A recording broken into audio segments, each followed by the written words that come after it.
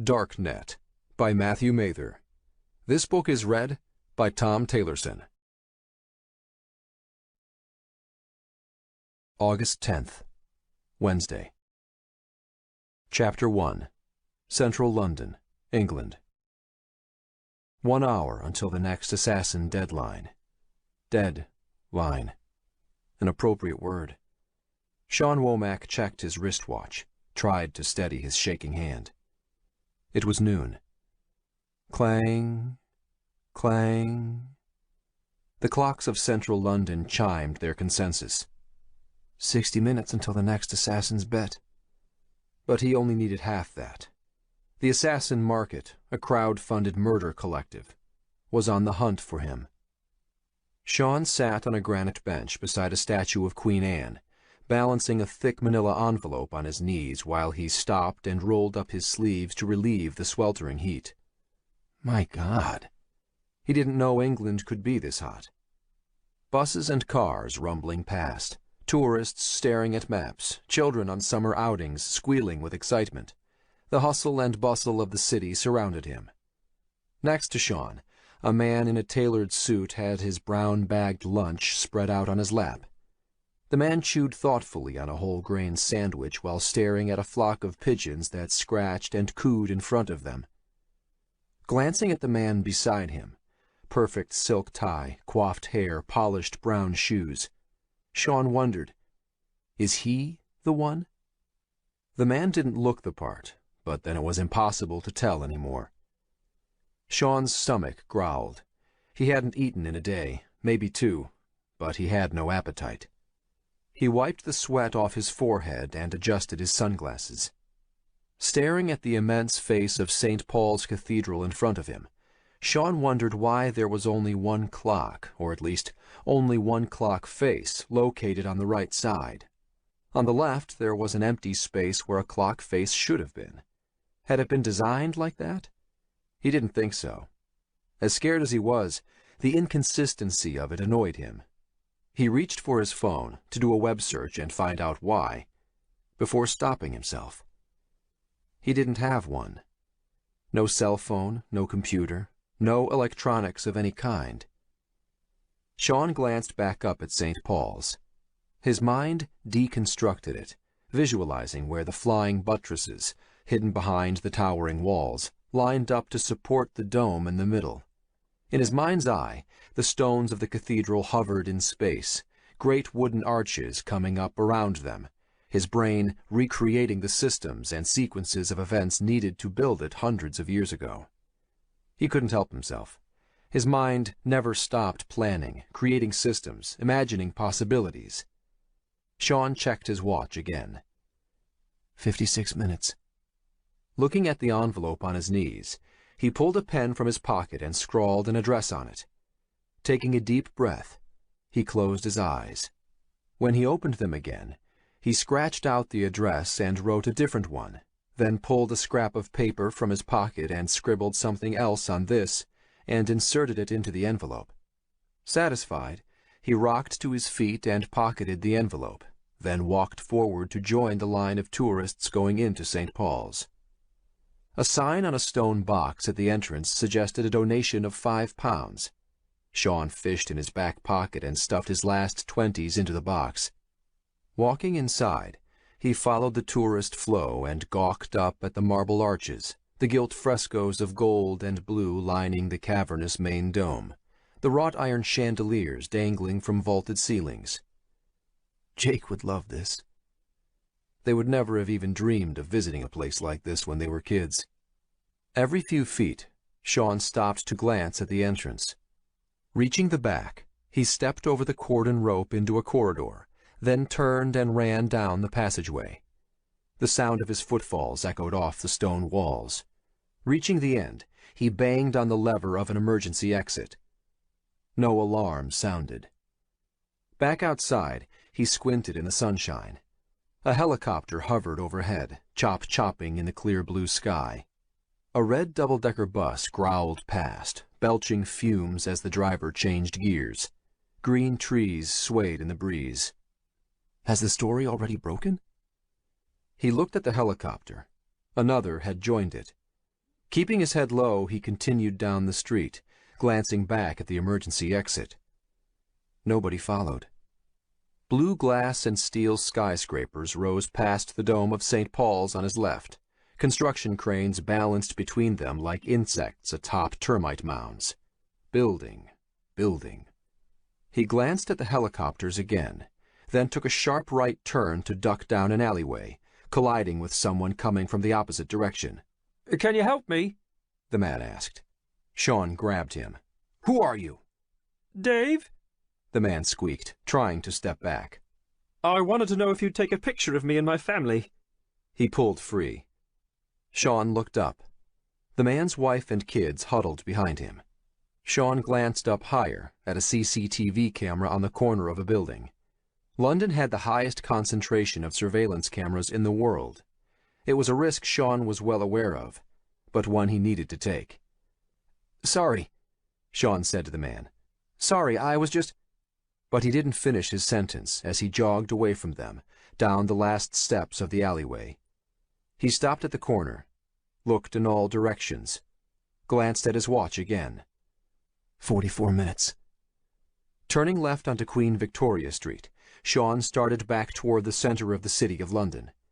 People thought that London was this huge city, but the City of London proper was contained in one single square mile. One of the smallest cities in Europe, in fact, but it was also the highest concentration of financial firepower on the planet, and the money laundering capital of the world. More helicopters had assembled overhead.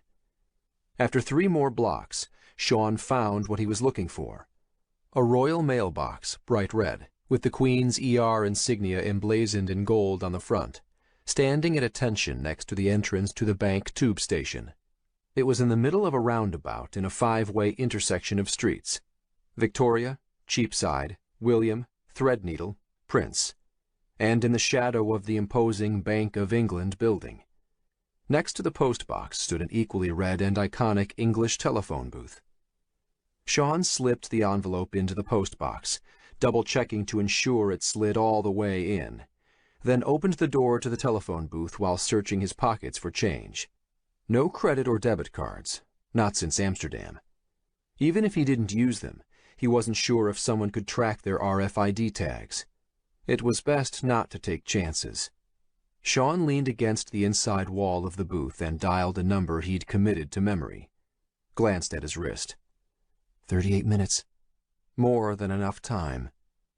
The entrance to the Bank of England building was directly across from him, the governor's limousine parked in front, waiting. The quarterly bankers' assembly meeting had started inside. Across the street was as far as he needed to get to finish what he'd started. As he cupped the receiver to his ear, the line started ringing, and not the long, muted tones of a UK or European number, but the short, familiar jingling of a North American one. He stared at the Bank of England across the street. 3 rings, then 4. An answering machine picked up. "You have 40 seconds, announced an automated voice before connecting him, telling him how much time he'd paid for. He only heard the tail end of an answering machine message on the other end. "The O'Connell residence. Please leave a message." Sean took a deep breath. "Jake, hi, it's me." How to put this? "Listen, I'm sorry I haven't been in touch for so long, but there's something I need to tell you." Behind him, a growling roar erupted, and Sean turned in time to see the front of a double-decker bus bearing down on him. It crashed into the telephone booth, crushing and dragging him across the center of the square. August 11th, Thursday. Chapter 2. Atlas Capital Offices, Long Island, New York. "I like the ring of it. Blood diamonds." Danny Donovan, the CEO of Atlas Capital, held up his arms to show off his new cufflinks. Diamonds the size of gumdrops glistened on them. Jake O'Connell held his gaze steady on his boss. "Nice," he replied. They sat across from each other in the main conference room of Atlas Capital, at a mahogany table that stretched the length of the 30-foot space, the room separated from the rest of the office by a glass wall. Nice. but not too nice. The table scuffed in places, the chairs bought at a bankruptcy auction. Donovan liked to keep up appearances, but only to the outside. Few people, except those who worked here, ever came to Atlas's offices. Atlas liked to say it was a Wall Street firm, but in reality, it was far from it, at least physically. Like the legendary garage startups of Silicon Valley, Long Island now housed more financial startups in abandoned shopping malls and reconverted warehouses than all of Manhattan combined. "I didn't defraud them," Donovan added, getting back to their discussion. He maintained persistent 2-day-old stubble below thick eyebrows that looked plucked and arranged, his black hair parted and slicked back to one side, his $3,000 bespoke suit immaculate. "I'll admit to bending a few rules, but I didn't steal from those pensioners' accounts. I would never do something like that."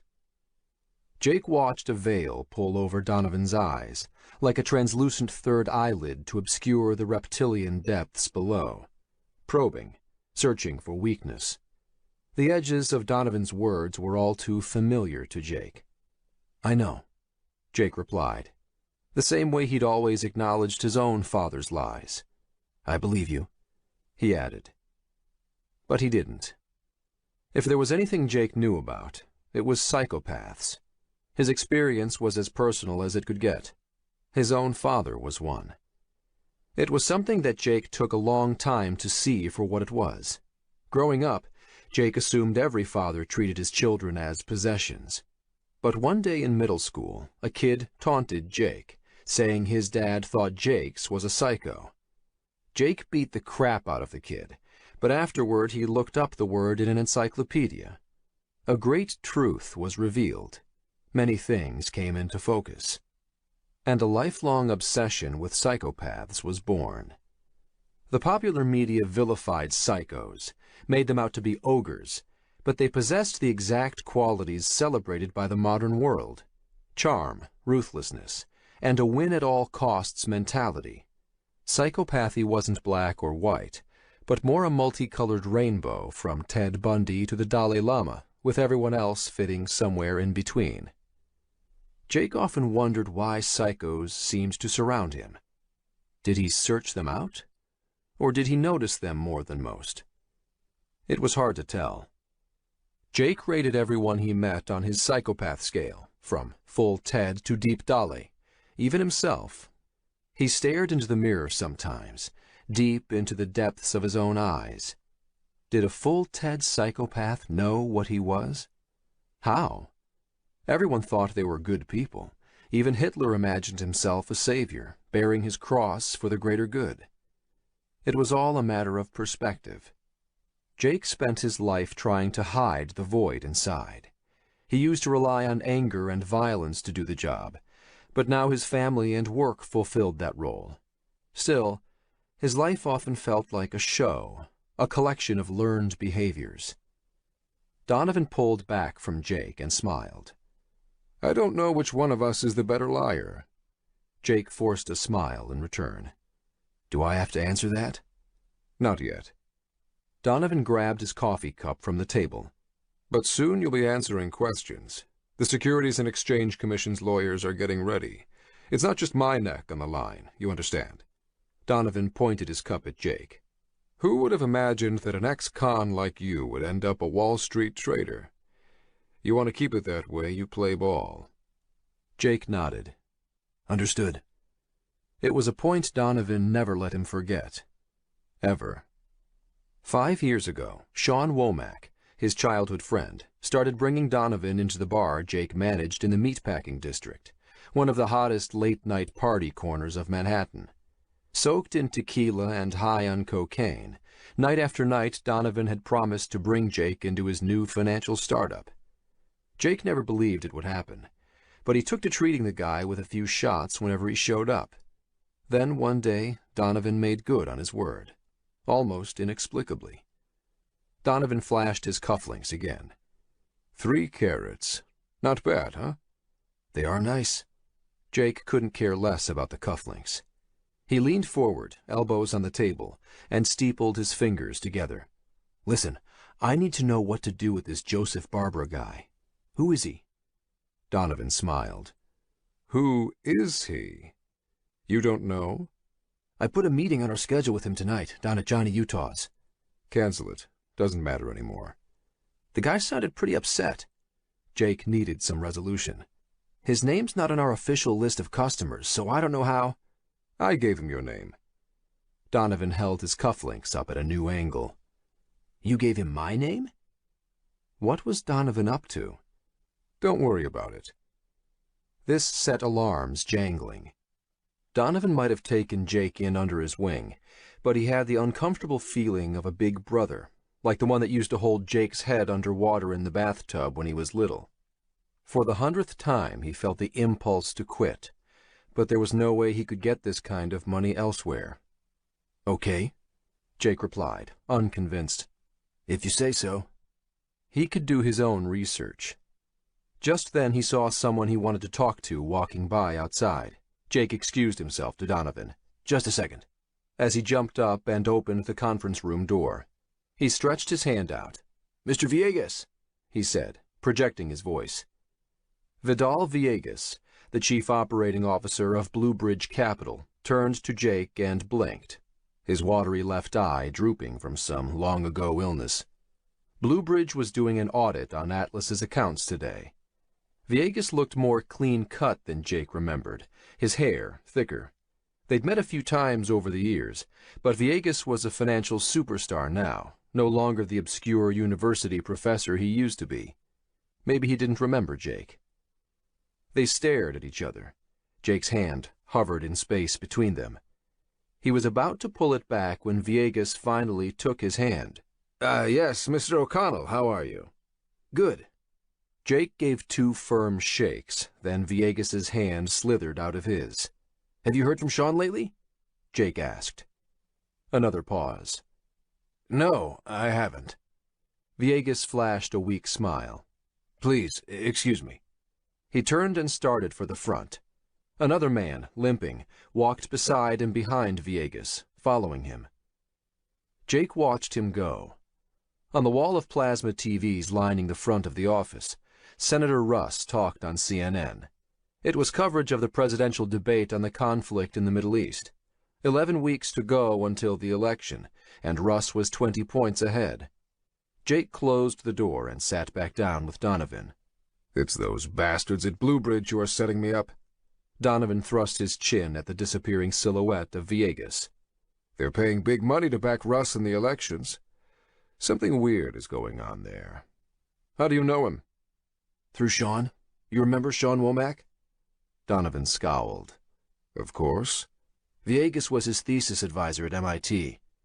Jake turned his Silver Eagle dollar coin over and over in his pocket. An old habit. Villegas was Sean's thesis advisor? Donovan hissed. He never told me that. You still talk to Sean? Jake asked. He hadn't talked to his old friend himself in months, but there were more pressing issues.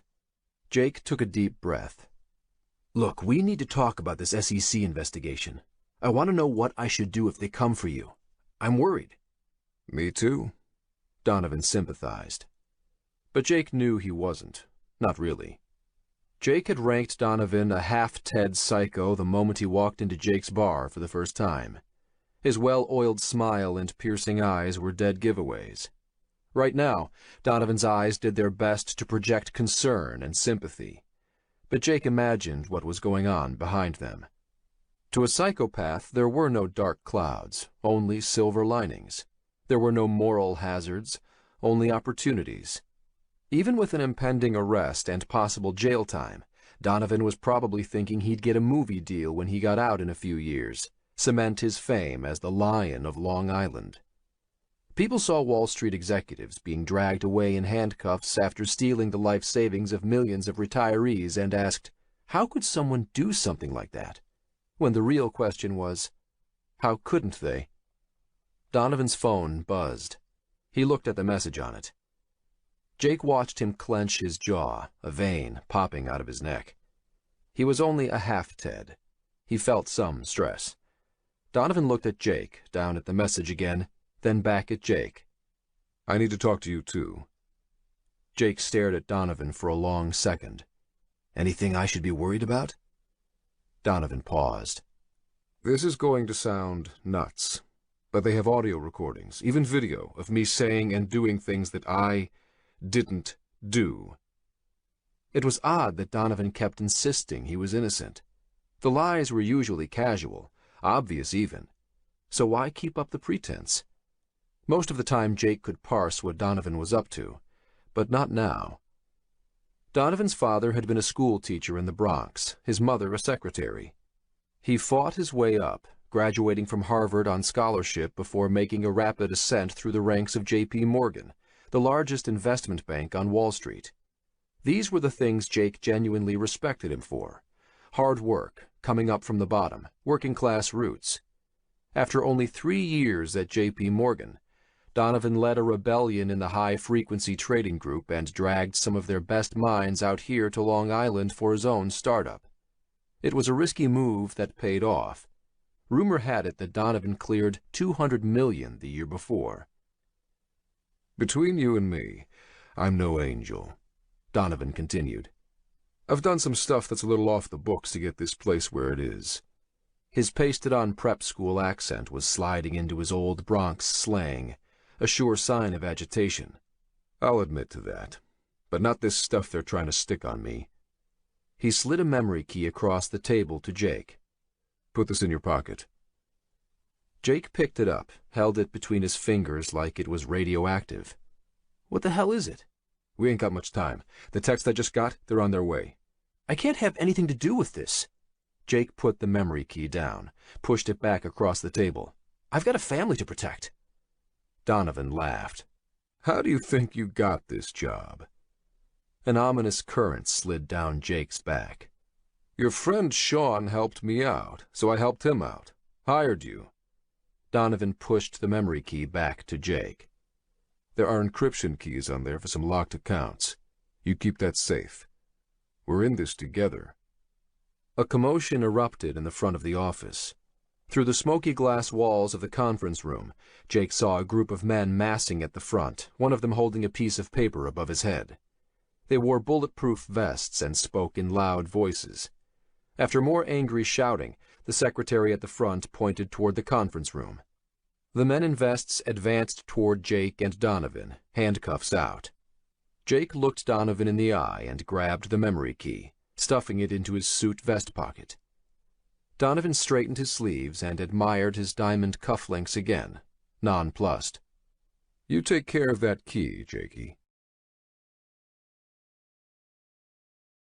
August 13th, Saturday. Chapter 3, Upper West Side, New York City. Jake propped himself up on the couch and leaned over his 5-year-old daughter Anna's shoulder. Just sound it out, he encouraged. Turbulence! Anna squealed. Jake nodded. His daughter was a prodigy when it came to reading, something she must have gotten from his wife. Anna had decided she wanted to read to him from his Pilot and Plane magazine.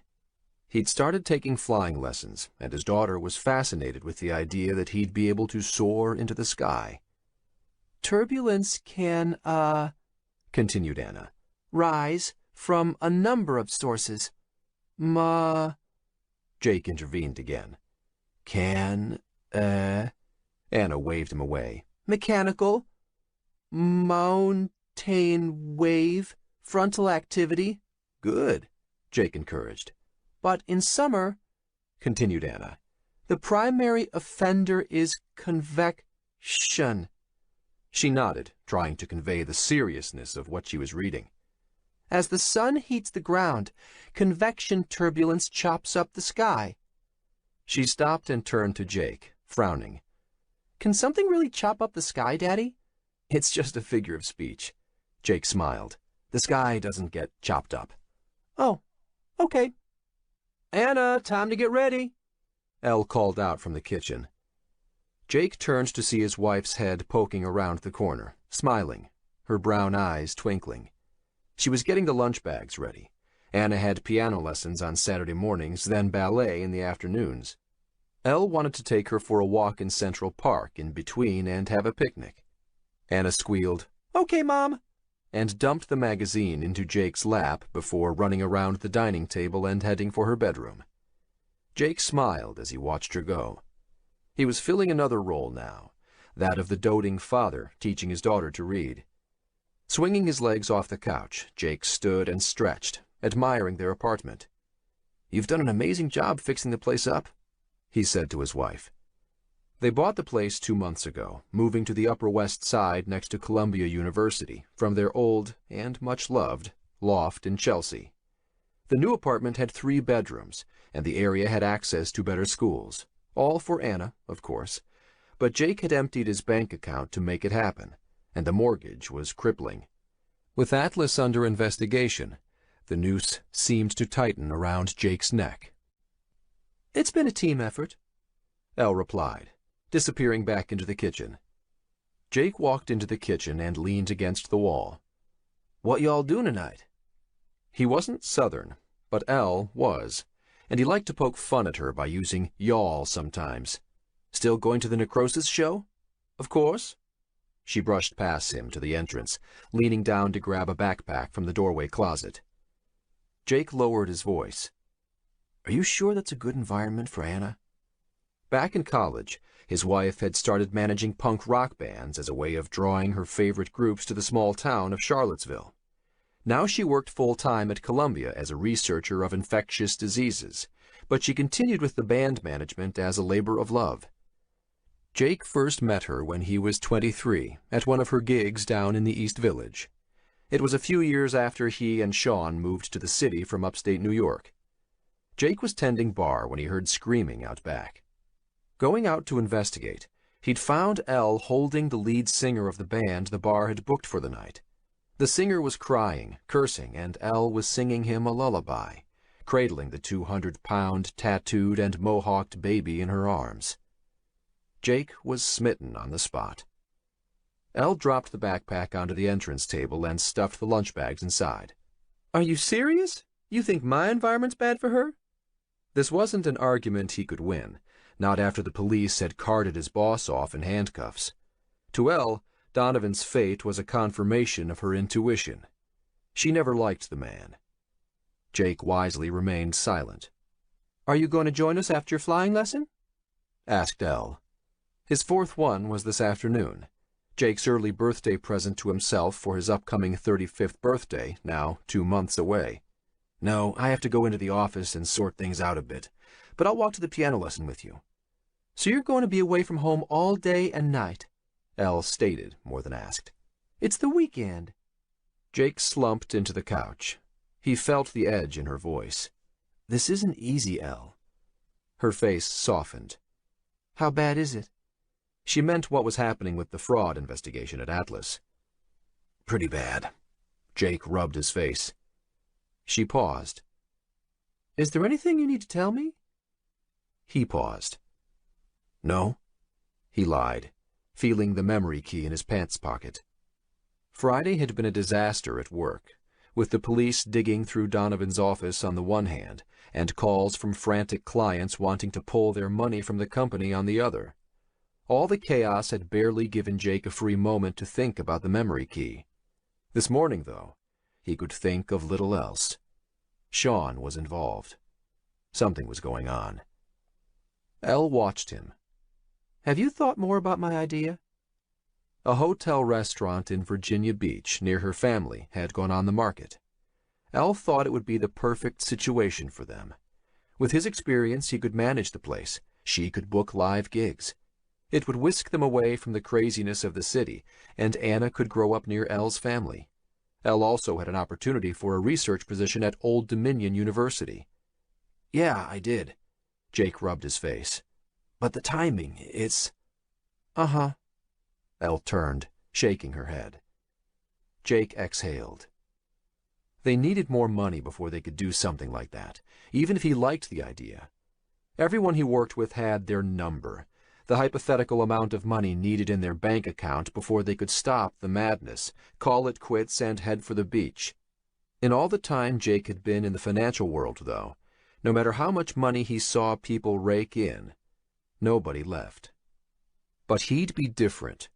He just needed a few more years. Jake pulled his sneakers over to put them on. Anna appeared, ready to leave, done up in a black leather coat and sunglasses with a pink beret. Kids didn't come cheap these days. She was on her phone, an old one of Jake's he'd given her as a toy, talking to one of her imaginary friends. It was a real cell phone, but not connected to the network. The phone connected to the Wi-Fi in the apartment, though, so she could play web games on it. Carrying it around made her feel like an adult. "Did you get that message from Sean?" Elle asked. Jake looked up, one sneaker half on, his heart skipping a beat. Sean left a message? There weren't any new messages on his phone or email. He knew. He'd been checking. Jake almost called Sean at 6 that morning, but Anna had already been up. "On the machine. Must have been from yesterday or the day before." Sean never left a message on their landline. Jake was surprised Sean even knew the number. He hadn't heard from his friend in 2 months, which was unusual as they normally talked every week or two. But then Sean was jetting around the world dating models and setting up banks. Jake squirmed around on the couch and grabbed the old-school answering machine they still had. He punched the message button. "You coming?" Elle asked. "Jake, hi, it's me." Sean's voice echoed from the playback. Traffic growled in the background. "Listen, I'm sorry I haven't been in touch in so long." A car honked in the pause. "But there's something I need to tell you." The recording ended with a loud crashing sound. That was odd. Jake pulled his phone out and dialed Sean's private number. It rang 4 times before going to voicemail. Jake searched his contacts and found another number for Sean, the public one for his business, and dialed that next. Elle and Anna stared at Jake from the entrance. "Are you coming?" Elle asked again, the frown on her face mirroring her impatience. Jake held up one finger. "Sorry, just a second." The number rang 3 times, and he was about to disconnect when it picked up. "Sean, you there?" Jake said into his phone. Dead silence. "Sean?" "I'm here," came a reply, slightly garbled. "How are you, Jake?" "I'm good." Jake frowned. Sean sounded weird, not like himself. "Are you okay?" "I'm fine." Another pause. "I heard Donovan was arrested." Jake turned away from his family. "Yeah," he whispered, "and he gave me something." "Oh, yeah? What?" "I don't know, but he said you made it for him." More dead space. "Jake!" Elle stamped her foot. "Are you coming?" He turned to face her, nodding. "Just 1 second." He turned back away. "Listen, Sean, can I call you back? I really need to go." 2 or 3 seconds passed before there was a reply. "Sure. And Jake?" "Don't worry about it." The line disconnected. Chapter 4. University Medical Center, Hong Kong. Mr. Yamamoto eased himself off the examining table and buttoned up his shirt. The doctor's office looked nothing like the traditional ones at home in Japan, but he preferred the clean, antiseptic feel of a Western-style executive clinic. "How are the results?" Yamamoto asked. "Perfect," the doctor replied. "You are making an excellent recovery. Just make sure to get some regular exercise." The doctor bowed and excused himself, leaving Yamamoto alone in the examining room. They spoke in English. Despite the reversion to Chinese control, Hong Kong retained a strong undercurrent of its colonial roots. Yamamoto preferred to keep referring to it as Victoria's City, something he knew irritated his Chinese counterparts, and the surprise he had in store for them today would perform even better in that capacity. But perhaps he was giving them a great gift as well. Looking at himself in the mirror, Yamamoto executed a perfect Windsor knot in his tie with practiced ease. Dusting off the shoulders of his suit jacket, he put it on before inspecting himself one last time. He felt better than he had in years. Opening the door, he strode down the corridor, flanked by his 2 bodyguards who were waiting outside. His assistant was in the reception area with a cup of jasmine tea. "Have you arranged everything?" Yamamoto asked in crisp English.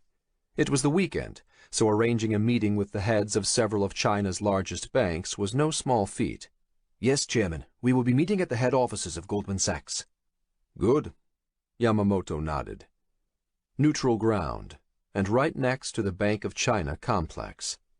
It was a straight shot down Victoria Road from here, past the glass canyons of the city. It was also next to Hong Kong Park. Perhaps he would take a short walk afterward. Outside, his driver stood at attention with the limo door open. Yamamoto slid into the cool interior, one bodyguard ahead of him and one behind, while his assistant opened the front door to sit beside the driver. Hong Kong had some of the worst traffic in the world, but he used this car as his traveling office. Someone was waiting inside for him, an outside consultant. Yamamoto didn't trust his own staff enough to share the details of his special project with them. No one besides Yamamoto and the consultant knew about it. The car pulled away into traffic. Is Atlas Capital involved? Yamamoto asked the consultant, Shen-Shi Heng. Shen-Shi shook his head. Not directly, but Danny Donovan was formally indicted on federal money laundering charges yesterday. The meme of the Western cowboy ran deep. Mr. Donovan had allowed it to consume him, leading to his downfall. Still, Yamamoto suspected Donovan would pop to the surface again, like a turd in a communal swimming hole. Do we have any exposure? Yamamoto asked. He meant any risk of financial loss associated with the downfall of Atlas. Not according to the connections I can see, Shen-Shi replied. But I haven't had a lot of time to investigate that aspect of it. Why don't you let me connect with your staff? Yamamoto let the insolence slide, for now. He made it clear that there was to be no contact with his staff. His bodyguards remained impassive by his sides. Did you prepare a map of the nodal points? For months, Yamamoto had suspected a massive conspiracy in the banking world, and the data Shen-Shi was collecting could prove it. Shen-Shi nodded and handed over a tablet. Yamamoto inspected the connection points, a smile spreading on his face. Many of the connections led to the Chinese Politburo, several others into the People's Liberation Army, and from there to a network of holding companies. His assistant pinged him with a message. They'd arrived. You are to come up to the meeting with me, Yamamoto told Shen-Shi. But only speak when spoken to and only answer my queries. Is that understood? Shen-Shi nodded. They exited the limo. Yamamoto stopped, again flanked by his bodyguards, to inspect the crisscross pattern of the Bank of China building beside them, and then entered the 70-story glass tower of Goldman Sachs, where he and the consultant and bodyguards were whisked to the top floor. An administrative staffer greeted and ushered them into an expansive conference room with 12-foot ceiling-to-floor glass walls. A glistening black oval table sat at the center, and seated around it were representatives of 10 of the world's largest banks. Yamamoto dispensed with pleasantries. Gentlemen, today He stopped halfway from the doorway to the table. Why was it so hot in here? Yamamoto closed his eyes and tried to take a breath, sweat blossoming on his forehead. It felt like a python had wrapped around him, squeezing the air from his lungs. Yes? The envoy from the Bank of China demanded. Why did you drag us up here? Shen-Shi hung back at the doorway, 2 steps behind, unsure whether to step forward.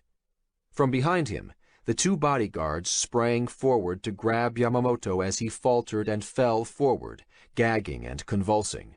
"Get a doctor!" one of them yelled into his walkie-talkie. August 15th, Monday. Chapter 5. Atlas Capital Offices, Long Island, New York. Mr. Sinclair, I assure you that your money is safe, Jake said into the telephone. Whatever Mr. Donovan was... Angry shouting on the other end. Jake pulled the receiver from his ear. Yes, I know he's the founder of Atlas, Jake continued when the yelling subsided. But you and I have a relationship. Now came a rush of expletives. Jake cringed. I understand. I'll start the paperwork, but in a few weeks... His voice trailed away. Mr. Sinclair had already hung up. Jake rolled his shoulders and stared at the lights flashing on his phone. 2 calls waiting. 2 other clients scrambling to get their money out. 5 years of work, all going down the drain since Donovan's arrest. As much as Jake liked to think of himself as a trader, he spent most of his time at Atlas Capital as a glorified gopher for Donovan. Jake spent 3 years learning the ropes, verifying trades, running tickets, and last year he finally started making his own trades. Atlas did most of its trading electronically, automatically. Half of the money it made was through algorithms designed by the geek group in the basement. If half of what Atlas made was through automated systems, the other half was still earned the hard way, through relationships and working the human side of the system as a buy-side trader. That was where Jake fit in, working the angles from the inside, talking to people and making deals. It made for a lot of late nights, and when Donovan said jump, Jake still asked, how high? The question now, could he jump high enough to escape this mess? What nasty surprises might be lurking in the memory key Donovan gave him? Jake didn't want to carry it on him or leave it at home, so he'd stuffed it into a potted plant in the entranceway. An FBI agent walked by the open door to Jake's office, staring hard at Jake as he passed. There were a few new rules in the office this week. No closed doors, no paper shredding, no deleting of any files, not while FBI agents tore through Donovan's office like an angry pack of dogs. Susie, Jake called out. could you pull up all of Mr. Sinclair's files? The cubicle pit was a mess. People yelling, telephones ringing. The phone lines were jammed, so shouting was the easier channel of communication. Trying to act normal, with the FBI running from office to office, was like trying to carry on a conversation when having a colonoscopy. Susie! Sinclair! Please! Jake exhaled and waited, but got no response. Susie! He yelled again. Get it yourself! Came her angry reply. She scowled and ducked behind her cubicle wall. She didn't like Jake ordering her around, even though that's exactly what assistants were for. I'm sorry, are you in the middle of another online shoe shopping bid? Jake said loudly. Sometimes a little public shaming was the only way to get things done with her. He was going to have to fire her. Sure, the past week was crazy, but he'd been having problems with her for months. Closing his eyes, Jake leaned his head back. One other new policy from the feds: no hiring or firing. Atlas wasn't closed, not yet, but at the rates clients were leaving, it wouldn't take long for the inevitable. This morning, everyone stared at each other around the coffee machine, trying to remember what deals Donovan did with them, how they might be exposed. Another light lit up on his phone. Groaning, Jake punched the button. "Jake O'Connell here." "Jake?" replied a trembling voice. "Is that you?" "Yes, it's Jake. Who is—" He frowned. "Mom?" "Hello, Jakey," his mother said over the line. She never called him at work. She never usually called at all. He didn't know she even knew his number. It had to be something to do with his father. "Are you okay?" Jake asked breathlessly. "What did he do? Did he hurt you?" No, his mother answered, her voice barely more than a whisper. Jake plugged his other ear. "Mom, speak up, please. I can't hear you. What's wrong?" Silence. "Mom, are you okay? What's going on?" Sean's dead. The paper shuffling and shouting faded out of Jake's senses. What did you say?" he stammered. "Did you say something about Sean?" Sean's dead, his mother repeated. Blood rushed into Jake's face. His fingertips tingled. "Sean's dead? Sean Womack?" "Yes, little Sean. His aunt called me early this morning. Said there was a traffic accident in London or something like that. You should call her." "Sean Womack? You're saying something's wrong with him? I just talked to him on the weekend." "He's dead. Jakey, I'm sorry. Call his Aunt Rita. She knows more. I'm sorry." Jake's hands went numb. He stared at the phone in his hand. "Okay. Thanks." He hung up. An image formed in Jake's mind of the first time he met Sean. In a darkened room, bunk beds lining the walls, a foster home when he was 6 years old.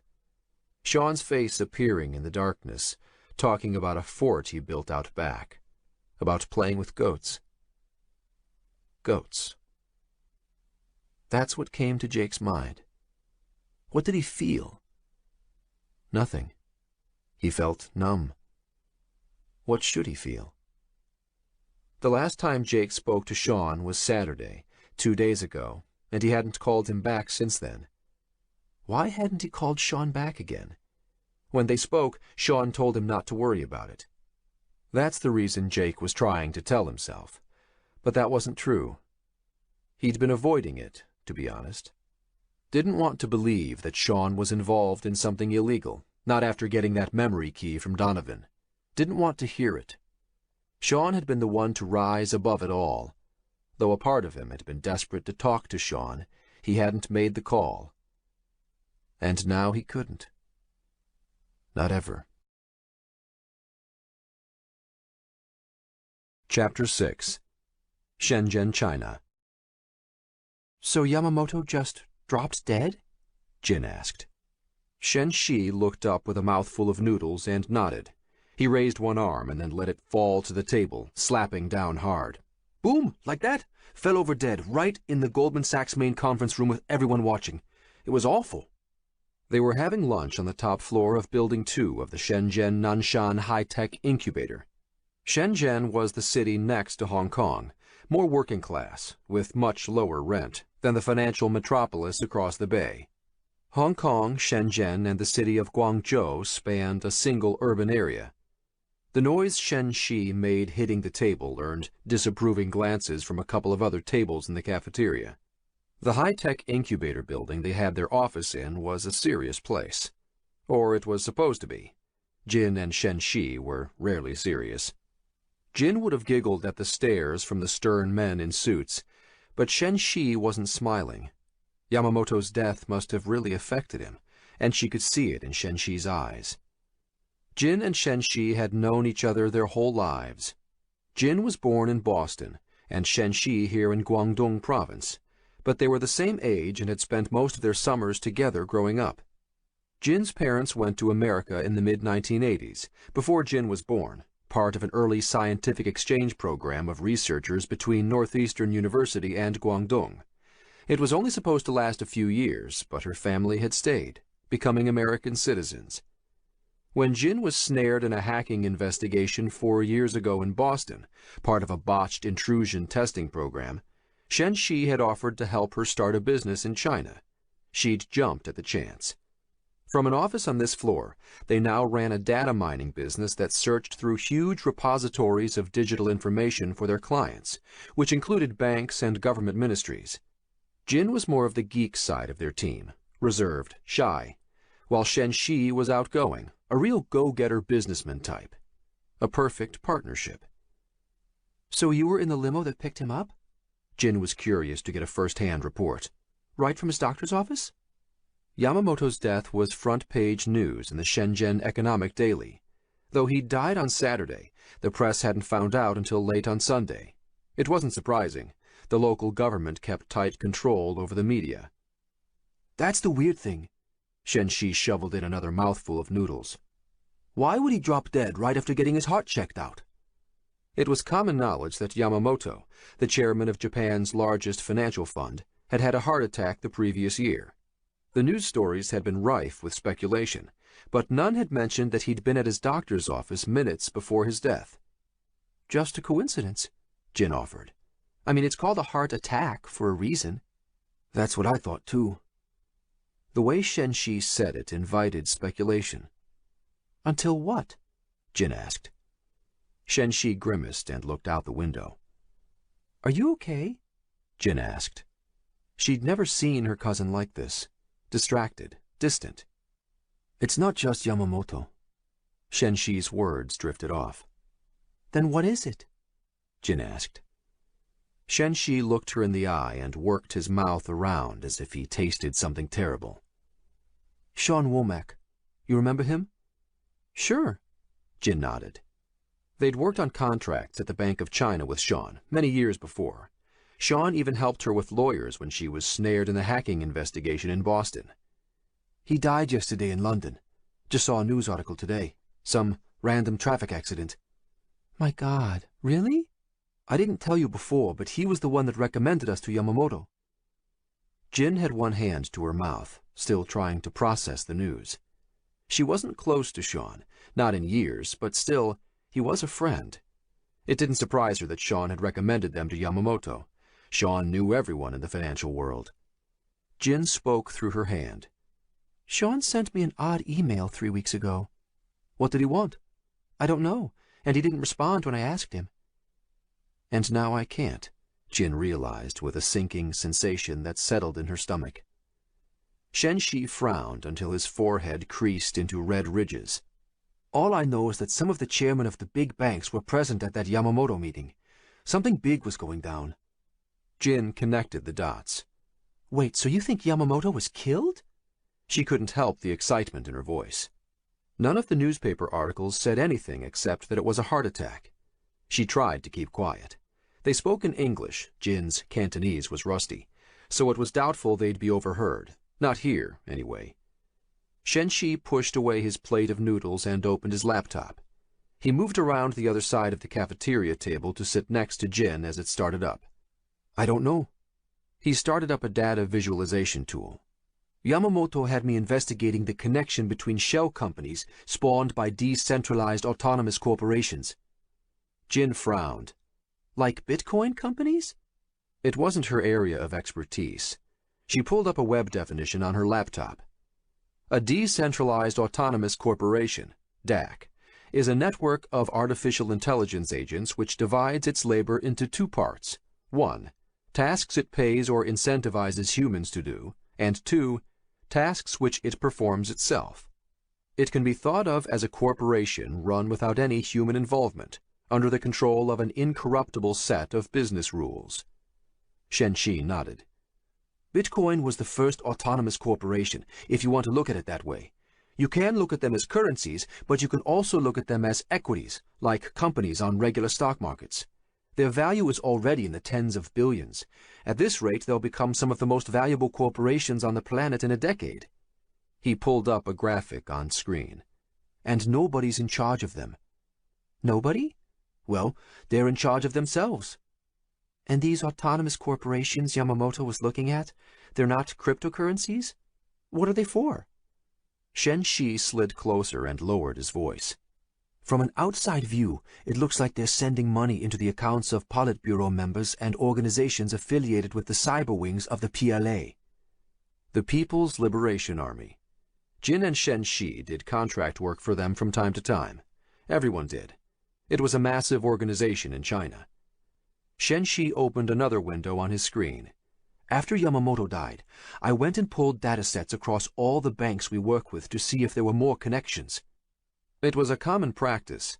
By reviewing data across numerous platforms, it was possible to detect cross-channel schemes, systems that criminals used that hopped from one network to another, making them more difficult to track. He moved his laptop in front of her. So what am I looking at? Jin tried to make sense of the information on the screen. It was a list of individuals with a dozen parameters correlating them together. Are these people Yamamoto suspected of fraud? Was he going to the heads of the banks with this? Shenshi shook his head. I'm not sure. These people, they're acting in strange ways. Fraud detection used to mean keeping track of obvious things, like if someone started buying expensive jewelry at 3 in the morning, or bought something in Amsterdam and then in Atlanta 10 minutes later. Now, though, they looked at the amount of time it took a user to type in their password, how long they stayed online, who they interacted with, and more by drawing on a huge amount of data to find anything that looked unusual. Do you think it's identity theft? Asked Jin. It was a growing problem. Working for multiple banks on fraud investigations, Jin and Shenshi had access to a range of commercial and government data sources. Medical, police, social media, credit card, and financial records. Not all of it was legal to access, although legal was a malleable word in China.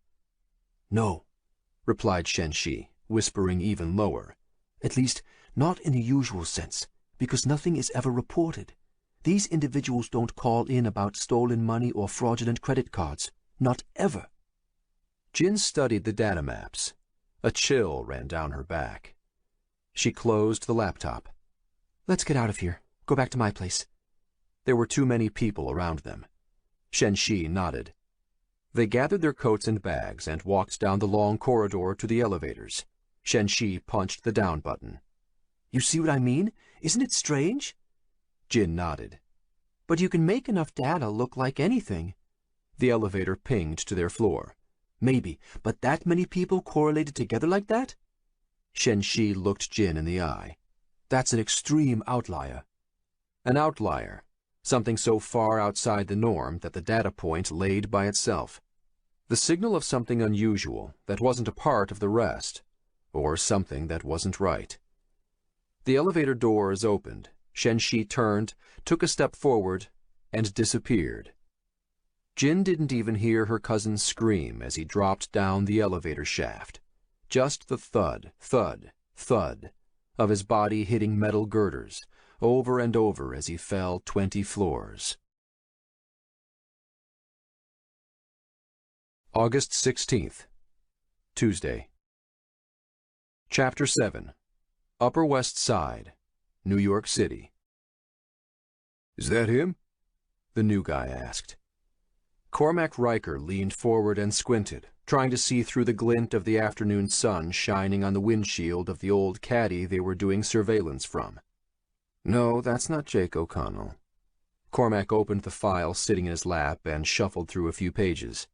They were only here to gather information, at least for now. He held a picture up. I think that's his brother. You sure?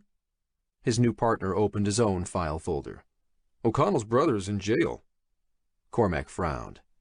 How did I get stuck with this idiot? Weren't you supposed to verify that last week? I did. He was still in Attica, doing a dime for armed robbery. Wasn't due out for another year. Well, he's out now. His partner nodded. I guess so. And that was it. No apology for messing up, no ownership of the mistake. Cormac let it go. This time. It was nice to be back up north, to have some fresh air to breathe. Cormac's new employer seemed to want him in and around New York, which was fine by him. Maybe he was getting too old to be out in the wild. If he didn't eat another taco for as long as he lived, that would be fine by him. Officially, he didn't know who his new employer was, or at least his employer had chosen to remain anonymous. But Cormac still had a good idea. Intelligence was a key skill of any operative, so he made it his job to find out who and what he was dealing with. And he knew this was one big fish. The paydays made it feel like Christmas. He laughed to himself. During his 2 years in Mexico, he'd found out that there was a new Santa that people got presents from, but this one wasn't a jolly old man. The cartels he'd worked for worshipped the Santa Muerta, the patron saint of death, whose shrines made the saint look like a grim reaper in drag. It was a serious deal for them. Narcocultura. The pushers and dealers, mules and pimps, and even the human traffickers needed someone to pray to. Cormac never understood the need for a higher power. He figured other people made it up to hide their fear and trembling. But his hands were steady. His eyes were as clear as his conscience. Cormac's new partner turned to look at him. You're hardcore, aren't you? I've heard of you. Cormac glanced at him and shook his head, then returned to staring at the entrance of Jake O'Connell's apartment building. His partner tried to introduce himself the first time they met, but Cormac had stopped him. Wearing Ray-Bans, camouflage shirt sleeves rolled up, the man looked like he was showing up for a film audition for the part of the generic bad guy. Cormac's greatest skill, like a chameleon, was to blend in, become part of the landscape. Make them think you're weak. The little guy. Then they never saw you coming. The skill of surviving in hostile environments wasn't about muscle or even firepower, but more about intuition, about knowing the enemy's customs and rituals, knowing what the right thing to do was in any given situation. Right now, the thing to do was to try to ignore his partner as much as possible. How some of these idiots got through Q course was a mystery to Cormac, but then he came from a different generation. Even so, it was a small community, and they all knew each other. His new partner was staring at him, still waiting for a response, smiling at his own cleverness. He didn't realize it, but he had just done something dangerous. "Some people call me that," Cormac replied. Hardcore Cormac Riker was a nickname he earned early in his career. Cormac was top of his class in jump school and the Special Operations Preparation Course and Assessment, SOPC and SFAS, at Fort Bragg after 2 tours in Afghanistan. He had a special skill with languages and went deep on several missions. Left alone out there, things sometimes got turned around. It wasn't all black and white. But when it came down to it, the problem wasn't what Cormac had done. It was that his superiors caught him. After an IED attack on a convoy of Marines in the western Iraqi province of Al-Anbar killed one of his special op buddies, Cormac had taken it upon himself to find some justice. Armed with a blowtorch and a pair of pliers, he'd gotten the names and locations of those responsible. Late one night, he slipped out under the wire of the Al-Assad Air Base, where his 82nd Airborne Division was stationed, went out into the town and attacked the Al-Qaeda compound his sources had named. Killed everyone inside. To send a message. That the message included the deaths of 24 unarmed Iraqis, half of them children, didn't bother Cormac, but it did bother the brass. A special investigation ensued. Surveillance images were shown of Cormac behind the supply depot, slipping under the chain-link fence. As far as the world knew, the incident was another senseless massacre by unknown forces. The media pegged it as a Shia-Sunni internal conflict, but everyone inside his unit knew who was responsible. "That's him," Cormac said, pointing at Jake O'Connell walking across West End Avenue and stopping at the corner of 104th Street. "Should we get out?" his partner asked. "No, wait." Cormac looked at him again. "I better get changed." The truth was, the Middle East never confused Cormac. Death fascinated him, and that scared other people. Which was good. Fear was an effective weapon. After a hushed discharge, Cormac did a rotation through the private security services, academy and the rest, but he didn't like to take orders, so he branched out on his own. Getting kicked out of Special Forces was an inconvenience, mostly because it removed his easy access to his favorite toys, but it opened a vista of new opportunities. In Special Forces, killing was just a part of the job, a reward for the low pay. But on the outside, it was amazing how much you could get paid for murder. Jake fumbled with his keys, trying to get in the apartment door. Elle opened it. "Your brother's here." "What?" Jake replied, not understanding. It had been a long day at the office. She swung the door in. Someone was on the couch. 8 years had passed since they last saw each other, but Eamon looked the same. He smiled at Jake. Jake didn't smile back. "Why don't you take Anna out to the park?" Jake whispered to Elle, striding in, throwing his suit jacket and briefcase on the entrance table. Under his breath, he added, "Why didn't you call me?" "I did, but you weren't." "Uncle Eamon is here!" Anna squealed from behind Elle, gripping the fabric of her mother's skirt and glancing furtively at her uncle on the couch. "I know, baby." Jake stooped to catch his daughter and swung her off her feet. "And me and your uncle need to have a chat." He brushed her blonde hair back. "Is that okay? Do you think you could go for a walk in the park?" Anna scrunched up her face in solemn deliberation. "Yes." "Good girl." He put her down gently. Jake waited until Elle and Anna were gone before walking into the living room. Rather than sit on the couch, he stood and faced his brother. He studied Eamon, that sledge of a nose broken in a schoolyard brawl but never fixed, the four-leaf clover tattooed on the side of his neck still proudly Irish. Now that he was closer, he saw Eamon's eyes had aged, and the confident mop of blonde hair on his head was showing gray in the shaved sides. "Didn't know you were out." "Been a week already," Eamon laughed. "Looks like we're about to switch places." He must have heard about what was happening at Atlas. I had nothing to do with it. I bet that's what that Donovan fellow's saying, too. The smile slid from Eamon's face. I spent a lot of time inside, and there's one thing everyone in there has in common. What's that? They're all innocent. Jake rubbed his temples and sighed. What do you want, Eamon? Come all this way to gloat? That's not nice, is it? Eamon leaned forward on the couch, perched on the edge. You don't need to be an asshole. Never even invited me to your wedding. Never met your kid before. He shrugged. Beautiful girl, your Anna, and Elle is still the stunner. What do you want? Jake repeated. His brother only ever showed up when he needed something, usually money, and trouble was never far behind. He must have gotten Jake's address from their mother, but she hadn't asked Jake for permission. Just wanted to say hello to my little brother, see if enough water had passed under the proverbial bridge. Eamon held his hands wide. Forgiveness and all that. Give me a break. Jake stuck his hands in his pockets and rubbed his silver eagle coin with his right hand.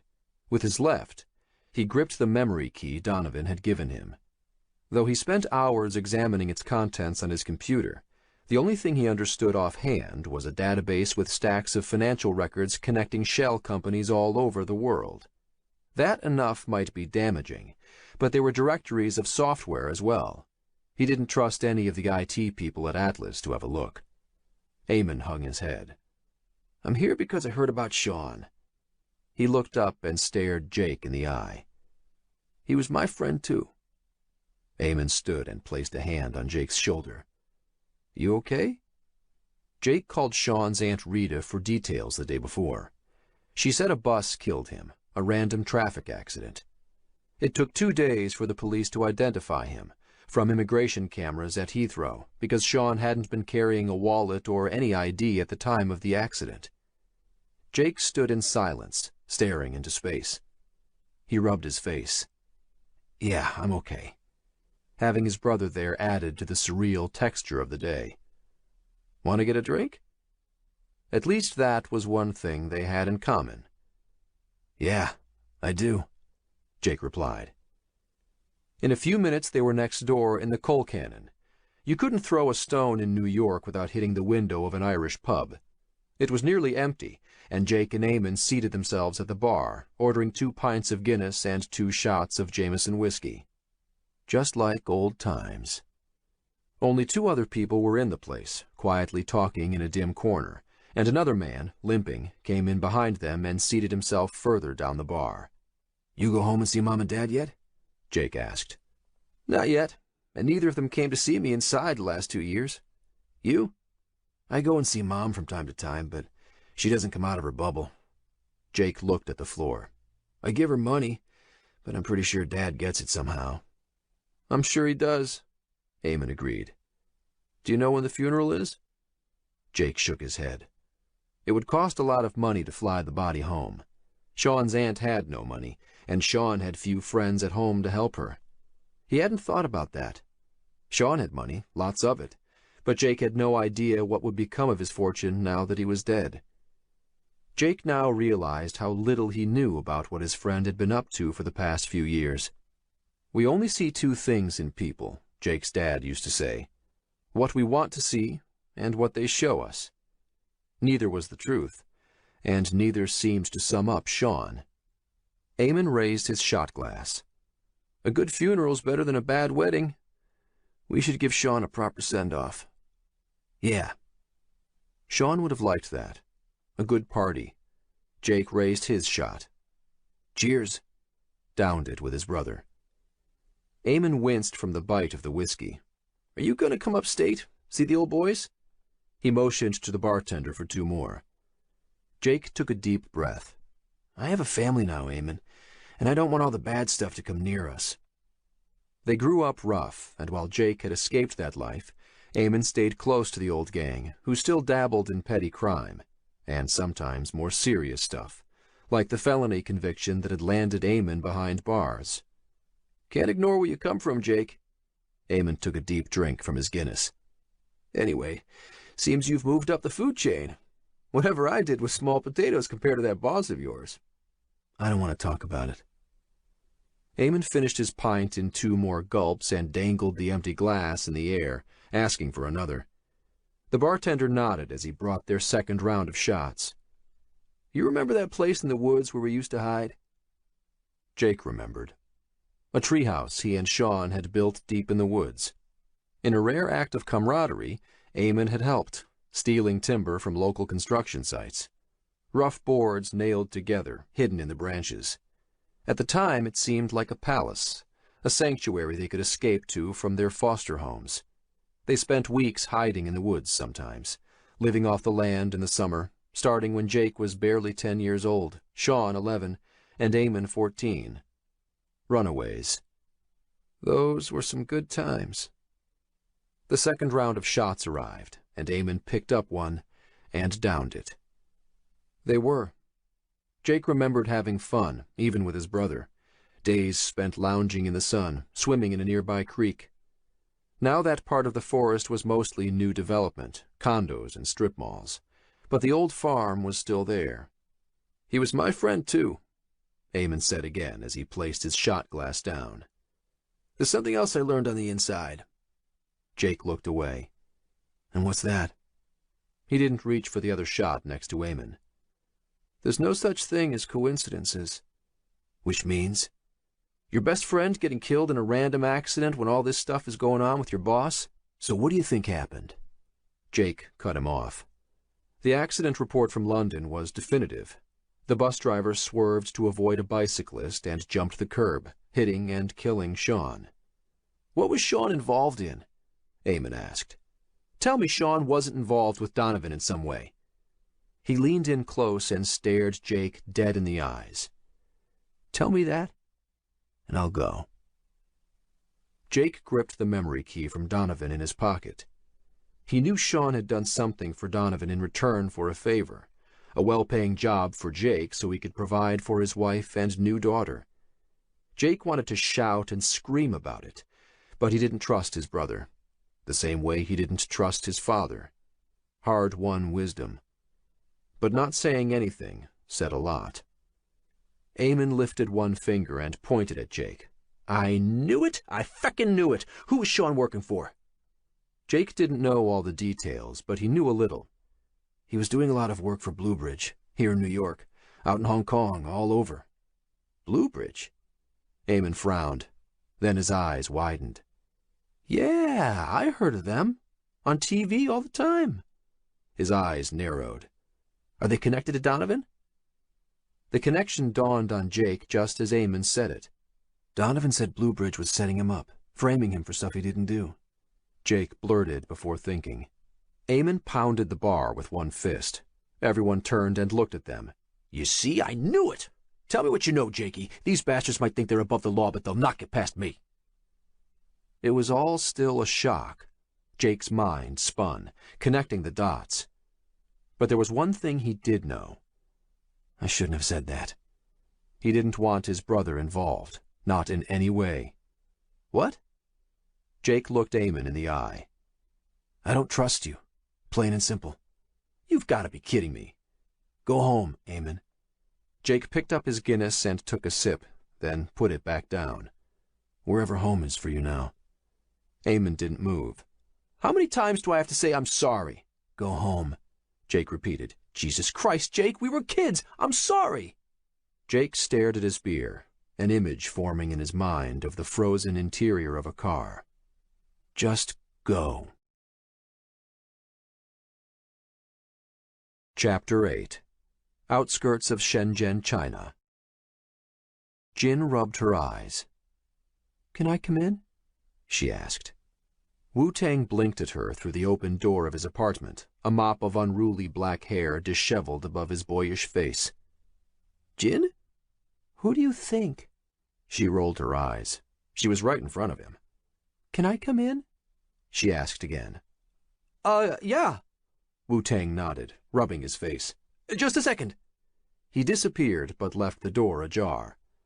Jin heard him shuffling around. He had to be picking things up, trying to tidy. She'd dropped in without warning. You don't need to clean up for me, she tried to tell him, but it was futile. She knew he had a crush on her. They'd been working together on a Ministry of Public Security project for more than 6 months, on and off. More noises from behind the door. 1 second. Something crashed. Wu-Tang swore under his breath. Jin felt nervous and exposed in the hallway. She couldn't take it anymore, so she pushed the door open and stepped through. Inside, she found Wu-Tang standing with an armful of clothes. A sock fell, and he tried to grab it, but missed. A flat plasma display covered one wall of the small apartment, a first-person shooter game frozen mid-gunfire. Takeout containers covered the table in front of the couch. Sorry for appearing out of nowhere like this. Jin bowed her head. Go ahead, finish cleaning. I'll wait here, Wu-Tang. This wasn't his real name. It was Liu Wei, but she knew that was what all his friends called him. Can I call you that? Wu-Tang nodded awkwardly and ran off with the pile of clothes. It's horrible what happened to Shen Shi. I'm so sorry. He disappeared into his bedroom with the pile of clothes. Of course everyone knew. It was all over the news. Jin was still trying to erase the image of the yawning abyss of the elevator shaft. She had almost stepped into it herself, reaching out to join Shen Shi before she managed to stop herself, her mind realizing something wasn't right. The rest was a blur. The police seemed to arrive within seconds. There was confusion over what had happened. Did he force the doors open? No. Did he jump? No, it was an accident. Did you push him? What? The terror in the back of her mind was that this wasn't an accident. Nobody knew that Shen Shi was working for Yamamoto, not even her friends. Except perhaps Sean, but he was dead. It was a secret project. Nobody knew he was there when Yamamoto died. Except her. But that wasn't entirely true, she realized. The heads of the banks in that room had seen Shen Shi, as well as Yamamoto's bodyguards. So some people knew Shen Shi was involved, or at least had seen his face, which was much the same thing. That room had been packed with powerful people, and one of them might have killed Yamamoto to keep him quiet. And they might have killed Shen Shi as well. Their data mining company was registered under Shen Shi's name. She didn't have a Chinese passport. So somebody investigating might not know she was involved, and nobody knew that he'd shown her the data. At least, she didn't think anyone knew. Yet. Miss? One of the policemen had said to her after Shen Shi's accident. Miss Huang, we need you to come downstairs. We're going to look at the footage of the closed-circuit cameras. And that's when the terror really blossomed in her mind. The cameras. They lined the hallway leading up to the elevator. It was a new building, completely wired, completely monitored. As soon as the officers allowed her to leave, she ran to her apartment and grabbed a bag. She started up an app for the augmented reality glasses she and Shen Shi had been working on as a research project. It did real-time face recognition of the people you looked at, comparing them to scrapes of social networking sites. 90% of people in Shenzhen had social media accounts. It was a powerful way to view the people around you. After grabbing some personal things, she retreated to a cafe and sat with her back to the wall, watching the names and details of people flash in her augmented reality glasses. By cross-correlating with other databases, it pulled not just their names, but their addresses and even their occupations, compiling the information on her display. Anyone it couldn't identify was highlighted in red. She'd spent a frightening day and night watching red-haloed people come in and out of the cafe, and she couldn't stop thinking of Shen Shi's laptop the whole time. She had it, the one with the data from Yamamoto. Jin had picked it up from the table when they got up to leave, slipped it in her purse at the elevator. If somebody had been watching them, they might not have noticed, but now, after a day of investigating, it had to be obvious the laptop was missing. There was only one other person who could have it. Jin. Was it a coincidence that Shen Shi fell into an empty elevator shaft 2 days after Yamamoto's sudden death? Yamamoto had survived a previous heart attack. Perhaps a second attack had simply been a matter of time. When she looked up elevator accidents in the cafe, she found out thousands of people died that way every year. The poka-yoke, the failsafes, should have kicked in, but it was a new building, They were already calling it a faulty systems installation in the social media feeds. But what about Sean Womack? Adding a random traffic accident to this cluster of deaths seemed beyond chance. Jin had two choices. Either it was coincidence, in which case she made herself look suspicious by running and hiding, or it wasn't, and some unknown forces were hunting down and killing people associated with the data Shenxi dug up. It wasn't hard to decide on the cautious approach. She needed to hide somewhere and look at Shenxi's data in detail, figure out what it meant. The same filtering of social media sites she used could also be used against her, so she couldn't go to any of her good friends, not even old friends or associates. She needed someone she could trust, but who was at a distance from her electronically. Wu-Tang had immediately come to mind. Wu-Tang appeared from his bedroom and stood awkwardly in front of her, smiling. Jin hadn't accepted his friend requests yet. He was cute and nice, but she knew how he felt about her. He told her in a million silent ways. And she was wary of romantic relationships. To be honest, she was shy. The only place she didn't feel awkward was in front of a computer screen. "I know this is crazy, but can I stay here for a few days?" she asked, fighting her own desire to turn and run, to go to Shenxi's family, her family, and share her grief and terror with them, burrow into their warm embrace. But part of her knew that could be dangerous, for her and for them. Wu-Tang blushed. "Yes, sure, of course. I just don't want to be alone. Please, please, don't make a big deal of it," she stuttered. "I won't. Don't worry." Glancing sideways, he grabbed underwear off his kitchen counter. Do you want a drink?" "No." She noticed she was shaking and held the counter to stop her hand from trembling. "Can I sit down?" Yes, I'm being rude. Please, sit." Wu-Tang motioned to the couch. "I'll get you some water." Jin made her way to the couch and collapsed into it, dropping her bag on the coffee table. She hadn't slept the whole night before. Wu-Tang appeared with the water. "Thank you." Jin took the glass. "I was about to go to my family." Wu-Tang hovered over her, clearly unsure of what to do. "It's my grandfather's birthday. I can cancel." "No, don't." Jin stood, still holding the water glass in her right hand as she took Wu-Tang's hand with her left. "Don't change anything you're doing. I'll be fine here for a few hours alone. I needed somewhere." Her voice trailed off. "Wu-Tang, I need you to promise me something." She squeezed his hand, stared into his eyes. "Anything," Wu-Tang said. "You cannot tell anyone that I'm here." Silence. She held his gaze. From the look in his eyes, she could tell he understood what she was asking. Something was going on, and if he accepted, he would be an accomplice by association. A moment of truth passed. Then Wu-Tang squeezed her hand back. "No one. I promise." Jin felt tears coming. "Thank you, Wu-Tang. I'm sorry if I didn't return your friend requests. I've been... Sit down and relax. I'll put some tea on." A warm smile spread across Wu-Tang's face. "Really? Don't worry." For the first time since the accident yesterday morning, Jin felt some measure of safety. She kissed Wu-Tang's hand. "Thank you." Wu-Tang blushed again, a deeper shade of red this time. Letting go of her hand, he turned and busied himself with cleaning up some more while the tea brewed.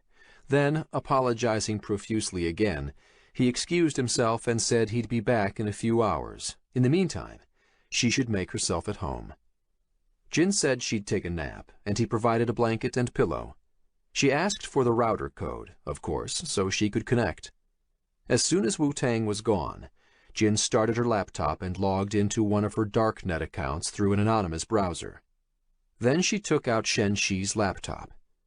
She stared at it for a few seconds, still unable to comprehend that he was gone. It was all so surreal. There had been no time to grieve yet, not with the blind terror that filled the space between every synapse in her brain. She had to think. Shen said that Sean Womack had recommended them to Yamamoto. 3 weeks ago, Sean had sent her an odd email message. Remember the nuggets. That was it. He hadn't responded to her email when she asked what he meant. It was the first direct message she had from him in months. She turned on Shen Shi's laptop and entered his security code, then opened the Tor anonymous browser and typed Sean Womack into the search box. Sean's blog popped up as the first search entry, www.seanwomack.com, followed by pages for several agent-based ebooks he'd authored along with his social media pages. There was a new post on his blog, written the previous day, on the quarterly results for his cryptocurrency mining operations. It had to be automatically generated, but still it was creepy that it was signed Sean Womack. She clicked his main social media page. It exploded onto the screen with hundreds of new messages from people expressing their condolences. He had an app running that automatically generated responses, thanking them for thinking about his death. If she hadn't known he was dead, she might be excused for thinking he was still a busy man. Digital death followed long after physical death. She clicked on a link to a story about his accident. BBC, August 12th. A London Transit double-decker bus jumped the guardrails today, killing a tourist next to the Bank of England. The man, described as a Caucasian in his mid-30s, had no identification, and police are asking. His body hadn't been identified for 2 days, and even then there'd been no official time of death. Frowning, Jin dug through the connected news stories. Sean had always been wired, phone, tablet, smartwatch, laptop, so it seemed strange that he'd been found without any of those things. Most of the reports claimed that the driver had swerved to avoid a pedestrian. A social media post by the bus driver's son swore that his dad hadn't swerved, that the steering system had malfunctioned and the bus had caused the accident by itself. The story was buried amid others claiming that London Transit was testing new collision avoidance systems in its buses. Had someone hacked the system? It wouldn't be the first Grand Hack Auto story. She found a related story on Rolling Stone journalist Michael Hastings, who had been investigating military intelligence agencies a few years before. Hastings had died in a mysterious car accident the day after telling colleagues he was going off the radar. There was evidence that he was the victim of a car cyber attack. It was also strange that Sean had been carrying no ID. Jin remembered Sean as being careful, always aware of his surroundings. Exhale. Let the stress out. She had to think. Maybe she should look at the data again. She opened a visualization app and loaded the information Shen Shi had shown her. Yamamoto had given Shen Shi access to a wide range of databases, many of them technically illegal to access, Chinese ministry databases of medical files, police records, in addition to the usual social media feeds and commercial banking and credit card databases. The strange activity Shen Shi had flagged was from a group of people whose online behavior had changed, where they had started making donations to the Chinese Politburo and PLA. Jin made a fresh pot of tea, then sat to begin a new analysis. She tagged unusual deaths from the police records and cross-correlated them with the groups of people flagged in Shen Shi's analysis. Outliers popped up right away. Suspicious pacemaker failures, strange drug mix-ups. By themselves, they were within the noise of probability distributions. But when linked with Shen Shi's data, it became obvious something else was going on. One way or the other, all these people liquidated most of their assets just before their deaths. On her screen glowed a connected trail of wealthy dead people that stretched all across China. August 17th, Wednesday. Chapter 9. Blue Bridge Offices, Stamford, Connecticut. The receptionist smiled. You can't go in, sir. Jake glanced around the Blue Bridge lobby. Big enough to be an aircraft hangar, its polished marble floors reflected the overhead chandeliers. Entering through the phase-shifting glass entrance doors, which lightened and darkened depending on exterior lighting, was an otherworldly experience, like passing through a time portal into the future. The chandeliers hanging in the Blue Bridge lobby were famous, Jake saw an article about them in one of his wife's architecture magazines. Unique artworks by some Japanese postmodernist, forged in huge 3D printers from sintered quartz. In person, hanging from the 30-foot ceilings like shimmering angels, they seemed to say, "Herein lie the gates to power and wealth, to anyone who dared enter." Jake looked back at the receptionist, flashing his best high-wattage smile. "Like I said, I know Mr. Villegas. Could you please call him?" He inspected her nameplate, then inspected her. Flawless skin, hair done in a business but sexy bun, and a Burberry-patterned neckerchief tied in a neat bow. "Cindy, please, this is a personal matter," Jake added. "Sir, you cannot meet with Mr. Villegas today. You will have to make an appointment." Cindy checked her screen. "I could put you in for a video meeting sometime over the next 2 weeks. Let me check the scheduling system." No chance of getting anywhere with her. Cindy was a professional goaltender. Nodding, Jake leaned onto the reception desk and looked at the display on his smartphone. He was researching some of Sean's businesses, trying to find out what he'd been involved in before the accident. Sean had been working in banking, designing automated trading systems. That much he knew. His friend also mentioned something about cryptocurrency mining. Jake had heard of it, but wasn't familiar. He pulled up an online definition. Cryptocurrencies are software-based online payment systems, the first of which, Bitcoin, was introduced in 2009. Payments work peer-to-peer without a central administrator, which has led the U.S. Treasury to call them decentralized virtual currencies, a cryptocurrency or digital currency. A key feature is that funds and funds transfers can be completely anonymous. Jake continued reading while Cindy searched the scheduling system. Cryptocurrency mining was an activity used to generate new digital funds. So Sean had been involved in an online money generation scheme. This didn't surprise Jake. Cryptocurrencies could be pegged to U.S. dollars and even used to create bit shares of virtual online corporations. Money shifted from one place to the other, all outside of governments and regulators. He read another web page. Digital currencies have been the subject of scrutiny amid concerns that they can be used for illegal activities, much like cash. In October 2013, the U.S. FBI shut down the Darknet Silk Road black market and seized 144,000 bitcoins, worth $28.5 million at the time. Jake sighed. What had Sean gotten himself tangled up in? And what was a darknet? He clicked another online definition. A darknet is a private network where connections are made only between trusted peers, often associated with underground web communications and technologies, commonly associated with illegal activity or dissent. Darknets are anonymous, enabling users to communicate with little fear of government or corporate interference. Jake could barely keep up with the jargon. "Are you available on Thursday, 2 weeks from now, at 2:45 p.m.? Cindy asked. Jake looked up from his phone. "Sure, I'll take the meeting." "Very good." The interior courtyard was visible through the glass wall behind Cindy's desk. Constructed like a ziggurat, Bluebridge headquarters was reminiscent of Egyptian or Mayan stepped pyramids. But instead of being filled with stone, the interior was hollow. Each floor had offices. He could see a smattering of people standing and walking on all levels, ringing its circumference, all of it chrome and glass, creating a semi-transparent structure with vines and plants hanging off the interior balconies like a modern Babylon. The inside area was as large as a football field.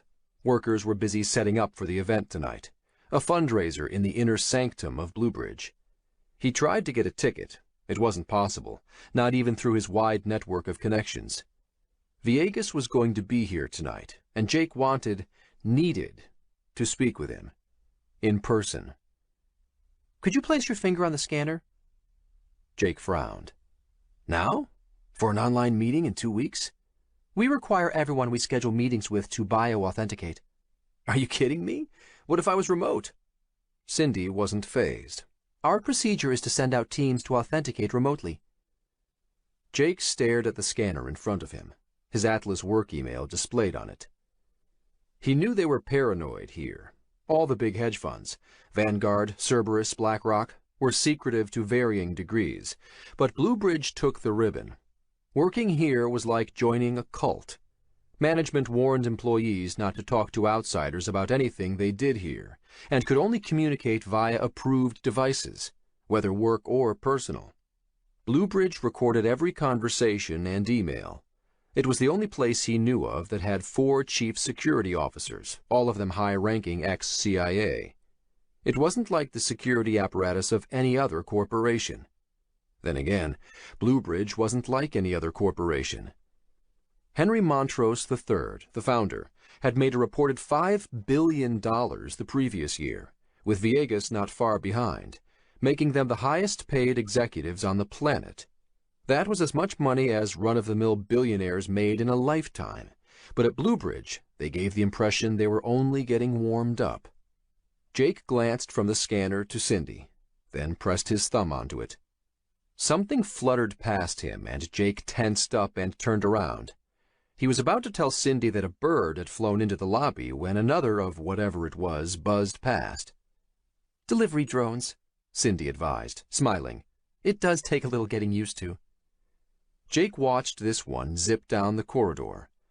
It was a 4-prop helicopter, much like the ones carried in electronics stores, with a small package secured underneath.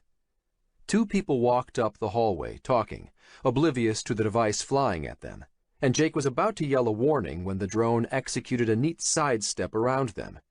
The people didn't even look up or acknowledge its passing. "Thank you, Mr. O'Connell. You will get a message the day before the meeting with instructions." Jake lifted his eyebrows in response. "Sure." Who knew what he'd be doing in 2 weeks? Yesterday, after his brother's visit, the SEC had served Jake formal investigation papers by a bailiff.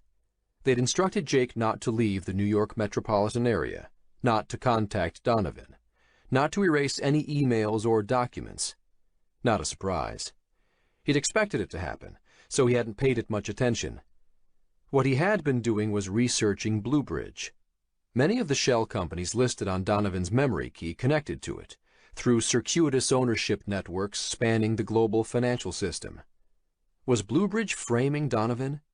Did it have anything to do with Sean's death? Jake had met Viegas several times before shaking his hand at Atlas last week, a few times at MIT when visiting Sean, then once more at Bluebridge. Viegas scored low on Jake's psychopath scale, more Dalai Lama than the other way around.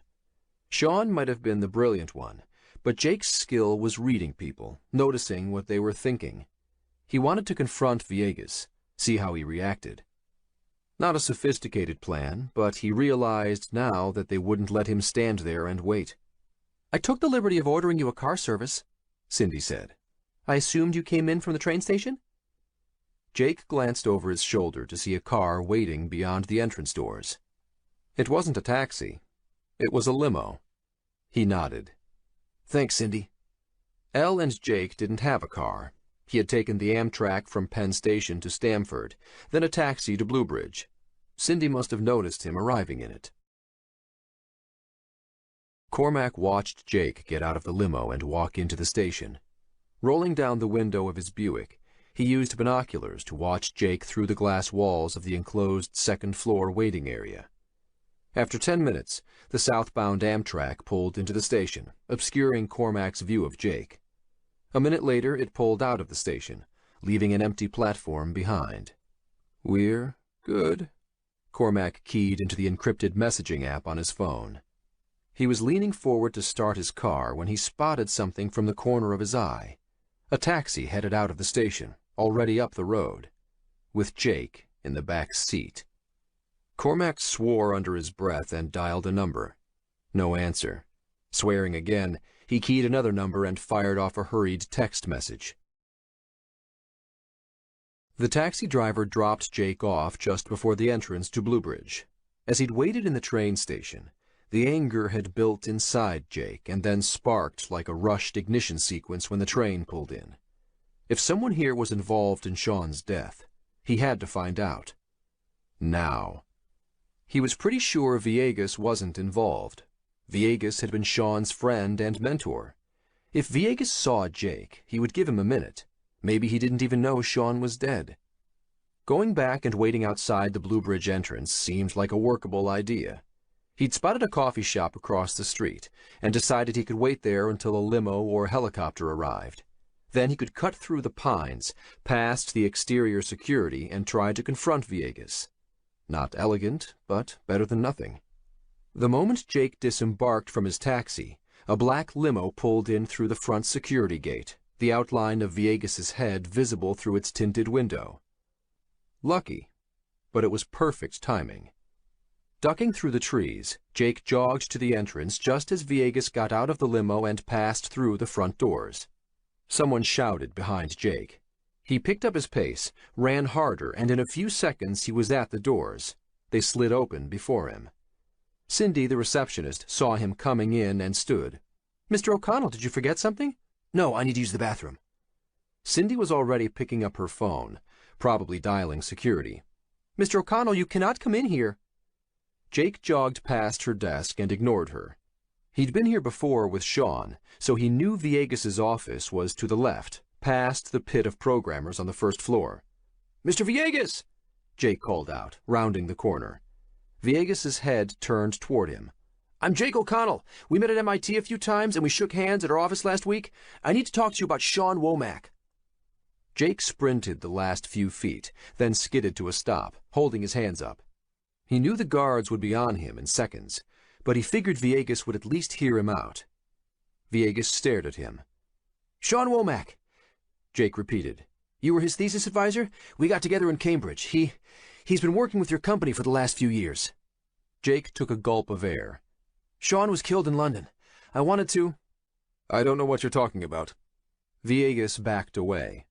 "He's over there," someone said behind Jake. "I know you were close to Sean. I want to talk to you for a minute. Just a minute, please." Villegas's eyes remained blank, frightened. "Sean Womack," Jake repeated, pleading now. Something seemed odd. Jake did a quick scan of the office space. It extended for at least 100 feet on each side, the space filled with dozens of cubicles. He remembered it as a beehive of activity when he was here before. Now it was empty. Someone grabbed Jake's arms, pulling them behind his back as he stared at Villegas. He felt cold metal. Click, click, click. Handcuffs tightened around his wrists. "What the hell?" Jake tried to twist around, but now 2 people held him, lifting him from the ground. "Mr. Jake O'Connell, you have the right to remain silent." Jake craned his neck around enough to see police uniforms. 4 of them were behind him, with more streaming into the lobby. Red and blue lights flashed and shimmered in the chandeliers overhead. "You have the right to an attorney." "Are you kidding? I just ran in here. You can't arrest me for that." How did they get here so fast? They continued to read him his Miranda rights. "What is this?" Jake shuffled forward. 5 police cruisers were parked outside the entrance. "Does this have to do with the SEC investigation?" The front doors slid open in front of Jake, and the policeman standing on the other side answered his question. "No, Mr. O'Connell, you're being arrested for rape." Chapter 10. Shenzhen, China. Yawning, Jin pulled off the bed covers and called out to see if Wu-Tang was home. No response. Getting out of bed, she opened the door and peered outside the bedroom. The apartment was empty. Quiet. And immaculate. She hadn't even heard Wu-Tang leave. He'd been gracious to her when he returned from his family event. Rather than make some insinuation about the 2 of them sharing his bed, he'd insisted she take the bedroom. After changing the sheets and grabbing a pillow and covers for himself, he shepherded her into his room despite her protests, telling her they could talk in the morning. After not sleeping the night before, she fell asleep as soon as her head hit the pillow. Wu-Tang's apartment was in a high-rise complex, one of a dozen cookie-cutter buildings that had sprung up almost overnight, towering residential mushrooms in the Yu-Hai district. It was modern and comfortable, if small. The bedroom was the only closed room, apart from the tiny bathroom with its shower stall, leading on to an open-plan combined living room and kitchen, not more than 600 square feet, and painted stark white. Unimaginative framed prints of orchids decorated the walls. The main defining feature was the massive flat-screen display that covered the living room wall, and above that, a mass of wires connected to several routers. Most important, Jin felt safe here. The days before seemed like a nightmare, but on the coffee table next to her laptop was a rude reminder that it wasn't a dream. The card from the policeman who had interviewed her after Shenxi's accident. She stared at it, willed it to go away, but it wouldn't. The shock of her cousin's death was fresh. Jin felt flat, single-dimensional, her emotions a distant concept that belonged to someone else. On the counter was a note from Wu-Tang saying he'd be back before noon. He had to go out to the office. Instinctively, she checked for her cell phone before realizing she'd left it at her apartment.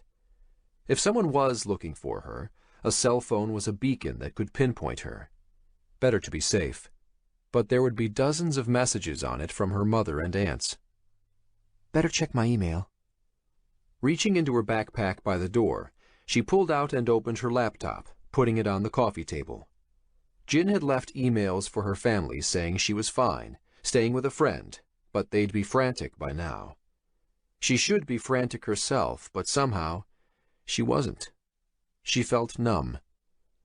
Jin filled the kettle on the kitchen counter and turned it on, then walked over and opened the sliding patio doors that led to the small concrete balcony outside. Humid air and the noise of traffic 10 stories below rushed in through the open doors. Rows of nearly identical skyscrapers stretched into the distance to the glistening waters of Qianhai Bay. Her laptop pinged. Someone was messaging her. Sitting on the couch, she opened her encrypted messaging app. Wu-Tang. You okay? Worried about you. She smiled. She liked that he was worried about her. Jin. I'm fine. The cursor blinked. Wu-Tang typed on his end. I've been looking up digital autonomous corporations, DACs, the stuff Shenxi was researching for Yamamoto.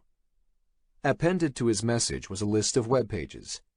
Jin clicked on the first one, and an article popped up from Forbes magazine about the recent flourishing of autonomous corporations operating on darknets, linking them to organized crime. Identity DAC is a digital corporation that manages the valuation and disbursement of stolen identities and credit card numbers. The FBI and Interpol have been investigating the sudden explosive growth of Identity DAC, but due to the distributed nature of its operations. Wu-Tang. Are you reading? Jin responded, yes, still scanning the end of the identity theft story. The article had links to another discussing Black Corp, a criminal collective for hacking, and Ransom Corp, which enabled attackers to use an encryption virus to ransom the contents of a target's hard drive. Wu-Tang. I need Shenxi's credentials. Can you get them? Shenxi's laptop was next to Jin. She knew his usual passwords.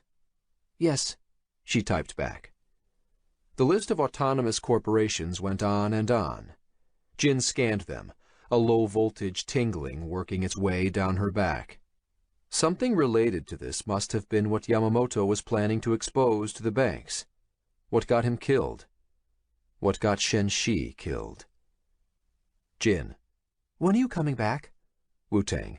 A few hours. There's an emergency I need to fix. The cursor blinked. She typed, Are these corporations purely digital then? No humans involved? Wu-Tang. An autonomous corporation itself is, yes, but they pay people to do work in the real world, to hack, to steal, while they carry out their programmed missions in the digital world. And under U.S. law, they have rights as people. People? Jin picked up her cup of tea and blew on it, taking a sip. Corporations counted as people? Wu-Tang. I need to log off. Find those credentials. We'll do more when I get home. Jin. Will do. See you soon. Wu-Tang logged off the messaging app, and Jin sat back with her cup of tea. On her laptop screen, an alert flashed, advising 22 unread email messages. Deciding she didn't have the emotional energy to deal with that right now, she closed her laptop. So autonomous corporations used humans to do their work in the physical world.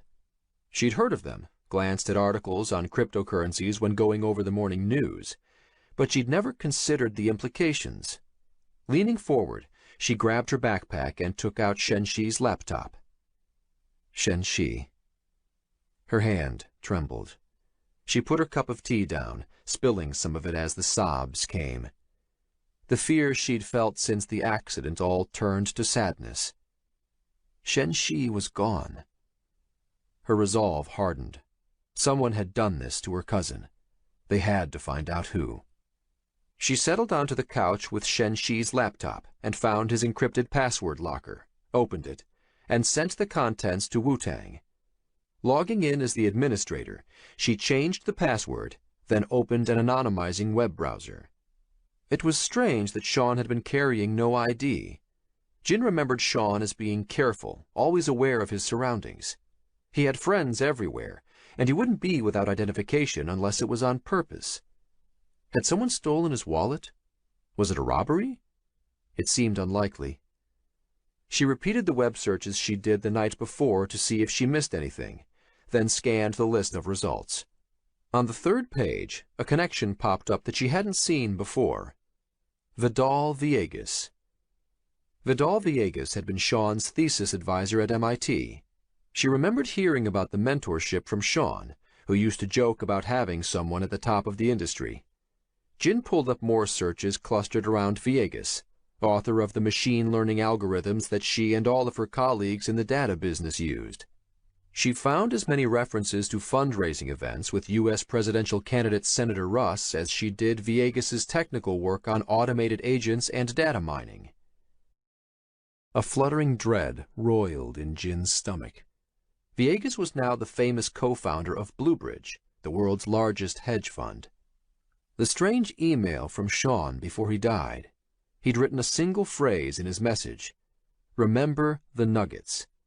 Was it a warning? A coded message? He had to be referring to the last time she'd spent time with him in person, years ago in a bar in Guangzhou. The memory stood out because he'd brought a dozen boxes of chicken nuggets to the bar with him, and within minutes, pretty young models had mobbed their table. The night had turned into an urban legend among their colleagues in the banking world. When they worked on data mining projects, they called influential outliers nuggets, little golden pieces of information that seemed to have magical properties. Remember the nuggets. She'd met Sean's friends that night in Guangzhou. What were their names?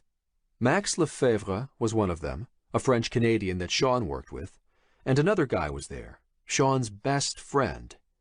Jin scrunched up her face, trying to force the name out. Jake. Jake O'Connell. She remembered him as a nice guy, good-looking, clean-cut, and nothing at all to do with the usual crowd of hangers-on that buzzed around Sean. Jin opened her social media account and typed Jake's name into its search box. Yes, they'd friended each other. Details of Jake's life spilled out on her screen. Well wishes for his daughter's birthday, location tags at restaurants around Manhattan. A life observed from a distance for the entire world to see. She opened a new search box and queried Jake's name together with Manhattan, then clicked the first story. New York, August 20th. Jake O'Connell, an executive linked to the Atlas Capital fraud investigation, was arrested on rape charges. That didn't sound like the Jake she knew. She'd only met him that one time in person, but they'd friended each other on social media and she'd followed his postings. She liked to think she was a good judge of character. But maybe she was wrong. Taking a deep breath, Jin sent an encrypted email to Jake, asking him to contact her. No other details than that. She decided to go back to the datasets she'd been looking at the night before, the trail of wealthy dead people. The big question, was it real? The problem with examining a lot of data at the same time, cross-connecting it and searching for outliers, was that eventually you'd find whatever pattern you were looking for.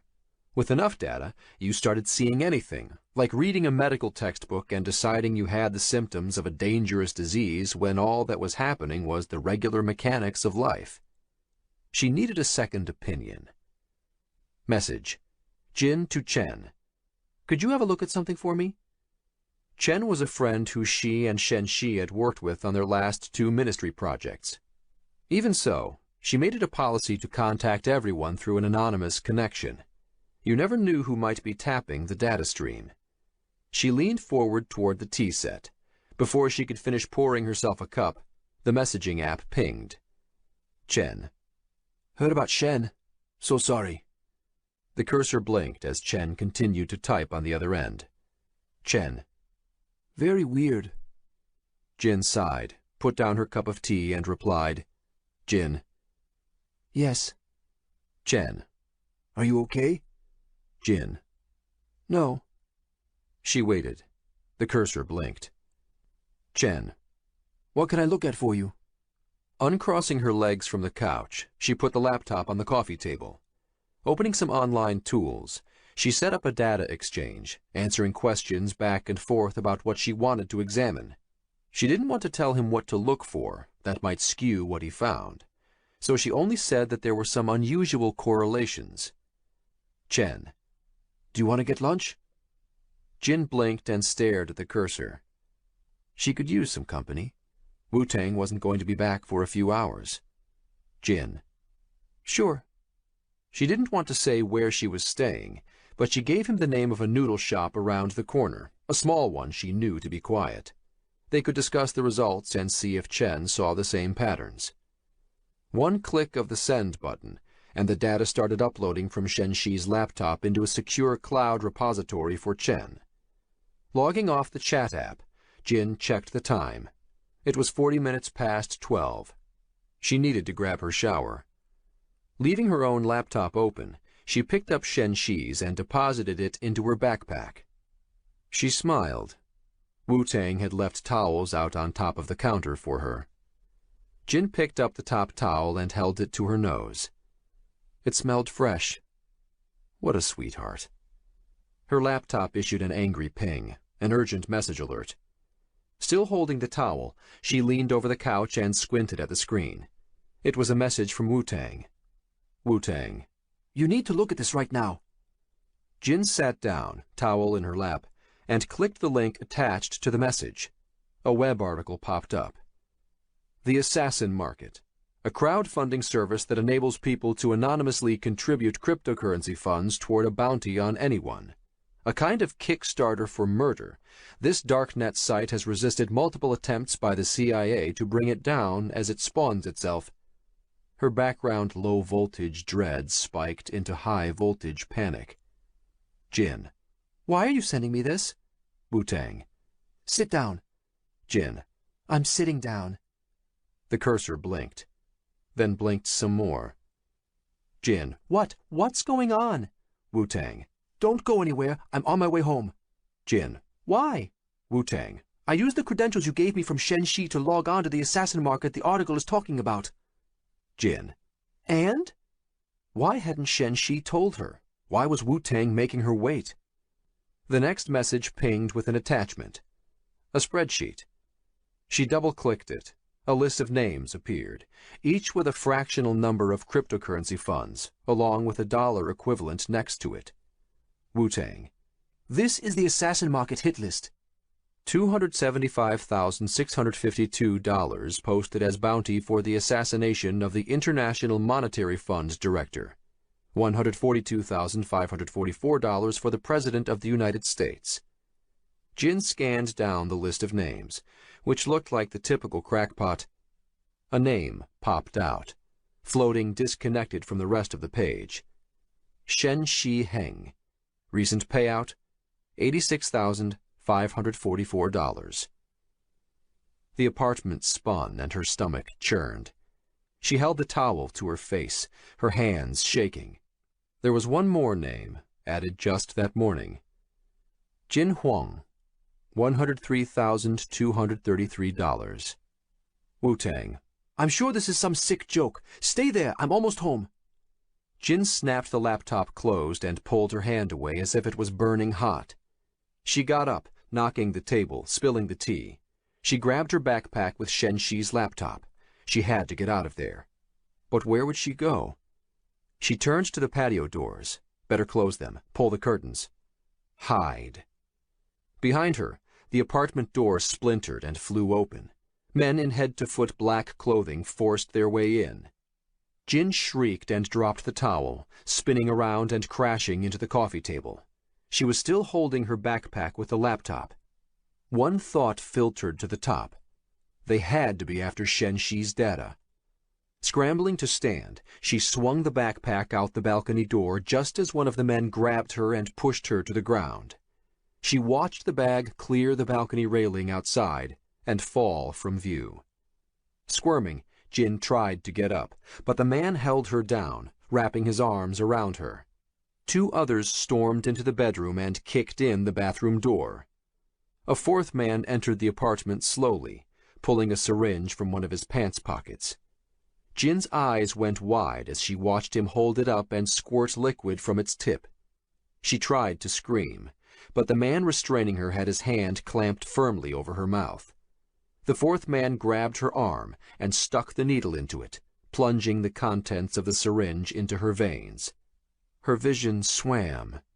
The last thing she knew was white-hot terror as nausea overcame her and blackness descended.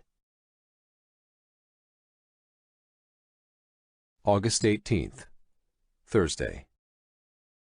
Chapter 11, District Courthouse, New York City. Jake almost cried when he found Elle sitting behind his lawyer in the courtroom. The judge set a $250,000 bail, but Jake was released the moment he was shuffled back into the holding cell. He hadn't thought she'd post bail for him. Not that fast. Not for something like this.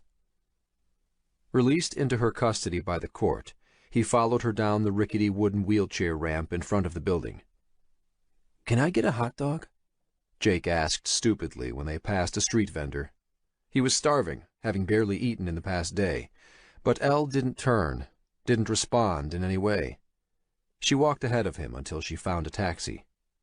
Once seated in the back of the cab, Jake slid closed the plastic divider between the passenger compartment and the front seat. He turned to his wife. "Thank you," he whispered. After being arrested, he used his first call on his lawyer, the second to leave a message for Elle. He'd tried her 3 more times with no luck, and she hadn't called him back. Elle stared out of her window, keeping her distance. He tried to reach for her hand, but she shrugged him off, clenching her jaw. "What were you doing at Blue Bridge?" she asked. "They said you tried to attack Vidal Villegas. You're lucky he didn't press more charges." She looked away. The cab accelerated and passed Canal Street. Jake looked out the window at the street vendors selling fake Gucci bags and Rolex watches. "The woman who accused me," Jake said. "Susie, my assistant. You met her at the cocktail party last Christmas. I was about to fire her." Susie's accusation was totally fabricated and inexplicable. "Maybe this whole thing at Atlas has her scared and she needs money. I don't know." "Like last time?" Elle stared hard out the opposite window. "I'm sorry, Elle. I don't know what to say. I didn't touch her, I swear. The prosecutors for the Atlas case told you to stay in New York." Elle glared straight ahead, not looking at Jake, but not looking away either. "What possessed you to go to Stamford?" Buildings and faces slid by outside the taxi window. "I think the executives at Blue Bridge were involved in Sean's death." "What happened to Sean was an accident," Elle said, still staring away from him when the taxi reached 52nd Street to begin winding its way across town. "An accident, Jake. I read the police report. You read it too." Her face softened and she turned to him. "I am truly sorry, Jake. I know how much he meant to you." A tear spilled down her cheek. "But I can't do this again. I don't know what's going on with you, but I can't do this again." Get out of my way! Jake yelled, pushing back the reporters and cameras. Someone must have tipped them off about his release. A trader in the middle of the Atlas scandal, arrested for sexual assault and attacking Vidal Villegas, one of the richest hedge fund managers in the world, before a fundraiser for the leading presidential candidate. It was the hottest news item of the day. "Sorry, Mr. O'Connell." Their doorman, Carl, tried to shield Elle and get them inside. A reporter shoved his way into Jake's face. Mr. O'Connell, why were you at Bluebridge?" No comment. Jake shoved back and ducked through the front door to their building. Carl closed it behind them, yelling, "I'll do my best to keep them out, Mr. O'Connell." Inside wasn't much better. Since their apartment was on the first floor, it was right in front of the pack of paparazzi. Even with the blinds and curtains closed, Jake felt them buzzing outside, like a high-voltage transmission line.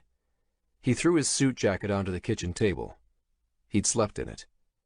Elle, you've got to believe me. Somebody is setting me up. They must know about the dropped sexual harassment charge from a few years back, and... He stopped mid-sentence. What the hell is he doing here? Jake's brother was sitting on the couch. Anna snuggled up beside him, watching cartoons on their giant flat-screen TV. Eamon smiled at Jake. "Nice to see you, too." Esmeralda, their housekeeper, appeared from the bedroom down the hallway. "Do you need me any more, Mrs. O'Connell?"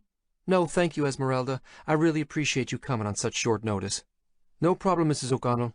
Esmeralda smiled thinly at Jake. "Glad you're home, Mr. O'Connell." She picked up her purse and jacket from the table. "Goodbye, Anna." She blew her a kiss. Elle waited until Esmeralda closed the door behind herself. "What's your brother doing here?" She threw her arms in the air. "You got thrown in jail, so I figured it might help to have someone around who knew a thing or two about it. Do you think I have any idea how to raise bail?" Jake blinked twice. I hadn't thought about it. I was so happy to see you." "You can thank him for getting you out." Elle pointed at Eamon. "I would have let you rot in there for a few more days, but Eamon insisted on getting you out." Her lips trembled. "I had to put our home up as collateral." Turning, she stormed down the hallway toward their bedroom. "Anyway, you can use the company." Jake said nothing. Exhaled. Time for damage control. "Thanks for getting me out, Eamon," he said quietly. "I appreciate it." "No problem. You okay?" "More or less," Jake replied, but he felt like his life was spinning ever further out of control. Could Susie, his assistant, have really cooked up this scam for money? True, she knew Atlas was a mess, and she undoubtedly knew he was on the verge of firing her.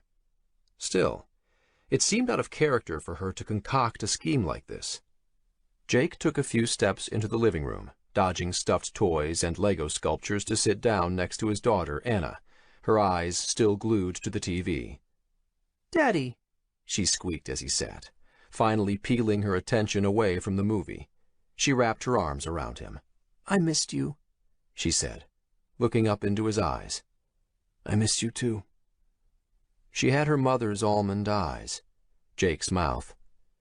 There was an ache inside him, sitting here beside his soon-to-be 6-year-old daughter in the wake of a day he'd missed completely. Anna was the most perfect and beautiful thing he'd ever laid eyes on, and he felt, acutely, the loss of 1,000 precious moments with this little person who would grow up sooner than he could imagine. Did she know where her dad had been?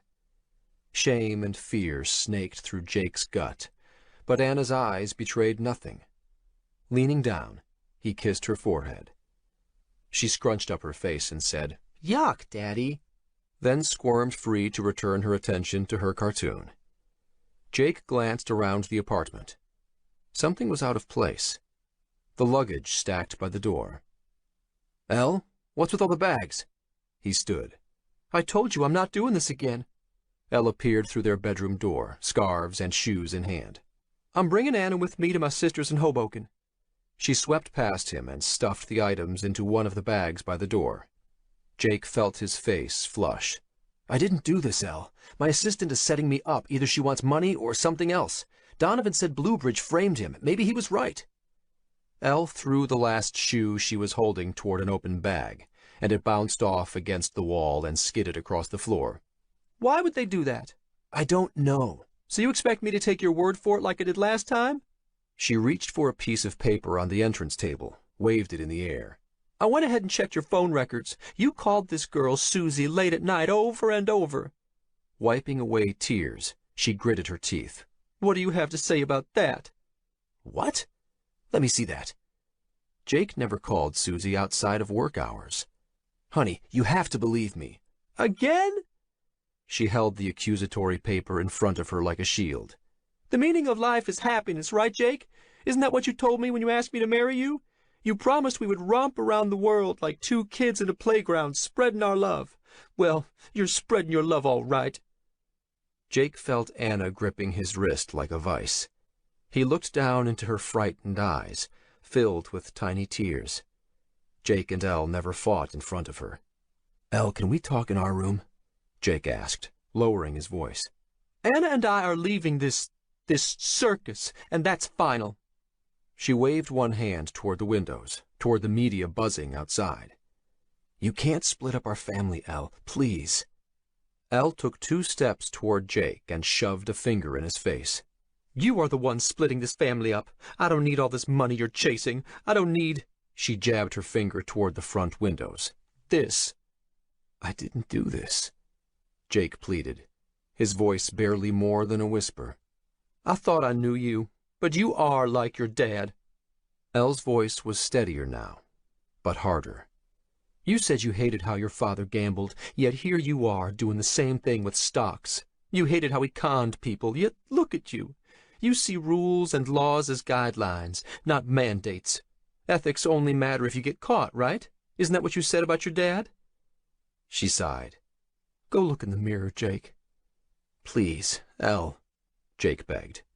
Insanity is doing the same thing over and over and expecting different results. That's another of your favorite expressions. I'm through with doing the same thing. Elle took another step toward him, and he half expected a slap in the face. But instead she knelt down and picked up Anna. Come on, we're going to Auntie Julia's, she whispered to their daughter. Jake wanted to get up and block the door, pull Anna away from her. But he watched as his wife got up and walked out the door. She left the offending telephone record on the dining table. It would be better, safer, for her to be at her sister's, and for Anna to be away from the pack of reporters outside. It was the right thing to do, at least for now, and he didn't want to upset Elle more than he already had. Let her calm down. He could talk to her later in the day. Carl, the doorman, came in through the door to collect her bags. He nodded apologetically to Jake before leaving with them. Jake nodded back. What was she talking about? Did something like this happen before? Eamon asked as the door closed. Jake stared at the door. Years ago, before I started at Atlas, a girl at the bar I was managing filed a sexual harassment lawsuit against me. He grabbed the telephone record from the table and looked at it, shaking his head. The calls to Susie were on there, but he didn't make them. It was a setup. You never told me that. We haven't exactly been close, have we? Eamon paused. Did you do it? Back then? Jake's cell phone buzzed and he pulled it out, expecting a message from Elle. But it was from that Joseph Barbara guy, the client from Atlas that Donovan had told him to ignore. He clicked his phone off and put it back in his pocket. No, I didn't, Jake replied. I was going to fire her for stealing from the petty cash. She preempted me. Seems like a big coincidence, Jake. What happened? The owner settled out of court. Didn't want the bad press. You know the media is going to find out. Jake nodded. Whoever's setting me up, they knew how bad it would look. He swore under his breath. I don't blame Elle for leaving. God damn it. Someone knocked at the door. Jake swung around.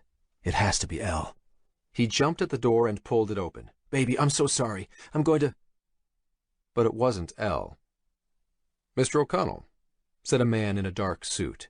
He flashed a badge at Jake, FBI stenciled in large block letters next to it in the wallet. I wanted to introduce myself.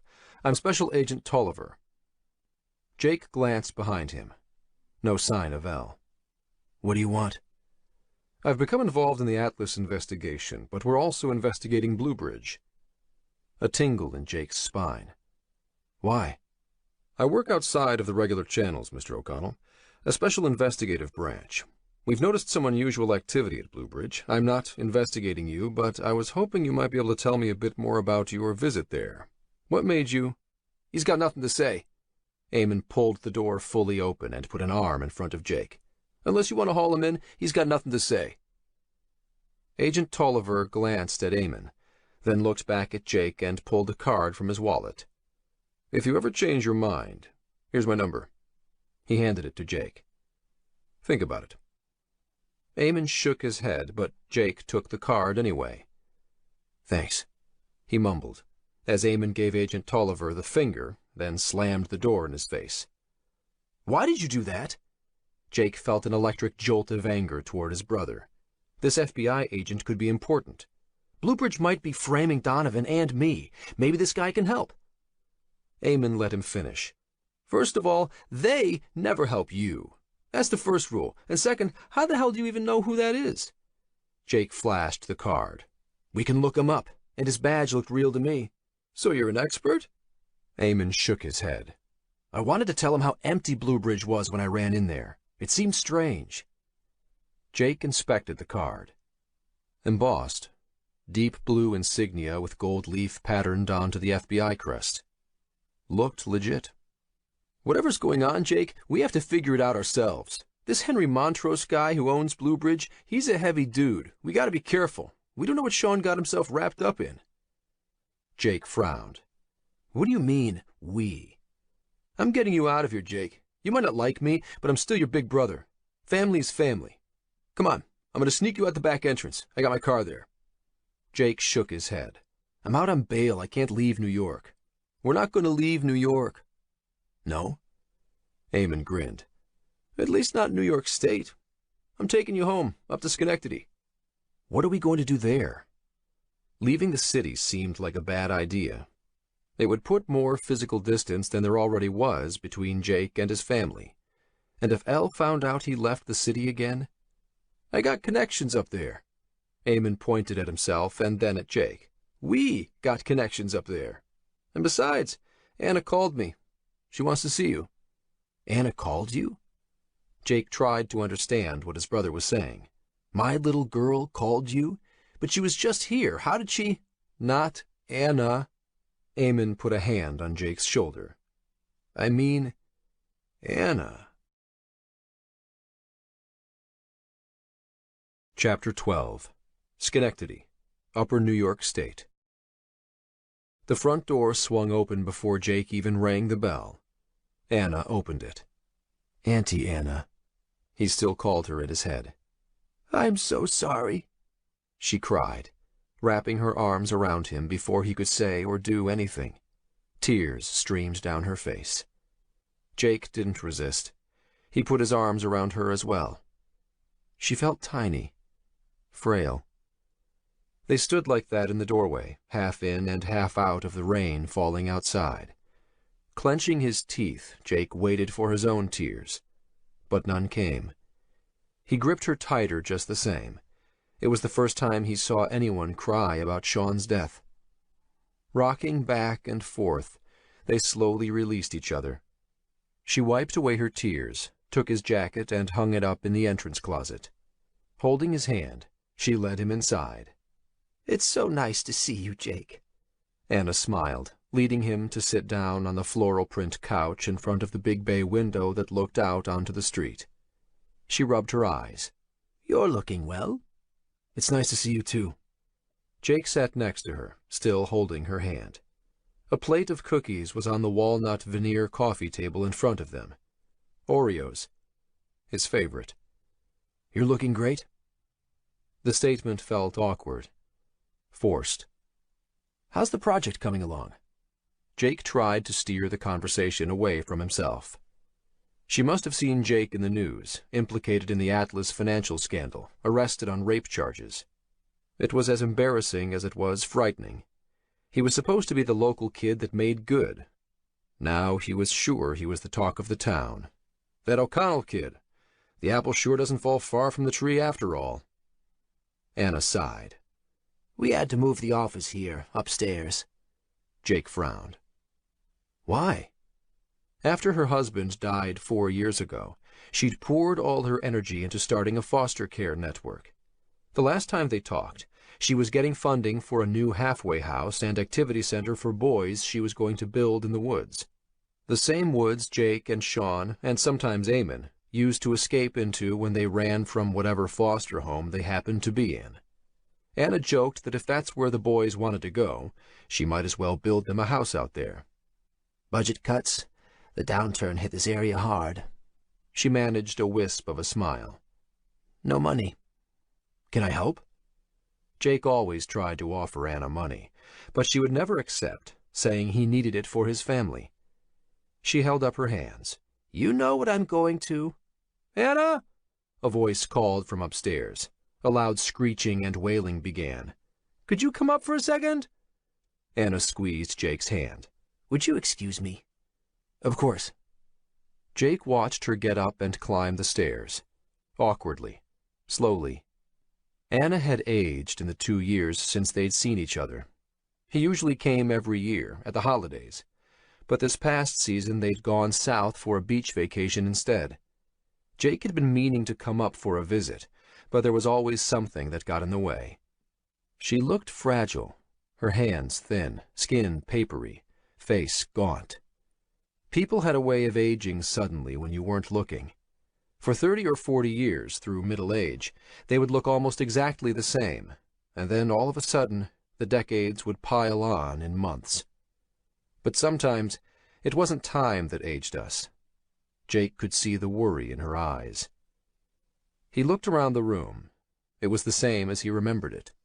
The mantel over the fireplace was stacked with snow globes, many of which he had bought for her. Prague, Hong Kong, Kiev, every place he'd ever visited. On the opposite wall was a mahogany shelf unit that had been there for 20 or more years, with carefully arranged crystal glasses up top, and books of decades-old National Geographic magazines stacked below. The room smelled like mothballs and bread. Anna was always cooking something. He picked up an Oreo. The door to the den was half open, and in the darkened room beyond, 3 kids sat on a couch, staring at a television. It was an old tube model TV set in a heavy wooden case. The volume was set low. The kids stared at the screen, oblivious to the world outside. He knew how they felt. He'd been one of those kids. The wailing upstairs subsided into sobs. Floorboards creaked. Do you want to go out for a walk? Anna called from the top of the stairs. It's raining. Are you made of chocolate? Jake smiled. Hadn't heard that in a while. No, I'm not. Then you won't melt. Jake took a bite of the cookie. He hadn't realized how hungry he was. He finished it and gobbled a second while he waited. Anna appeared in a windbreaker and sensible rubber boots, holding a large purse and an umbrella. Jake stood and followed her out the front, grabbing his jacket from the closet on the way out. It wasn't really raining anymore, just a light mist. His dad would have called it a Scotch mist. Pulling his baseball cap low, Jake stuck his hands into the pockets of his jeans as they walked past the beat-up Ford his brother loaned him. I didn't do those things they're saying I did. Jake realized the words sounded familiar even as he said them. Donovan said exactly the same thing to him just before they carted him off in handcuffs. Anna reached one arm around him and squeezed. I know. The woman who's accusing me, she worked for me. I was going to fire her. You don't need to explain. I believe you. Anna released him. You were always a good boy, Jake, and you've grown into a good man. She smiled at him, waiting until he saw her expression before she looked away. Thanks. It was the first time Jake heard anyone, sincerely, believe him. I don't know what to do. Your greatest strength is facing things straight on, Jake, and that's all you've got to do now. She shook one small, balled fist in the air in front of her. Have you talked to this woman? Anna might look frail, but she was tough, as hard as the times she'd lived through. I'm not allowed to. Jake dug his hands further into his pockets. He looked at the other houses on the street. Small, sagging, white clapboard siding with screened porches. This area of Schenectady hadn't been prosperous in 100 years, not since Thomas Edison had founded General Electric here in 1890 and sparked the electrification of America. Elle took Anna and went to her sister's. I'm sorry. Anna sighed, and her hands fell to her sides. But maybe that's best for now. They walked in silence. The mist progressed back into rain, and Jake pulled up the collar of his jacket. I'm worried that Sean was involved in something illegal. Jake wasn't sure how to bring it up, or if he even should. It would only get her worried, but she deserved to know. Sean had been like a son to her, as much as Jake was. I don't know exactly what, but it seems to have something to do with my boss and what's happening at Atlas. What's happening to me. Anna continued walking, methodically, staring down at her feet as she took one step and then another. That's what I thought. That's what you thought? It seemed like too much of a coincidence. Jake stopped walking. Wait, what seemed like too much of a coincidence? He pulled his hands out of his pockets and put them on Anna's shoulders, turned her to face him. A question had been nagging at him for a while, and he needed an answer. Why did you call Eamon to ask to see me? Why didn't you call me directly? Anna stared into his eyes. Because Sean told me not to. Standing in the rain, she pulled a manila envelope from her purse. Jake stared at the envelope, still wet, sitting on the motel table. The ink of the handwritten address had smeared. Sean had written that, probably the last thing he ever wrote, and Jake was probably one of the last people he ever spoke to. Why didn't I take 10 seconds longer? Why didn't I call him back again? Jake picked up the bottle of Jameson and poured an inch of it into a glass. Outside, the rain hammered down into the darkness. Cars rushed by on the interstate. A simple kiss from your wife on the way to work, your daughter sitting in your lap reading, a call from an old friend. Things taken for granted, now things ripped from Jake's life. He looked around the room. A discolored orange sheet covered the bed he sat on with his laptop next to him. An air conditioning unit jutted out of the wall under the window. Tattered orange curtains pulled closed over dirty windows. His gym bag, stuffed with jeans and t-shirts, sat next to an old TV on the dresser. He downed the whiskey and stared at the envelope. When Anna gave it to him, he wanted to rip it open. She said that Sean had inserted a note into it, telling her not to call Jake directly, to call his brother, and get Jake to meet her in person. Sean's note said it was a matter of life and death. It had become a matter of death. On the drive back from Anna's, the envelope sat beside Jake like a white-hot coal, the rain pelting on the windshield. He'd thought of stopping to open it a dozen times, but each time something had held him back. There was a kind of finality in opening the envelope. It would be the last message he would ever get from his friend. In a way, it would be the last time they would ever speak. Jake wasn't ready. There had to be answers in the envelope. Answers for why his friend was dead, for why Jake was sitting by himself in this motel room. He thought of taking it to the police. Was it evidence? But he needed to find out himself first.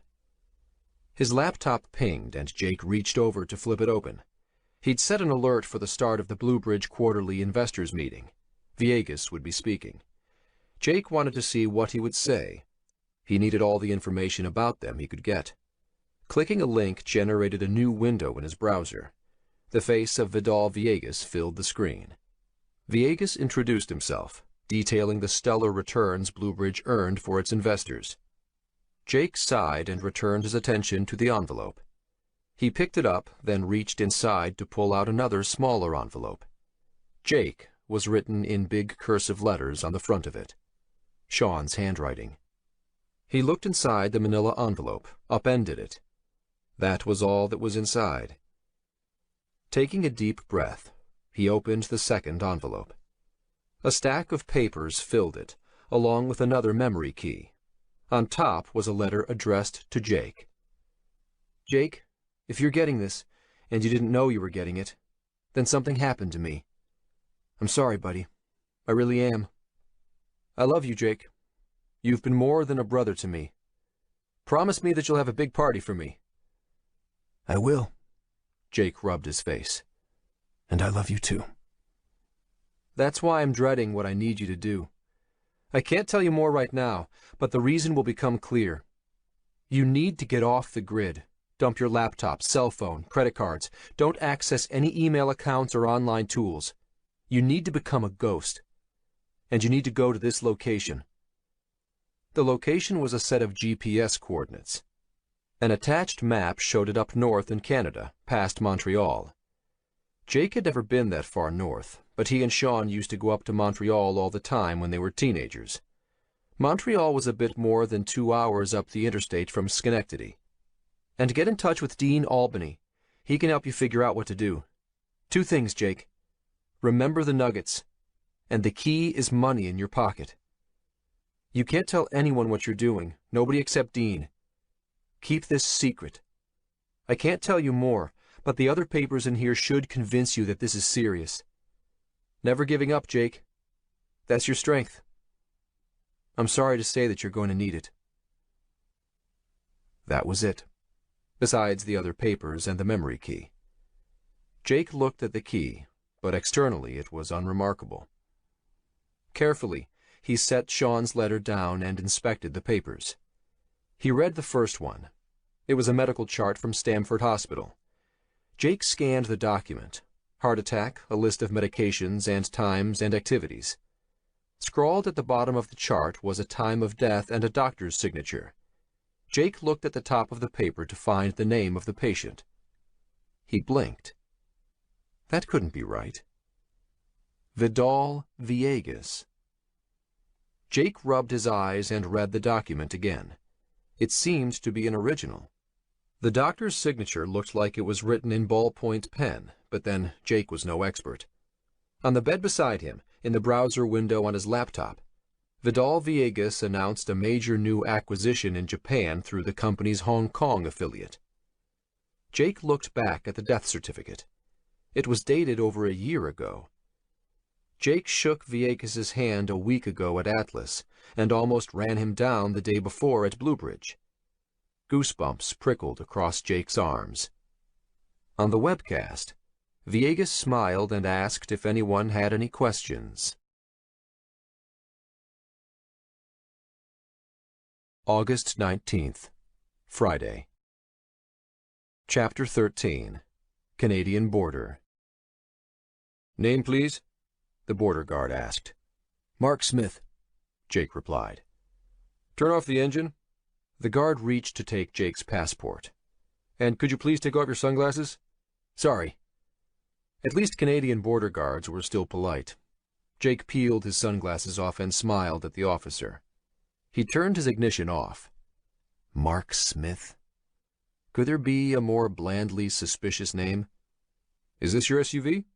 Yes, sir, lied Jake. The officer inspected Jake's passport, then glanced at Jake. Roll down your back windows, please. Sure. Jake fumbled with the controls. The officer looked through the windows as they rolled down. Mr. Smith, can you open the back? The officer put Jake's fake passport down and exited his inspection booth. Sure, replied Jake again, panicking this time. Where was the back door release? He ducked his head down and felt around. Don't pop the hood. For God's sake, don't pop the hood. He found a button and then checked and rechecked the symbol above it. He pulled it. The trunk hatch popped open. Thank you, God. The guard walked around the back of the car and pulled open the back gate. He took his time. Jake rubbed his eyes. It'd been more than a decade since he'd driven across the U.S.-Canada border, the longest undefended border in the world. This was supposed to be a cakewalk. Not that long ago, a passport hadn't even been a requirement. Just a, hello, yes, I'm American, going up to see some friends. Have a nice day. When did they start inspecting everyone? Behind him, the back door slammed shut. Jake watched the guard in his rearview mirror. What's he doing? Slowly, the guard walked back to his inspection booth, in through the back door, and picked up Jake's passport. He put it on the scanner. What brings you to Canada, Mr. Smith? Jake felt his face flush. Going to see some friends for the weekend. He looked at the passport in the guard's hand. The guard nodded and looked at his computer screen. Jake's brother had gotten him the passport. He didn't know if it was fake or stolen. Maybe it had been a mistake to trust Eamon. He hadn't ever trusted him before, not really. But Jake was desperate. He tried to keep breathing normally, resisting the urge to wipe his brow. If he was caught now, it was all over. They'd see it as fleeing the country. There would be no bail. In fact, they'd lose the bail Elle had already posted for his arrest. They'd lose their home. Elle would never believe him. She would think he was abandoning her. But he had no choice. Jake had investigated the Villegas death record, started by calling the town clerk's office of the city of Stamford where they managed the official death certificates. He found out that hospitals reported deaths directly to them and to the office of the chief medical examiner. Jake asked about Vidal Villegas. There was no record of any death. Then Jake looked up the doctor whose signature was on the medical chart. He called Stamford Hospital and was informed that Dr. Mills had stopped working there a year ago, and the same story for the attending nurse listed on the medical chart. They had no idea how to get in touch with either of them. "Sir?" Jake looked up. The guard held the passport out, handing it back to him. "Have a nice trip, sir," he said. Jake took the passport, forced a smile, relief washing over him. "Thank you." The guard waved the next car forward.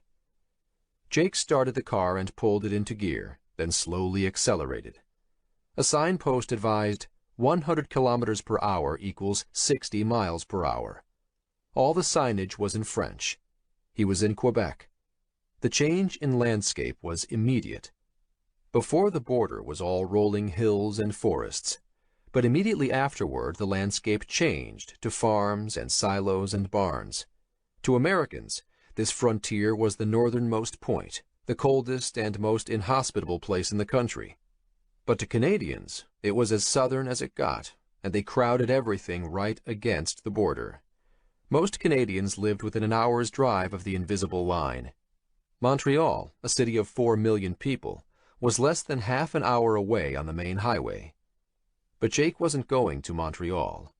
Technically, he wasn't even going to remain in Canada. Jake turned off the air conditioning and rolled down the windows to breathe in the Canadian air.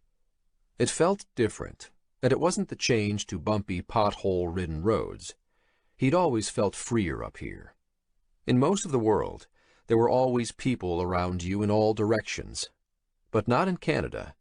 Here you could drive an hour north and know there was open space for 3,000 miles. And that, Jake figured, must be the reason why whomever or whatever Sean wanted him to see was hiding in the north, and why he'd also told him to see Dean. Whatever was up there wanted space, to be alone, or to escape. And up here, you could really escape. Jake was a fugitive now, but with the window down and the wind in his face, he felt calm, at peace. In a way, he was still communicating with his friend. Sean had never been without a plan, some clever idea no one else had ever thought of. It suddenly felt like there was a way for Jake to fill the hole inside him rather than board it over. A purpose. He and Eamon had almost gotten into a fistfight about the trip to Canada. It wouldn't have been their first. Eamon thought he'd lost his mind for wanting to skip across the border at a time like this, that his grief over Sean had driven him crazy. Jake couldn't tell him about the envelope, of course, so he understood his reaction. But while Eamon hardly approved of the trip, he brought Jake the passport within a few hours. Just like that. Jake had called his lawyer before he left, from a payphone at the corner of the garage down the street from the motel where he was staying. He explained that he was with family upstate, said the lawyer should call his brother if he needed to get in touch. The lawyer was adamant that Jake needed to return to New York City. The cops might arrest him if they found out he'd skipped, even upstate. The lawyer added that the district attorney's office was all over Jake's case, high profile, and that the Security Exchange Commission wanted to interview him, right away. And not just for an interview, an interrogation. Jake told the lawyer to push the meeting back by a week and hung up. The call felt like a noose being drawn around his neck, but the next one was worse. He called Elle, knowing there was a good chance she'd pick up only because it wasn't his cell number. She did. Standing in the payphone booth that stank of urine, the plexiglass walls covered in graffiti, with traffic growling past on the interstate, Jake tried to tell his wife how much he loved her. He explained that he was going to see a friend, that it might help clear everything up. She said she was busy, then asked what the noise was. "How's Anna?" She was fine, outside, playing with her cousins. "I love you so much." She needed to go. "I didn't do this, Elle. Sean sent me a package. I have proof." There was a long pause. "What proof?" "I can't say right now, but I'm going to find out." He waited for her to hang up, his heart breaking. But then she said, "Be careful, Jake. I love you too." She started crying as she disconnected. Jake stared at the black plastic receiver in his hand for a minute before he hung it up. "I'm going to fix this, Elle. I promise." Jake couldn't help but replay the conversation repeatedly as the lush countryside slid past outside the window of the SUV. A week had passed since Sean's death in London. The trail, if there was one, was going cold. Cormac couldn't be far from Jake's position. The old man was feeding him good information. "The one with Kale?" asked the pretty girl behind the counter. She couldn't be more than 17. "Yes, the green monster," Cormac replied. "Perfect. That'll be 2 minutes." The girl returned Cormac's smile. "Do you want to pay now or later?" "Now is fine." He reached for his wallet. Cormac drove into Albany to get some decent food. The other Special Forces guys used to make fun of his fixation with health food when they returned from missions and scarfed down burgers and fries. This town was a dump, but it was better than the interstate. One of the worst things about being on the road was the junk food, and an organic smoothie was just the thing to counteract his last fast food burger meal. His partner had lost track of Jake O'Connell in New York. Cormac's employer had informed him that Jake was now in Schenectady, and maybe heading north. He must have slipped out the back with his brother and come upstate to visit his family. It made sense. Cormac wasn't happy with how easily his new partner was fooled. It was yet another sign of his unworthiness. Pulling his wallet from the breast pocket of his suit jacket, he felt his phone vibrate. Holding up one finger, he mouthed, "1 second," to the girl behind the counter and then turned around, limped back a few steps, and pulled out his phone. The encrypted messaging app lit up. O'Connell passed into Canada. Coordinates and details were appended. Cormac arched his eyebrows. He hadn't taken Jake for a runner. This was getting more interesting. Then another message pinged. New target, Maxime Lefebvre. Attached were 3 images of a man's face. Also attached was a new payment. Cormac smiled. Yes, this had become a whole lot more interesting. His phone rang. An unlisted number. Cormac answered. "Hello?" "Mr. Riker," replied a gravelly voice. It was the old man. "I trust you received my new instructions?" "Yes?" "I need to get this cleared up as soon as possible, understood? Additional bonuses for performance." A pause. "I can't stress enough how important this is, Mr. Riker." "We're clear, sir." "I have terminated your partner. His performance was insufficient." This day was getting better and better. "I'm happy to hear that. Do you have any more information for me at this time?" "More will be coming." The line disconnected. Cormac turned to the girl. "Can I get that to go?" Chapter 14. Shenzhen, China. Jin struggled, but her legs were taped to the legs of the chair she was strapped to, her hands bound painfully behind her back. The glare of a floodlight on a tripod nearly blinded her. Squinting, she could make out a camera atop it. Behind that, people shuffled in the darkness. For hours, maybe even more than a day, they'd kept her in here in darkness, tied up. The room smelled like damp concrete, her mouth pasty and filled with dust. She coughed, tried to spit.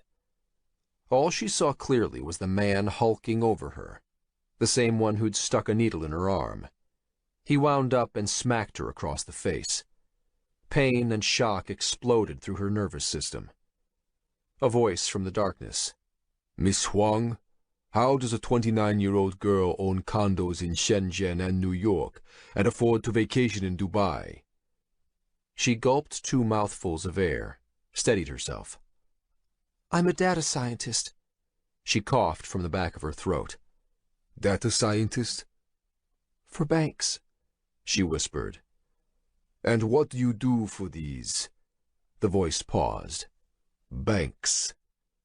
Fraud detection. Jin tried to focus on something other than her throbbing face. She tasted blood. Counterparty risk management. She wasn't sure they understood, but they demanded no explanation. And who else do you work for? The state ministries. Silence for a few seconds. And then the hulking man wound up and slapped her again, harder this time, nearly knocked her and the chair over. We don't believe you, Miss Huang. Why were you logged into the assassin market? White and black spots swam in Jin's vision. She was stunned, but kept her wits. I wasn't, she stammered. That was true. She hadn't ever logged into it. Maybe Shen Shi had from one of their shared laptops. I don't know what that is, she added. Lied. Admitting anything could be deadly. She didn't know who she was dealing with, didn't know what they knew. But it didn't seem like they wanted to kill her. Not yet, anyway. You expect us to believe that? The hulking man grabbed her torn shirt and pulled her close, until her face was inches from his. Who are you working with? So far they hadn't mentioned any groups associated with the Chinese People's Liberation Army, the PLA, or its cyber divisions. Jin felt her face swelling, ears ringing. But she kept a part of herself removed, watching, analyzing. Anybody attached to any of the security ministries would have been able to track down her work for the PLA. So, in an error by omission, these goons had to be PLA, either that or criminals. If they were criminals, she had a feeling she wouldn't be getting this kind of friendly treatment. It would be much worse. By their accents, she was certain they were from Beijing, and that meant, one way or the other, that they were upset about money. The PLA groups she'd worked with were a bunch of nerds, lunchboxers who tinkered with code. This group of goons was a whole different part of the animal. China's cyber world network was so arcane that senior Chinese officials had no idea what was going on with it. It was like trying to explain using a cell phone to a fish. But whoever was interrogating her was listing off agencies with alarming precision. She'd gotten in touch with China's patriotic Red Hackers network after her return to China. A few of her friends freelanced for them. She even attended a law enforcement trade show in Guangzhou to meet people. There she'd met commercial software vendors bragging that if someone named a target, any individual anywhere, they could break into their computer, download their hard drive, record keystrokes, get into bank accounts, even monitor cell phone conversations anywhere in the world. The Chinese bureaucracy encouraged the culture of hacking. It was more of a state-sponsored kleptocracy, from hacking competitions to companies and government corporations employing networks of shared hackers. The force behind it all was the government insistence on maintaining surveillance on everyone and everything. You could criticize it, but at least it was out in the open, even if it was about the only thing out in the open. The man looming over Jin pulled his arm back, his hand in a fist. I'm going to ask you one more time. She tensed up, tears streaming down her face, her breath coming in labored gasps. A part of her mind distanced itself from the beating, but she was terrified. I'm sorry, I don't know what you want. She closed her eyes and cringed. That's enough, said a voice from the darkness. We have what we need for now. We're going to need her. Jin opened her eyes, shaking. The floodlight clicked off, and another light, a bare incandescent one that hung from a wire above her head, came on. It illuminated a rough concrete room with blacked-out windows. 4 other people stood by the door. It wasn't a bunker, though, and it didn't have the feeling of a government office. There was what appeared to be a kitchen in one corner.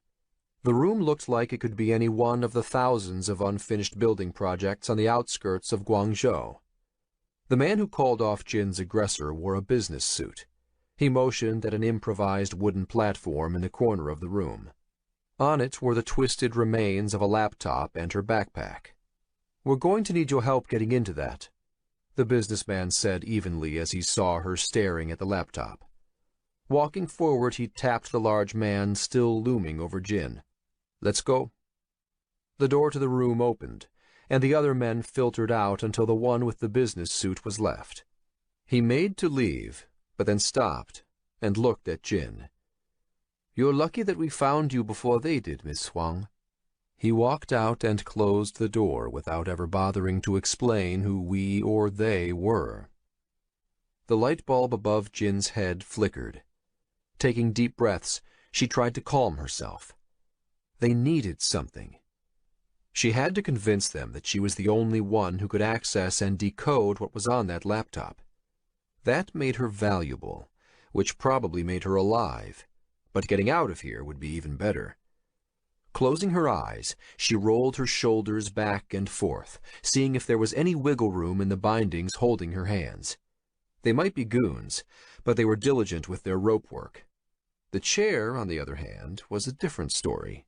She'd been working to loosen its joints for hours. Rocking back and forth, she felt the old wood creaking. Stopping, she listened. No voices in the corridor. Totally quiet, except for her own labored breathing. She tensed her entire body, and with a jolt propelled every ounce of her weight forward. The chair rocked, lifting its weight off the back legs.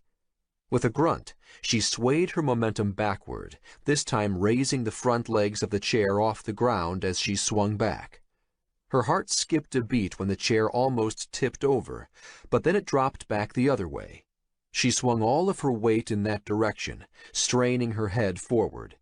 As the chair balanced on its front legs, she pushed downward with the balls of her feet, balancing the chair and herself on her toes. With all her strength, she pushed upward and sprang off her toes, jacking herself into the air with her calf muscles. The chair spun backward and sideways, and as its first leg hit the ground, Jin leaned back with all the force she could muster. The back leg splintered, cracked. Then she crashed to the ground, pain shooting through her arms and shoulders. Her face impacted the concrete floor. Hard. Gasping for air, Jin lay still on her side, electric jolts of agony lancing through her shoulders. Still no voices outside. She pulled on her arms, trying to be quiet, but weeping from the pain. She felt like she'd broken something. With a final pull, the wooden chair cracked apart, its legs and supports disintegrating from each other. Wriggling around on the floor, she separated herself from the bits of the chair and then, bending in half at the waist, pulled her bound hands underneath her feet. Using her hands, she propped herself up onto her knees and then stood unsteadily. Her hands were bound together around a strut of the chair, a splinter of which was still embedded in the knots around her wrists. She pulled this out with her teeth, and the bindings loosened. She wriggled one hand and then the other free, then leaned over and untied her feet. Panting, sweat streaming down her face. She held her breath. Any noises in the hallway? Nothing yet. Got to hurry. She glanced around the room, looking for a weapon, but realized it was futile. Even with a baseball bat, she doubted she could make a dent in the gorilla who'd attacked her, and she didn't have any idea how to use a gun. Stealth was her only weapon. She crept to the door, her stomach in her throat, the only sound her heart banging in her ears. She turned the handle, inched the door open. No voices, no sound of footsteps. She opened the door another inch with one trembling hand, peered into the hallway. Dark. Empty. Slowly, slowly, she swung the door open far enough so she could squeeze out. She had heard them turn down the hallway to her right, so she crept to the left and then started running, her feet scuffling across the dust on the unfinished concrete. At the end of the hallway was a stairwell, the doors not yet installed. She turned into it and jumped down 2 steps at a time. In a blur, she reached one landing, and then the next, one after another until she reached ground level. Stopping to catch her breath, her whole body shaking, she leaned against the bar of the door leading outside, opening it a crack. Sunlight streamed in. Birds chirped outside. But what if they were outside too? Jin pushed the door open, wide, ready to sprint, to fight, but she stopped cold. Wu-Tang? She stuttered. Wu-Tang stood in front of her, on a sheet of plywood balanced between the street curb and the emergency exit.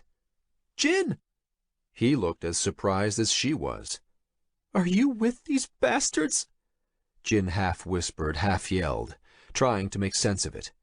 She looked around. Her intuition had been right. It was one of the abandoned half-built high-rises between Guangzhou and Shenzhen. What? Wu-Tang took a step toward her. My God, what happened? Your face! Jin recoiled. Stay back. Down the street was a beat-up green cherry QQ hatchback, fuzzy dice hanging from the mirror. Chen appeared on the driver's side of the vehicle. Come on, let's go! He called out. Chen followed them here, Wu-Tang explained, urging her toward him, holding his hand out. Jin edged forward. Why are you doing this? Why are you helping me? If the goons upstairs found them here, they could all be killed. Wu-Tang held an arm out. Why do you think? The way he looked at her melted Jin's heart. High above in the building, voices started shouting, echoing down the stairwell behind Jin. We have to hurry! Chen yelled from the car. More voices, outside the windows, louder this time. Jin jumped across the plywood platform and grabbed Wu-Tang's hand. They ran down the street and she jumped into the back seat of the car, Wu-Tang jumping into the front. Shouts erupted above their heads. Chen already had the car in gear and he stomped on the accelerator, peeling out in a haze of blue smoke. Chapter 15 Kahnawake Mohawk Reserve, Southern Quebec. We're 21st century Mohawk cyber warriors. Check it out. Dean Albany beamed at Jake, spreading his arms wide. Not bad for a bunch of redskins, huh? Around them, thousands of servers hummed inside sleek black cabinets. Air from the cooling fans blew a breeze into Jake's face. Fat packets of blue wiring snaked overhead. Everything was perfectly squared away, state-of-the-art. They stood in Server Room D of MIT, the Mohawk Institute of Technology, in the Kahnawake Indian Reserve, on the other side of the St. Lawrence River south of Montreal Island, about an hour north of the U.S. border. Jake smiled. Not bad. Kahnawake, he pronounced it Kahnawake, is a lot different from the last time I saw it.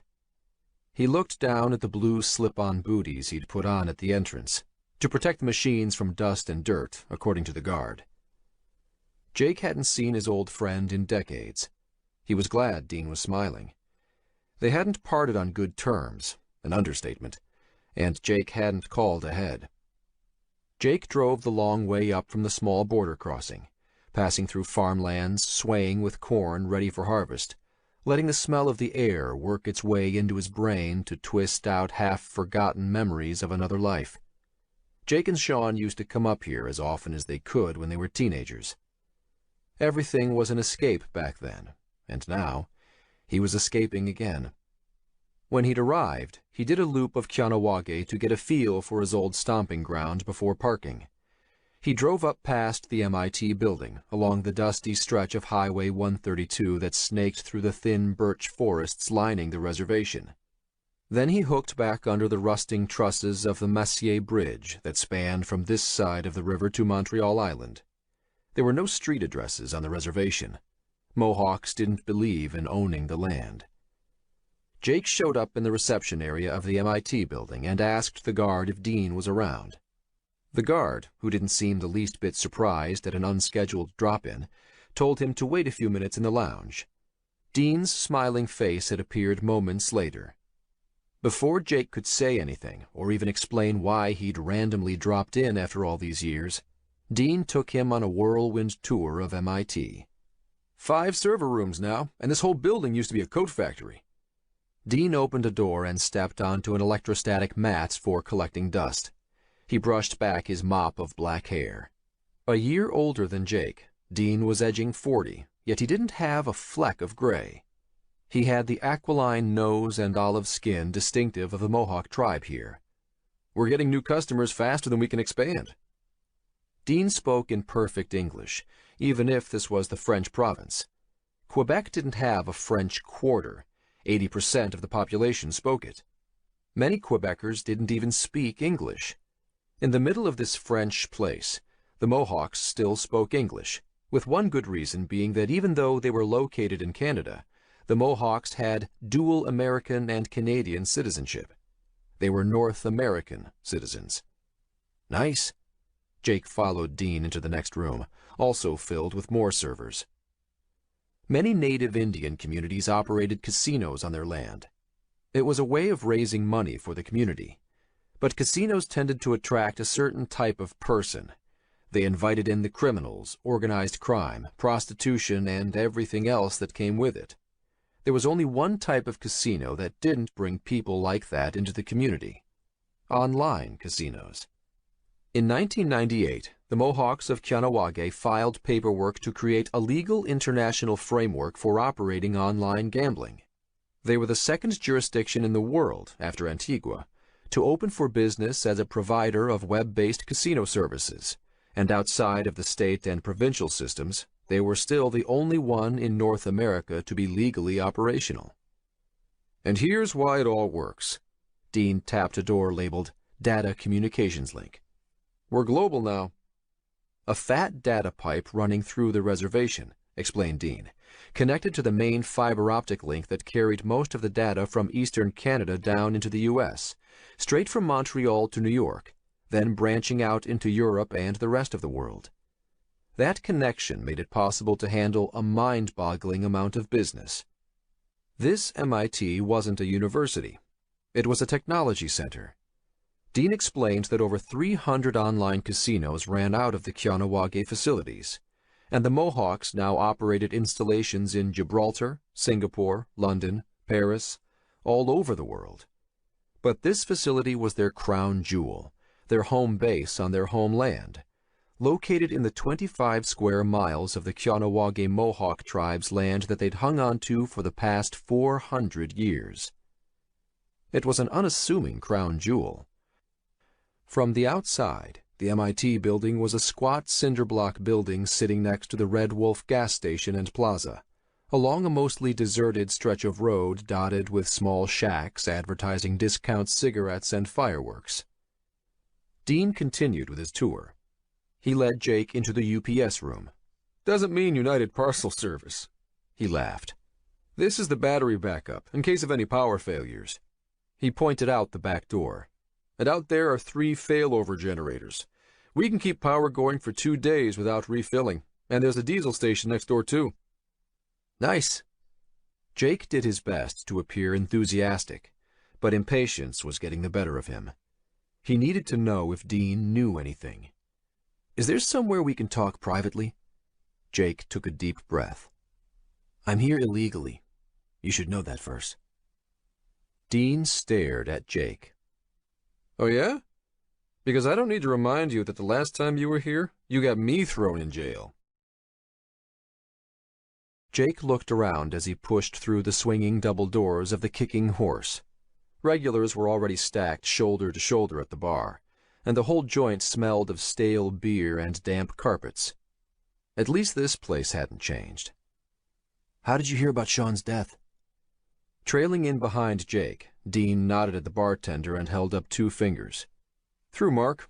He was doing steel work on a building upstate. He led Jake to the side of the bar where their 2 Budweisers were delivered. He found out from Sean's aunt. You know the one. Jake nodded.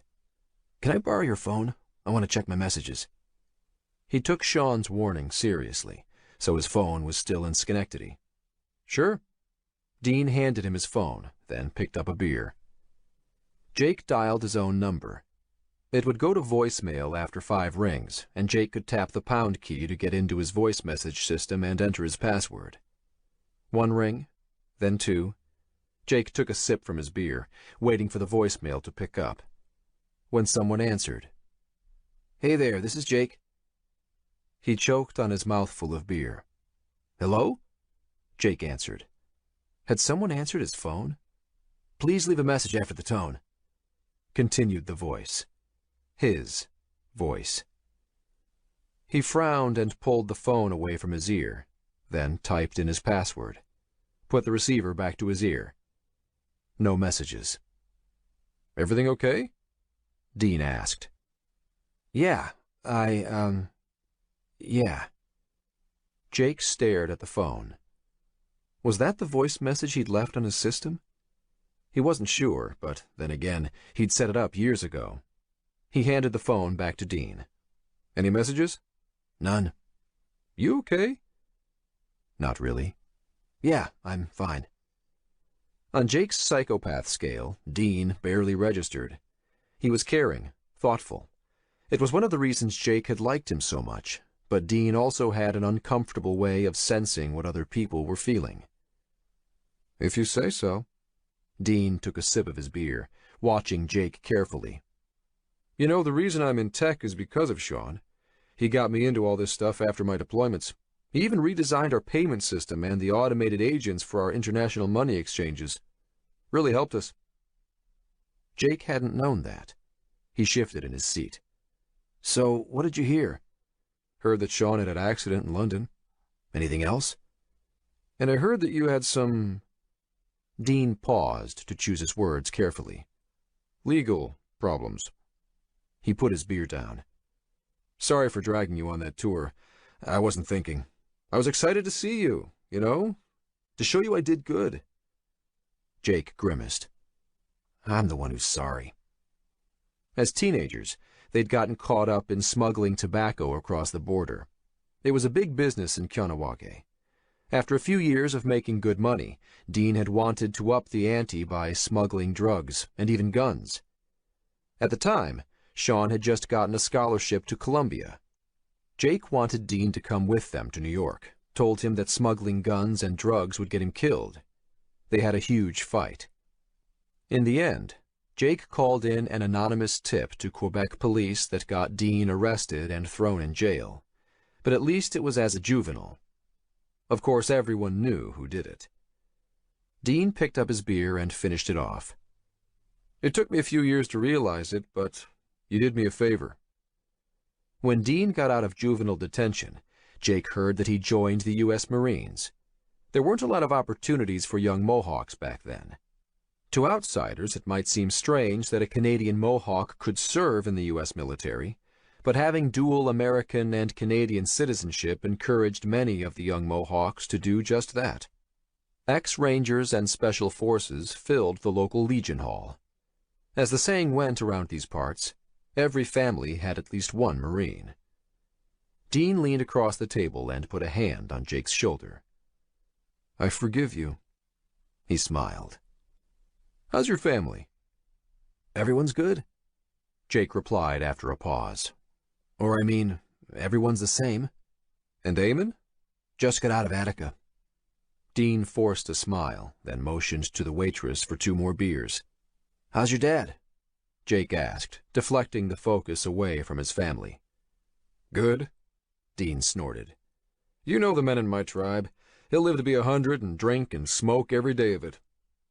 Jake smiled. He did know. Dean's grandfather was born in 1866, before the Battle of Little Bighorn, even before the formation of Canada. He'd fathered Dean's dad when he was 70 and lived to be 106. Dean's curious surname, Albany, came from his grandfather, who was born on a train between the stations of Albany and Schenectady. Mohawks had no surnames, but one had been given to the child on his official birth certificate. Albany. Over 40 people in Kahnawake now shared the name. In an indirect way, Dean's surname was the reason Jake and Dean became friends.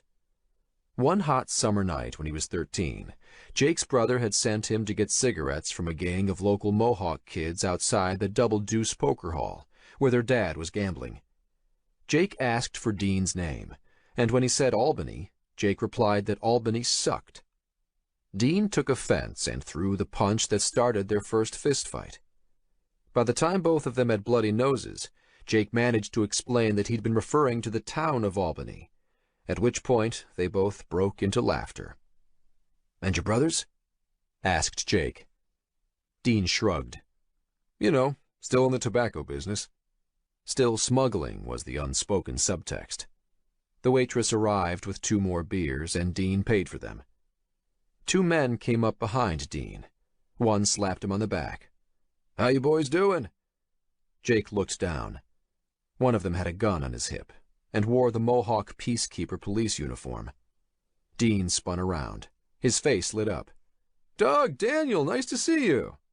The guy who wasn't in uniform turned to Jake and held out his hand. "Doug Hammer." The Mohawk Peacekeeper policeman held out his hand as well. "Peacekeeper Daniels." "Pleased to meet you." Jake shook both hands. Mark Smith." Dean frowned, but let it go. "Doug here's our local RCMP junior liaison. Helps run community activities with the kids. Even coaches one of the Kahnawake soccer teams. And Officer Daniels," Dean smiled. "Heck, I served in the Marines with this bastard." Peacekeeper Daniels smiled. Jake did his best to smile back. "Nice to meet you," Doug said to Jake. "Listen, didn't mean to barge in, and we gotta go. See you at your place later?" He added to Dean, clapping him on the shoulder. They both turned and walked out the front door. Jake waited for them to disappear through the doors. "I thought there were no outside police here. Isn't the RCMP like the FBI of Canada? What's he coming to your place for?" "Relax." Dean turned to Jake. "He's not here as an officer. He's the junior liaison, working with the peacekeepers. And he's dating my daughter." Jake almost spat out a mouthful of beer. "Your daughter?" Dean grinned. "She's joining the Marines next year." Jake hadn't even known that Dean had children. "We have some catching up to do." Dean took a swig from the new beer. "She's 17. I found out her mother was pregnant with her after I signed up for the Marines. I always tell her that by the time I was 19, I'd crossed the Indian and Pacific Oceans twice, done 2 humanitarian missions. She wants to be like her dad." Shaking his head, Jake offered up his beer bottle for a cheers. "Congratulations." "I heard you have a little one." "Yeah." Jake smiled, but felt his insides drop away. Dean had a family, just like he did. Did he have the right to drag Dean into this mess? Sean's note said that Dean might be able to help him. But how? Had Sean talked to Dean? Jake put his hand in his jean pocket, feeling the 2 memory keys. One from Sean, one from Donovan, and his Silver Eagle dollar coin. It was time to lay things out. "Dean, I'm not supposed to be here. I'm out on bail from the rape charges, and the SEC is investigating me and the Atlas fraud. They already arrested my boss." A tiny grin crept onto Dean's face. "You ain't standing on Canadian or American soil now. You're in the Mohawk Nation." Jake understood what he meant. This was sovereign territory. They had their own police force, the Peacekeepers, as well as their own unofficial militia, the Mohawk Warriors, to defend themselves and their land. A few years ago, the Canadian government had tried to ride roughshod over Mohawk burial grounds. Tensions escalated, leading to an armed standoff between the Mohawk warriors blocking the roads and bridges into their territory and the Canadian military. Eventually, the Mohawks had won the day. The warriors were an active and important part of the community. "Did Sean talk to you lately?" Jake asked. Dean shook his head. "Because Sean asked me to come and talk to you," Jake continued. "And he told me to go up to an address up north." "What did he want you to talk to me about?" Jake reached into his pockets and produced the 2 memory keys. I'm guessing that he knew I'd need help figuring out what's on these. Dean nodded and reached for them, but Jake pulled back. One of them is from Danny Donovan, something he asked me to hide. There's a federal investigation into Atlas. Might get nasty. Sounds like fun. Dean grabbed them. You mean your boss, the guy they arrested? Yeah. He said that Sean did some work for him before Anna was born. I think Sean did it to help me out, but he didn't say anything. Donovan said it's why he gave me the job in the first place. That sounds like Sean. Dean inspected the memory keys. Did Donovan say what it was? I looked, but all I understood was a listing of a bunch of shell companies. Most of it seems to be directories of software, and I have no idea how to interpret it. The other one, the black one, that's from Sean. From Sean? Dean held the memory key up. He gave you this before the accident? Jake looked straight into Dean's eyes. That was no accident. And he's not the only one who's dead. He pulled Vidal's death certificate from his pocket. Chapter 16. Northern Quebec. No offense, buddy, but you're gonna need warmer clothing. There's nothing up here but black bear and caribou to Russia, The pilot said in his thick French-Canadian accent, erupting into a phlegmy smoker's laugh. Jake could barely hear him over the roar of the plane's engine. He peered out of his side window. Thousands of feet below, a carpet of green forest and blue lakes swept by. He'd read somewhere that Canada had 3 million lakes, more than anywhere else on the planet. The pilot skimmed underneath a ceiling of clouds that dotted the sky to the horizon. The Super Cub bush plane was at least 30 years old, a 2-seater, the pilot in front and Jake in back. With floats on, it topped out at 90 miles an hour, but it was the best Dean could come up with on short notice. "She's old, but she's reliable," the pilot said, patting the instrument panel. "Just how I like my women." Another throaty cackle. He said something else, but Jake couldn't tell if he was speaking in English or French. Sounded like a mix.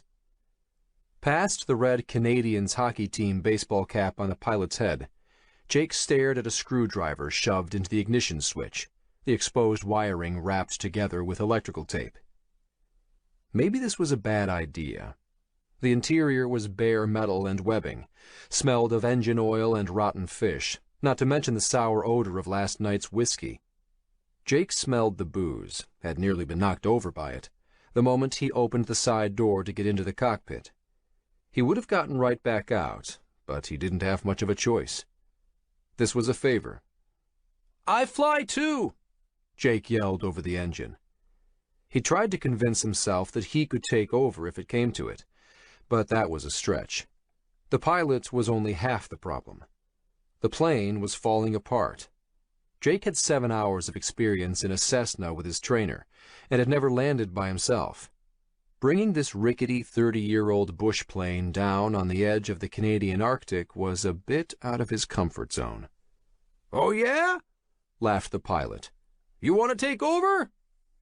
He let go of the flight stick between his legs and made as if to unbuckle his straps. "No, no!" Jake shouted, alarmed. But from the roar of laughter up front, he realized the old guy was kidding.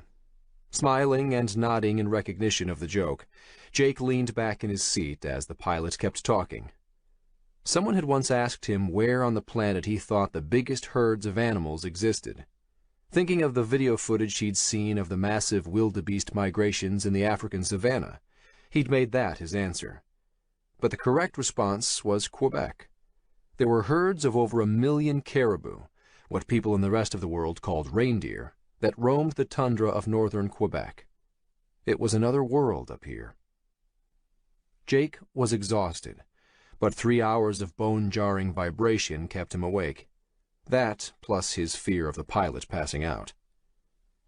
Viegas's death certificate had convinced Dean that Sean's death had been no accident. Jake told him that the doctor and nurse who signed it had left the hospital, that there was no record of them anywhere else he could find. The only other option was that the certificate was a fake, and if so, Why would Sean have sent Jake a package with a fake death certificate in it, telling him to go off on a wild goose chase? No, they both agreed that it was all connected. The Mohawk Nation never forgot their own, Dean had assured him. They'd find a way to help. At one of the summer powwows 20 years ago, a school bus bringing in grade school children had jumped the concrete curb of a low bridge spanning a small river leading to the event. The bus had flipped over and capsized into the water. Jake and Sean had been hiding under the bridge smoking a joint when it happened, and before he knew what he was doing, Jake had plunged into the frigid river. He and Sean pulled 7 Mohawk children out before anyone else got there, probably saved the kids' lives.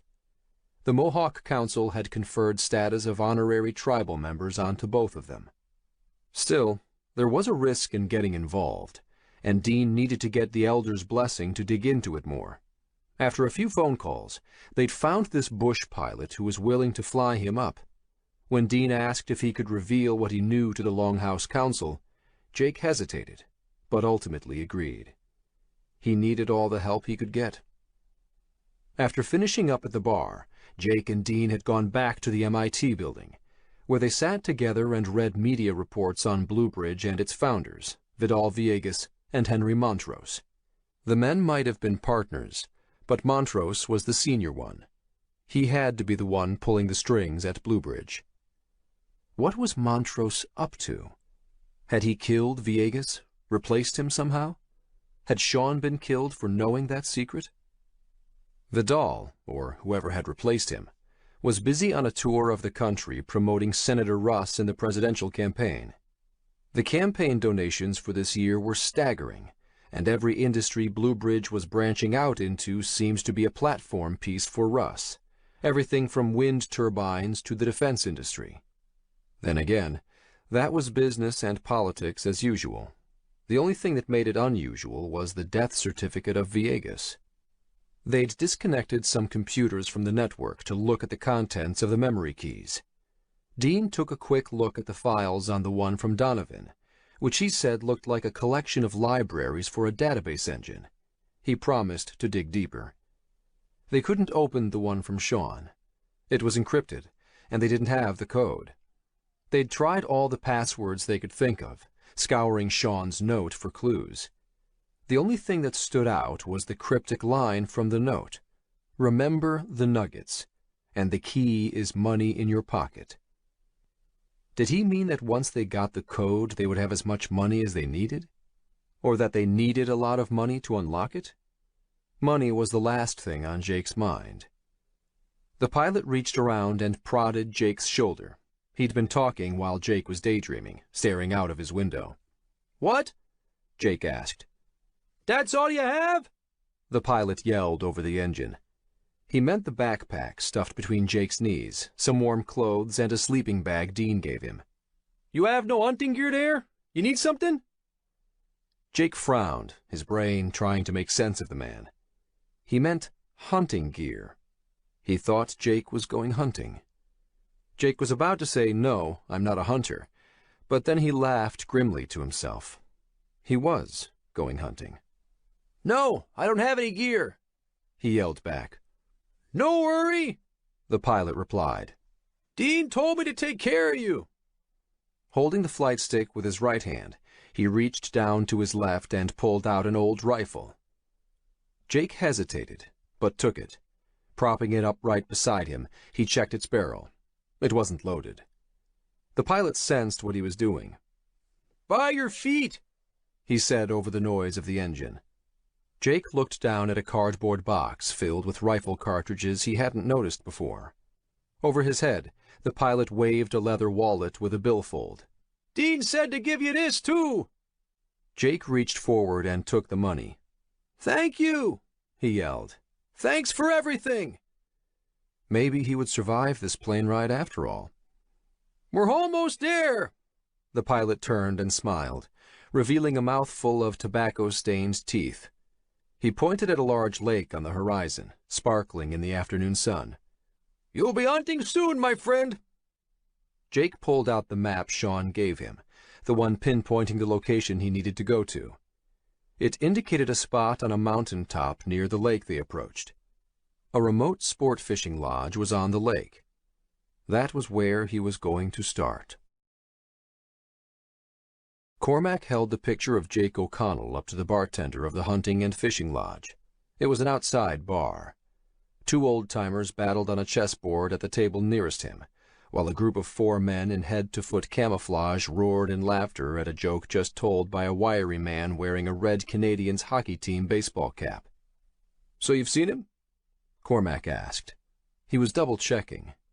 The old man had called him in the morning, giving specific instructions that Jake O'Connell would be coming to the Bear Mountain Lodge. He was a weirdo, sure, but the old man was never wrong. Not when he was this specific. The bartender took the picture and studied it. "Yeah, he arrived a few hours ago. John flew him in." The bartender nodded at the wiry man in the Canadiens baseball cap. He frowned at Cormac. "I didn't know you were coming. The boss told me not to expect anybody else for the day." Cormac smiled his goofiest grin. "Sorry, getting away from the wife and all. This was a last-minute thing." He turned and inspected the man in the Canadiens baseball cap. "Nice ride." The bartender nodded at the Cessna 185 Cormac flew up in. It sat at the end of the docks next to the rusting old Super Cub and a more modern Bombardier 6-seater. As the sun set, a beautiful orange and pink sky erupted on the horizon over the mirror-still lake. Cormac made it just before dark. It took longer to rent a float plane in Montreal than he'd anticipated. No valid pilot's license under the alias he was using, but a big wad of cash could fix nearly any problem. "Is Jake staying here?" Cormac nodded at the main lodge. Frowning, the bartender shook his head. "No, he headed up Montagne d'Ours, to one of the cabins we rent up there." He pointed to the right, to a forest trail leading up a steep incline. "Bear Mountain," he repeated in English. "It's a good 2-hour hike up. All the ATVs are gone already." Right. Cormac took back the picture. "I've been trying to catch up with my buddy all day. Thought he might be staying at the main lodge tonight. You could ask Jean, he might know more." The bartender pointed at the pilot. Cormac glanced at the table of men again. Apart from them and the older-timers finishing their chess match, only 2 other men sat at the other end of the patio overlooking the lake, quietly watching the sunset. The hunting and fishing lodge looked like it could accommodate a dozen rooms. It didn't seem full, maybe 20 people, including staff. No roads in or out. "Sure, that's a good idea," Cormac replied, looking at the 3 float planes moored at the docks. Those were the only escape routes. "Your other friend got here last week," the bartender added. "Huh?" Cormac was still staring at the planes. "Your other friend, the one with the long hair?" "Long hair?" "Tall guy? Lanky?" The bartender nodded. "That's right. Your friend was asking about him."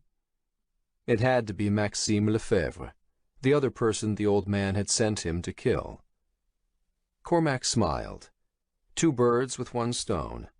His lucky day. "Perfect."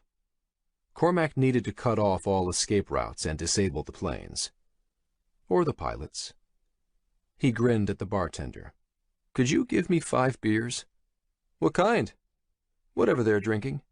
Cormac nodded at the table where Jean sat. Jake had at least several hours on him. It didn't make any sense to try and climb up there tonight.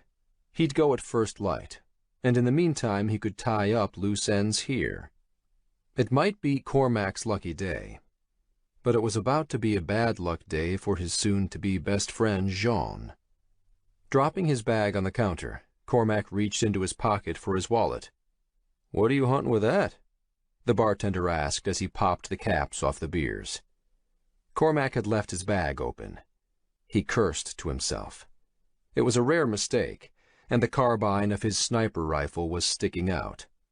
Pulling it shut, he replied, "There's some big game out there," with a smile.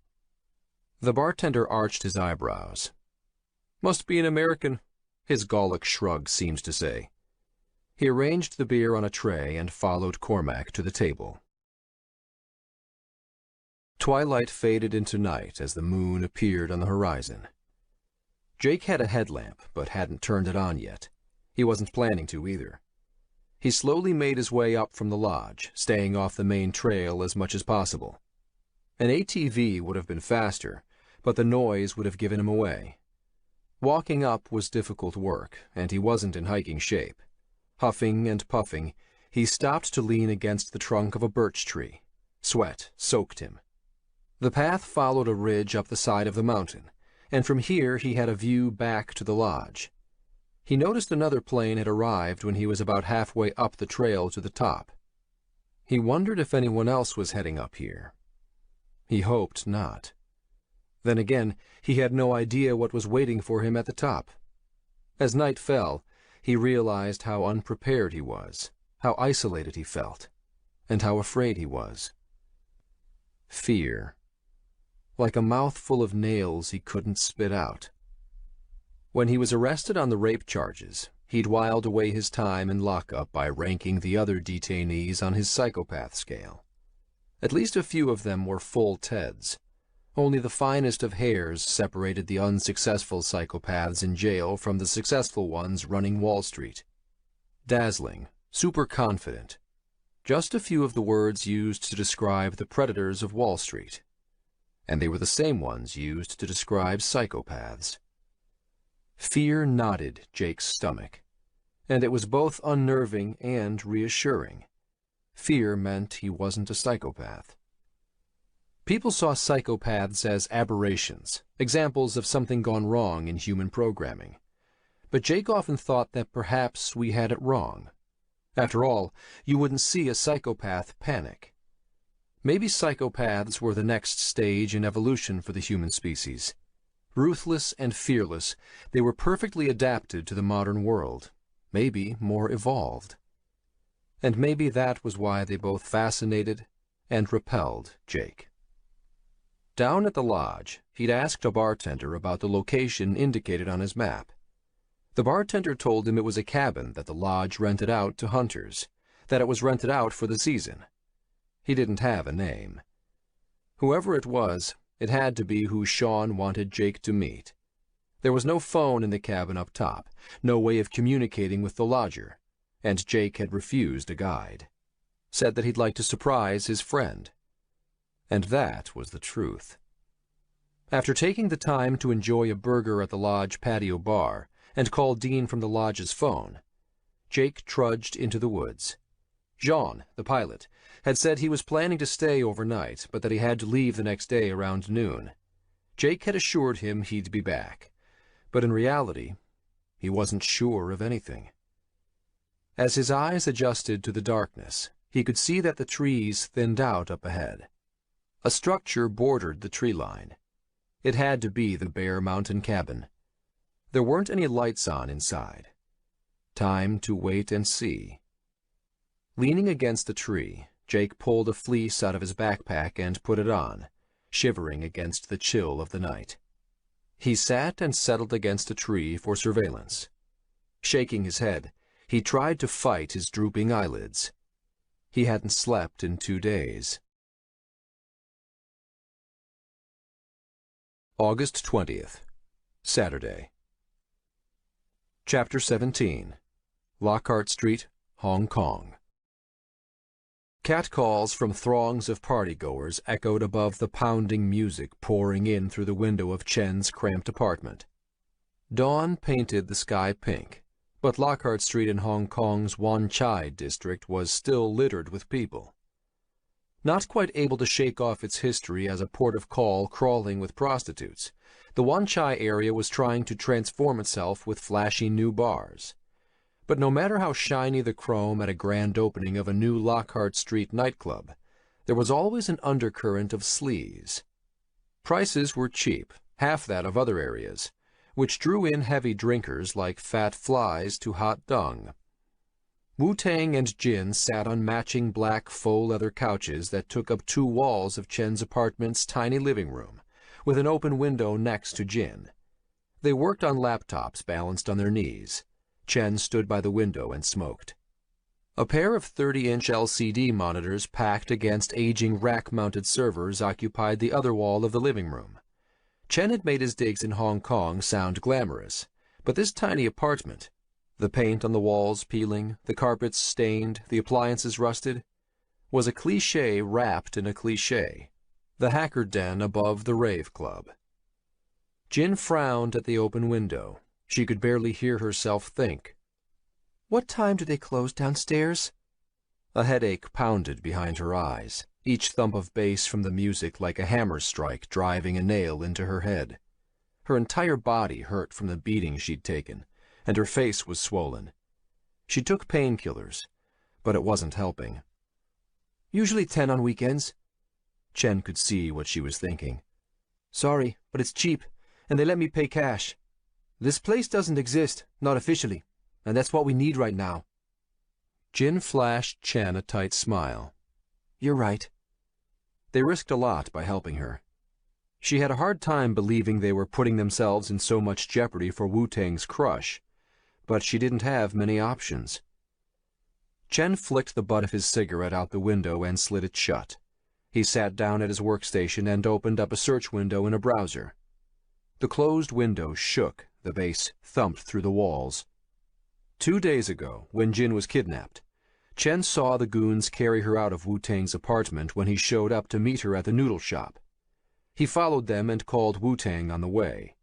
After scoping out the building for a day, they were about to try and sneak in when she suddenly appeared in front of them. After they all jumped into Chen's car, they raced downtown, then abandoned the car and jumped into a series of commuter buses, hiding themselves in the rush-hour crowds. After taking the 113 bus out to Shako Terminal, they took the ferry into Hong Kong's main port, the path of least surveillance, Chen had joked. When they arrived at Chen's place, the first thing Jin did was go back and try to log into the assassin market, but the Darknet service had disappeared. Wu-Tang said that autonomous corporations spawned themselves, morphing into new entities and leaving their old shells behind, a tactic to evade authorities. To access it again, they'd need a new set of credentials. Even then, cracking the anonymity shield would require the resources of a government-sized organization like the NSA. The autonomous corporation wasn't about to expose any of its clients. But while Jin could no longer log into it, she could research how the assassin market operated. The information was freely available on the web. Anyone could place an initial bounty on the head of any person in the world, and others could add to that amount. Bettors placed wagers, at least 10% of the current pool, on when that person would die. When the target died, the person with the closest bet won the pool, with the time of death independently verified by media reports online. A dead pool. The idea had been around for a long time, but the assassin market was the first time an autonomous corporation was used to implement it. The CIA were investigating the Darknet entity for several killings in the past year, but nobody had been able to shut it down. Oh boy, Chen exclaimed from his workstation. What? She had her attention on an assassin market article in Forbes magazine. Chen closed the window he had open on his screen. Nothing. This wasn't the time to be secretive. What? Jin insisted. She looked at him. I saw a news story about Chen Shi's death. Doesn't matter. Show me. Why did Chen look so awkward? Open it in our shared workspace. Chen pursed his lips and grimaced. Okay, but stay calm. He clicked a link on his screen, sending the article into the workspace they shared between their machines. A video opened on Jin's screen. It was from a security camera in the hallway when Shen Shi fell into the elevator. Jin took a sharp intake of breath, blood draining from her face. The video showed the elevator doors open, Shen Shi turning to Jin as he chatted with her. Then it looked like Jin pushed him. She reached forward as he fell into the elevator shaft, then pulled back. The headline of the news article, Jin Huang charged in brutal death at Shenzhen High-Tech Incubator. Suspect now on the run from authorities. I didn't push him. It's just the angle of that video. Jin began shaking, tears coming to her eyes. Shut that down, Wu-Ting told Chen, reaching to put an arm around Jin. I know you didn't, he whispered. The video image disappeared from their shared workspace. Tears streamed down her face. I tried to grab him. That's why I moved forward. I know, Wu-Tang repeated, squeezing her. Come on, we had to expect this. Jin nodded, wiping the tears away with the back of her hand. What do you know about spoofing? Wu-Tang asked Jin, changing the topic. Spoofing? Jin breathed in and out, still shaking. You mean like faking an email address? Yeah, but not just with email. Wu-Tang opened a web definition on his laptop screen and pointed at it. A spoofing attack is a situation in which a software program masquerades as another by falsifying information to gain an advantage. Wu-Tang's Tor browser pinged. He was in the middle of arranging a video chat session with his gamer friend Sheldon. Clicking his browser, he sent the video call to Chen's workstation so they could use one of the large monitors on the wall. Chen clicked the monitor on. We think someone's spoofing people, and I mean really spoofing people. A window sprang open on screen labeled Sheldon. Really spoofing people? Jin tried to erase the image of Shen Shi falling into the elevator shaft from her mind. And by that you mean? What he's talking about, came a voice from the computer speakers, is that software doesn't just masquerade as another computer, but masquerades as a person. Wu-Tang pointed one hand at the computer screen, and the other at Jin and Chen. I'd like to introduce you to Sheldon. This is the guy I was talking about on the ferry, the expert in artificial intelligence. A pleasure to meet you. The image on screen stabilized into a thin, boyish face with shaggy blonde hair above day-old stubble. Chen nodded hello at the camera on top of the screen. So you're the chatbot expert? Wu-Tang nodded. He's the reigning Loebner Prize winner. He was the first guy to beat the Turing test. He narrowed his eyes. Or I mean, to write an automated agent that beat the Turing test. The Turing test? Jin asked. You mean convincing people that a machine they're chatting with is a person? On screen, Sheldon raised his hands. It was a watered-down version of the test. I only convinced 11 of the 30 judges, and I gamed it by making my chatbot a 13-year-old. When Jin didn't respond, he added, I mean, my chatbot didn't need to be a genius or anything. Bots have been tricking people for a long time. Love bots and online dating chat rooms have been fooling people into thinking they're real humans for years. He still beat the Turing test for the first time. Wu-Tang turned to Jin. This guy's famous. So you think someone is spoofing people? Jin pulled her mind fully into the conversation. Like identity theft? Sheldon's head nodded on screen. Taken to the next level. Like the attacker that does a network analysis of your social media and figures out who your best friends are, then spoofs emails from them to you, starts a dialogue. The best hacking is done through social engineering. Social engineering? You mean using social interactions to extract information? Sheldon nodded. I did a statistical analysis of the data Chen shared with me. He looked away and fiddled with something on his side. And it seems you have a sophisticated bot masquerading as a human in those communications. Usually this kind of attack requires human intervention, but in this case, it's being done by a machine. Tables and graphs replaced Sheldon's image. Jin looked at Chen, who shrugged. She hadn't told him he could share the data from Shenshi's laptop, but then again, desperate times called for desperate measures. So you're saying that someone is using a fancy chatbot to extract information from people? She asked. In a nutshell, yes. Sheldon paused. And it's linked to the identity theft ring Shen Shi investigated for Yamamoto. Was that why they were killed? Had he been on the verge of exposing a hacking scheme the PLA used to steal money? But if they were the ones responsible for killing Yamamoto and Shen Shi to hide their plan, why didn't they kill her? Why kidnap her and ask her questions? Also, she could imagine the PLA doing away with Chinese citizens, but killing a foreign national like Yamamoto, the head of Japan's largest financial fund? The repercussions seemed too risky. But maybe, if it was for enough. How much money are we talking? Impossible to estimate, but a lot. Sheldon shook his head, then started nodding. A whole lot. So this chatbot is messaging and emailing people, making them think that it's a person? Not just that it's any person, but a specific person, Sheldon pointed out. Whoever is running this, they amass enough information about someone to mimic them. And not only through email, I think this thing is making telephone calls too. It can hold a live telephone conversation? Sheldon looked squarely at Jin. How can you know that you're not talking to a machine right now?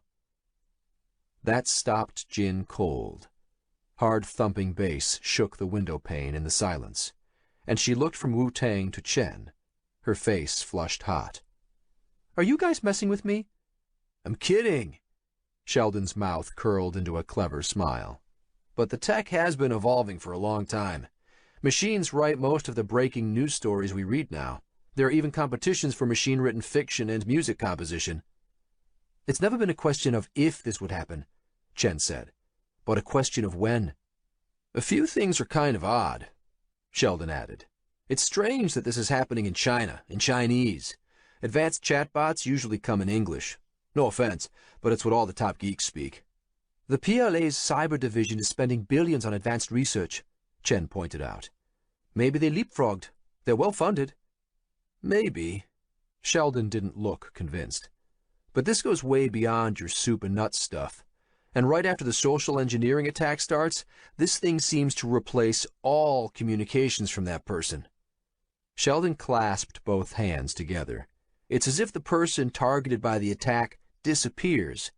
He pulled his hands apart. After the machine takes over. Chapter 18. Bear Mountain, Northern Quebec. Who are you? What? Jake mumbled. Who are you? Jake opened his eyes to find the barrel of a gun in his face. He recoiled and banged his head against the tree behind him. Cursing, Jake put his hands down to steady himself. He must have fallen asleep.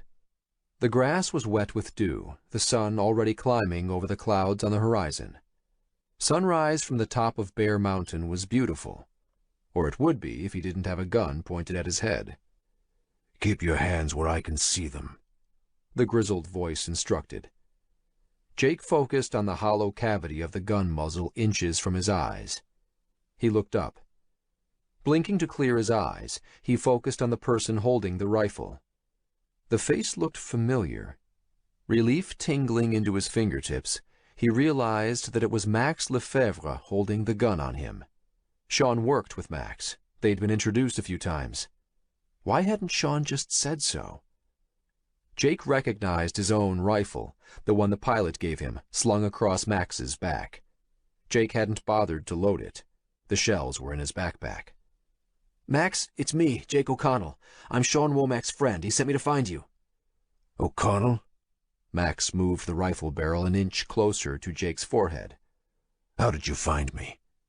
Spit flew out of Max's mouth. His arm holding the gun shook. You got 20 seconds to explain before I blow your head off. Is there some sort of tracking chip in me? When Jake didn't respond right away, Max pushed the muzzle into his forehead and yelled, Tell me! Sean sent me a map. The veins in Max's neck flared.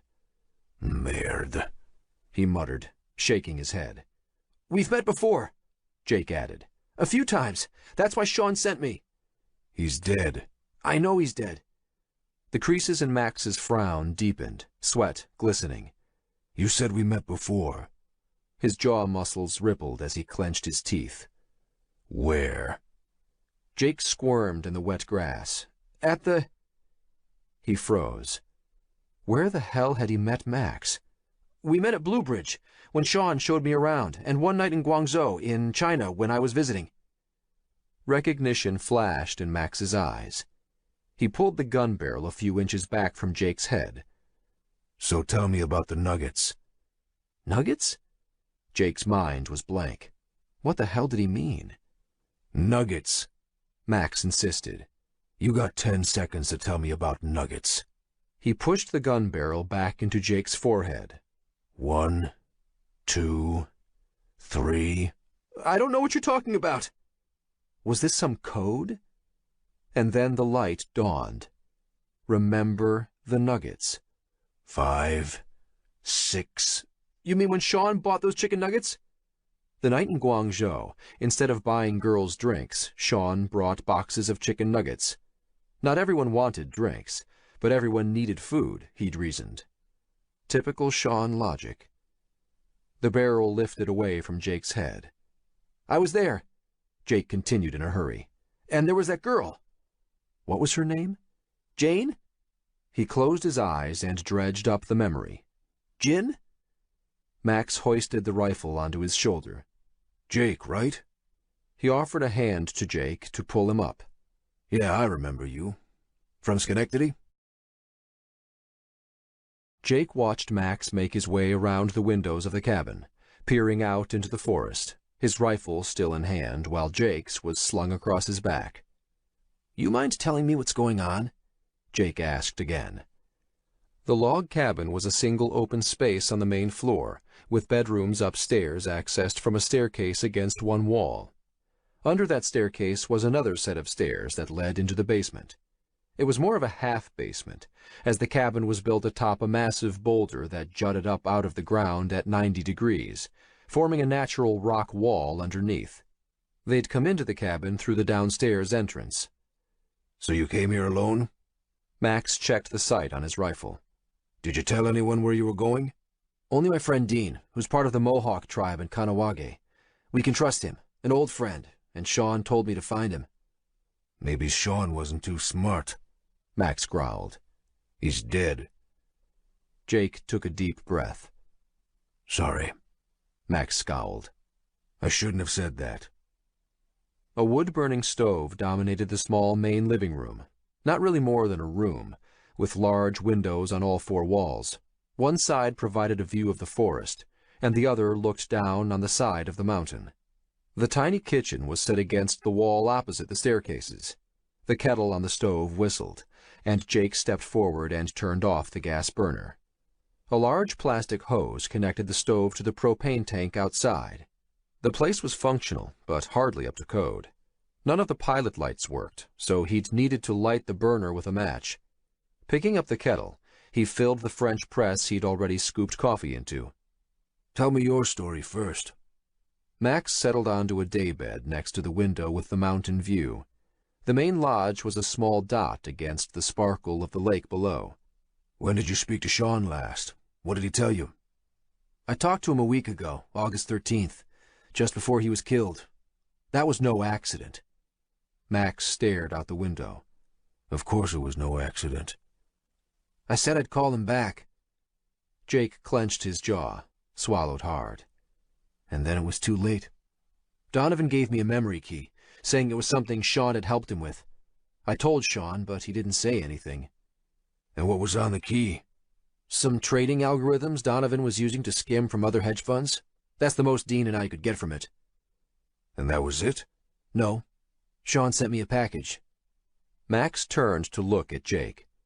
He sent you a package? Like in the mail? "Not directly to me. He sent it to our foster care worker from when we were kids, probably so nobody could track it." Max returned to looking out the window. "It had another memory key in it," Jake continued, "but its contents are encrypted. No idea how to crack it yet." He stirred the coffee and water in the press and put on the cover. "Did Sean give you the encryption key for it, or do you have any idea of what it might be?" No, and no. Max wagged his head from side to side. But it might be good if I could have a look.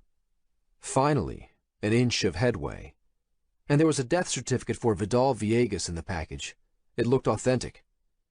Max exhaled slowly. I can explain that. He leaned his rifle against the wall and put Jake's beside it. With a final glance at the lodge below, he got up and walked toward Jake. Is that coffee ready? "I think so." Jake pushed the plunger in the coffee press down. "So what's with the Villegas death certificate?" Vidal Villegas died over a year ago. Max replied without hesitation. The answer was so straightforward and matter-of-fact that Jake was taken aback. He expected some long-winded explanation, some fudging of the details. Max stared straight at Jake as he spoke. There was no dissembling, no wavering. "So who was it that I ran into at Bluebridge last week?" The plunger reached the bottom. That wasn't Viegas you met. Body doubles. Montrose and Viegas used them all the time to attend charity events, show up places they didn't want to be. He was obsessed with productivity, wanted to automate everything. Do you know how many employees we had at Bluebridge? Jake did an off-the-cuff calculation in his head, based on other hedge funds he knew of. I don't know, 1,000? Not even 100, including administrative staff. Bluebridge has seats on the board of directors of 400 companies. Did over 1,000 financing deals last year. Wonder how that's possible with less than 100 employees? 400 companies? The information staggered Jake. All hedge funds were secretive, and Bluebridge was in a class all its own. But what Max was telling him didn't make any sense. That's not possible. Then he remembered how empty Bluebridge headquarters was when he stormed in on Viegas. Automation, Jake. Remember that social media company with 50 employees and 500 million customers that sold for $10 billion? At Bluebridge, we did the same thing, but with financial systems. Like automated trading? More than that. We started using smart messaging responders that wrote emails for us. Became a normal part of our internal process. Montrose funded a whole research project in Eastern Europe. What does that have to do with Sean or Vidal? We were already using automated agents to make trades and negotiate simple deals, but Montrose had us start using them to virtually attend board meetings. We weren't even the first corporation to assign an artificial intelligence to a board of directors. A venture capital firm did it back in 2013. Montrose took it to the next level. Jake wasn't making the connection. But what does this have to do with Vidal dying? A year ago, in the middle of the CodeCom merger, Bluebridge's biggest ever, Viegas had a heart attack. Montrose went nuts. Vidal was central to the deal. They told us not to tell anyone. We used the autoresponder to answer all of Vidal's emails. It copied his style, his habits. Then Montrose used the agent to attend the contract meetings remotely, using it to simulate Vidal's voice. And nobody found out? Jake found it hard to believe. That place. Max shook his head. You know how secretive they are. Nobody ever saw Montrose or Vidal in person. Sean and I were on their core technical team with 4 other guys. Nobody else knew, at least not at first. After the CodeCom merger, Montrose was ecstatic. The digital Viegas was even better than the real one, he said. We all started using the system, creating these digital clones that could attend meetings for us, do emails. Montrose loved it, said he could be in 100 places at once. Every possible operation inside of Bluebridge became automated when Sean started the Autonomous Corporation program. Autonomous corporations? You mean without people? Max nodded. Semi-intelligent software entities operating on Darknets. Sean used Montrose's money to pioneer a program of them. Sean could appear reckless to an outside observer, but he was always careful, meticulous. This sounded dangerous. Jake shook his head. Why would Sean do that for Montrose? Your friend Sean was an idealist. He was working to create WorldCoin, a cryptocurrency that would pay everyone alive on the planet a world citizen's dividend, as he called it. Max rubbed his face. He wanted to replace the global currency markets with it, dreamed of a perfectly democratic one-world autonomous government that would be incorruptible. The grandeur of the vision sounded like Sean. Jake smiled sadly. An impossible dream for other people, but for his brilliant friend, just another system to be implemented. Sean thought he could generate an $800 billion annual budget, continued Max, for social programs by capturing inefficiencies. He saw what we were doing at Bluebridge as a first stepping stone to his grand plan for solving the world's problems. Jake tried to absorb what Max was telling him. And this was all done at Bluebridge? We took a lot of off-the-shelf tech and wired it together. Autonomous trading agents, chatbots, natural language recognition, machine vision. Montrose had more money than God. By the time Sean was finished with Bluebridge, you'd think there were 2,000 people working at the company. And Montrose cooked the books to make it look like there were. The shareholders loved it. Everyone knew something odd was going on, but nobody wanted to know the details. The pieces were fitting together. Tens of billions of dollars were at stake. So Villegas died and Montrose covered it up. And now Montrose is trying to cover his tracks, take everything for himself? Greed made sense. From his time on Wall Street, he knew it had no bounds. I don't know for sure. I know that people at Blue Bridge started disappearing. At first Montrose paid the programmers to stay quiet. Then some of them left, one by one. I tried to contact them, but they went off-grid. Paid to stay dark? Maybe. Maybe. Maybe worse. Max went back to the window and peered down at the lodge again. I don't know. Something dawned on Jake. You keep talking about Montrose in the past tense. I don't think you get it. It's not Montrose who killed Sean. Not directly, anyway. Who did then? Not who, Max said slowly. but what. Much easier to get a machine to do something illegal than do it yourself. You're one step removed, like those high-frequency traders using machines to front-run for them. At the core of Blue Bridge is the capitalization system. It figures out what will make the most money for shareholders. It makes trades, hires and fires, negotiates deals. He paused. Engages in contracts. And Sean didn't like the turn his grand dream had taken. He was about to blow the lid off. So you're saying Sean was killed because he was going to expose Montrose and Blue Bridge? Max nodded and shrugged at the same time. I got the hell out of there. We built a bridge from the digital to the real world, from the machine world of bits and bytes to our world of flesh and blood. The Blue Bridge network doesn't see a difference between the two, and it certainly hasn't been trained in ethics, or not the sort you'd agree with. Can't we expose Montrose? Shut it down? I still don't think you understand what's happened. Max walked back to the window. I think Montrose is gone. The only thing left in charge of Blue Bridge is Blue Bridge itself. Jake stared at Max, waited for some telltale smirk, a shrug that hinted Max was guessing. But Max stared back at him without blinking or wavering. If anything, his face hardened. A tingling sensation crept from Jake's scalp, down his back and out to his fingertips.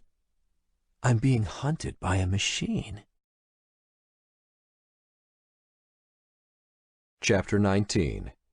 Bear Mountain, northern Quebec. More coffee? Max asked. Jake shook his head. Another cup and I'll explode. Max seemed to drink a cup every 10 minutes, his nervous energy filling the room. Jake expected this wasn't unusual behavior for him. He saw why Max had gotten along with Sean. The two of them must have bounced off each other like jackhammers, sitting up here in the woods, with no network connections, no stream of information, with nothing to do but stare out the window. It had to be driving Max nuts. And maybe Jake could use that to his advantage. The funny thing was that in any other situation, Jake would have loved the place. Sitting at a breakfast table beside the stove, looking over the green forests leading down to the lake below, he imagined himself up here on vacation with Elle and Anna. The thought was excruciating. His old life had been torn away from him. Maybe he could get it back by redirecting some of that energy that was crackling into space around Max. Use him to fix this. Instead of running blind, Jake could start to figure out how to get out of this situation. Jake was still hunted, but at least things made sense. Why Sean was killed, why Donovan thought Blue Bridge set him up, why Jake was framed by his coworker. Blue Bridge was covering its tracks, embedding them into its web of deceit. The first step to beating an opponent was understanding the situation.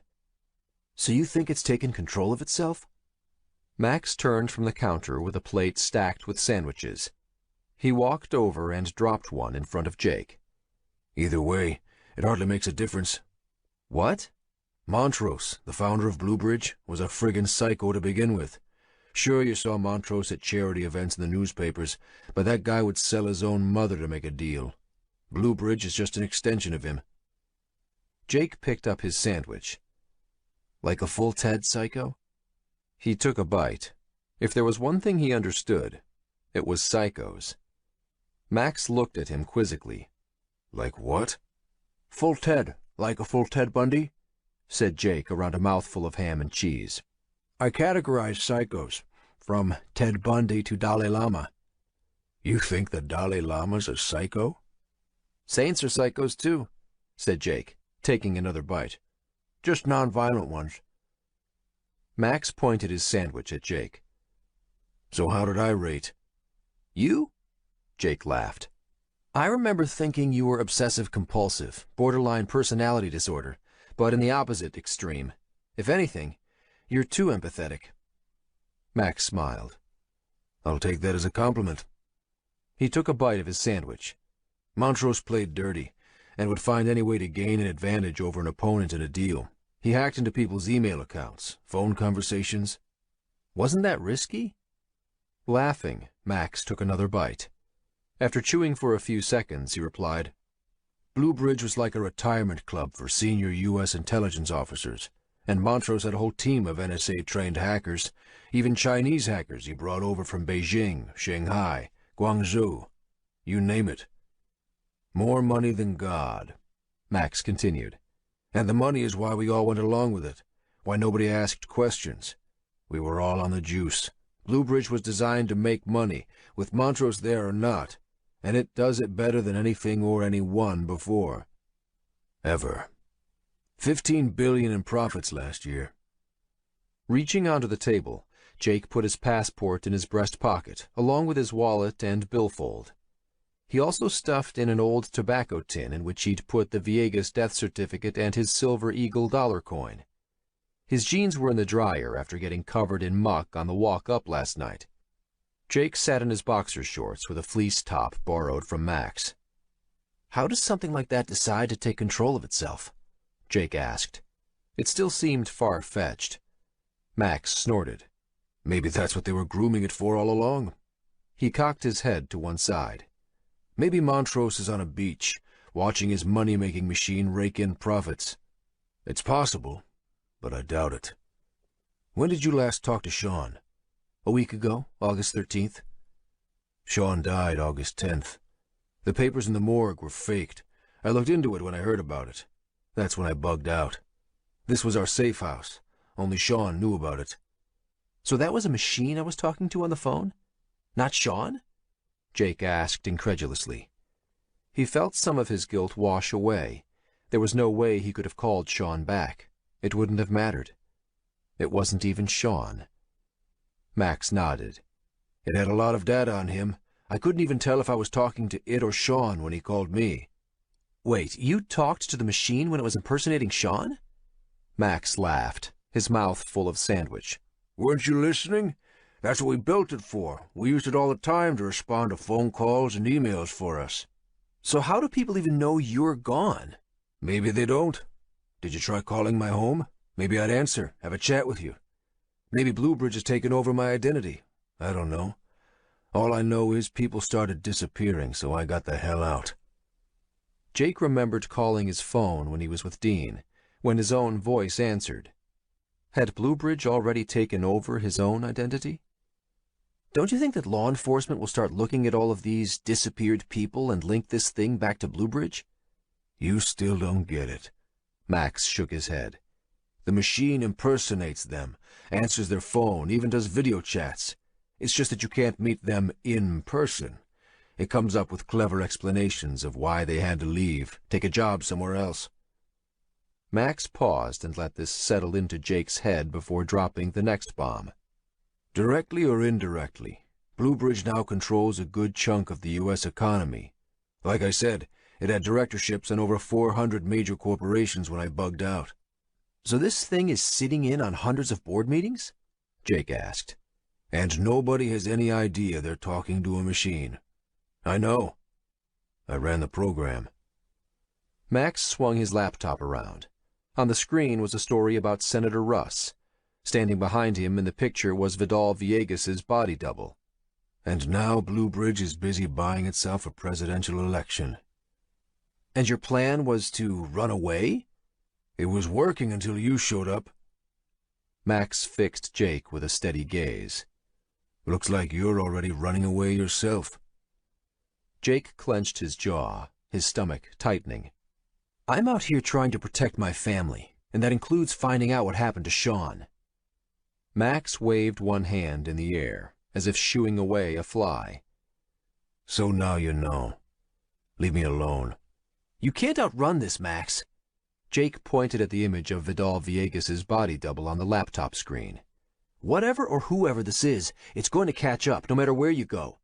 Are you going to hide forever? We have to stop it. Stop it! Max laughed. This thing is hundreds of billions of dollars, whole governments in its back pocket. He held his arms wide. You're wanted by a half-dozen federal agencies, on the run in a foreign country, and we're stuck in a cabin on the edge of nowhere. I doubt we could scrounge up $50 between the two of us. How do you propose we fight back? We have information. Jake looked directly into Max's eyes. And you, he pointed at Max, have a responsibility. You let this genie out of the bottle, we need to put it back in. Can you at least walk me through ways we could stop it? Max glared at Jake, but then lowered his head. Tabarnak, he muttered under his breath, shaking his head. Putting the last half of his sandwich on the counter, he paced over to the window. After a moment of silence, he turned back and faced Jake. Okay, if you could somehow get Montrose-level access, we could gain access to the core Blue Bridge system, but containing the eel's nest of autonomous corporations that it's let loose. Can you log in? Hack it? Jake asked. Could it be that easy? Max laughed. You have no idea how many layers of security surround that thing. I don't have access anymore, and I doubt you could hack it. At least it was a start. Jake put his sandwich down. But if we could... Then maybe reinitialize with older copies of the core. Even if you got access, it's a self-healing system. Unless you get it to want you in charge. Say, if you had something it needed. Want us in charge? Max shrugged. I'm thinking out loud. I don't have all the answers, but... A grin spread across his face. I did steal a copy of the old Blue Bridge core before I bugged out. He motioned upstairs. Jake saw the gears start to turn in Max's head. Just like Sean. Jake knew the look in Max's eyes. He'd seen the same expression on his friend Sean so many times before. The lure of an impossible problem that needed to be solved. Now it was a question of feeding the fire. What else? What else do we need to think about? Jake encouraged. If we go back into the world, a big problem is going to be the assassin markets. Assassin markets? It was the first time Jake heard the term. Crowdsourced darknets that Blue Bridge uses to put bounties on the heads of people it wants gone. Max frowned at Jake. You really don't know what you've gotten yourself into, do you? But maybe we can try and... In mid-sentence, Max's forehead exploded in a red mist, spattering blood and brain fragments across the table between them. Jake stood, trying to understand what was happening, when something punched him hard in the chest and sent him crashing onto the floor. Jake and Sean coasted to a stop on their bikes. My dad says I'm weak, 14-year-old Jake said as they leaned the bikes against a lamppost. Jake shook from the beating his brother gave him, fresh purple and red bruises rising on his arms and face. He'd managed to connect a few punches of his own. Even when he knew there was no chance of winning, Jake never went down easy. Touching his face tenderly, he felt his lip. Swollen. He couldn't go to school like this. A cold wind blew autumn leaves across empty streets. Jake and Sean sat side by side on a bus stop bench, next to a garbage can overflowing with empty fast food wrappers and beer cans. Half of the buildings around them were derelict. Jake wondered for the 100th time how this dump was the capital of New York, and not the glamorous city of the same name south of them. It was only a bit more than 100 miles away, but it might as well have been 1,000,000. Never giving up, Jake. That's your gift. You never give up. Sean lit a cigarette and offered it to Jake. You know this place was once the center of the universe? Jake took the cigarette and had a drag. You shitting me? How's that? Thomas Edison had his lab up the street. Invented half of everything that makes the world today. People used to travel from all over the world to come here. Not anymore. Jake laughed. Know what that is? Sean pointed to a low red brick building across from them. Jake shrugged and took a puff from the cigarette. He coughed, and Sean smiled at him. The place his friend pointed at was one he'd seen 1,000 times before, wedged between a mini-mart and a high-rise apartment block. Nondescript, without any signs announcing what was inside. He'd never given it a second glance. Sean pulled a plastic bag from his pocket and picked through the garbage, pulling out the bottles and cans they could return for nickels and dimes, dropping the rest around the garbage can. It's a nuclear submarine control center. A what? Jake took another drag from the smoke and offered it to Sean, who shook his head. A control center for the U.S. Navy's fleet of nuclear submarines. Jake shivered and took another pull from the cigarette, feeling the burn of it in his throat. It made him feel ill, but then it was something. Better than nothing. Really? Yeah. Sean pulled out a few more cans, rummaging deeper. They stuck it here 'cause it's a low-income area, if that makes any sense. Grimacing, he pulled his hand out of the garbage and wiped off something slimy on the inside of the can. Jake decided the cigarette was making him feel sicker than it was worth. He offered it to Sean again. What's your point? Sean dropped the bag of cans onto a nearby bench and took the cigarette. That sometimes there's hidden power right under our noses? He took a drag. You're not weak, Jake. You're like that building. Maybe not everyone sees it, but there's a hidden power in you. You're just saying that. Jake looked away, over at the hills that seemed to encircle and trap him in this place. You're the smart one. You're getting out of this shithole. That thing your dad calls weakness? Sean tapped Jake's chest. It's the opposite. And you shouldn't focus on money. Easy for you to say. You're going to get into college, make a bunch of dough, and forget me in this place forever. That's not true. And you're smart, too. You made me your friend, right? Jake laughed. Right. Sean produced something from his pocket and held it up. I got something for you. He handed it to Jake. Jake took it. It was a coin, huge, 2 inches across. That's a 1957 Silver Eagle dollar coin. Probably worth $50. My gift to you. Seriously? Jake turned the coin over and over. Now, you'll always have money in your pocket, Jake. Chapter 20. Lockhart Street, Hong Kong. Jin opened the bag of food Chen brought into the apartment for dinner. Shanghai noodles again? She picked out a container. I feel fat just looking at it.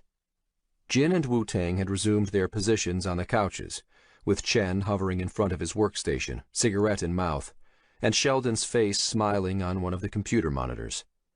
Wu-Tang leaned in for a container, grabbing some chopsticks. You need to eat fat. Maybe you do. Jin dropped her noodle container on the table. Not that hungry. They'd hit a brick wall in their data sifting. They could see the money flowing from the identity theft internally in China, but they couldn't see where the outside influx of cash was coming from. It was as if a financial firewall had been erected. Jin shook her head and stared out the window at Lockhart Street. In the bright light of day, the street below the apartment looked so different. At night it was dark, dangerous, pulsating with life. In the day, it was a dirty side street in the middle of the Hong Kong skyscrapers. So you're saying that my list of wealthy dead people is linked to the autonomous corporations Shen-Shi investigated? Jin asked Sheldon. Beyond a doubt. Sheldon nodded. These autonomous corporations are interacting with one another. The ones doing identity theft connect to the ones setting up assassinations, all of them intertwined into the cryptocurrency payment systems. And do you think they can really spoof people? They can fool people into believing they're someone they're not? Over the phone, even over a video link. You can access voice and data files for anyone. Intelligence agencies have data taps on all the big carriers, Thousands of hours of conversations and all your emails are there for the taking. Collect enough data, and you can spoof anyone, like creating a new copy of them. Takes a lot of money, Wu-Tang added.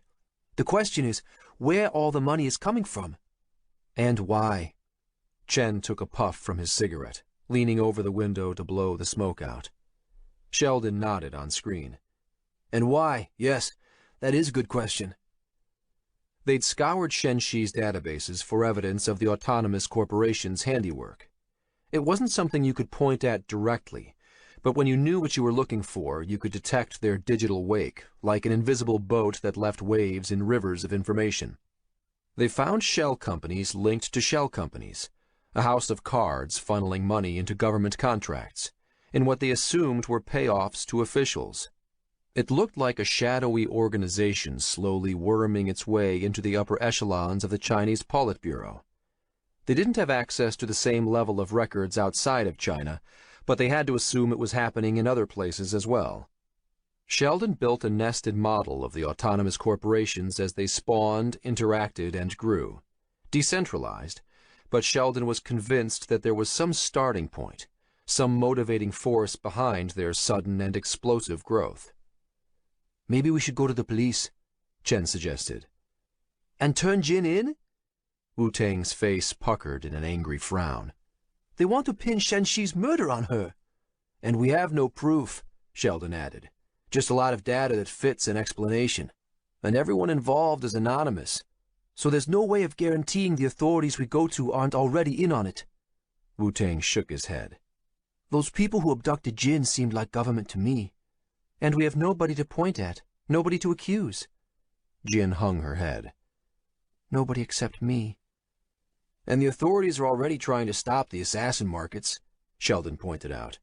It's not invisible to them. The CIA is actively trying to hunt these things down. So we wait? Chen rubbed his face. They were all tired. If Yamamoto was killed for trying to expose this, maybe we should get in touch with the people he was going to tell. So you want to contact the chairman of the Bank of China and Citibank? Jin clearly didn't think it was a good idea. Do you have a better idea? Chen sighed. At the end of the day, we're talking about banking fraud on an international scale. Banks live and die by data, and they have the money to fight this kind of thing. Do you think they'd listen to us?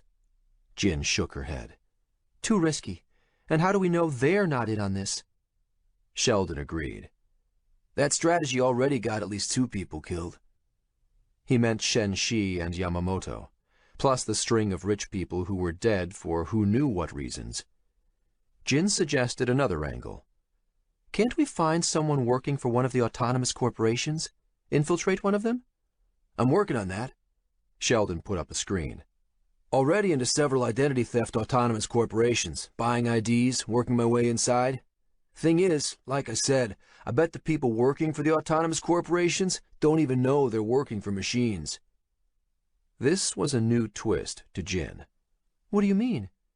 Like autonomous corporations hire people to do things they can't do themselves. Like kill people? Sheldon nodded. But also lawyers to negotiate contracts, programmers to help spawn new instances of themselves. Most people work from home these days. Who's your boss? A phone call? A video chat? A paycheck? Do you really know who you're working for? I don't kill people, Jin replied.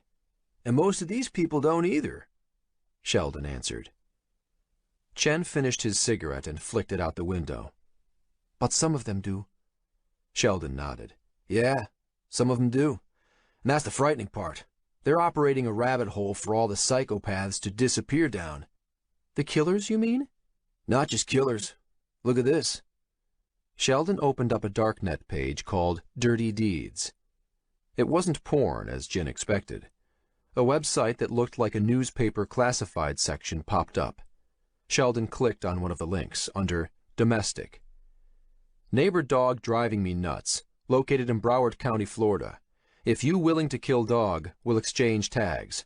Offering 2 DC. Jin frowned. 2 DC? 2 dark coins. It's a cryptocurrency. About $1,000 at current exchange rates, Sheldon explained. It's a help-needed ad for someone to kill their neighbor's dog. You should see the help wanted section. Weapons, child pornography, you name it. Sheldon grimaced. The Dirty Deeds DAC started up a few months ago, but already has thousands of users, millions of dollars changing hands. All of it anonymous. My God. God's got nothing to do with this. The U.S. feds shut down the Silk Road, the famous Darknet drug-selling site, only because there was a central point of failure. The founder and owner, Ross Ulbricht. They charged him with murder for hire and narcotics trafficking, but they only got him because he bragged. Sheldon rolled his shoulders. With an autonomous corporation, there's no central point of failure. They don't boast, they don't drink, and there's no way of seducing them. You might catch 1 or 2 people who use it, but once they're started, stopping them is close to impossible. Wu-Tang nodded in agreement.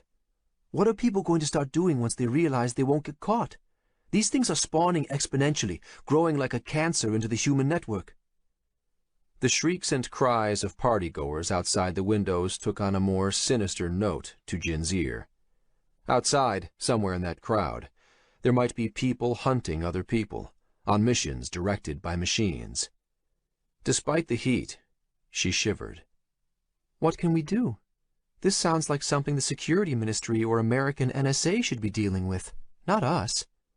I agree, but this isn't going away, and Jin's name probably hasn't disappeared from that assassin market, Sheldon observed.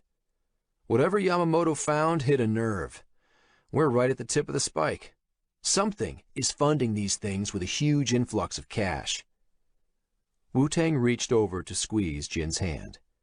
We need to get your name off that list, and we need to get you out of here.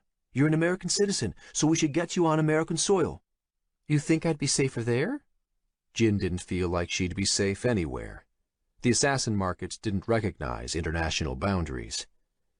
Safer than here? Wu-Tang rubbed his eyes. I'm being serious. Your family is there. Maybe they could help. Maybe, but my mother's on her way here. The funeral for Shen Shi was planned for Saturday. Her mother was on her way to China now. And I need to find out who killed my cousin. Jin had emailed her family using an anonymized connection to her webmail, told her she had nothing to do with Shen Shi's death. Her mother was frantic. She'd been trying to reach her for days. Police were calling, reporters, all kinds of people. It shook Jin to realize that whoever was following her knew how to reach her family. She had to stay away from them, and there was no way she could attend Shen Shi's funeral. Then we have to move forward. Sheldon paused on screen to stare at the 3 of them. Everyone nodded.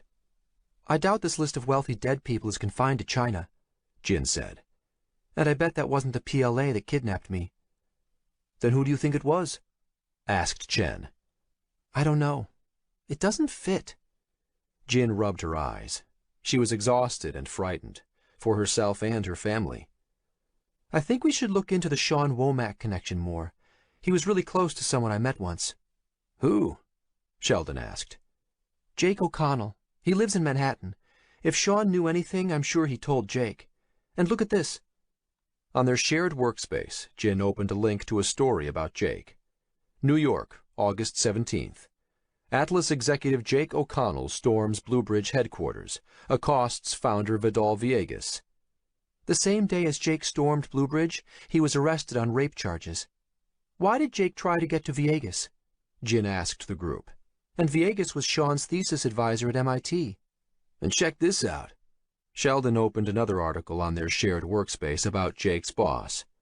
Danny Donovan, former CEO of Atlas, claims Bluebridge executives are framing him for massive fraud scandal. Bluebridge, they all whispered almost in unison. A massive source of funds. Isn't that what we're looking for? A creeping sensation tickled Jin's neck, the hair standing up on her arms despite the heat and humidity. The answer was staring them in the face the whole time. What about the world's richest hedge fund, founded by one of the leading artificial intelligence experts? And you've met Jake O'Connell? Wu-Tang turned to Jin. In Manhattan? No, I met him here in Guangzhou, but we stayed in touch. Bluebridge earned $15 billion last year. Sheldon whistled. That could do it. We need to get in touch with your friend. He pulled up an image of Jake's face. The billion-dollar question, is he still alive? Chapter 21. Bear Mountain, Northern Quebec. Flat on his back, gasping for air, Jake came to his senses. He tried to look down at his body, was stopped short by a searing pain in his chest. Pulling himself onto his elbows, he leaned against the wall, panting. Spots of blood flecked his fleece top, and Jake ripped it open, expecting to see a gaping wound. Instead, he found a gash across the left side of his chest. He prodded it with a finger. No sucking chest wound. Whatever hit him had glanced off. Something dripped onto him. Blood poured in a steady stream off the table above his head. Jake propped himself up another inch. Max wasn't so lucky. There was a gory hole in the side of his head, with chunks of flesh and bone strewn across the table and floor. Jake scanned the room. The window next to them, facing east toward the lodge, had 2 neat holes in it. Tiny fragments of glass littered the floor beneath it. A sniper. What had Max said about assassin markets? Jake braced himself up higher. The pain in his chest was so intense he could barely breathe. Must have broken a rib. Before, the danger had all seemed abstract, one step removed despite his arrest. Though he suspected someone had killed Sean, a part of him hadn't been quite convinced. Now the prospect of imminent death was close. Someone was trying to kill him. Now. White-hot fear wrapped its fist around his brain. Push it away, don't panic, he told himself. Their attacker must think he killed them both. Jake went down like a sack of potatoes. The sniper would be waiting and watching. Glancing over at the kitchen countertop, a large knife handle stuck out of a butcher's block. Across the room, the 2 rifles rested against the window where Max left them. He didn't know if Max's gun was loaded. His backpack was in the entranceway downstairs, and he knew there were bullets in there. Jake knew a thing or two about guns. He had learned to use them as a teenager. But did he stand a chance at winning a firefight with a trained assassin? He could barely breathe through the pain and panic. On the counter next to the knife block was a pack of matches, and next to it was a bottle of lighter fluid. At eye level, the rubber hose stuck out of the back of the stove. An idea flashed into his mind. Reaching onto the countertop, he pulled the knife from the butcher's block and sat upright. Leaning over, he hacked at the rubber hose, managing to cut through it in 3 hard swipes. A blast of propane whooshed out, filling his nostrils with the smell of rotten eggs. Gagging, he grabbed the matches and lighter fluid from the counter and crawled to the basement door on the other side. Over his shoulder, he glanced at the rifles at the window. Too risky. He paused, then glanced at the stairs leading up to the bedroom. Max had a copy of the Blue Bridge Core up there, but going up would expose him. Swearing under his breath, he dismissed the idea. Someone was here to kill him. That trumped everything else.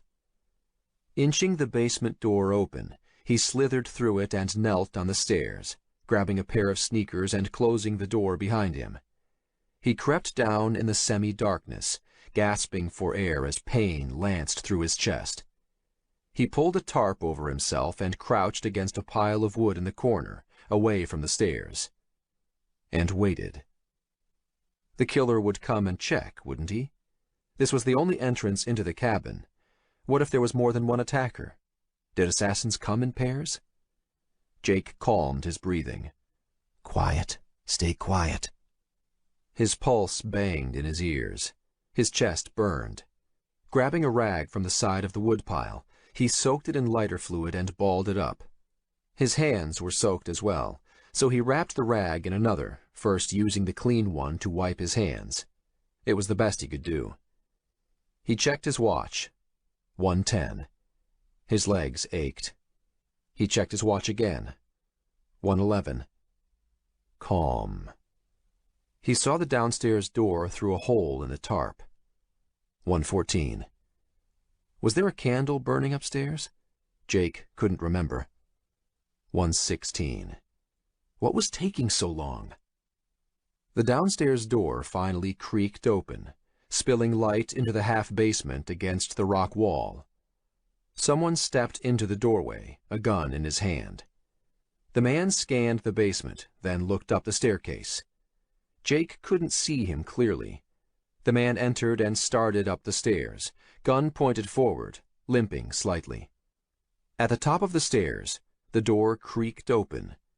Shaking, Jake slid out from under the tarp and struck a match, igniting the rag soaked in lighter fluid. Stepping out from under the stairs, he tossed the burning rag through the open door up top and sprinted for the door. "Shit," Jake heard behind him, but he didn't stop moving. He ducked and crashed through the door. A whomping concussion flattened him. A massive explosion shattered the cabin above his head. The heat seared Jake. Glass and fragments of wood showered down all around him. Catching the smell of burning hair, he rolled onto the grass out front, trying to put out any flames. As the roar subsided, Jake sprang to his feet. Smoke poured out of the shattered windows above him. Staggering, he jogged over to where Max had parked an ATV, then jumped on and started it up, jamming it into gear and skidding down the trail in a spray of gravel and dirt. "Don't shoot me in the back, please. Don't shoot me in the back." Jake struggled to stay on top of the ATV, adrenaline the only thing keeping him upright. The trail was steep and littered with rocks and tree stumps. It was more of a hiking trail than a road. Somehow he managed to keep from spilling over as he made his way down, but as the lodge came in view from behind the trees, he lost his balance and jumped off. Jake danced into the underbrush while the ATV rolled and crashed down the trail. "Hey, buddy, you okay?" It was a hunter, staring wide-eyed at Jake. 4 of them ran up the trail, with more coming behind. They must have heard the explosion. "I'm fine." Jake stepped across the pine needles and out of the trees, still dressed in his boxer shorts and the fleece. "What happened up here?" asked the hunter. "I don't know." Jake stepped onto the trail. He recognized them from the night before. They'd been sitting at the bar at the lodge, drinking. "I was out taking a leak and whoosh, the friggin' cabin exploded. I got the hell out of there." "You're bleeding." Jake glanced at his shirt. A dark stain spread all across his left side. "You should get down to the lodge. I think there is a medical tech on staff," the hunter said, offering a hand to help Jake. "I'm fine. I can get down myself." Jake shrugged him off. "But could you go up and check on my friend? I'm worried he might not have made it out." The hunter retreated, frowning and looking up the trail. Jake stepped toward the 4 men, and 3 of them stepped back, giving him space to pass. "You sure?" The hunter and his friends watched Jake. One of them held a phone. The 4th hunter didn't move, but stared right at Jake. He looked scared. Why would he be scared? Jake noticed the rifle in the 4th man's hands. The man raised it.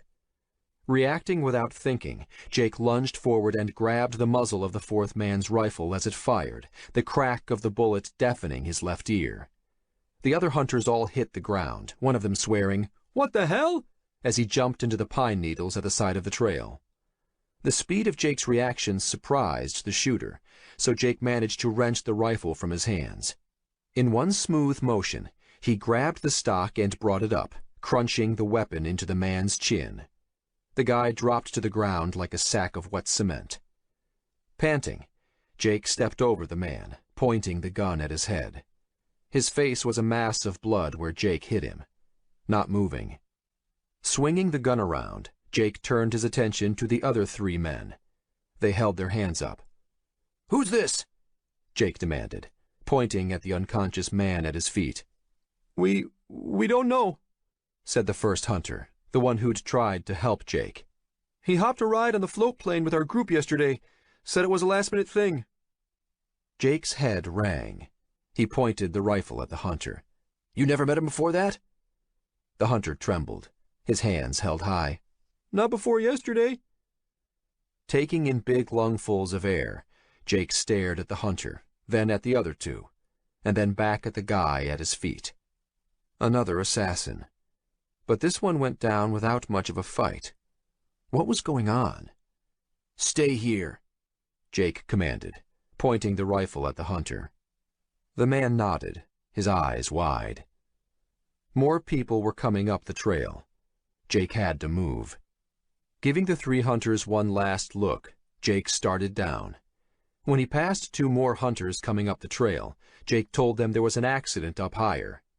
They did a double take looking at Jake, in his boxer shorts and holding a rifle, but they continued on as he insisted he was okay.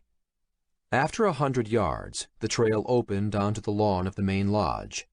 A knot of people stood on the patio, all of them staring up the mountain. None of them had rifles, not that he could see.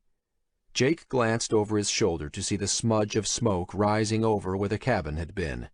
He ran up to the lodge, keeping his distance from the group of people, his rifle pointed in the air. The bartender he'd spoken to the previous evening was at the main door of the cabin. "You got a first aid kit?" Jake asked the bartender. The pain in his ribs was excruciating. He needed to risk getting it looked at. The bartender nodded. "I trained as an emergency medical tech. I got a first aid kit." He motioned for Jake to follow him inside. "What happened up there?" he asked, looking over his shoulder. Jake scanned the faces on the patio for Jean, the pilot who flew him in. The old Super Cub was still at the dock. Where was Jean? Even if he was hung over, there'd been an explosion. It seemed unlikely he was still sleeping it off. "Have you seen my pilot?" Jake asked the bartender. "No." The bartender retrieved the first aid kit from behind the reception desk. There wasn't much in it. A few gauze patches, some tape, and alcohol swabs. "I think there's another one." "It's fine." There wasn't time. Putting his rifle on the reception counter, Jake pulled his shirt over his head. "Can you put a couple of those patches across the cut? Tape it?" "My God." The bartender stared at Jake in horror. Jake followed his eyes and looked down at himself. A mottled purple bruise had spread across his chest, angry and red and swollen in the middle, with a bleeding gash scraping off to one side. "Can you patch it up? Quick?" "You're going to need some medical attention. We got to get you—" "Somebody is trying to kill me," Jake interrupted. "I don't have time. Do you understand? Someone is trying to kill me. That's what happened up there." The bartender stopped fumbling with the medical kit. "Kill you?" Jake pulled his shirt higher. "Can you patch this quickly, please?" Something in Jake's eyes must have convinced the bartender. "Yeah, sure, okay," he stammered, and pulled out a roll of gauze, holding it against Jake's bleeding wound. "So you haven't seen Jean, my pilot?" Jake repeated, holding the gauze in place while the bartender taped it. He glanced out the doorway. Everyone seemed to have gone up the trail. The patio was empty. Good. Still no sign of the pilot, though. "No, he disappeared last night," replied the bartender. One more gauze patch, and Jake pulled his shirt back down. "You want some pants?" the bartender asked. Jake nodded. "That would be great." "Give me a sec." The bartender disappeared while Jake hobbled back to the door. Still no sign of Jean. He glanced at the three float planes on the end of the dock. The Cessna and Bombardier planes gleamed beside the rusted old Super Piper, and Jake knew the Cessna controls.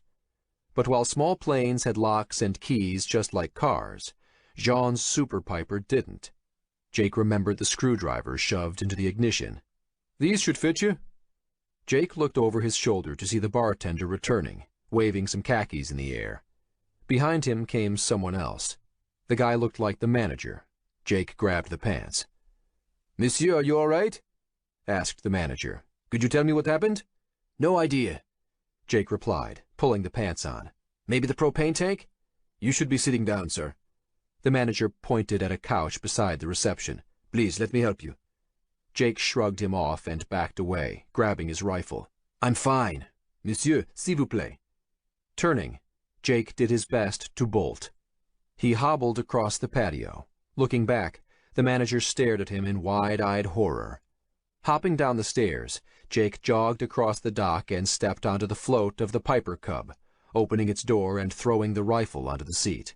Kneeling, he unwound the ropes mooring the plane to the dock, then jumped into the pilot's seat. He ignored the shouts erupting from the lodge. This was as old school as it got, analog switches and dials. Airspeed in knots, altitude, engine RPM, manifold pressure.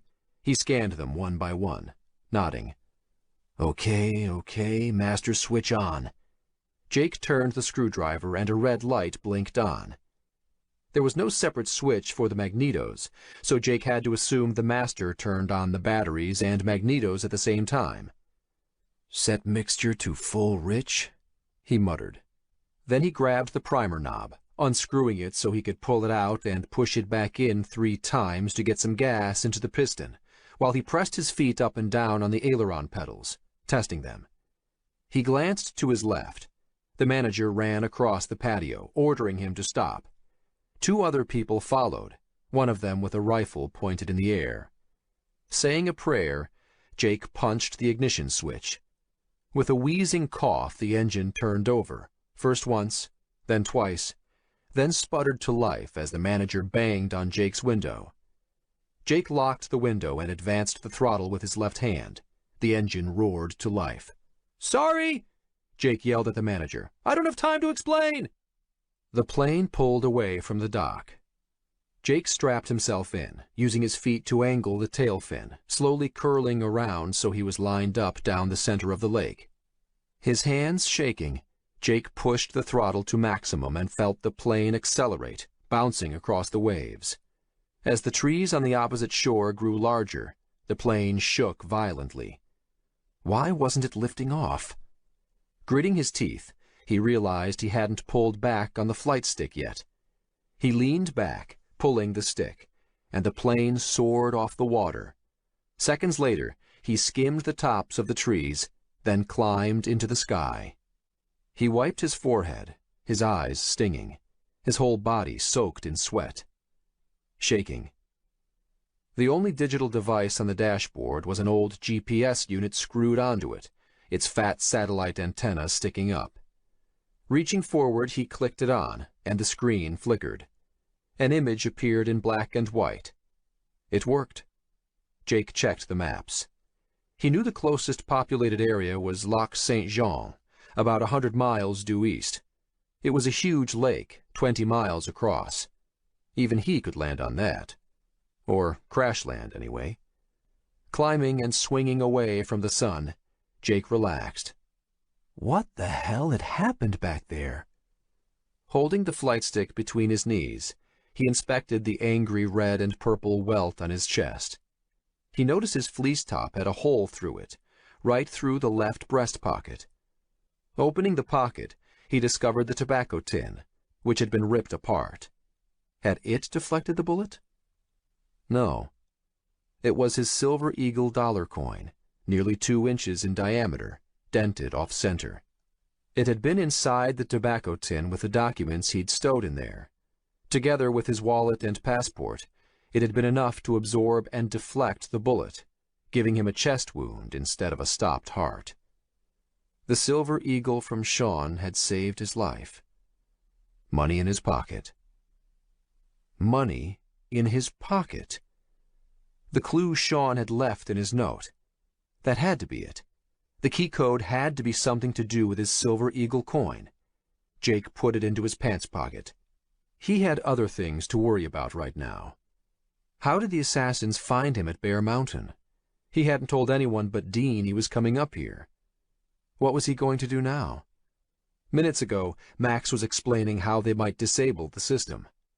Now Max was dead, and Jake had incinerated the copy of the Blue Bridge core.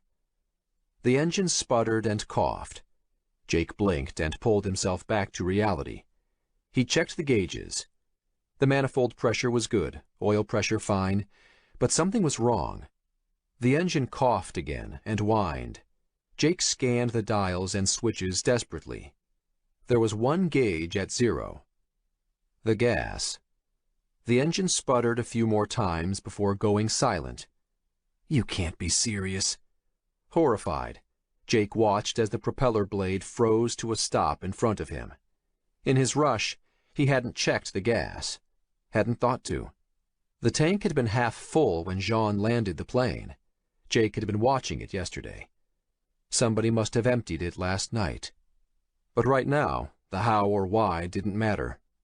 Landing. How do I land this thing? The only thing he remembered was that he had to lower the flaps, get the airspeed down as low as possible. Wind whistled across the airframe as the plane dropped from the sky. Chapter 22. Second Circuit Court of Appeals Building, New York City. There better be a damn good reason for this. Judge Danforth fumed as he strode down the marble main corridor of the New York Second Circuit Court of Appeals Building. The click-clack of his polished black Oxfords echoed through the empty hallways, his stride quick and forced. He hoped it conveyed his displeasure to the knot of suited lawyers waiting outside his chambers up ahead. This might be the circuit court, but he had a busy schedule. The only reason he'd agreed to come to his chambers on a Saturday morning was the call he'd received from his old friend Jerry Sandoz, a partner at the law firm where he'd started his career. A call from Jerry was unusual enough to warrant an exception. "Make this quick, gentlemen." Judge Danforth fished for his keys, shooing the lawyers away like pigeons. Turning the old lock over, he pushed the huge oak door open and marched inside. He didn't invite them in. They followed anyway. It was also the weekend before school started after the summer break. Judge Danforth started family life late, well into his 40s. He'd sacrificed his youth to endless nights devoted to making partner at his law firm, and then, after his appointment, to dreams of the Supreme Court. That dream was fading, his once star-caliber career relegated to the second string of appeals court. Today, his 8-year-old son had his soccer finals. "Tell me why I'm here," Judge Danforth growled at the 3 lawyers hovering in front of his desk. The lawyer in the center, square-jawed with slicked-back hair, handed him a large black and white photograph. Judge Danforth inspected it and frowned. "Who is this?" "Jake O'Connell." The name rang a bell. "The hedge fund trader arrested on rape charges?" asked the judge. Jake's face had been plastered across the newspapers a week ago, before the news cycle latched on to the next scandal. "The same." Judge Danforth squinted and put on his reading glasses. The image was grainy, the man in the picture wearing sunglasses with a baseball cap pulled low. "And why are you bringing this to me?" "Because we'd like you to issue a federal warrant for Mr. O'Connell." "You'd like me to do what?" The judge dropped the photograph and pulled off his reading glasses. He glared at the slick lawyer. "What's your name?" "Peter Osorio, Your Honor." "Peter, I'm not sure what Jerry told you." "This isn't coming from Mr. Sandoz, Your Honor. Senator Russ has a special interest in this as well. We couldn't use his name over the phone." "Senator Russ?" Judge Danforth frowned. There was a new power structure forming in Washington. Senator Russ was a surprise contender for his party's ticket, so it shocked everyone when he swept the primaries to secure the nomination. With the election 2 months away, it looked like a landslide for him. "I don't understand. This is an appeals court. I have no involvement with the O'Connell case." "But," said Osorio, "you could decide to make it your business. Judges have discretionary powers. This might be the Second Circuit Court, but you're still a federal judge with powers under Article 3, backed by the judicial branch of the federal government." Judge Danforth slumped back in his chair. The audacity. "I remind you that we are in chambers, Mr. Osorio, and you are a hair's breadth away from being in contempt of my court." Taking a deep breath, he paused. Still, it might be worth it to find out what was going on. "And why is this photograph supposed to motivate me to use my discretion?" "That was taken yesterday at the Canadian border. Mr. O'Connell has fled the country." Osorio pursed his lips. "And this morning, Mr. Daniel Donovan, former founder and CEO of Atlas Capital, just released on $10 million bail, was found dead in his apartment. Murdered." "And you think there is a connection?"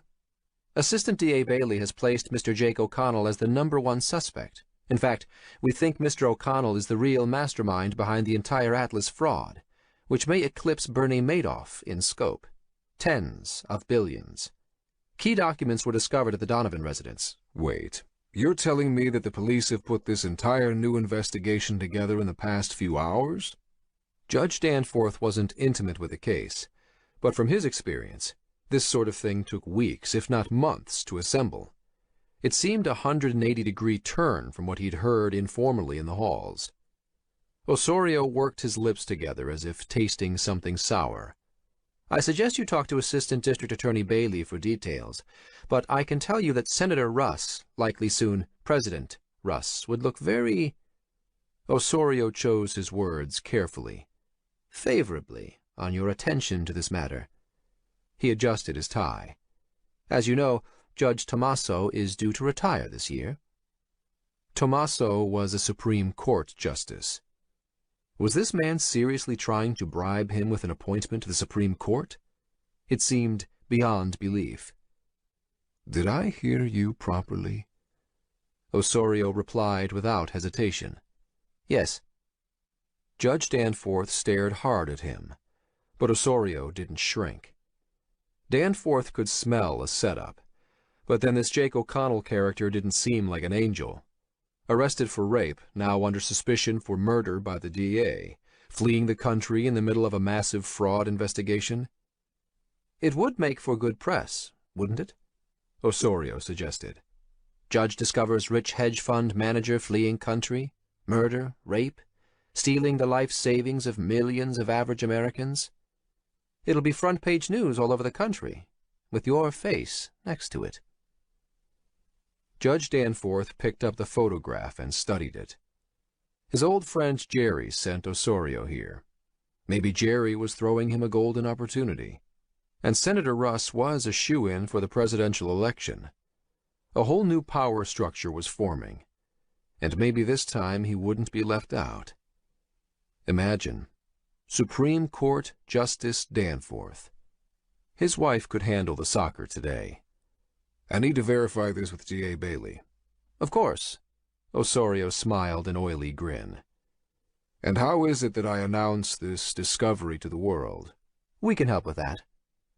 Judge Danforth put the photograph down. Okay, give me the paperwork. Osorio handed over a sheaf of file folders. Judge Danforth reached to take them, but Osorio held on to them. 2 more things. First, we need you to issue a federal arrest warrant for Mr. O'Connell's wife, Elle O'Connor, and his brother, Eamon. We believe they're involved. A bit outside the box, but possible. And the second thing? Judge Danforth held on to one end of the sheaf of file folders, while Osorio gripped the other. We need a ruling that the Kanawage Commission is in violation of federal gaming regulations, and also violates interstate money laundering and tobacco and firearms statutes. The what? Judge Danforth had no idea what Osorio was talking about. Kanawage. Osorio spelled it out for him. It's a Mohawk reservation in Canada. Judge Danforth let go of the files. Canada is a little outside of my jurisdiction. Osorio waggled the file folders, encouraging Judge Danforth to take them again. It comes under the Indian Act, which treats Native Americans as North American citizens in cooperation with Canada. It's federal in jurisdiction, and add to that firearms smuggling, this will come under anti-terrorism regulations of the DHS. We believe they're harboring Mr. O'Connell. Judge Danforth leaned forward and took the file folders. I'll see what I can do. Osorio gave a fawning nod. Good. Sign the federal warrant for O'Connell right now. It's all prepared in the top file. With that, we'll coordinate with Canadian authorities, with the FBI and CIA, and set an international warrant through Interpol. He won't slip through, Judge. This time tomorrow, Mr. Jake O'Connell will be public enemy number 1. Chapter 23. Somewhere over northern Quebec. Where was he? Jake checked the altimeter. 4,400 feet. So he had some height to play with. He needed to find water. Fast. 3 million lakes in Canada, but out the window of the Super Cub, only endless greenery undulated in waves to the horizon. 3 million lakes. All Jake needed was one. He punched buttons on the GPS, hoping it would indicate water features. But it was old school, as ancient as the plane. Its black and white screen only displayed longitude and latitude, along with some squiggles that he figured were roads. Airspeed 68 knots.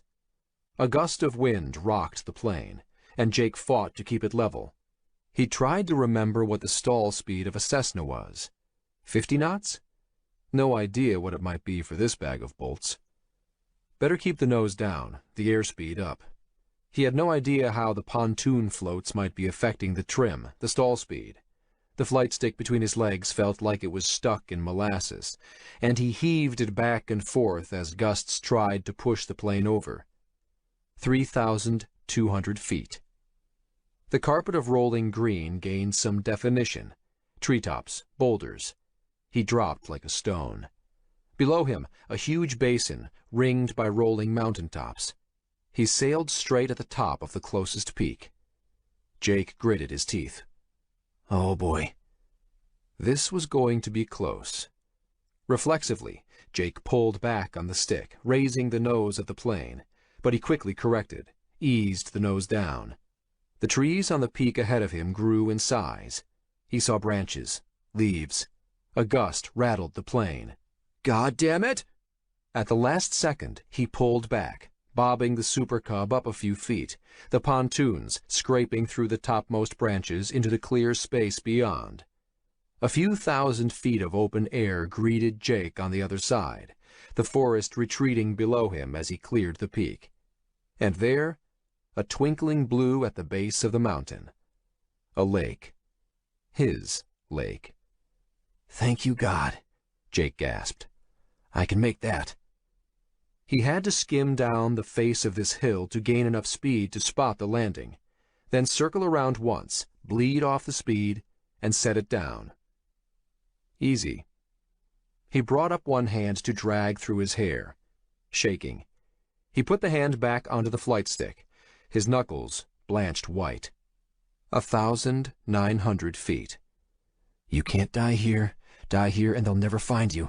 I will think you ran away, abandoned your family. And Anna, his little girl. Focus.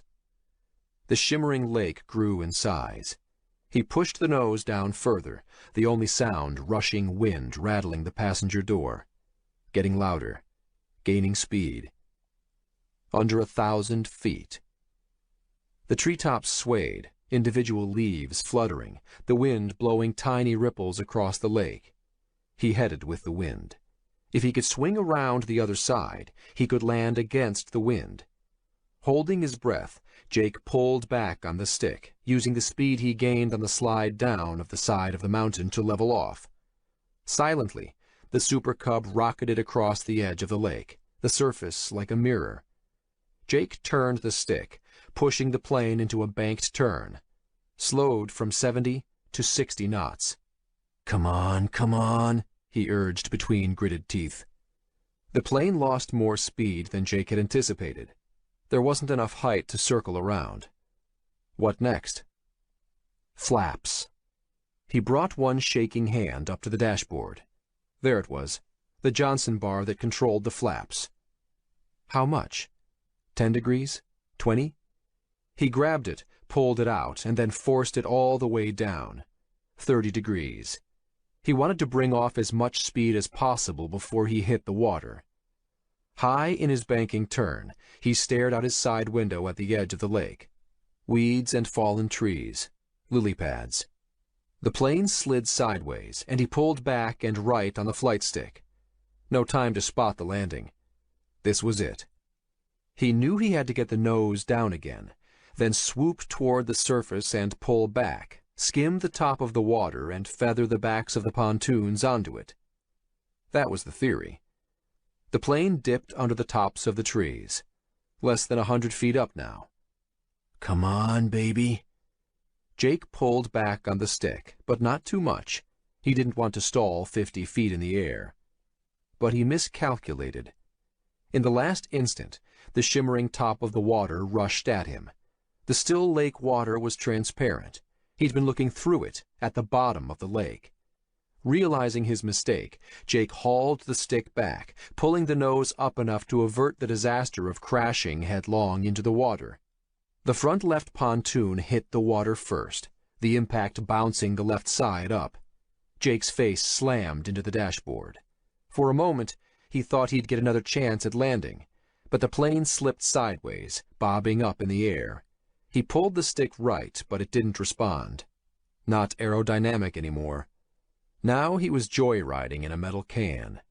The Super Cub tipped sickeningly. The next impact wasn't as forgiving as the first. A screeching roar erupted as the Super Cub slammed into the still water, tearing the metal airframe apart. Jake flipped over, his knees slamming into the side of the compartment. Another terrific crash, and his head slammed into the side window, cracking the glass. Then silence and cold. Jake coughed. Water rushed into the passenger compartment. He was upside down and sinking. Shoving his hands above his head, he strained in his seat and took a deep breath, pushing his head above the cold water as he submerged. Junk from the cockpit rushed in brownish water around him. Jake fumbled with the seatbelt, felt his fingers against the clasp. Water gushed up his nose and he gagged, letting out a mouthful of precious air. The plane, inverted, sank into the depths of the lake. Pressure needled his eardrums. The seatbelt clasp opened. Jake pirouetted in the tiny compartment, grabbed the door release handle, pushed it open, and swam outward, then upward. Sunlight streamed down through the water. In 3 strokes, Jake broke the surface, gasping for air with burning lungs. Pain sliced through his chest. Pulling his fleece top off, he swam for the shore.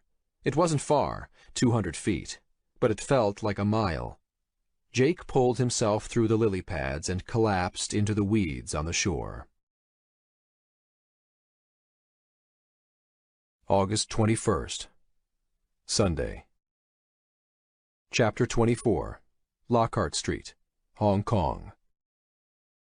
Almost 2 days stuck in this apartment. Jin needed out. The noise in the streets outside was working its way into a frenzy again. The now familiar thumping bass came up through the apartment's floor, through Jin's feet and into her bones, shaking her brain. The walls felt like they were closing in, the air being sucked from her lungs. She looked out the window at the crowds of people weaving in the streets. How much she'd give to be one of them. Careless. Unaware. She gritted her teeth and returned her attention to her laptop screen. "Where's Wu-Tang?" Chen asked from his workstation, leaning back in his chair with an unlit cigarette dangling from his mouth. Wu-Tang went out to get dinner for them over an hour ago. Chen had given up on data diving and wanted to get out of the apartment to stretch his legs. Jin couldn't blame him. "I have no idea." They had a rule, at least 2 people in the apartment at all times, which in effect meant at least one of the guys was with Jin. There was no way she was going to expose herself out there. "You can go out if you want," she added. "I'll wait a bit more." Chen opened his laptop. "So you really think Bluebridge is behind this?" "I don't know." It was still a guess. She'd been trying to unravel Bluebridge's tentacles. Not easy. While it was the largest hedge fund in the world, Bluebridge was still a private corporation. It didn't divulge much and remained as opaque as possible. The world was a big place, though, and there were a lot of connection points if you burrowed deep enough. "The partners of Bluebridge have senior board positions at hundreds of major corporations around the world," Jin said after a minute of silence. "That makes Bluebridge connected into every financial and government system on the planet." She was mining the reporting structures of stock markets, drilling into their shareholding and reporting disclosures. Bluebridge controlled hundreds of shells, which in turn invested in thousands of other companies, all focused on defense and military. She'd watched Vidal Villegas in webcasts, talking this up as the next big growth industry after a recent slump. "Somehow," Jin continued, "Villegas and Montrose are appearing at multiple, simultaneous meetings and never ceding voting control to a proxy." She brought up a graphic illustrating the timing of shareholder and board meetings. It seemed beyond possible that a blue-chip firm like Bluebridge was caught up in a hacking and identity theft ring. But Jin couldn't be the only one to notice that Bluebridge executives attended meetings at the same time in different places. One thing's for sure, Jin added. the partners of Bluebridge are buying their way into a political party. She brought up an image of Vidal Villegas with Senator Russ on stage at a fundraising event. Chen was nonplussed. So what? People are buying elections everywhere. Everywhere. The word stuck in Jin's mind. People left data trails behind them like vapor trails behind jets, a cloud of bits and bytes that followed them everywhere. Cell phone location records, credit card purchases, social media postings, web browsing history. Pull enough of it together, and you could almost read someone's mind. You could almost become them. What were these partners at Bluebridge up to? Were they buying political influence on both sides of the fence, even masquerading as dead Chinese nationals? If so, this went beyond simple corporate espionage. This was political espionage. Why would they risk it? Then another thought. Why stop there? Why stop at China and America? Bluebridge had holdings all around the world. She glanced at her monitor again, at the image of Vidal Villegas standing next to Senator Russ. With American elections less than 2 months away, Senator Russ was the landslide favorite. Bluebridge was about to gain access to the most powerful economic and political platform in the world. She stared at the image of Villegas on the screen. Was it the face of a megalomaniac? Your friend Jake? Chen said, interrupting Jin's daydreaming. What about him? She turned around. No sign of Jake yet. Nothing in the news or social media. Jin feared the worst. The light from Chen's laptop screen illuminated his face in a ghostly view. It was getting dark out. He's been indicted on federal U.S. charges for conspiracy to commit fraud, international money laundering, and Denny Donovan, the CEO of Atlas, was murdered yesterday. Looks like Jake skipped bail. He's on the run. How did you find out? I have some friends in the NYPD. It just came up. How did he have connections in the NYPD? He hadn't mentioned that before. Any hits on him yet? Chen asked. Jin glanced at her laptop screen. She set up her facial recognition system to scan social media and photo-sharing websites to search for Jake O'Connell, programmed it to center on people in New York and fan outward from there. There were no alerts. Nothing yet. If he was still alive, there was a good chance that they'd find Jake before any authorities did. Live data mining on the open web wasn't something the police were good at yet. An alert sounded on Jin's laptop, and she flinched. An urgent incoming message from Sheldon. Clicking the link, his face popped up on the large wall monitor beside Chen. You guys need to get out of there, Sheldon said immediately, his eyes wide. What's wrong? Jin tensed, her face flushing. I got access to the Asian market again. Sheldon looked at Jin. The pool on you just doubled. Someone added another $100,000 bet for 6 a.m. tomorrow morning. Jin shot to her feet. What? Now there was a time? Less than 12 hours away? Are you sure? Sheldon clenched his jaw. The dead pool bet doubles if you die at exactly 6. Jin began shaking. Can you get in? Change it? I can't do anything. I just have access. Sheldon looked at Chen. And you're on there now, too. The cigarette fell out of Chen's mouth. That's not possible. Sheldon brought up an image of the Assassin Market Darknet page. Chen and Jin's names were at the top of the list. Somebody just placed huge bets minutes ago. They must know where you are. That's not possible. Chen mumbled again. That can't be possible. What do we do? Jin asked Sheldon. Is Wu-Tang on the list? Sheldon shook his head. Just you two. $500,000 together. I need to leave. Chen was already at the entrance to the apartment. No! Jin jumped toward him. Don't leave me here alone. But he opened the door and jumped out. Jin ran to the door in time to see him disappearing down the staircase. She thought of chasing him, but closed the door instead. She needed to think. Another ping. She looked at the couch. It was her laptop. Breathing heavy, her head spun. Her skin crawled. Less than 12 hours to live. Somebody had to know they were here. Should she run? But how? And where to? And where was Wu-Tang? Her computer pinged again. Shaking, she walked over and opened it. A message popped up. The social media monitoring tool had a hit on Jake O'Connell.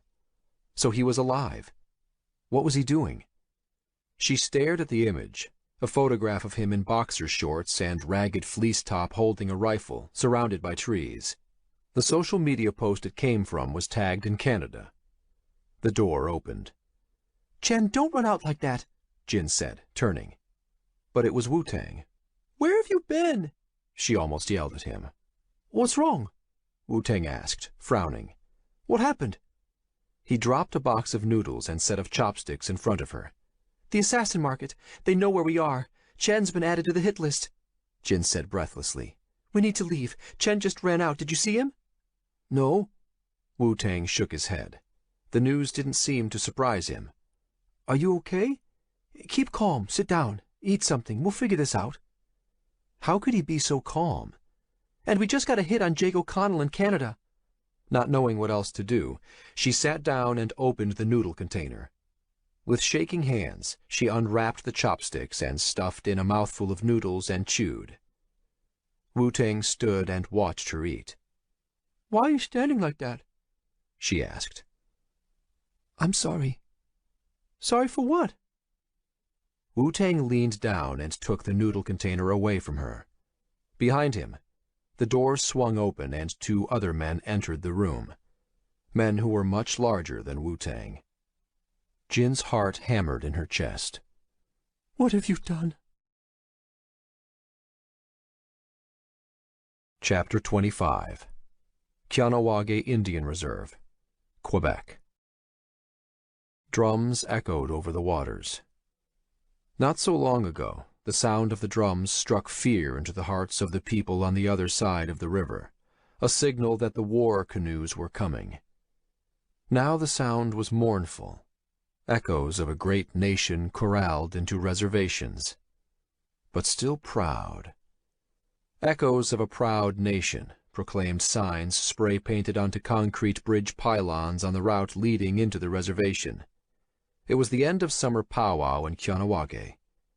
Dancers in Mohawk ceremonial clothing circled a central grassy area, their bright fabrics adorned with beads and bones and tiny bells that jingled in rhythm with the drums.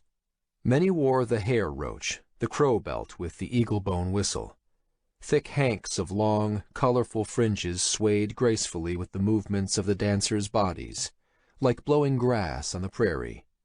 The dancers were surrounded by rows of grandstand seating amid a haphazard sea of vending tents selling arts and crafts, everything from carved whalebone to dream catchers. The Mohawk powwow was open to the public. It was as much a celebration for the Mohawk nation as it was a spectacle for visitors, and the Mohawks were happy to oblige them. Jake hung back at the edges. He'd walked in on foot, past the yellow barricades, paid his $7 entrance fee to a woman wearing a Mohawk Mom t-shirt, then walked over the bridge onto the small island that split the swift currents of the St. Lawrence River. It was the same bridge where he and Sean had rescued those kids all those years ago. Jake stopped at the embankment on the other side and sat for a while under the bridge, remembering his friend, before continuing. He did a sweep of the powwow, starting at the food stands, walleye nuggets, moose dogs, sturgeon subs, then circled the vending tents and made his way toward the edge of the water. At the edges of the powwow were campers and RVs, many with campfires burning, their flames reaching up into the night sky. Jake noticed some of the cars and campers were decorated with retired U.S. Army bumper stickers, and amid the traditional Mohawk dress, there were men standing around in active-duty combat fatigues. Jake watched the dancers move slowly to the beat of the drums, stepping forward with the ball of one foot on one beat, then flattening that foot and shifting weight onto it on the next beat, their heads bobbing up and down. The sign of a good dancer was the ability to keep the feathers moving constantly, Jake remembered, to keep swaying up and down and around and around. He hung back from the crowd, in the azalea bushes. In front of the line of vending tables, children squealed and ran between the legs of their parents. After 2 hours, he finally tracked down Dean, found him chatting with a group of people. He recognized one of them, Peacekeeper Daniels, one of the Mohawk police officers Jake had met with Dean in the Kicking Horse. He didn't recognize anyone else. Jake shadowed Dean for an hour. It took Jake a day to get back to Montreal. After crash-landing the float plane, he bushwhacked his way to the highway and hitched a ride to the hospital, telling the driver he'd been in an accident. But he slipped around the back of the hospital instead of going in, using his cash to stay in a motel to recuperate. He couldn't escape the truth of the matter. The only person who'd known he was up on Bear Mountain was Dean. Jake watched from the shadows. Dean laughed, shook someone's hand, then peeled off and made toward the bushes where Jake hid. Darting out, Jake pulled his friend into the bushes and dragged him down. Dean lashed out, striking Jake in the chin with an elbow. "What the—" "Shut up," Jake grunted, grappling with him, wrapping an arm around his neck. "Be quiet." Dean went limp. "Jake? How did they know?" Jake demanded. "Who did you tell?" "What are you talking about?" "When I called you for help, who else did you tell?" "Nobody." Dean twisted, but couldn't get loose. "Somebody tried to kill me on Bear Mountain." Jake squeezed his arm around Dean's neck. "Jean disappeared. Who was he?"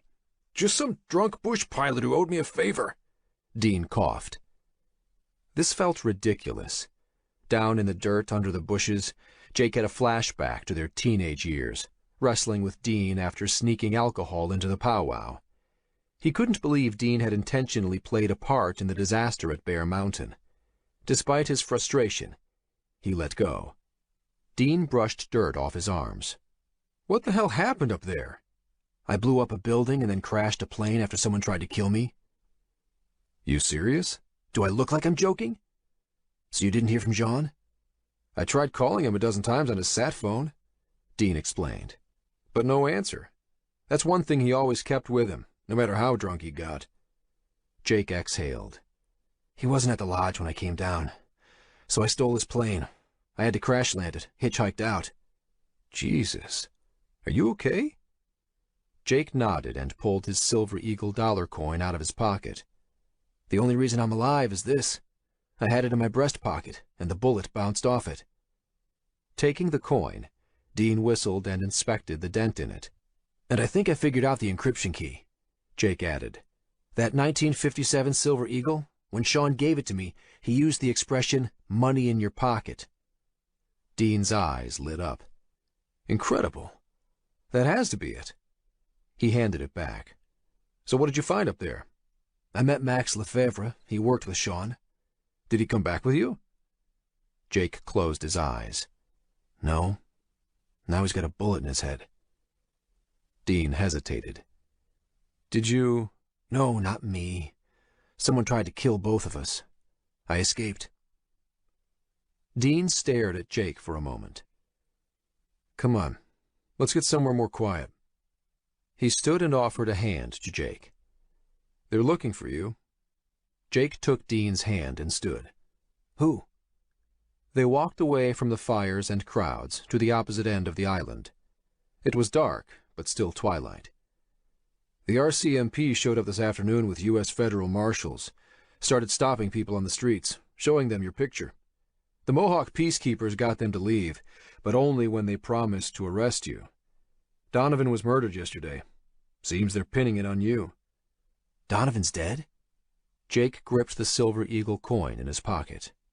People were dropping like flies around him. "Don't worry, nobody's going to arrest you here," Dean added. "The Longhouse elders have approved me to help you, but you gotta keep low." That was a relief. The Mohawks operated 2 systems of governance, an official elected one, and an unofficial but more powerful one through the Longhouse elders. "Did you take another crack at the memory keys?" Jake asked, taking a deep breath. "The Donovan one seems to be automated agent trading algorithms." Jake nodded. "Seems like something the geeks downstairs at Atlas would work on. But why would Donovan try to hide it?" "These look like they were used at J.P. Morgan and some other automated trading desks. Donovan must have been using them to gain an advantage." "Made sense." So that's how Donovan was making so much money. Did you manage to talk to Max? Dean asked. Max said Sean was killed for some kind of automated agent software that runs Bluebridge. He cocked his head to one side. Or more accurately, he was killed by it. Dean sat on a fallen tree near the side of the water. Moonlight glittered across the St. Lawrence River. He was killed by software? Jake shook his head. Someone contracted by it. The system can masquerade as people on the phone. I doubt they, whoever they are, know they're working for a machine. Max said they designed the program to look for and eliminate the root causes of glitches, destroy bits of code that are problematic. They built a bridge between the digital and real worlds, and it seems it got off the reservation. Jake laughed bitterly at his own joke. Now the bits of code it's destroying are people in the real world. This thing has dug itself in like a tick, tapping into telephone systems, the internet, everything with a digital connection. Bluebridge has hundreds of directorships at major corporations and politicians on its payroll. Phone systems? Dean said. Maybe that's how it found out. Maybe it was tapping my phone calls. He considered that for a moment. Means it can listen in on anything. We're going to need to start encrypting our phone conversations, too. He swore under his breath. And politicians. Now it makes sense. What? There was a ruling from a Second Circuit Court judge in New York that the Kahnawake gaming operations violate U.S. federal gaming restrictions. A bunch of calls from U.S. congressmen to Quebec politicians today, threatening trade sanctions if we're not shut down. So Bluebridge knows I'm here? Who did you tell? Nobody. Jake closed his eyes. Had he told his brother Eamon? No. But he knew Jake was coming into Canada, so it wasn't a stretch to think Eamon might realize he was coming to see Dean. I told Eamon I was coming to Canada, and I did tell my wife, Elle, that I was going to see a friend. But she had no way of knowing you were up here in Canada, and I told her not to tell anyone. Dean grimaced. One more thing. What? There's an arrest warrant out for Elle as well. They're asking about her, too. Jake tensed up. Why? His stomach churned. Why would they do that? Just trying to get to you, that's why. Dean scratched his head. Don't worry. I sent word to Eamon. We'll keep her safe. What else did Max say? Anything about Vidal Villegas' death certificate? Max said Vidal died over a year ago.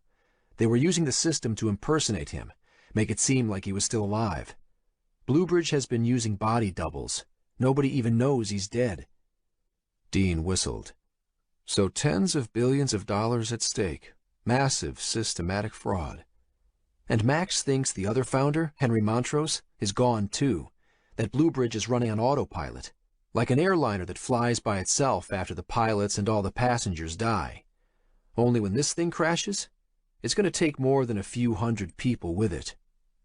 Dean digested that in silence for a good 10 seconds. Wow. Should we blow the lid off? Go public with everything?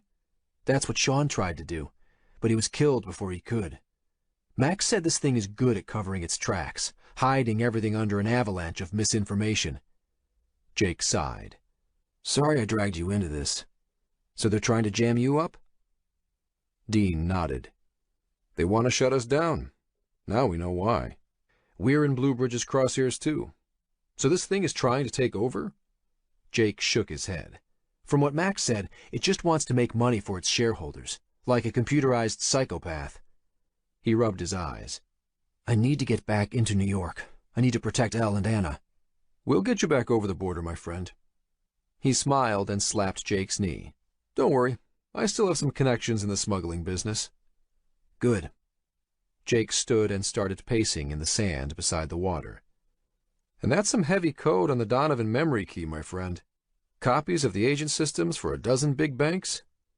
Dean stood and put an arm on Jake's shoulder, stopping him from pacing.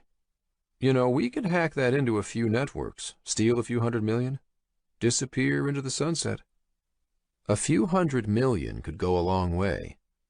Let's head back to your office to see if we're right about the encryption key. Dean nodded, picked up a rock and tossed it into the water, low and hard. So this thing can impersonate anyone? Jake nodded. That's what Max said. And you're sure that was Max? I think so. He turned to Dean. If it wasn't Max, then why go to the trouble of killing him? August 22nd, Monday. Chapter 26, Lake Champlain, Quebec. Smiling white teeth appeared, floating disconnected in the darkness, glowing under the dim light of a crescent moon. Stay quiet, Rosutste. Dean's brother Chuck was using Jake's Mohawk name, Rosutste. He pronounced it Rosutste. It meant strong like an oak. Jake hadn't heard it in a long time. How long until we get to the other side? He whispered. With this engine? About an hour and a half. Chuck whispered back.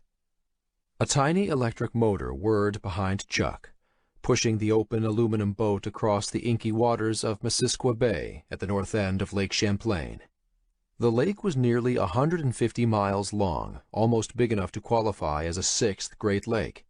It started in Canada and stretched south into upstate New York and Vermont, a favorite smuggling route of the Mohawks. Another Mohawk sat in the front of the boat, his eyes fixed ahead, staring into the darkness.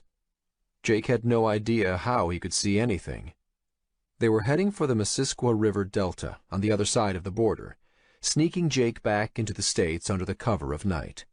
Lucky for him, this border was nothing like the one the U.S. shared with Mexico to the south.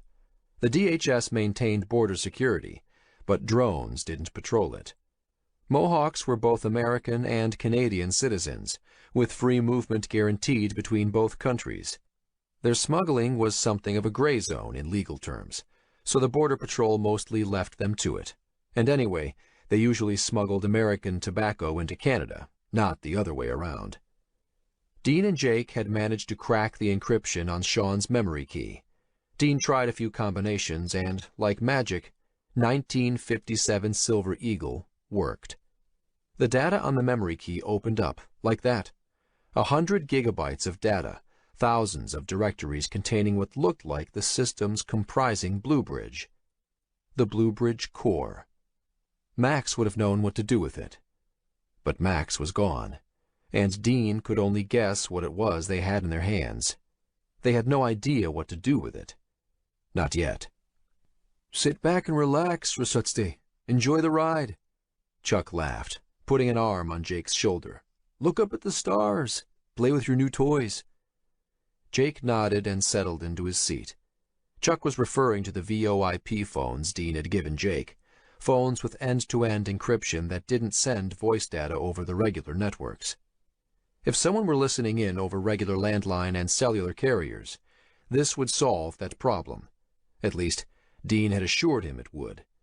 Dean also gave Jake a voice scrambler that he could use if he needed to communicate over landlines or from a payphone. Dean sent someone ahead to find Jake's brother in Albany. Jake still wasn't sure where exactly they were going, but he had to put his faith in someone. 2 phones sat in Jake's lap, one for himself, one for his brother, along with the secure phone numbers for Dean and Chuck. Dean also created a set of one-time pads, a stack of sticky notes, each page with a single random number on it. He gave one to Jake and kept the matching one for himself.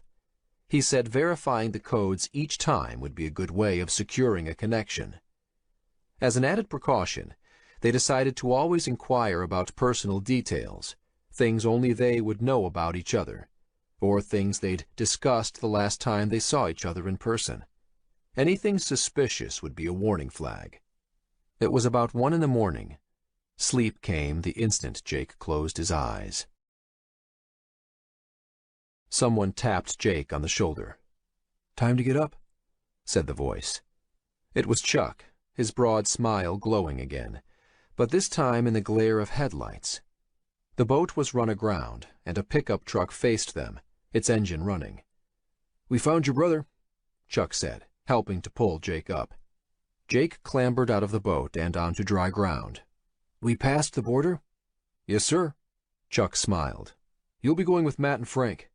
He motioned to 2 men standing beside the pickup. Mohawks. You can trust them. Jake thanked Chuck and trudged to the truck, shaking hands with Matt and Frank. They offered him the back seat, which he gratefully accepted. Waving to Chuck, he sank into his seat, buckling himself in. By the time the truck turned and started crunching up the gravel road leading down to the water, Jake was asleep again. Wake up. Hey, mister, wake up. Jake opened his eyes. It took him a few seconds to reintegrate his senses. Where was he? The rumble of the road reminded him. His senses sharpened, adrenaline flooding his bloodstream. He jumped up. Is everything okay? The man shaking him, leaning over the partition between the front and back seats, smiled. Everything's fine. We're arriving. He turned back to the front. Jake recognized him from the night before. Matt. And Frank was driving. His own personal Mohawk Underground Railway. Jake let out a long sigh. Good. The truck pulled into the parking lot of a run-down Super 8 motel. The sun crept over the horizon. It had to be 6 in the morning, Jake figured. 3 hours down the interstate, past Burlington, Vermont, and then crossing over into New York. He recognized this place, the outskirts of Schenectady. Pulling around the back of the motel, they parked the truck by a rusted chain-link fence separating the Motel 8 from the garage next door. Room 212, Matt said, turning to face Jake. He pointed to the second floor of the motel. We'll wait here. Jake took a moment to look around the parking lot. A family was loading their minivan. Looked like they were on a road trip. So normal. Jake felt a pang of regret, of longing. Matt watched Jake's eyes. Don't worry, we checked the place out. They're harmless. Jake nodded and opened his door, stepped out. He smiled at the family as they grouped together for a picture, then crossed to the motel staircase and jogged up, then rapped on the door 212. Noises inside. Footsteps. The door swung open, and his brother stood smiling in the awning. Glad you're back, little brother. Eamon reached to hug him. But someone else was waiting behind him. Elle, his wife. Beside her was Anna. Daddy! She cried out. Stunned, Jake knelt and scooped his daughter into his arms.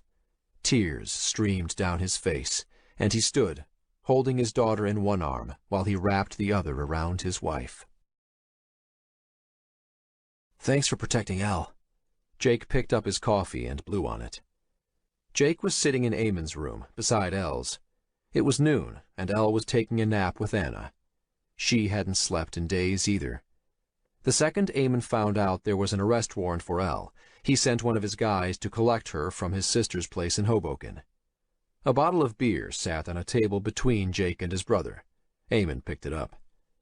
Eamon still had no idea what was really going on. Dean's guys had found him and told him Jake was coming back, but they'd said little more than that. Jake made a snap decision. He needed his brother's help. It was time to trust him. So he explained everything. The package from Sean, what Max had told him. So what did you tell Elle? Eamon asked. I told her that Sean sent me information, that Blue Bridge Corporation killed him for it, and are framing me to keep me quiet.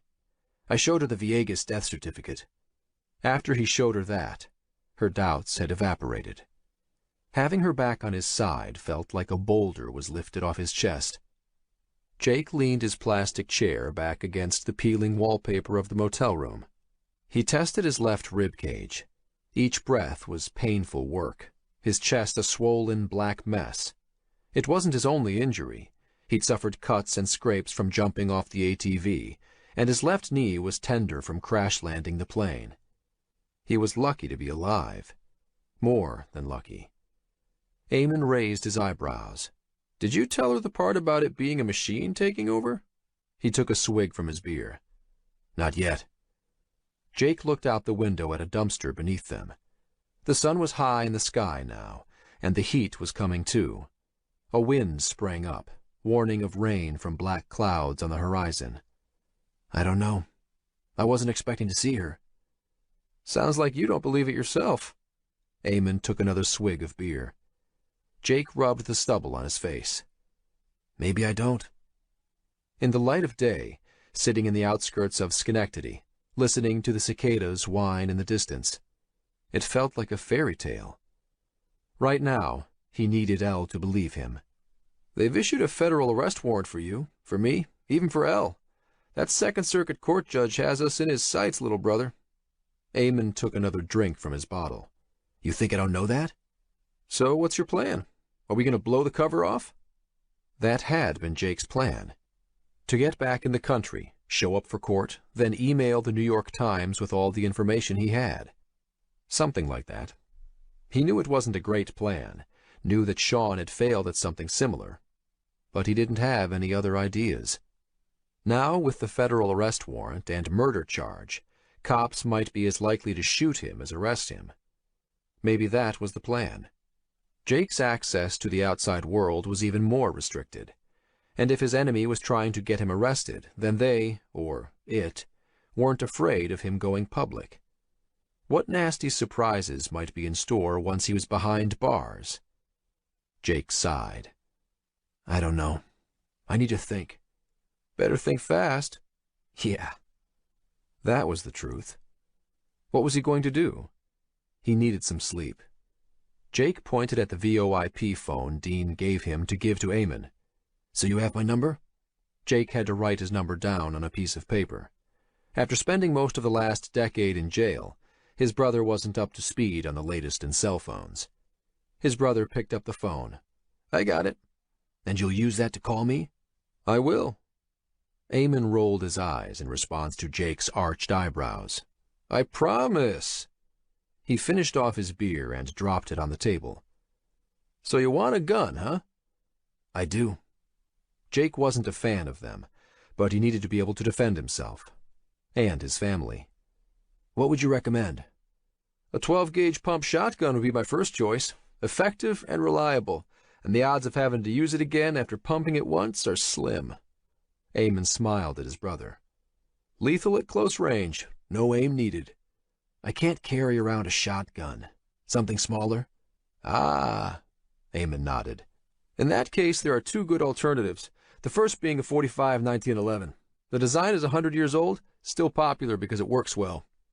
Eamon might not know much about cell phones, but he was an expert in firearms. Can I hide it? Asked Jake. Eamon wagged his head side to side.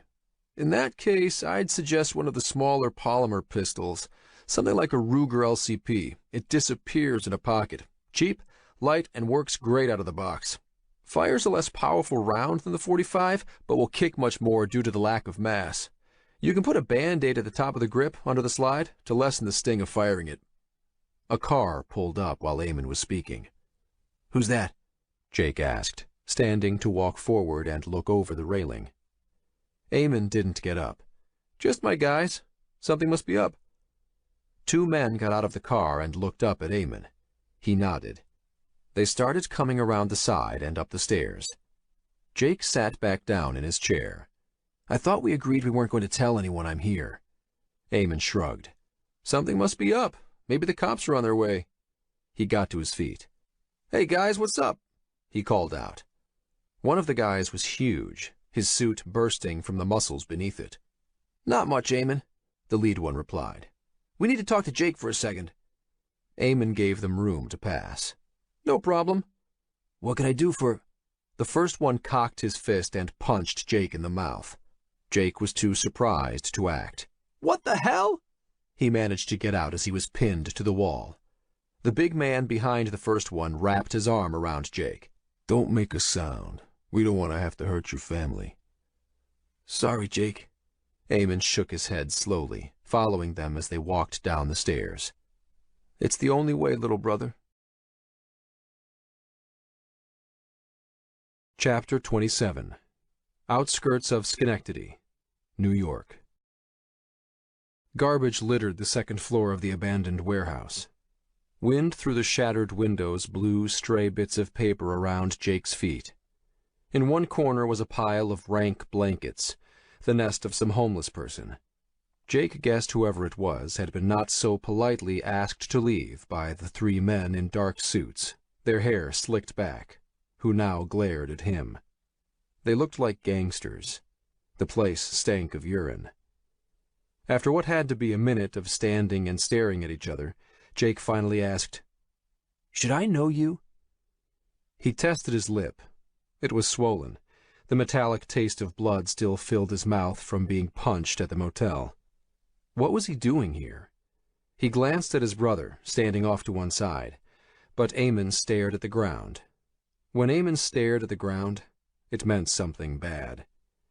The man in the middle snorted, smaller than the other two, but obviously in charge.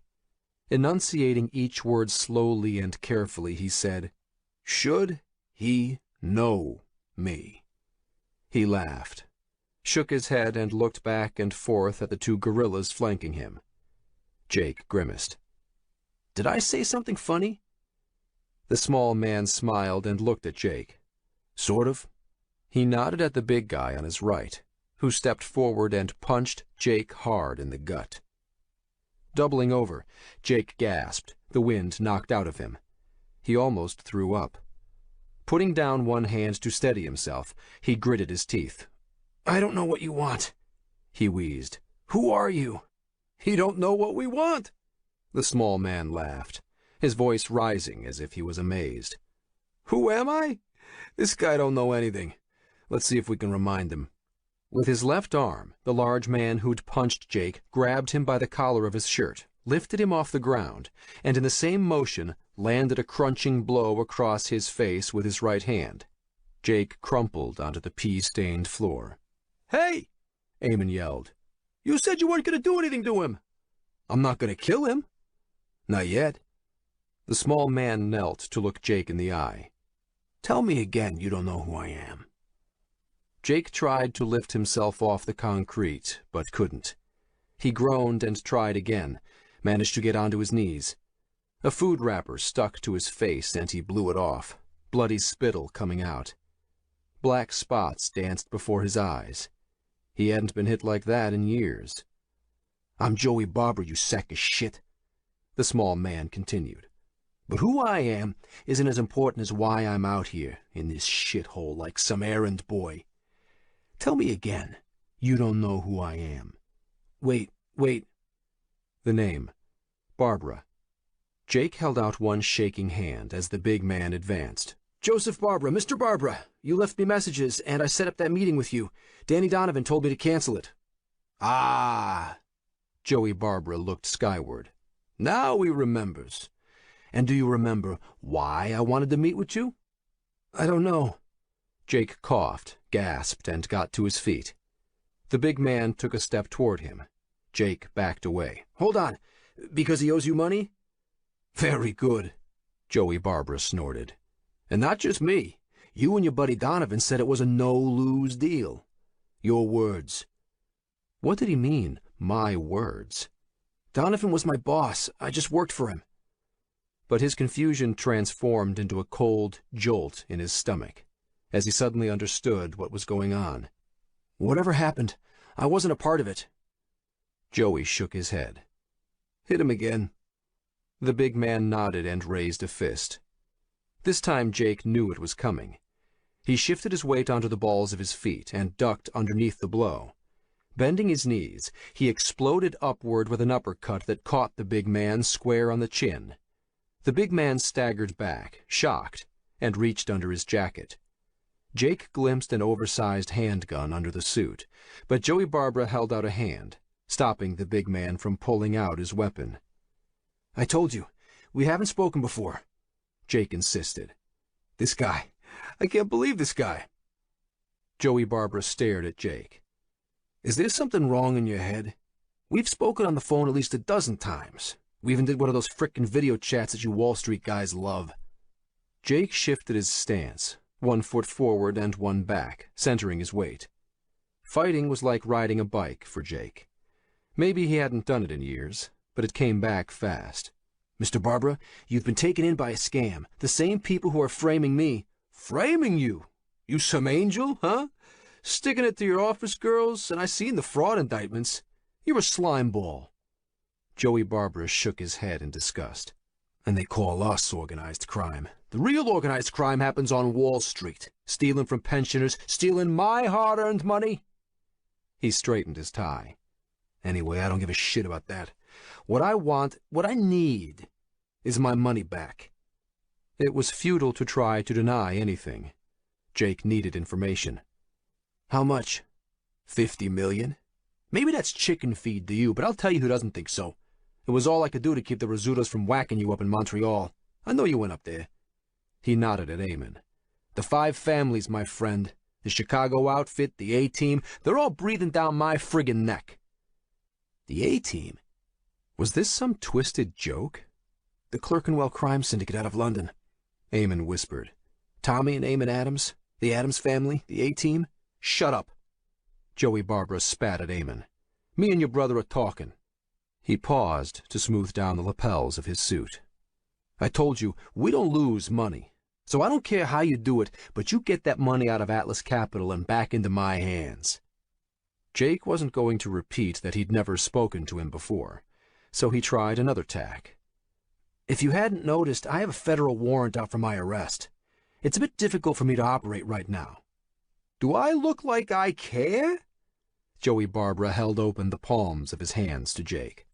I wouldn't normally do this, but that nice family of yours, you want them to remain a nice family, right? It was rhetorical. Me? Maybe I'd just kill you, but these people I work with? Well, we don't want to go there, Jake. Get our money, and you better not get arrested before you do. With a flick of his chin, Joey Barbara indicated that it was time to leave. The 2 bodyguards retreated to wing their boss. They walked to the stairwell in formation. Joey paused before the open doorway, then turned to look at Jake. That federal arrest warrant? That's the least of your problems, my friend. Jake slumped against the wall. Tell me something I don't know. Chapter 28. Central Pier Complex, Hong Kong. Where are we going? Jin gasped. It had to be well past 5 in the morning. The assassin bet was in less than an hour. A large man had just dragged her out of the car she'd been stuck in for the night, hauled her across the pavement and onto a large wooden boat. They were in the central piers, and judging from the smell, it was a fishing boat. Red and white netting covered the floor, dotted with bright orange floats. Above her, in the pre-dawn twilight, she recognized the glass and metal tower of the financial center. Wu-Tang sat in front of her, silent, a grim look on his face. The race across Hong Kong seemed like a frenzied dream now. Wu-Tang had literally dragged Jin out of the apartment, then pushed her into the back of a waiting limo that squealed away seconds after she got into it, gunfire erupting amid screams in the street. Wu-Tang rode in the front, leaving her alone with the 2 thick and thuggish men in the back, who pulled a black hood over her head. They'd locked her in the car, left her there for hours. When they finally returned and took off the hood, she refused to get out until she was given an explanation, at which point one of the men had grabbed her, picked her up kicking and screaming, and deposited her in the boat. The man who carried her down the docks reappeared from the main cabin. He glanced up at the buildings lining the piers, squinting, then nodded at Wu-Tang, and disappeared. The engines of the boat fired up, and Jin felt the vibrations rising up through the floor and bench, moving into her body. The look in Wu-Tang's eyes. Something was wrong. Had he been forced into this? She grabbed his hand. Who are these men? Wu-Tang shook his head.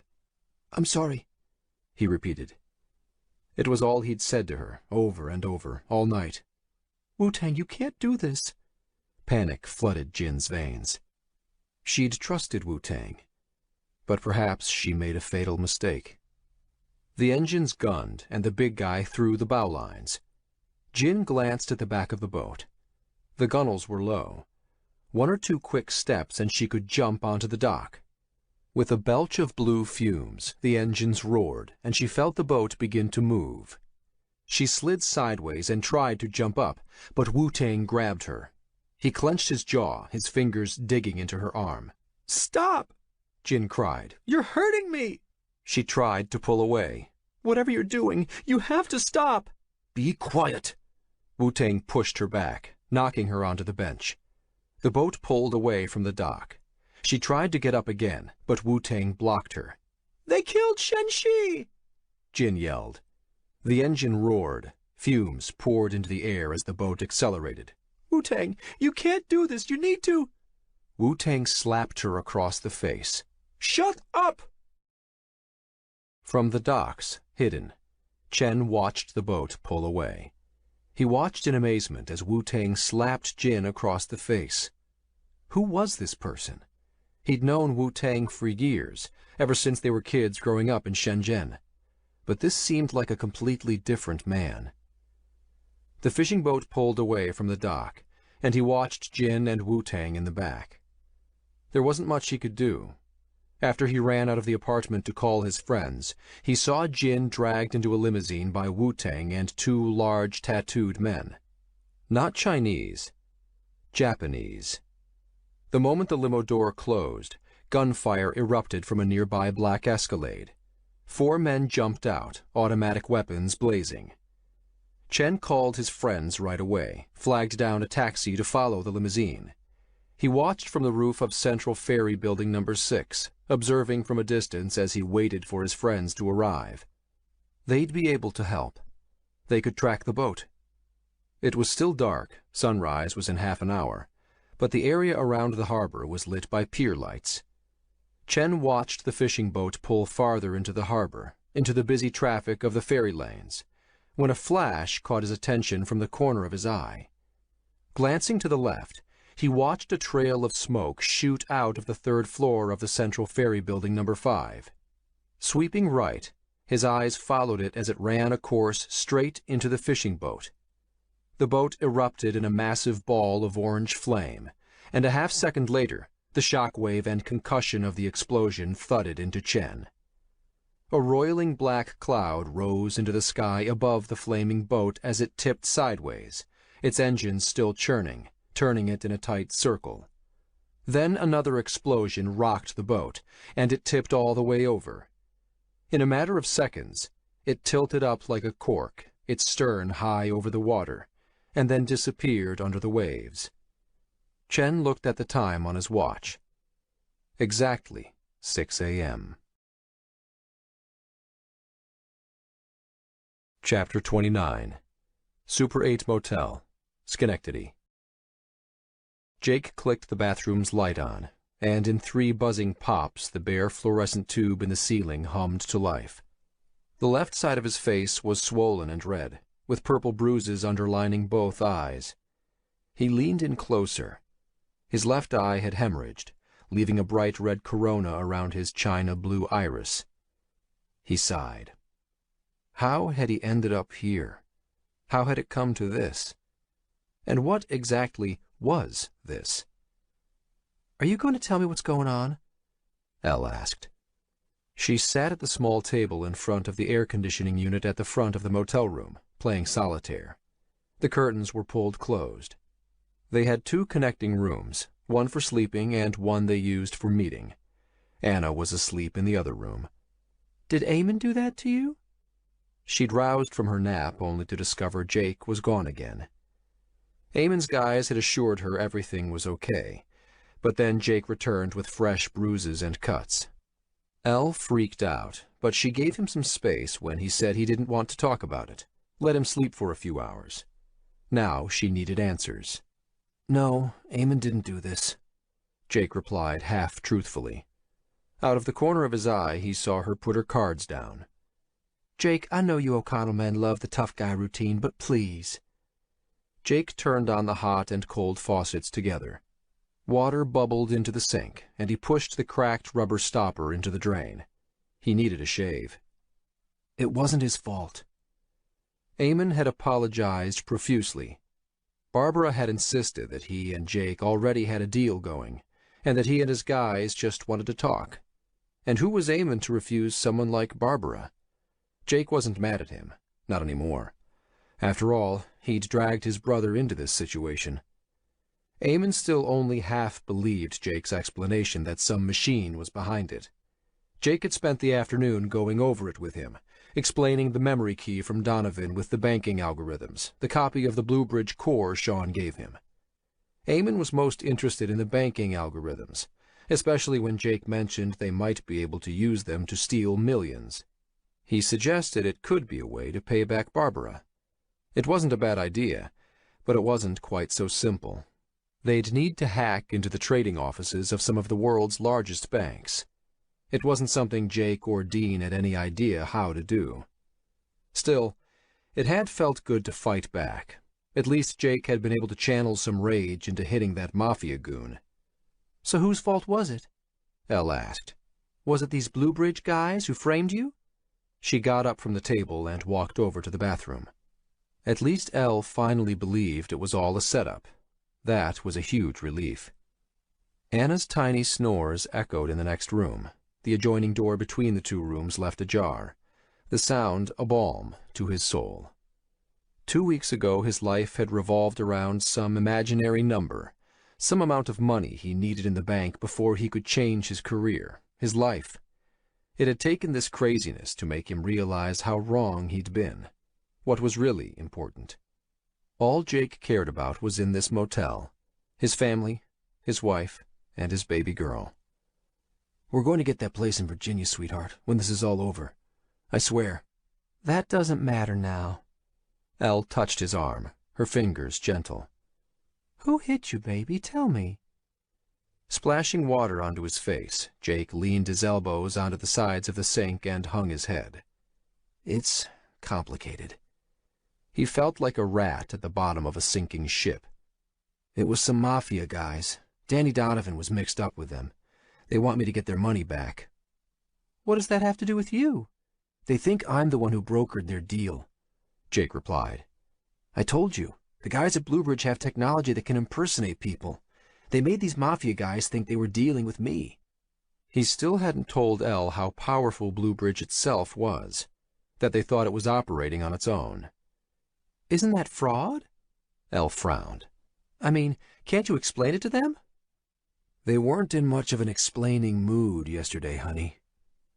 Elle put her arm around his shoulders, and he turned his head to kiss her arm. They'd barely touched each other the past month. We're going to figure this out, Jake. Elle rubbed his neck. Eamon really cares about you. He's sweet. He came with sandwiches for Anna and me. You be careful. You don't know him like I do. He might not blame his brother for the showdown yesterday, but that didn't mean he was feeling warm and fuzzy about him. He'd decided to trust Eamon, yes, but there were limitations. He was here? When? When you were sleeping. Said he wanted to apologize. Something started ringing. Jake leaned out of the bathroom doorway. It was the encrypted VoIP phone Dean gave him. Only Dean and Eamon knew the number. He stepped into the room and looked at the number displayed. It was his brother. Hello? How are you doing, Jake? Feeling any better? Good. Jake hesitated. What's up? Can you come out? What for? Jake looked at Elle and mouthed, Eamon. She nodded. Elle said you came by. I wanted to apologize again, and I have something to show you. Might be important. Can you tell me on the phone? Don't trust these things. I need to show you. I'm 3 blocks down to my buddy's office. If I leave, I won't be able to get back in. Seriously, I need to show you something. It sounded like his brother, and Dean had said these phones were secure. Still, it was better to be cautious. Want me to bring the leftovers from this morning? Bagels and lox? Pause. No, not day-old salmon. Gross. Just come on over. Jake glanced at the plastic boxes in the garbage. Sure. Where? It looked like some kind of lab. Refrigeration units lined one wall, while rack-mounted servers lined the other. In between was a row of wooden benches, and Eamon was sitting at the one in the center.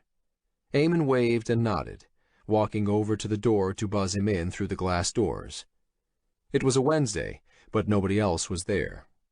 They were alone. The door clicked shut behind Jake. So what's up that's so important? Jake asked. He'd seen this building 100 times before as a kid. A squat red brick building with no exterior signage. Sean had told him it was a command center for nuclear submarines.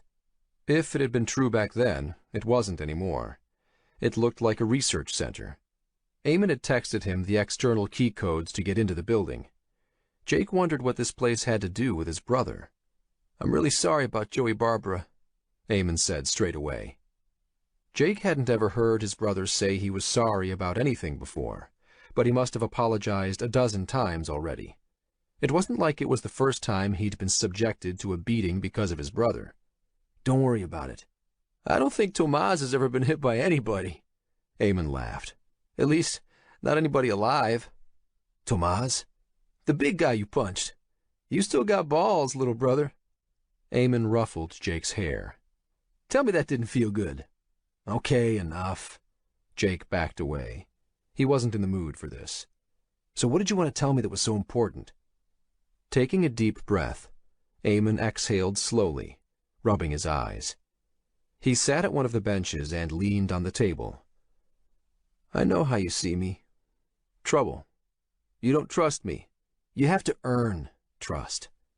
Jake slumped onto the bench across from Eamon. "Stuff like today "Doesn't help, I know. There was a lot of time to think on the inside. I'm trying to change, Jake. I just don't know how. Growing up, you had your Auntie Anna, your foster care worker. Sure, she tried to help me when she could, but it wasn't the same." Was there some angle to this? Jake shrugged. "You can't go blaming other people for the things you do. You have to take responsibility for your own actions." "I am!" Eamon slammed the table. "I did. I just spent 5 years in jail. 5 years! You don't think I paid for what I did? I paid my debt." Jake held his hands up. "Okay, so you paid your debt." "That 5 years you've been out here, having a family, a baby girl, a beautiful wife?" Eamon buried his head in his hands. "You know what I'd give to have your life? I have nobody. Nobody, Jake. What have I been doing with my life?" Jake wanted to say they had each other, that family was still important to him, but he held back. "You made your choices," he said. "I did, but I don't want that old life anymore." Tears glimmered in Eamon's eyes. Jake had never seen his older brother cry. "You don't have to go back to it. You can change, Eamon." "Oh, yeah?" Eamon looked Jake in the eyes. "I get out, and wham! This Joseph Barbara guy is breathing down my neck. The head of the Genovese Mafia family, threatening my family. Of course I stuck up for you, but they threatened my boys." "Your boys?" "Mick and Fumbles, my guys, you know." Eamon wiped his eyes. "I wanted to get out, fly straight, but here I am, stuck right back in it, aiding and abetting a fugitive. That's what I'm doing by helping you. You know that, right? There's a warrant out for me now, too." Jake leaned back and closed his eyes. He'd been so wrapped up in his own head, he hadn't spared a moment to think about his brother's situation. "You're right." He opened his eyes. Eamon was staring at him. "You know how long I'll go to jail?" Eamon asked. "Third strike. They'll put me in a deep, dark hole until I'm an old man, and that'll be my life." For perhaps the first time, Jake saw pain in his brother's eyes. "You don't have to help me, Eamon. I appreciate it, but maybe it would be better." "No way." Eamon shook his head. "No way I'm giving up on my little brother." He pointed his index finger at Jake. "I'm sorry for everything, but you're still my brother, and this time I'm going to do right by you. We're going to fix this, Jake." He pointed his finger at the table. "But when we're done, I'm leaving all this behind." "Okay," Jake whispered. He wasn't used to having his brother stick up for him. It was a new feeling. He liked it. And Jake believed Eamon, believed the sincerity in his eyes. "Okay. Thank you. Now," he glanced around the office. "What is this place?" "What's what place?" Jake fished in his pocket for the VoIP cell phone to call Dean. "This place. Why did you ask me to come here?" "I didn't ask you to come here." Eamon frowned. "You asked me." The hair pricked on Jake's arms. "No, you asked me." But even as he said it, he knew the truth. It was the machine. Bluebridge. Why hadn't he asked more personal questions? Used the one-time pad Dean had sent? A part of him hadn't really believed that this thing could fool him, successfully masquerade as someone he knew. Now he believed. But now might be too late. The realization dawned on Eamon at the same time. He swore under his breath, his eyes wide. Jake ran to the door, pulled on it. Locked. He hit the door buzzer, but it was no good. Started banging against the glass, grabbing a chair and pounding with it. The plexiglass was at least 2 inches thick. Unbreakable. What kind of lab was this? As if answering his question, an electronic voice said, "Please exit the building. A level 3 biological outbreak has been detected. You have 60 seconds before decontamination." The lights dimmed and klaxons sounded. "Warning. The doors will lock in 60 seconds and biological sanitation will begin. This is lethal to all life forms. Please vacate the premises." Jake stared at the strobing orange lights overhead. Oh, God. Chapter 30. Gentech Offices, Schenectady. "Yes, the doors are locked, Jake," Cormac chuckled. He settled into the leather of his Buick rental and glanced out the tinted windows at the Gentech Life Sciences building. He tried to find a comfortable angle. His back itched and burned. Cradling his hardened and rubberized laptop on the steering wheel, he got ready for the end of the show. Sirens wailed from the building. One of Eamon O'Connell's guys, the one who'd dropped him off, exited his car, gun out, clearly wondering what the heck was going on. In 10 minutes, the place would be swarming with police and fire engines. But in 1 minute, Jake O'Connell and his brother would be dead. On the laptop's screen, Cormac watched as Jake and Eamon stared dumbfounded at the alarms and flashing lights above and around them. It was a grainy black and white surveillance camera feed from inside. Cormac smiled. "What now, Jake?" he whispered. On cue, Jake picked up a chair and started bashing it against the plexiglass wall. "Nope, that's not going to work," Cormac sniggered, munching on a handful of freeze-dried green beans. 50 seconds, Jake." Beside Jake, Eamon pulled out his gun. Cormac watched, smiling. "Bullet-resistant." Then Jake did something Cormac hadn't expected. Jake turned away from the plexiglass walls, toward the server racks on the other side of the room. Shaking his head, he took the gun from Eamon and pointed it in the other direction. They walked off camera. Cormac tried to swivel the camera around, but he could only catch the edge of them. Cormac put down the green beans. "What are you up to?" The gun discharged 6 times. Jake fired at the ceiling, and then the brothers started pulling on something. Cormac sat upright. 20 seconds, Mr. O'Connell." Jake and Eamon disappeared from the screen. Right on time, the image on screen hazed over with the biological decontaminant, as the room was flooded with a lethal dose of toxins. Cormac flipped his laptop closed and looked at the building. Was it over? Cormac watched the seconds and minutes tick by. Next to the building, Eamon O'Connell's guy stared at the door. A distant whine of fire engines. Cormac started his engine and was putting the car in gear when 2 figures staggered out of the building's fire exit. "I don't believe it," muttered Cormac. It was Jake and Eamon. Cormac watched wide-eyed as they jogged to the waiting car and got inside. Finishing putting his car into gear, Cormac put his foot down and started off. They must have climbed out through the ventilation. It was the only way. He had to hand it to him. This Jake kid was resourceful, kept a cool head, even after Cormac killed those pilots back at Bear Mountain, even emptied the fuel from the airplanes. Jake had found a way to escape. He was determined, never gave up, so Cormac wasn't really that surprised he found a way out this time as well. But it wasn't Cormac's idea. Cormac had warned his employer that a stunt like this would create too many loose ends, but the old man wanted it to look like an accident. Cormac's employer had wanted it to look like Jake was breaking into Gentech when something went wrong. The fact that it was a company owned by Bluebridge wasn't lost on Cormac. Cormac scratched his neck and grimaced, his fingers testing underneath the bandage. This whole thing was getting a little too odd. Cormac had never worked for an employer like this one. The old man would call him at all hours with questions and asking opinions.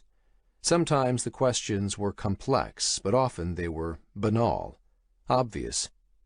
What did it mean, the old man had asked the day before, when a reporter said the president's policy on the Middle East was designed to split Islamists into dozens of splinter groups? Cormac had explained that it was a joke, sarcasm, that they were making fun of a policy that seemed designed to make the situation worse. But the old man didn't get sarcasm, seemed crippled by a literal mind. An old baby. It sounded odd, but that's the image that formed in his head when he talked to the old man, like he was talking to a 70-year-old baby, and that's how it felt, like somehow he was babysitting. Strange. But as long as it paid well, strange didn't bother Cormac. One thing that did bother him was that his client was getting more desperate. When he started out with him a year ago, the jobs had been surgical in their precision, but things were getting messy. Cormac had seen it before, knew when it was time to get out. The old man on the phone never sounded the least bit desperate, though, which meant it was time to get out. But not quite yet. Cormac was happy Jake wormed his way out of this one.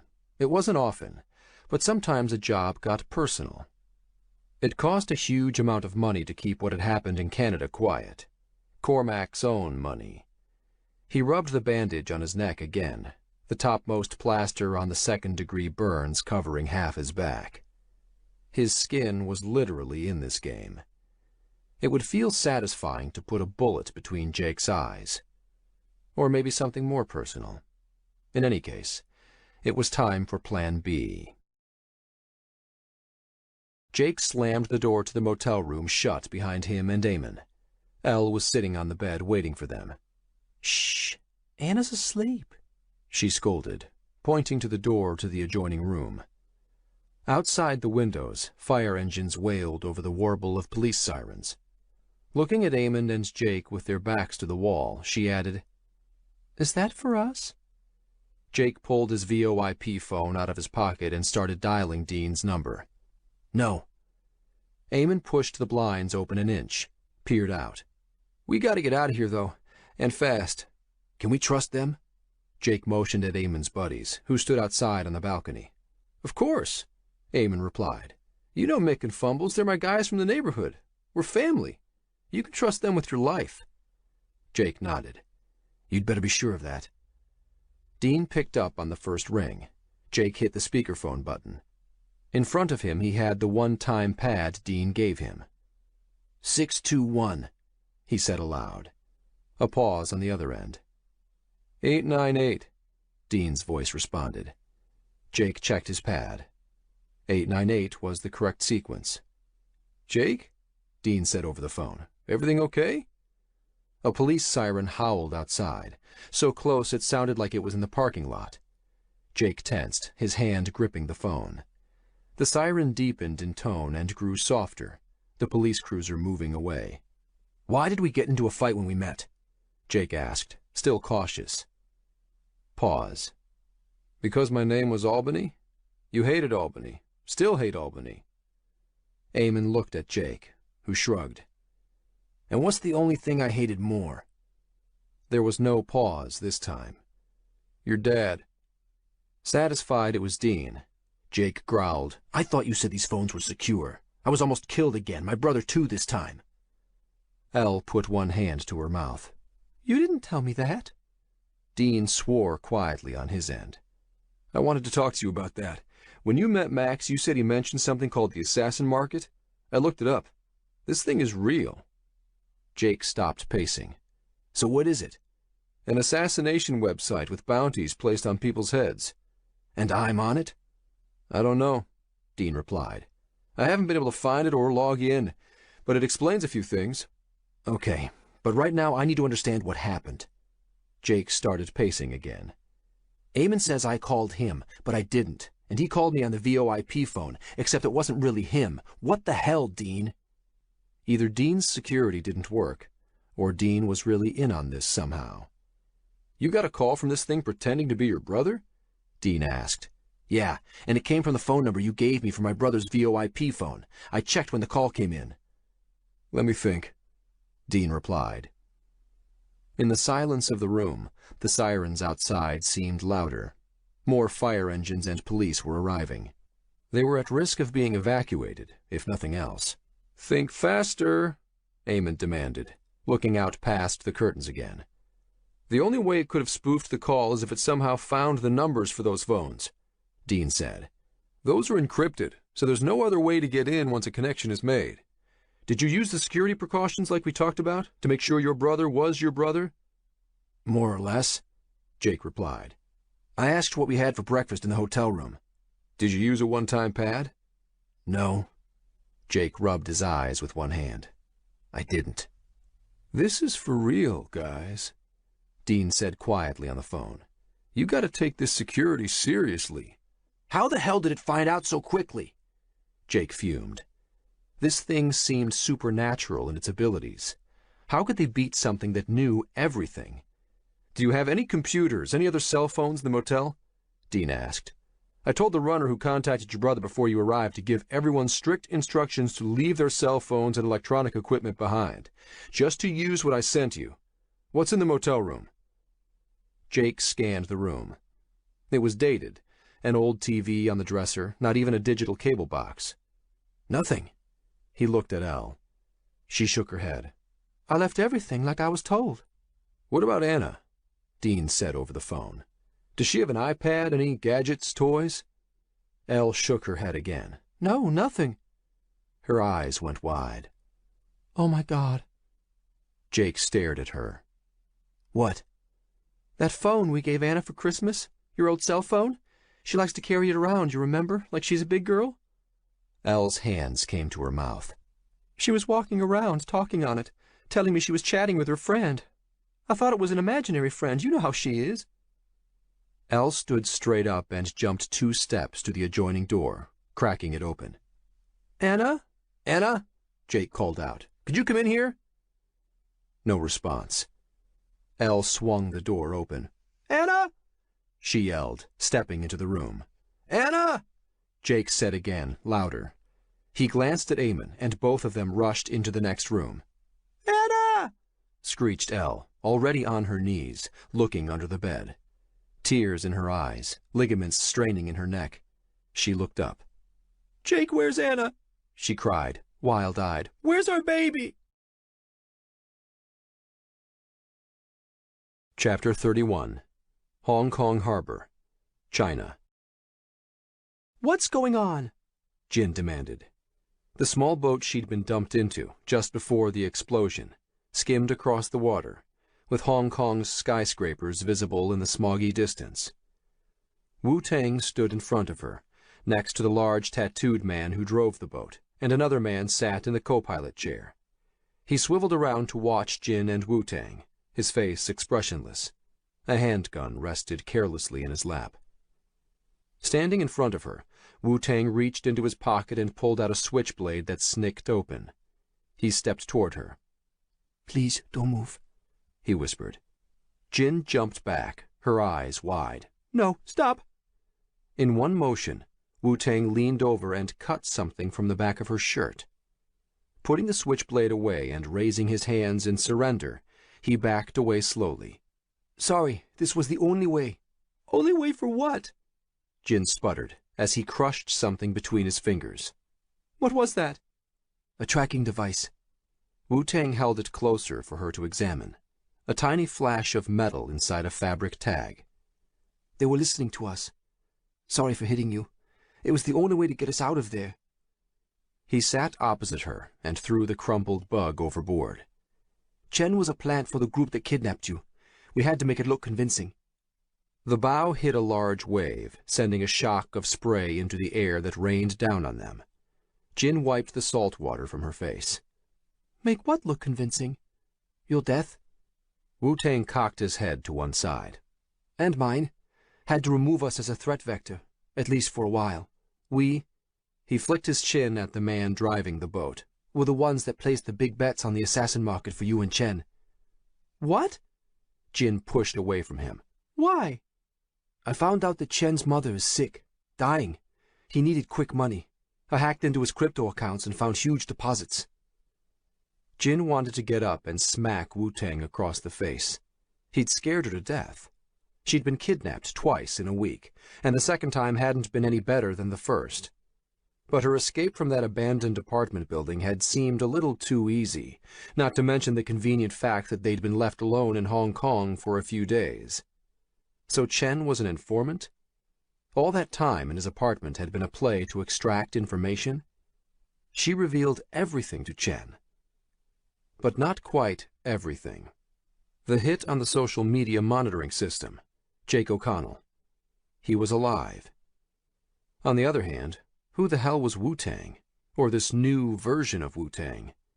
She'd always had the impression he was a shy programmer nerd. Kidnapping her and staging an explosion, faking their deaths, removing threat vectors? And who are these guys? Jin demanded. Your triad gangbanger buddies? She had to admit, even though anger felt white-hot inside her as she glared at him, he did seem tougher, more dangerous, more exciting. And relief at not being dead washed through her. Not triad, Wu-Tang replied. These are Yakuza. Yakuza? Japanese organized crime. Jin frowned. What are they doing here? And how on earth did he know them? She'd heard stories about the Yakuza, some brutal, but also how they were the first ones to bring relief after earthquakes and tsunami. It started with Yamamoto, remember? He was head of Japan's largest hedge fund. So he was in with gangsters? Not exactly. Wu-Tang pointed at the seat beside her. Could he sit there? And Jin nodded. He stepped over, slid in beside her. Now he wouldn't have to yell over the engine. Have you heard of Sokaya? Jin shook her head. She felt Wu-Tang's warmth and inched closer. It's the name for the large-scale institutionalized bribery practiced by the Yakuza in Japan. They buy shares in a publicly listed company, then start digging up dirt on the company leadership. After that, it's a case of give us money or we'll show up at meetings and embarrass you. Wu-Tang looked up and then back at her. It's sort of a way of keeping management honest. To combat it, Japanese companies tend to hold all their shareholder meetings on the same day. Over 90% of the Tokyo Stock Exchange do it. Holding all their meetings on the same day made it difficult for the gangsters to be everywhere at once. And what does that have to do with anything? Last year, the Yakuza bosses noticed a drop-off in business. Someone was muscling in on their territory. Someone who was able to attend a lot of shareholder and board meetings at the same time. Jin connected the dots. Bluebridge. We think so. Seems to be connected to something called Inform DAC, an autonomous corporation that pays people to supply compromising information on senior executives. Yamamoto must have figured it out, like the Yakuza did. Bluebridge executives were attending dozens of meetings, some simultaneously, using it to control Japanese businesses. So this chatbot software is spoofing Bluebridge executives? Wu-Tang shook his head. We think the chatbot technology comes from Bluebridge. Looks like they're purposely using it to mimic their executives. Not an obvious case of fraud, as they could argue they were attending the meetings by proxy. But it would be enough for Yamamoto to want to take it to the heads of the banks. And the fact that this was corrupting senior Chinese and Japanese officials? Wu-Tang nodded. And so they killed him. That's right. The Yakuza were tracking Yamamoto. They wanted to find out who was stealing their business, and how and why. When he was killed, they shadowed Shenxi, found you. They knew that the State Security Ministry had planted Chen. They were watching him, so they knew when to capture you. So you're not Yakuza? Jin asked. Wu-Tang laughed. Me? Yakuza? Are you kidding? No. By the time they grabbed me on the street, I'd already figured out Chen was dirty. I was getting ready to escape with you. They came up with this plan, said we had to make it look convincing. Jin smiled. Her little bubble burst. She liked imagining Wu-Tang as a secret agent gangster. So where are we going now? They want to stop whoever or whatever is cutting in on their business. They want us to stop it. Jin moved another inch closer to Wu-Tang. Us? She asked, shivering. Us. Wu-Tang smiled and put an arm around her. They cleared the harbor, and the tattooed man glanced over his shoulder at them, smiling, the rising sun glinting off his gold-capped front teeth. Turning back to the front, he slid the speedboat's throttle forward and the engine roared, the acceleration pushing them back into their seats. The boat rocketed off across the water, skipping over the waves into the sunrise over the South China Sea. August 23rd, Tuesday. Chapter 32, Super 8 Motel, Schenectady. Good afternoon, Bluebridge Corporation. How may I help you? It sounded like Cindy, the receptionist Jake had encountered when he stormed the Bluebridge offices less than a week ago. Jake's phone was wired into the laptop Dean gave him, which was bouncing his call through a dozen anonymous connection points over the net. Dean had set it up remotely. I'd like to speak to Mr. Henry Montrose. Jake grunted, trying to keep his voice even. Mr. Montrose isn't in the office today, came Cindy's sing-song voice. Can I take a message? No. Jake's voice went up an octave. I need to speak to him immediately. I'm sorry, but who is this? He knows who this is. Jake barked. Jake paced back and forth, a wire stretching from the VoIP phone in his hand to the laptop perched on top of the TV. He glanced at Elle sitting on the foot of the bed next to Eamon, his brother's arm around her. She trembled, her eyes bloodshot and full of tears. Jake felt empty, no fear anymore, not for himself. Except maybe it wasn't emptiness he felt. Rage filled him. Another pause on the other end. Excuse me, sir, he knows who this is? Who is this? Listen, Cindy, get that goddamn piece of... Click, click. Mr. Jake O'Connell? This was it. This had to be the machine. Where's my daughter? Jake screamed into the phone, spitting onto the handset as he held it in front of him. He put his ear back to the phone. Mr. O'Connell, this is the New York Police Department, Special Investigative Division, came a calm voice after a few seconds of airtime. Mr. O'Connell, you need to surrender yourself. Threatening Bluebridge exec... Jake hung up. Jesus Christ, he muttered. He glanced at the gold cross hanging around his brother's neck. It had been a long time since he'd gone to church, but he missed it now. He felt like crawling into a sanctuary, confessing his sins, begging for divine intervention. It seemed to be his only hope for saving his daughter. What happened? Elle stammered. Did it say anything? Do they have Anna? The police picked up the call. At least it sounded like the police. They must be monitoring the lines there. Did the police say anything about our daughter? Elle was frantic. Jake scowled, threw the phone on the bed. No. Nothing. There had been no demands, no mention of ransom. They'd torn through the rooms looking for Anna, or any sign of where she might be, until Mick, one of Eamon's guys, came in and asked what was going on. They said Anna was gone. He smiled and told them she'd gone downstairs to meet Jake. Mick's smile faded when he noticed Jake, glaring at him from the back of the room. Jake had grabbed Mick by the throat and pinned him to the wall.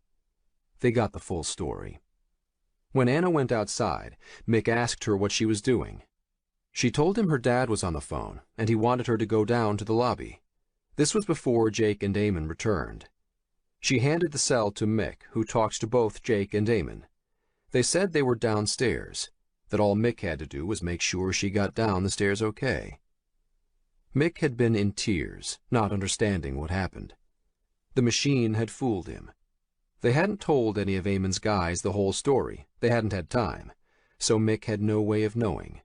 What did you do? Elle screamed at Jake. He pulled her close and let her hit him, pulled her sobbing face into his chest. Their daughter was gone, vanished without a trace. The call to Bluebridge, a last-ditch effort, had accomplished nothing. Then Jake's phone pinged. At first he ignored it, but it pinged again. Flipping it open with one hand, he clicked on a message from an unknown caller. A video. Anna's face filled the screen.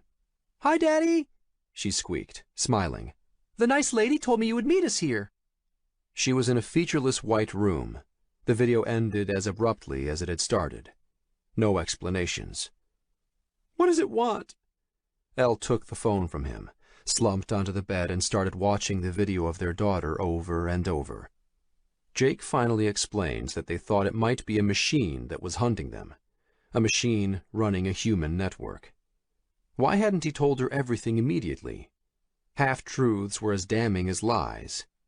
In the end, she hadn't much cared. She wanted her daughter back. There were no demands, but Jake could guess what it wanted. It wants what Sean sent to me in that package. The copy of the Bluebridge Core, with the banking algorithms from Donovan and Viegas's death certificate, made for some damning evidence. They just had to do something with it. "Can't we give it to them?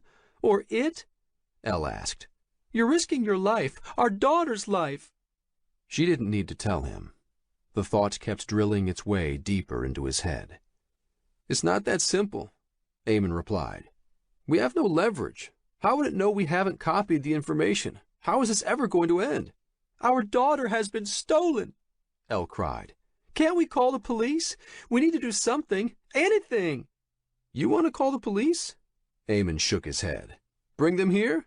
We'll all be thrown into jail. And if we're thrown in jail, no way we can avoid Joey Barbara's guys." "That doesn't matter anymore," Elle said quietly. "We just need to get Anna back." "We can't call the police," Jake replied to her, just as quietly. "Not yet, anyway." There was no way he was letting anyone take his family away from him. He was going to fix this, protect them. Somehow. But the walls were closing in. Anonymous death squads, the mafia breathing down his neck, half a dozen federal agencies on a manhunt for him and his family, and this machine knew exactly where Jake was. It wasn't afraid of getting him arrested, so why weren't the police here already?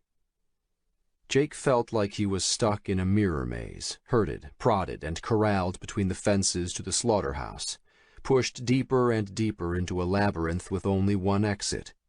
He had to figure out a way to get outside of the lines he was being painted into, to figure out how to create a second exit, one he wasn't being pushed toward.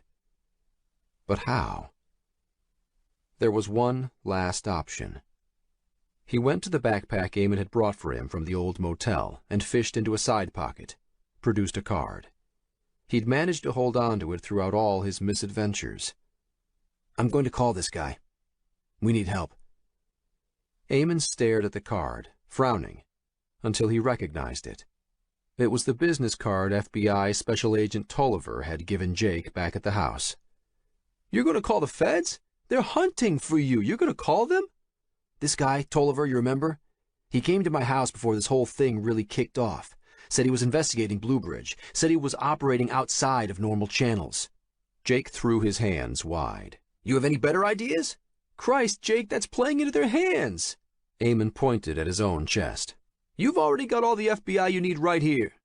"What?" "Foreign-born Irish, Jake. We got connections. We can handle this." Jake stopped pacing. "What, are you and Mick and Fumbles out there?" He pointed to the front door. "Going to fight some global artificial intelligence? It's probably staring down at us from space right now, eyeballing us from some freaking satellite." "This thing isn't God, Jake. It can't have all the angles covered." Eamon scowled at the FBI card in Jake's hand. "I don't know if it's smart to get in touch with people who are already hunting for you." His shoulders sagged. "I'm trying, Jake. I'm sorry about everything. The guys, they didn't know." "I know." Jake's face softened. "Look, you can help by taking Elle up north into Canada." Jake fended off objections from Elle. "Kahnawake has more ex-Rangers and Special Forces Marines than Fort Bragg. Get up there and keep her safe." "What are you going to do?" "I'm going to get in touch with this guy. I'll use the voice scrambler Dean gave me. Arrange a meeting somewhere in public. Make a deal. I've met him. I know his face." "What kind of deal?" Elle asked. "We have the Vidal Viegas death certificate. We have a copy of the Bluebridge Core and the trading algorithms. I know this FBI guy will want all of that." "I'm not going north," Elle said quietly. "Baby, It's too dangerous. You can't come with me. I'm staying here. You go meet that agent, but I'm staying here until we find Anna. Elle, you can't stay here. What are you going to do? I'm with Elle. Eamon walked up beside her, put a hand on her shoulder. This is our town, Jake. We grew up here. If anyone can find Anna, maybe me and the guys can. Jake closed his eyes, gritted his teeth. I can't risk losing you, Elle. I'll get her back. I'll make a deal. I can't abandon Anna, Elle whispered. She gripped Eamon's hand on her shoulder. Jake stared at his wife, exhaled. It wasn't an argument he could win. But we have to leave this motel. It knows we're here. The longer we wait, the more we're sitting ducks. All this time, he'd been back on his heels, reacting. It was time to fight back. And if I end up playing into its hands, then we're no worse off. Jake looked into Elle's eyes. If I disappear, give them everything. Do anything it takes to get Anna back. He turned to his brother. I'm trusting you, Eamon. The words came surprisingly easily. Eamon's jaw muscles rippled. I got this, little brother. His eyes glistened. I got this. Maybe you're thinking the wrong way, Elle said, breaking the moment between the brothers. Jake turned to her. How so? This thing wants money, right? That's what you said it was programmed for? That's what Max said. So hit it where it hurts. Take its money away. What do you mean? Of all of them, Elle was by far the smartest. She often had insights that Jake had a hard time seeing. He'd learned long ago to listen to her instincts. I don't know. Elle rocked back and forth. I'm just saying that's what is at the root of this. Money. Maybe, Jake admitted. And maybe this FBI guy can help us with that. Eamon peered back through the curtains. Come on. We gotta go. August 24th, Wednesday. Chapter 33, Downtown Albany. Agent Tolliver? Said a clipped electronic voice. I have information for you. Who is this? Agent Tolliver replied. Do you have an encrypted line you can call me from? Said the electronic voice. A pause. Yes? What number should I call? Jake cleared his throat and looked around. The closest person was 100 feet away, entering a convenience store. He was on a small side street at the end of Main Street in downtown Albany. He held the voice changer, a small electronic device Dean had given him, up to his mouth. Jake found it ironic that to evade a machine, he had to sound like one. Speaking one digit at a time, he gave the agent the number for a new VoIP phone Dean sent down the night before. He hung up the receiver of the payphone and slipped the voice changer into his pocket. Glancing around again, he made sure nobody was watching. Nobody was. He crossed the street to a small park, his hand on the phone in his pocket, waiting for the return call. The trees around the park swayed. A storm was coming. The day before, they'd driven all over Schenectady and Albany, ducking into buildings, switching cars, splitting up, doing anything they could to lose a possible tail. Jake had a hard time believing they could evade whatever or whoever was following them, but at least they'd made it difficult. They spent the night in the car, on the run, ditched all of their possessions, all except for the phone. Elle wouldn't part with it, no matter what. Every 2 hours, a new 5-second video clip of Anna was sent, playing with toys, smiling at the camera. Later in the night, there were images of her asleep on a cot. Elle clutched the phone in her hand, wouldn't let anyone else touch it. Each time it vibrated, signaling a new message, she started sobbing, and then she'd play the new video clip over and over. All Jake could do was sit beside her and hold her tight. In the small hours of morning, Jake said goodbye to Elle. It was one of the hardest things he'd ever done, but he knew it would be best, and least dangerous, for them to split up. Dean had someone come down to bring them new electronic communication gear, more security-hardened, with stricter instructions. Jake had a protocol to follow when Special Agent Tolliver called him back. The situation up in Kianawage was degrading fast.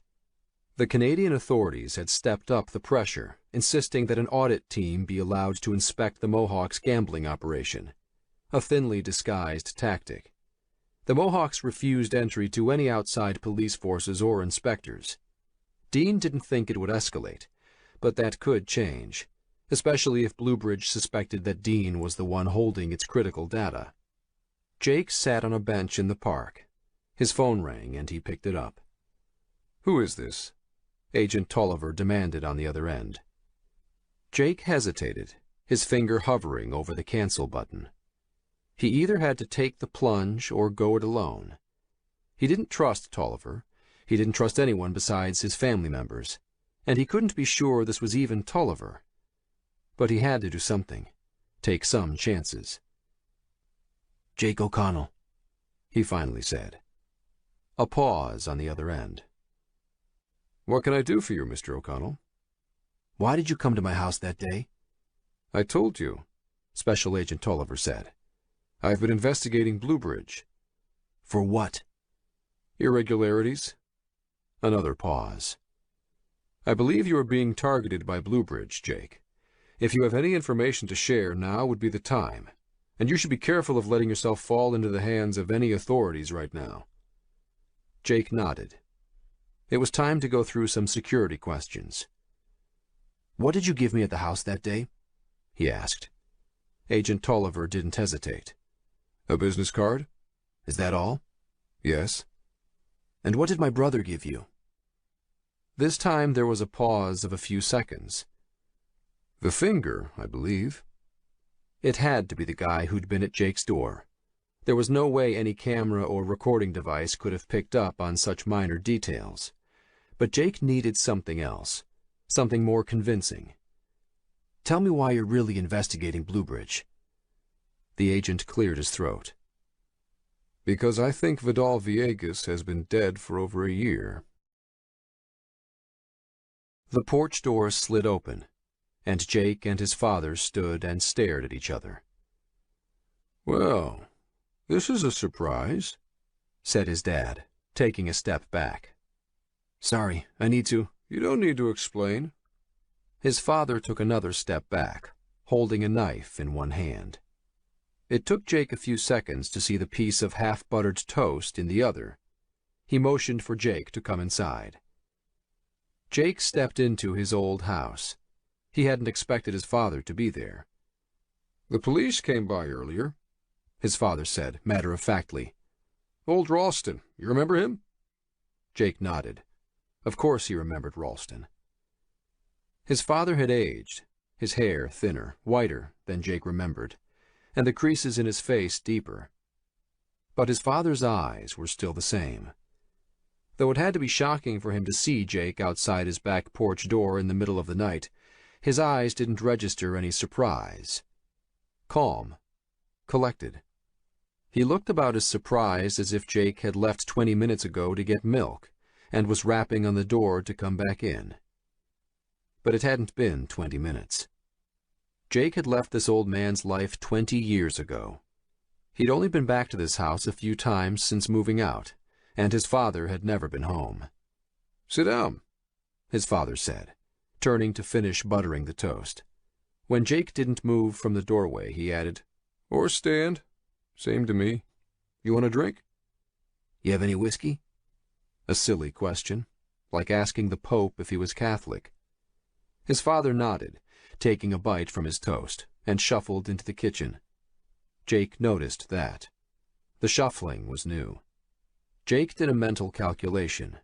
His father was 68 this year. Jake glanced around. The house had barely changed. 30 years his parents had been renting this place, and it was a dump from the start. On the dining table, a cigarette rolling machine balanced on top of a scattered stack of unopened mail, next to an ashtray overflowing with butts. He noticed the ceiling was stained yellow, then realized it had to be from cigarette smoke. The smell of stale beer and neglect brought memories rushing into Jake's head. bad memories. Your mother's in the lounge, Jake's dad grunted. He leaned over, opened the cupboard doors under the sink. Jake nodded and took 2 steps forward, craning his neck to look around the corner. The lounge. A fancy word for a television room. Some murder mystery played on the TV. To be honest, the room wasn't even about the television. A half-full glass sat beside his mother's liver-spotted hand. He didn't have to guess what it was. Vodka tonic. That's all she ever drank. He saw the back of her head, her gray roots showing under a blossom of red coloring still hanging onto the tips. She was in her favorite recliner. "Flo, Jake's here," his father called out, his hands in the cupboard above the sink. "Flo?" No response. Jake's father returned to the dining table with 2 chipped tumblers and a bottle of wild turkey. He pushed the stack of unopened mail aside. "Your mother's asleep." Asleep? Passed out? Same thing in Jake's family. Jake nodded and sat at the dining table. His father shrugged and opened the bottle of whiskey, poured each of them 2 fingers. Where did psychopath con men go when they got old? Home seemed to be the answer.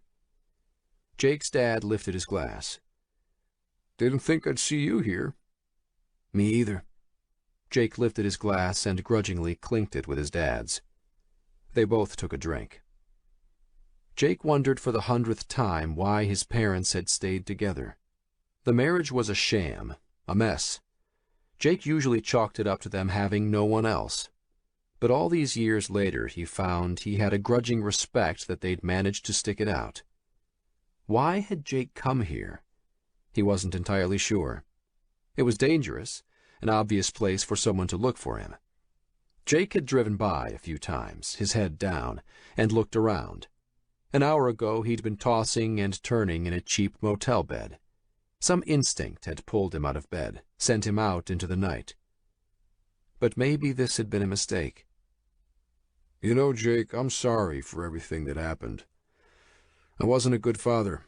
I know that. What happened that night..." His dad paused to finish his drink. "That was terrible. I was drunk. I'm sorry." Jake stared at his dad. I almost froze to death. You almost killed me. But it was the first time his father had apologized, the first time he'd even acknowledged it. Still, he knew his dad's words were just that. Words, not something he felt. I didn't come here for an apology. I wanted to say goodbye to Mom. He thought about telling his father that Anna had been kidnapped, but he couldn't stomach it, couldn't stand the thought of watching the empty black pools of his father's eyes, the awkward pause while the mind behind those eyes tried to think of what to say, how to react. "Goodbye." Jake's dad took a drink, the creases in his face deepening. "You want to say goodbye? Where are you going?" Nowhere. Jake had arranged to meet Agent Tolliver the next day, but he wasn't going to tell his dad that. Just away.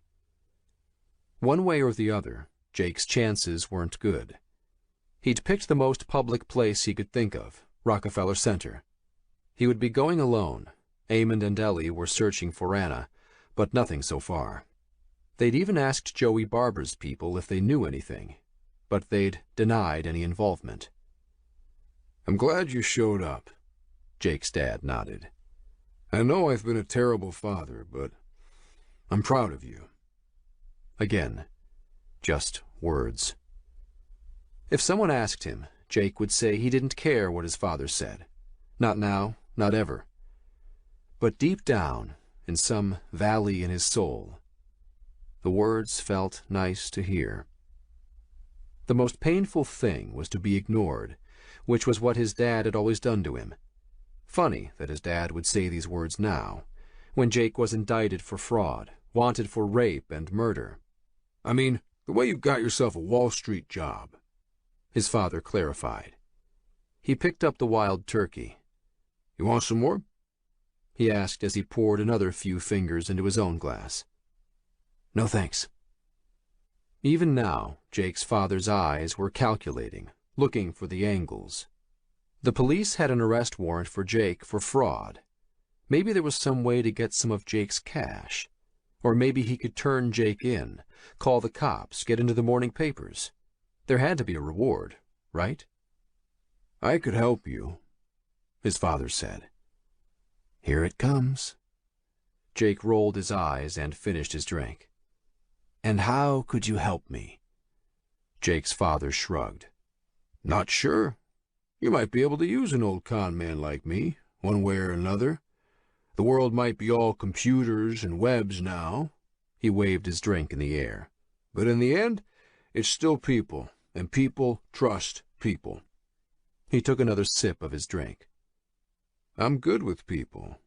You know that." Good at fooling them, stealing from them.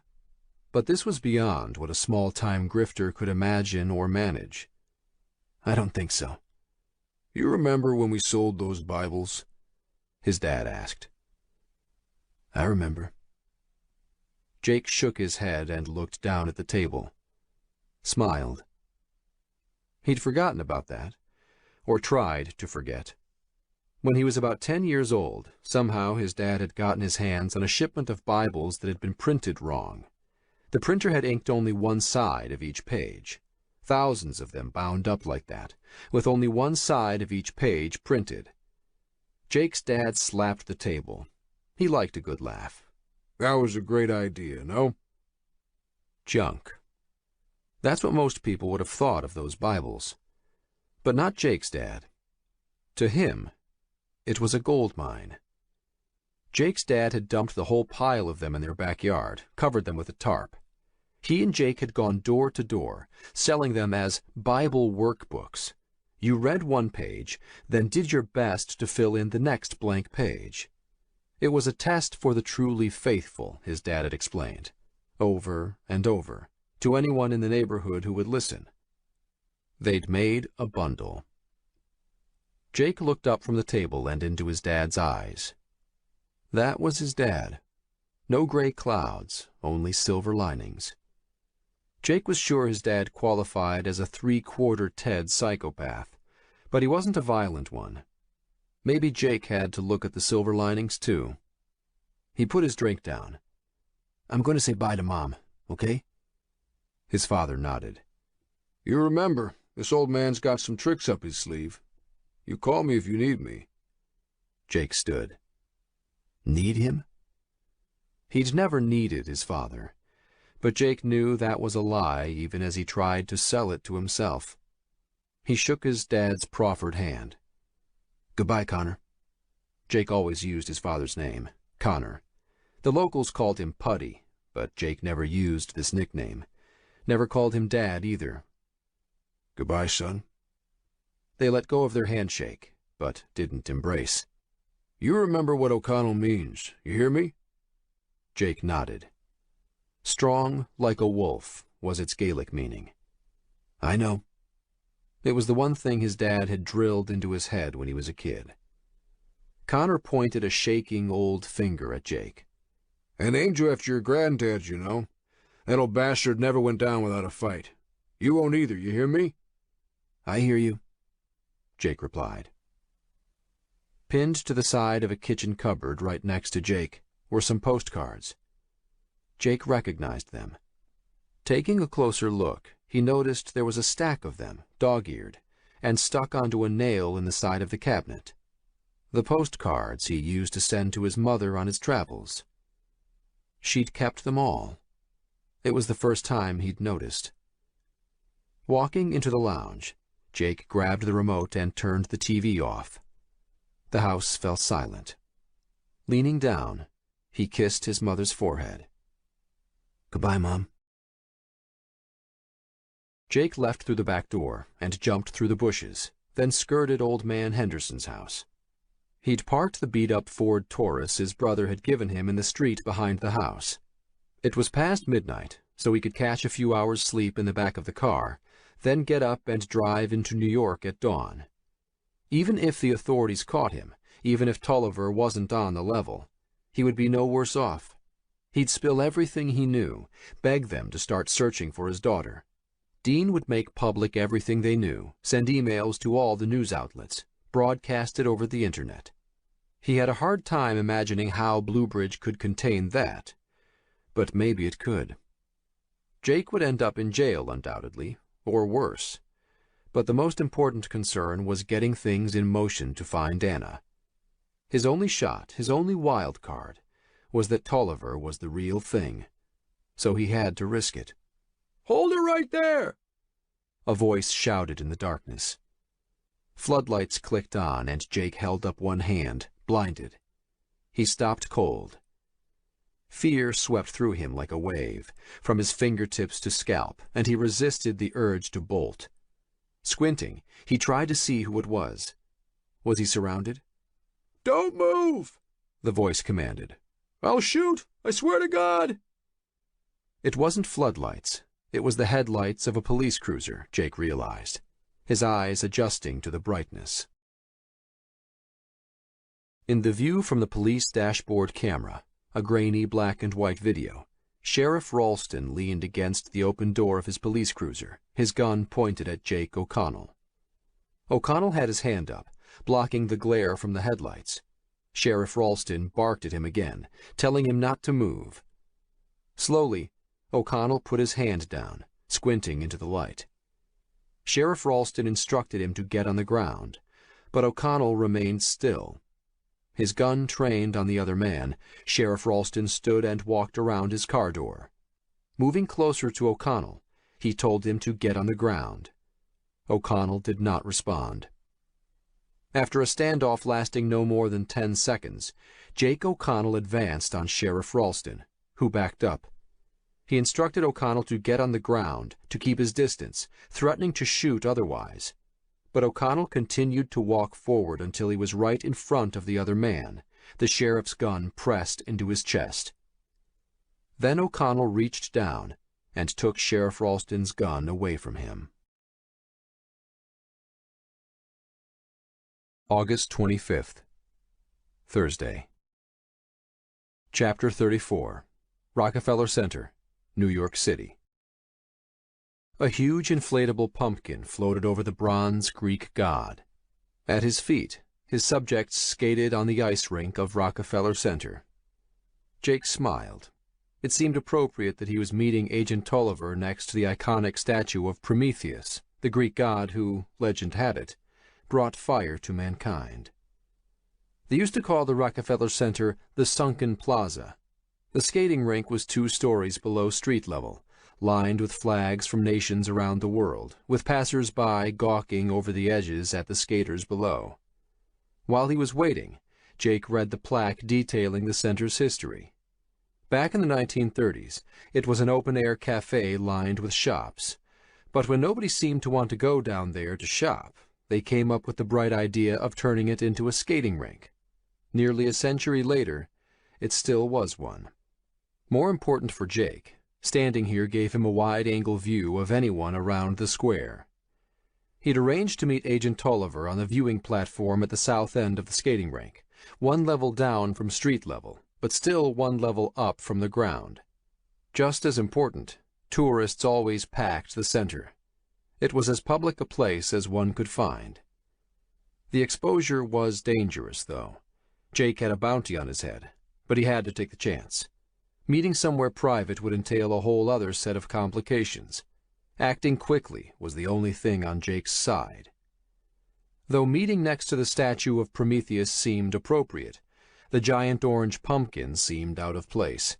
It hovered over the spot where the famous Rockefeller Christmas tree would stand, blazing in its glory, in a few months. It was only August 25th, but the retailers were already gearing up for Halloween.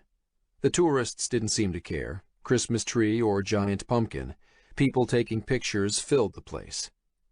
Jake checked his phone. Nearly 2 o'clock, the prearranged time for his meeting with Agent Tolliver. Jake had arrived early, before 8, when the plaza was still empty. He spent the time scouting, sitting at a cafe across the street, then down in the Rockefeller Cafe, getting a good idea of the ways in and out, watching for anything, or anyone, suspicious. Now Jake watched the viewing platform from across the square. He'd asked Tolliver to wear a Boston Red Sox baseball cap. Another sleepless night. After disarming Sheriff Ralston, Jake had tied him to a tree and then hid the police cruiser in the woods down the road. Adrenaline competed with exhaustion, and only one thought hammered through his head. Where's Anna? He continued to check in with Elle every 2 hours. New video clips of their daughter were being sent in like clockwork, but without any demands. Torture wasn't a strong enough word. A scrolling news display hung on the side of the Rockefeller building directly in front of Jake. He tried to focus on the platform above the rink, waiting for that red baseball cap, when something caught his eye. Bluebridge acquires Japan's largest hedge fund, announced the news display. Jake clenched his jaw. Even while it hunted him, this bastard thing was still ringing in deals and racking up profits. The next news item described a terrorist attack in Hong Kong harbor, something about a rocket-propelled grenade destroying a fishing trawler 2 days before. There. A red flash in the crowd. Jake glanced down from the news display. On the platform, a red baseball cap appeared. Jake fished out the old binoculars he'd taken from home, the ones he used to take out camping with Sean years ago. He focused them on the person with the baseball cap, and the image of Agent Tolliver came into sharp relief. He stared directly back, and Jake involuntarily retreated a step. Agent Tolliver looked away after a second. "Can you take our picture?" Jake spun around. "What?" "Can you take our picture?" repeated a man standing next to Jake. Jake stammered. "No, sorry, I'm late."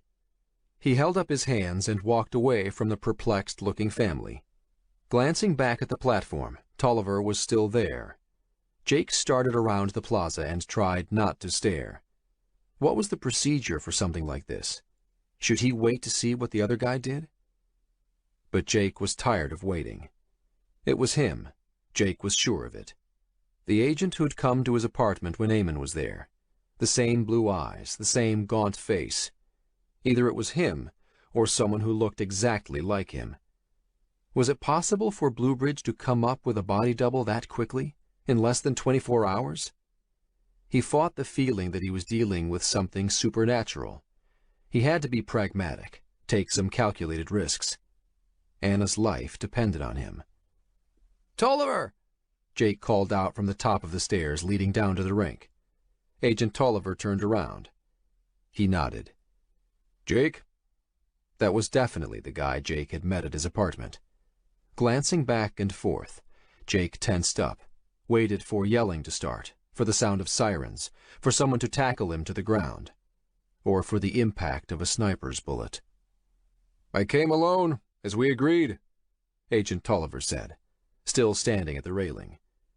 He looked as nervous as Jake felt. "Can I come up?" Agent Tolliver asked. Jake nodded, and Agent Tolliver walked up the stairs, took something out of the pocket of his trench coat. Jake expected a gun, a taser, some sort of weapon. Not an iPhone. "Put your index finger on this," Agent Tolliver instructed, holding out the phone. A dongle was attached to the end of it. "What is it?" "Fingerprint reader." Jake hesitated, but then lifted his right hand and pressed it to the device. Agent Tolliver held it in place for a second before turning the phone around. "Good. Can't be too careful, Mr. O'Connell. Let's go sit down." He motioned to an empty table and 2 chairs at the edge of the building. A couple had just vacated it. "After you," Jake replied. He followed Agent Tolliver through the crowd. "My daughter. They abducted my daughter." "Who did?"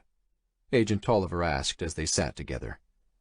A young boy screamed as he ran past, his mother in pursuit. Tourists took pictures all around them. "Bluebridge? I don't know. I think it's them." Jake noticed a girl in a motorcycle helmet looking at him. She had a camera on top of her helmet, one of those GoPro ones Anna raved about wanting. The girl looked away. "When?" "Yesterday, when I called you." "That's why you called?" "I need help. You said you could protect my family." "I can. And we will find your daughter. I can assure you of that, Mr. O'Connell. The agency has immense resources for this sort of thing. It's what we do. It felt like a mountain lifted off Jake's shoulders. But I need you to help me, too, added Agent Tolliver. Anything. Jake was ready to do anything to get Anna back. Tell me what you need. You can start by telling me why you think someone at Blue Bridge is targeting you. It felt good to let loose. Jake had nothing to hide. Not now.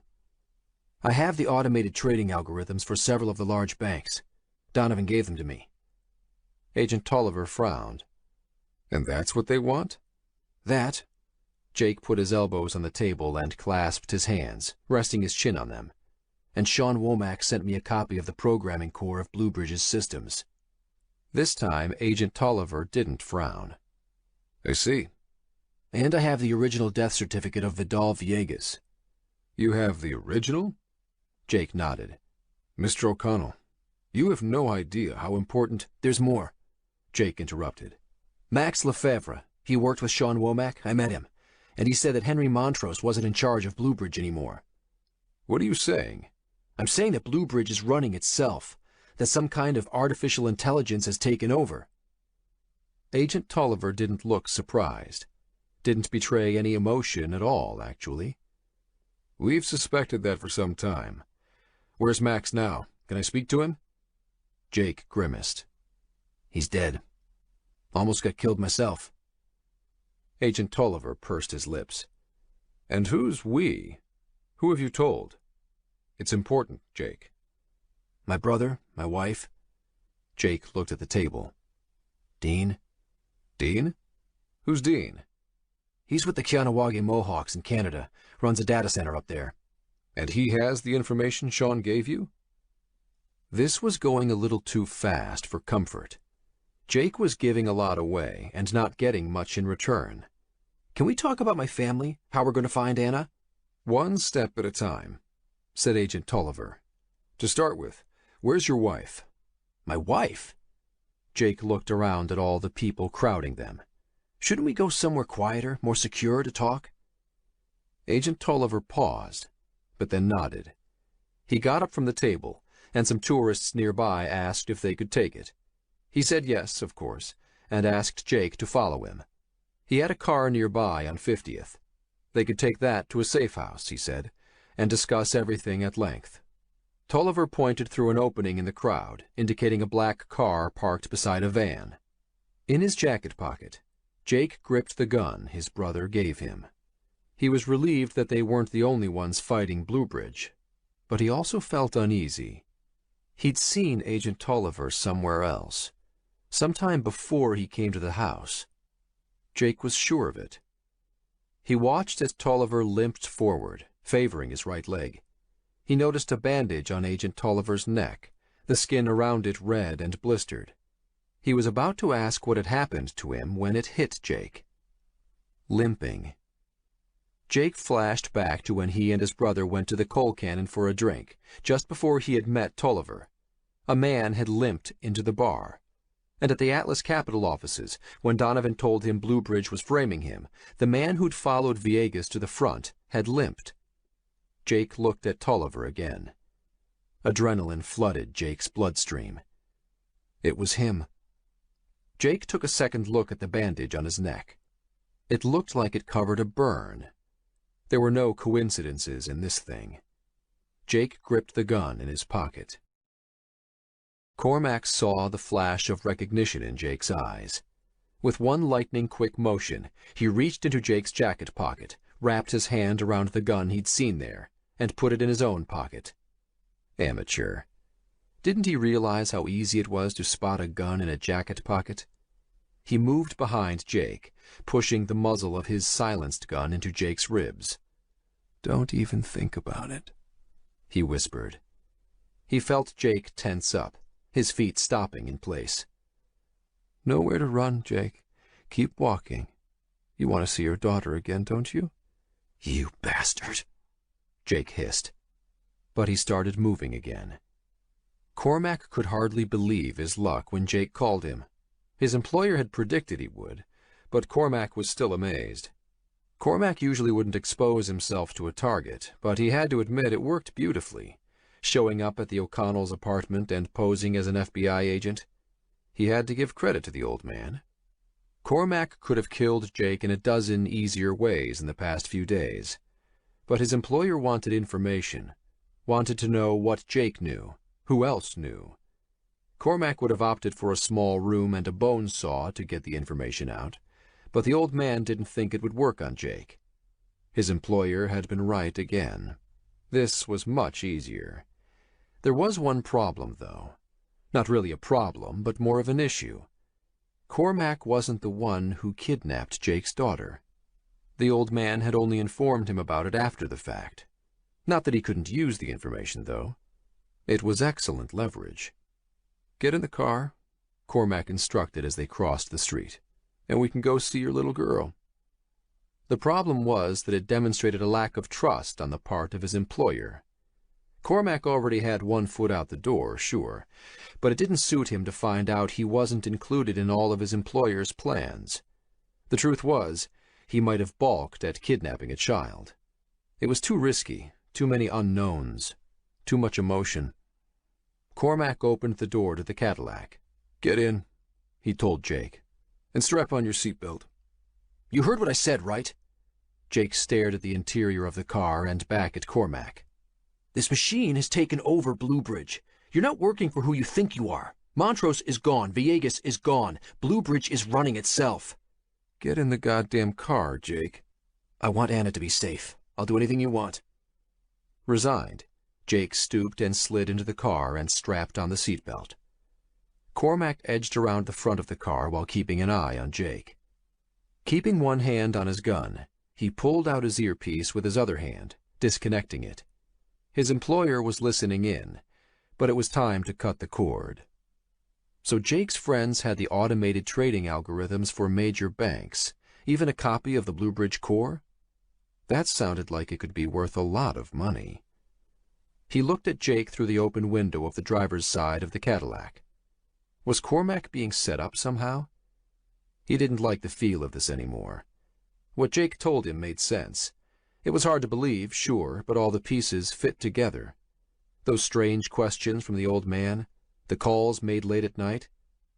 "For God's sake," Jake said from inside, "you're working for a machine." Cormac looked Jake square in the eye. "No, I'm not. Everything I've told you is true." Jake was quick, but naive. "I know I'm not working for a machine," Cormac said. He stood and backed up a step. "Because I'm working for money." Time to tie up loose ends. "Jake, I've got some good news and some bad news. The good news is, I didn't take your daughter." Cormac pulled out his gun and pointed it at Jake, the muzzle of its silencer 3 feet from Jake's head. Point-blank range, and Jake was strapped into his seat. There was no way Cormac was going to miss this time. "The bad news is, I'm going to take your life." Cormac started to squeeze the trigger. A loud whining noise sounded to his right. He had just enough time to glance sideways before something crashed into him, sending him flying into the back of the van in front of him. "What just happened?" Jake ripped off his seatbelt and jumped out of the Cadillac. Already a crowd of people ran over. Agent Tolliver was splayed out on the pavement in the middle of 50th Street, beside the van in front of the Cadillac. Someone on a dirt bike had rammed into him. The bike and driver were in a pile next to the van. Jake couldn't see the gun. He looked at the driver of the dirt bike. It was the same girl he'd seen in the plaza, the one with the camera on top of her helmet. She got up unsteadily, shaking her head, and leaned down to pick up her bike. She looked at Jake. "Come on!" she yelled. "Let's get out of here!" Jake glanced left and right. Was she talking to him? "Jake!" she urged. "Let's go!" She pulled off her helmet and stared at him. It took Jake a second to recognize her. That bar in Guangzhou, all those years back when he'd visited Sean before his wedding. "Nuggets?" came out of Jake's mouth before he even knew what he was going to say. "That's right. Remember the nuggets." The girl smiled. "Come on, we gotta go." Gin, Jake remembered. That was her name. She'd worked with Sean on banking contracts in Hong Kong. What was she doing here? But Jake didn't have a lot of time to think about it. Tolliver groaned. A crowd of people had formed around them, and Jin pushed her bike through. From the corner of his eye, Jake saw NYPD officers run across Rockefeller Plaza, heading in their direction. "Come on!" Jin jumped on her bike, kicking down on the starter. Its engine fired up and she revved it, starting down the street against the traffic. People yelled at her to stop. Glancing at Tolliver on the ground, Jake watched him open his eyes. He got up onto his elbows and looked around. Jake realized he was searching for his gun. Something buzzed by Jake's ear, followed by the loud crack of a rifle shot. The marble facade of the building behind Jake exploded in a shower of fragments. He ducked down. Somebody was shooting at him. Somebody besides Tolliver. The people who'd gathered around started yelling and screaming, some running, some falling to the ground. Turning on his heel, Jake took off toward Jin. Another crack of a rifle shot. Sprinting, Jake wound his way through the cars and jumped on the back of Jin's dirt bike. She gunned the throttle, and they peeled out onto Fifth Avenue, skidding around the corner. Chapter 35. Two Bridges Housing Project, New York City. "Who's this?" Jake asked. He was still shaking. He'd been brought to an empty apartment, about 10 floors up in the Two Bridges housing projects in Lower Manhattan. The view out of one of the windows was the Brooklyn Bridge. They were so close he saw people chatting in their cars as they waited in the rush-hour traffic. From the other set of windows, there was a view of a windowless, monolithic 40-story building with Verizon stenciled near its top. A young man helped Jin clean a nasty scrape on her left shoulder. The way he fussed over her, it was clear he was more than a friend. The guy put down his tube of antiseptic cream and turned to Jake, outstretching his hand. "My friends call me Wu-Tang." Jake shook his hand. "I'm Jake." "We know who you are," said another young man, entering the empty living room of the high-rise apartment. He put out his hand. "My name's Sheldon. And you're the expert in artificial intelligence?" Jake said, reaching to shake his hand as well. Jin had filled him in a little on the subway ride over. She'd flown in from Hong Kong the previous day, specifically to find him, but she hadn't explained the details yet. "That's right." Sheldon wagged his head back and forth. "Well, chatbots and automated agents, that sort of thing, but close enough." "He was the first person to beat the Turing test," Wu-Tang said, turning his attention back to Jin's shoulder, carefully applying a bandage. "Or, I mean, the first person to build a chatbot that beat the Turing test a couple of years back." The Turing test? Jake had heard Sean talk about it once. "A way to test if something is a person or not?" "Sort of." Sheldon sat in front of 3 large flat-screen displays arranged on a long table along one wall of the living room. Below the table was a mass of wiring, several desktop computer boxes and routers, and an assortment of other flashing equipment. Apart from 4 folding chairs, it was the only furniture in the room. It smelled like a fresh coat of white paint was just applied to the walls. Jake looked down at the scuffed parquet wooden floors. Events had taken a bizarre turn. An hour before, Jake thought he was about to ensure his family's security, have the FBI start searching for his little girl. Now his life hinged on 3 hipster kids in an empty apartment overlooking NYPD headquarters. After knocking Tolliver down, they'd torn down Fifth Avenue, winding through the traffic on the bike. They dumped it in Union Square, then melted into the crowd and ducked into the subway station. Jin had orchestrated a wild goose chase, leading him from one subway car to the next at stops, eventually getting off at the Chambers Street stop in the financial district. Jake jumped back down the stairs when they came outside. It was at One Police Plaza, the headquarters of the NYPD, right next to the Metro courthouse he'd only been released from 2 weeks before. "How did you find me? Why did you find me?" Jake asked from one of the chairs. With Jin's wound bandaged, she and Wu-Tang sat in chairs facing him. "Sean sent me an email before he died. Remember the nuggets. That got me thinking about that night we met. You remember? Jake nodded. And like I said, Jin continued, we found you through social media. We've had a facial recognition search going on openly posted images in the New York area. You must have been in Rock Center all day. We had 72 partial matches from pictures people posted today. It's why I went there looking for you. And how do you know that guy was... Jake searched for the right word. A bad guy? Jake tapped on his keyboard and brought up an image of Jake at the table in Rockefeller Center. When Jin found you sitting and talking in the plaza, we did a pattern match on the guy you were talking to. We expected it to return nothing, at least not right away. But boom! He brought up another image, this one of a blackened and burned man walking down a forest trail. This is from Bear Mountain in Canada. We know you were up there. We found pictures of you posted online. And this guy, too. How did you know he wasn't my friend? From the way you were talking to him, Jin answered. Seemed too suspicious. I hung back, then I saw him take your gun and pull one on you. That was crazy, Wu-Tang whispered to Jin. You could have gotten yourself killed. Jin shrugged. I didn't think. I just reacted. Thank you, Jake added softly. That was brave. And that is one very bad dude, Sheldon said, bringing up more images. I've done more searches on him in the past hour. His real name is Cormac Riker. He's ex-Special Forces, and there are rumors of discharge for the Al Anbar incident. He brought up images of a newspaper article. It was undeniably him. Went into private security for a while, then disappeared off the map. Probably a hired killer now. Jake's skin prickled at Sheldon's description. Hired killer. The assassin market. And how do you know each other? He needed to know everything they knew before he told them more. It was still possible this was part of an even more elaborate trap. The feeling of being stuck in a mirror maze was stronger than ever. Who to trust?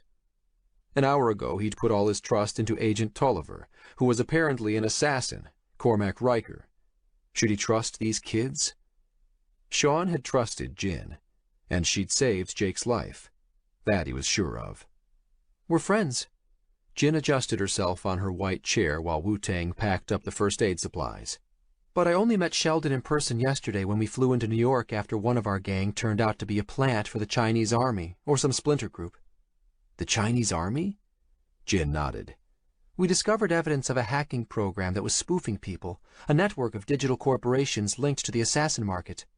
Not just spoofing, Wu-Tang added. Masquerading as people in phone calls, infiltrating the human network, impersonating Chinese officials, buying political influence. At first we thought it was a program of the PLA Cyber Division, but now... His voice trailed off. Obviously he wasn't sure how much he should say either.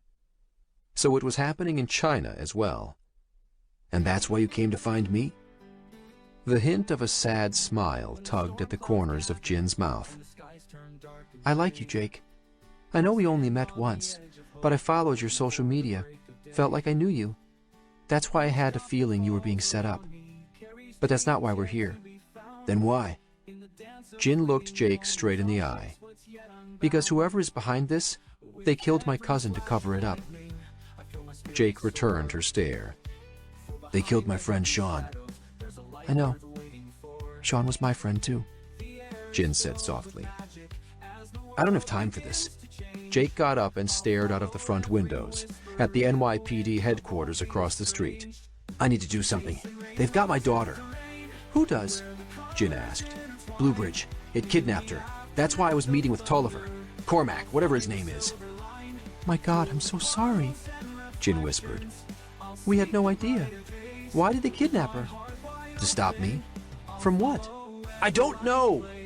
Jake slammed the window. No demands, no ransom. They just took her. He turned to them. Why did you drag me here? It didn't seem like the best place to hide out. Exposed, up in the air. Only 2 central elevators and a staircase down on this wing. Not many ways in or out. Jake felt trapped. Because of that. Sheldon pointed out the front windows at the windowless tower before them. And what's that? Intergate Manhattan, the biggest high-rise data center in the world. The entire facility is within the perimeter of one police plaza, guarded by NYPD and Homeland Security. Blue Bridge leases the top 10 stories, nearly 500,000 square feet of server space. There are a couple of city blocks of computers up there. We want to know what it's being used for. Jake had a pretty good idea. That was Blue Bridge. It had to be its brain. And it helps to be close to it? What were these guys planning on doing? Scaling its walls in the dead of night? I've got some equipment inside Intergate, and... Sheldon pointed to a mass of gear piled near the corner of the room, partially hidden under a paint-speckled bedsheet. We're sniffing the microwave transmissions from the building. He cocked his head to one side. At least, we're trying. Those 5-degree beam width dishes there?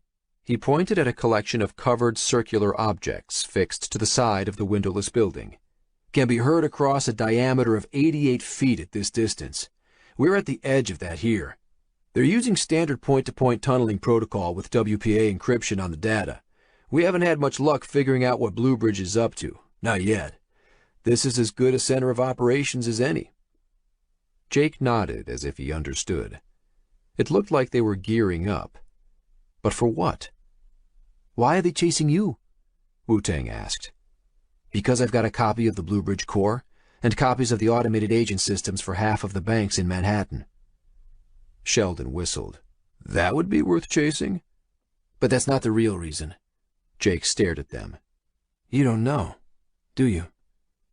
What? Jin asked. Vidal Villegas has been dead for more than a year. Sheldon didn't look the least bit surprised. So that's why Montrose is spoofing him? He's taking over Blue Bridge for himself? That makes sense. Jake shook his head. Not Montrose. Then who? Jake pointed at the building ahead of them. Blue Bridge has taken over itself. Chapter 36. Two Bridges Housing Project, New York City. It was dark now, and the lights of Manhattan spread a glittering carpet below their windows, the Freedom Towers shining like a beacon in the middle of the financial district. Wu-Tang and Jin slept on mattresses on the bare floor of the single bedroom off the main living area. There was no way Jake could sleep. Not until he found Anna. Sheldon sat in front of his computers, while Jake stared out the front windows at the high-rise data center in front of them. Now that he knew Blue Bridge inhabited the structure, he felt like he could feel its presence, like a malevolent spirit towering above them. So is this thing... Jake took a moment to choose his word. Alive? Sheldon sucked in a mouthful of air. That's a tricky question. One thing I can tell you. What's that? Blue Bridge is the DAC daddy. This thing has been spawning digital autonomous corporations like little baby blues. So it's reproducing? Sheldon shrugged. In a way, I guess. The problem we're really facing is that humans might be the last step in a billion-year biological bootstrap for digital superintelligences. A lot of people think intelligent machines are more dangerous than nuclear weapons. And what do you think? Sheldon stared out of the window at the Verizon tower. I think we're about to find out. Getting up from his wall of monitors, he went to check the locks on the front door. He did it every 20 minutes, like clockwork. He went to the bathroom a lot as well, but Jake saw he was washing his hands. The kid was OCD, but every psychological disorder had a payoff. Obsessive-compulsive? Hey, you won't leave your doors unlocked. Paranoid? Don't worry about not reading the small print. Psychopath? Hey, at least you won't be worried about anything too much. Any disorder could be useful in the right moment. Before Wu-Tang and Jin went to sleep, they'd exchanged stories about everything that had happened to them. Now they could piece together a timeline of events, paint between the lines. It was a frightening picture. Blue Bridge had spread around the world, growing and spawning. A machine, but also part human, as it embedded people into its web, empowering and employing the sociopaths of the world. Now they knew the pattern. They saw it emerging everywhere they looked. The tricky part is, said Sheldon as he returned from checking the locks, what do you mean by alive? Intelligent machines already surround us, Machine learning is built into everything from stock trading to the fuel injector in your car. You name it, it's programmed with intelligent software. Sheldon sat at his computer station. He was creating their own private Darknet. What that meant, Jake wasn't sure, except that they'd use it to connect a direct link to the Mohawks up north. Dean said that pressure from the federal authorities was stepping up. Getting over the border to Canada wouldn't be possible anymore. No more escaping. Every 2 hours, Jake checked in with Elle. Nothing new on Anna. Jake rubbed his temples. A headache thumped inside. What I mean is, does it think? You mean, is it self-aware? Conscious? Yeah, I guess. Sheldon tapped away on his keyboard, responding without looking at Jake. That's an open question. Alan Turing proposed a test back in the 1950s. The Turing test you were talking about. That's right. Mr. Turing thought that if we could build a machine that could fool a human into believing it was a person, then maybe it was a person. And do you believe that? Jake asked. They said you built chatbots that beat the Turing test. Do you think you built people? He had a hard time imagining that this slender, neurotic kid was playing God, but then the whole world seemed to have been turned on its head. Not that simple, Sheldon replied. Thing is, I could build a feed-forward zombie, totally without any consciousness or self-awareness, that could fool you into thinking it was a person. You'd have no way of telling the difference. He turned to Jake and smiled. I mean, how can I know that you're conscious and self-aware? It wasn't meant as a question. You can't. Sheldon returned his attention to the computer screens. I think we're only going to understand consciousness when we build machines that have it, just like we only really understood flying by building flying machines. Personally, I think consciousness is an accidental byproduct, a feedback loop to conserve resources. So then you think this thing is self-aware? Jake asked. Maybe, Sheldon replied. Maybe not. He shook his head. But it doesn't matter. One thing I can tell you, Bluebridge is a person. Jake was confused. How can you be so sure? Because it's embodying a corporation.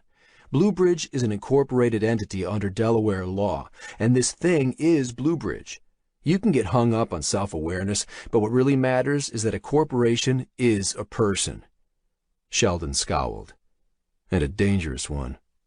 I realize that. No, I don't think you do. When a human person kills someone, they get prosecuted, thrown in jail. Guess what happens when a legal person in the form of a corporation kills someone? Jake didn't hazard a guess. They pay money, Sheldon continued. That's pretty much what happens. When a corporation kills people, it pays fines. Ironic, isn't it? Pure capitalism taken to a new level.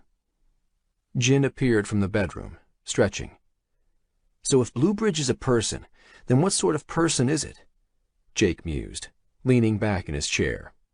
If we did a personality test, Jin replied, coming to sit down with them, my guess is it would come up as a psychopath. Jake hadn't expected an answer to his question, but it made sense. Max said the same thing just before he died.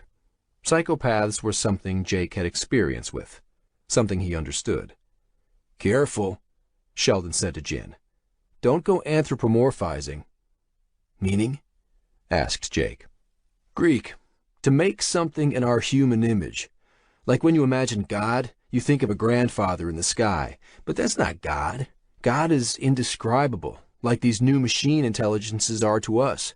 You can't think of it in human terms. It doesn't have an ego. It doesn't want to dominate the herd and gain power.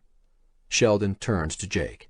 And you can't think of it as evil. We do that, and we'll never figure out how to take it down. Sheldon pressed his hands together, as if he were praying. The problem is, when we moved from rule-based systems to machines that learned from statistical inferences based on huge data sets, we opened Pandora's box. They don't operate according to rules anymore. Not rules we understand. Jake got up from his chair. The pressure built inside his head. You're giving me a headache, you know that? He was tired of discussing philosophical points. I don't care what it is. I want my daughter back. There were still some things he didn't understand. How is this thing able to tap into everything? Easy. Sheldon replied. Ever heard of the NSA's TAO division? Jake shook his head. Stands for Tailored Access Operations. This branch of the U.S. government has a secret product catalog for ways to snoop and break into anything. Monitor mobile phones, get into your computer to look at your screen, log your keyboard strokes. I bet Blue Bridge has its own TAO catalog on speed dial. Jake pointed at the building in front of them. I want to kill it. Can't we bomb that building? You really want to bomb a federally protected building? Sheldon laughed. Maybe. Jake gritted his teeth. He always wondered how some crazy person ended up deciding that they wanted to bomb a building. Now he knew. Sheldon's smile evaporated. Not that simple. Sure, Blue Bridge has 10 floors over there, but this thing is a distributed system. At minimum, your friend Sean designed Blue Bridge the way any other large corporate system would be designed, with disaster recovery, hot backup sites, business continuity planning. But at the same time, that's good news. How's it good news? Because we know how this thing was designed. It's not magic. It was built from components and modules, wires and boxes, using standard design principles. If you blow up that building, it'll switch to its backup systems. I have no doubt it exists on thousands of computers all over the world, all backed up and supporting each other. You're telling me we're the only ones who've noticed what's going on? Jake's frustration mounted. How was it possible that it was up to them to stop this thing? We're not, Sheldon replied. The group that grabbed Jin and Shenzhen, we're pretty sure they were the Chinese security ministry. They saw what happened to Yamamoto, then saw Jin digging into those digital corporations, grabbed her to see what she knew. The CIA is trying to stop the assassin markets, but this is a whack-a-mole game. These autonomous corporations are spawning faster than anyone can stop them. I'm sure other people have noticed, Jin added. Investors see something odd going on, but they turn a blind eye. They're making money. Greed is a powerful tool for making bad things invisible, and Blue Bridge is wielding it perfectly. Jake stared out the window at the building Blue Bridge inhabited. Max said we might be able to stop it if we can get top-level system access. Maybe, replied Sheldon. We'd need Montrose or Villegas-level access, and they're not exactly around for us to try to convince them. Do we know for a fact that Montrose isn't alive? Asked Jin. No, we don't, Jake answered. That's an extremely good point. Everything is circumstantial. Nobody's ever talked to this thing. You have, Jin pointed out. When it was impersonating Sean, and then your brother? Sure, but it was pretending to be someone it wasn't, Jake replied. We've never talked to it. He rubbed his eyes. This thing wants profits, right? That we know for sure? Sheldon agreed. Yes, but not necessarily all the stuff that we want profit for. Power, pride, domination. Jake walked closer to the windows and stared up at the rooftop of the building again. Could they destroy this installation, then find its backups, destroy them? No. It would be like the Hydra. Chop off one head and 2 more would appear. Can't we hack into it?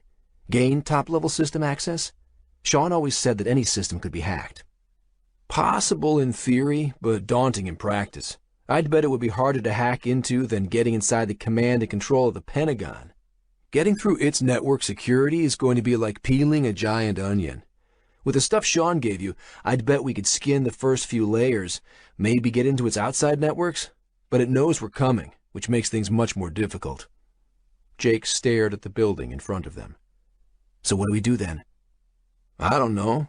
To get top-level access, you'd need it to give up, laughed Sheldon. Voluntarily give you control. Maybe you should ask it. Jake slammed a hand into the window. God damn it, this thing is my daughter, Sheldon! Sheldon cast his eyes down. Sorry, I didn't mean to. Cormac Riker said he didn't take her. Jake came in and sat in front of the computer monitors. So who did? And why the hell hasn't it asked for anything? Because it doesn't need to? Sheldon ventured. This thing doesn't follow normal rules. I'd guess that your daughter is some kind of insurance policy. Insurance? Like if you blow the lid, if you attack it, it can get you to recant, spin a believable story of deniability.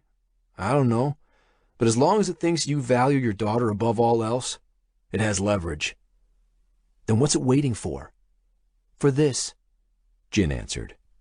She pulled up an image of Senator Russ, who was now going into the final legs of the presidential election. 8 weeks and Bluebridge will have bought its way into the White House. After that, it'll creep into every corner of the government from top down. And not just here. Wu-Tang appeared from the bedroom, rubbing his eyes. This thing is corrupting governments all over the planet. So how do we fight back? Jin pointed at Wu-Tang and Jin. You guys were smuggled in by the Yakuza. He pointed at Sheldon. This guy builds chatbots. He pointed at himself. I'm being hunted by the Mafia and half a dozen federal agencies. Actually, you made the top of the FBI's 10 most wanted list this morning. Sheldon pointed to a web page he brought up. Jake's name and face were at number 1. That's not helping, Jin whispered. Sorry. Sheldon closed the browser window. I'll finish getting our video link with Dean and Elle up. He shrugged in apology and buried his nose back in his work. Maybe we should use those automated trading algorithms Donovan gave you, Jin suggested. Steal some money from the big banks, pay off the Mafia, then give Bluebridge what it wants, the copy of the core. Promise not to make any noise, beg for your daughter back. Jake shook his head. No, it'll never stop. He was getting to know this thing. The outline of an idea formed. Wait, do you think you could use those trading algorithms? Jin nodded. We'd need to hack into some of the trading centers of the largest banks in Manhattan, but I know my way around. I could figure out a way. Jake turned to Sheldon. And you think you understand some of the code Sean gave us, the Bluebridge core? Could we get it running ourselves? Sheldon stopped typing. Maybe. We'd need an entire data center, fat pipes into the internet. He frowned. And it would have to be somewhere you could defend physically. Like I said, this thing knows we're coming for it. Let me worry about that. What are you thinking? Sheldon asked. You said it, Sheldon. This thing doesn't have an ego. It doesn't want power or revenge. It wants money. That's exactly what Elle told me.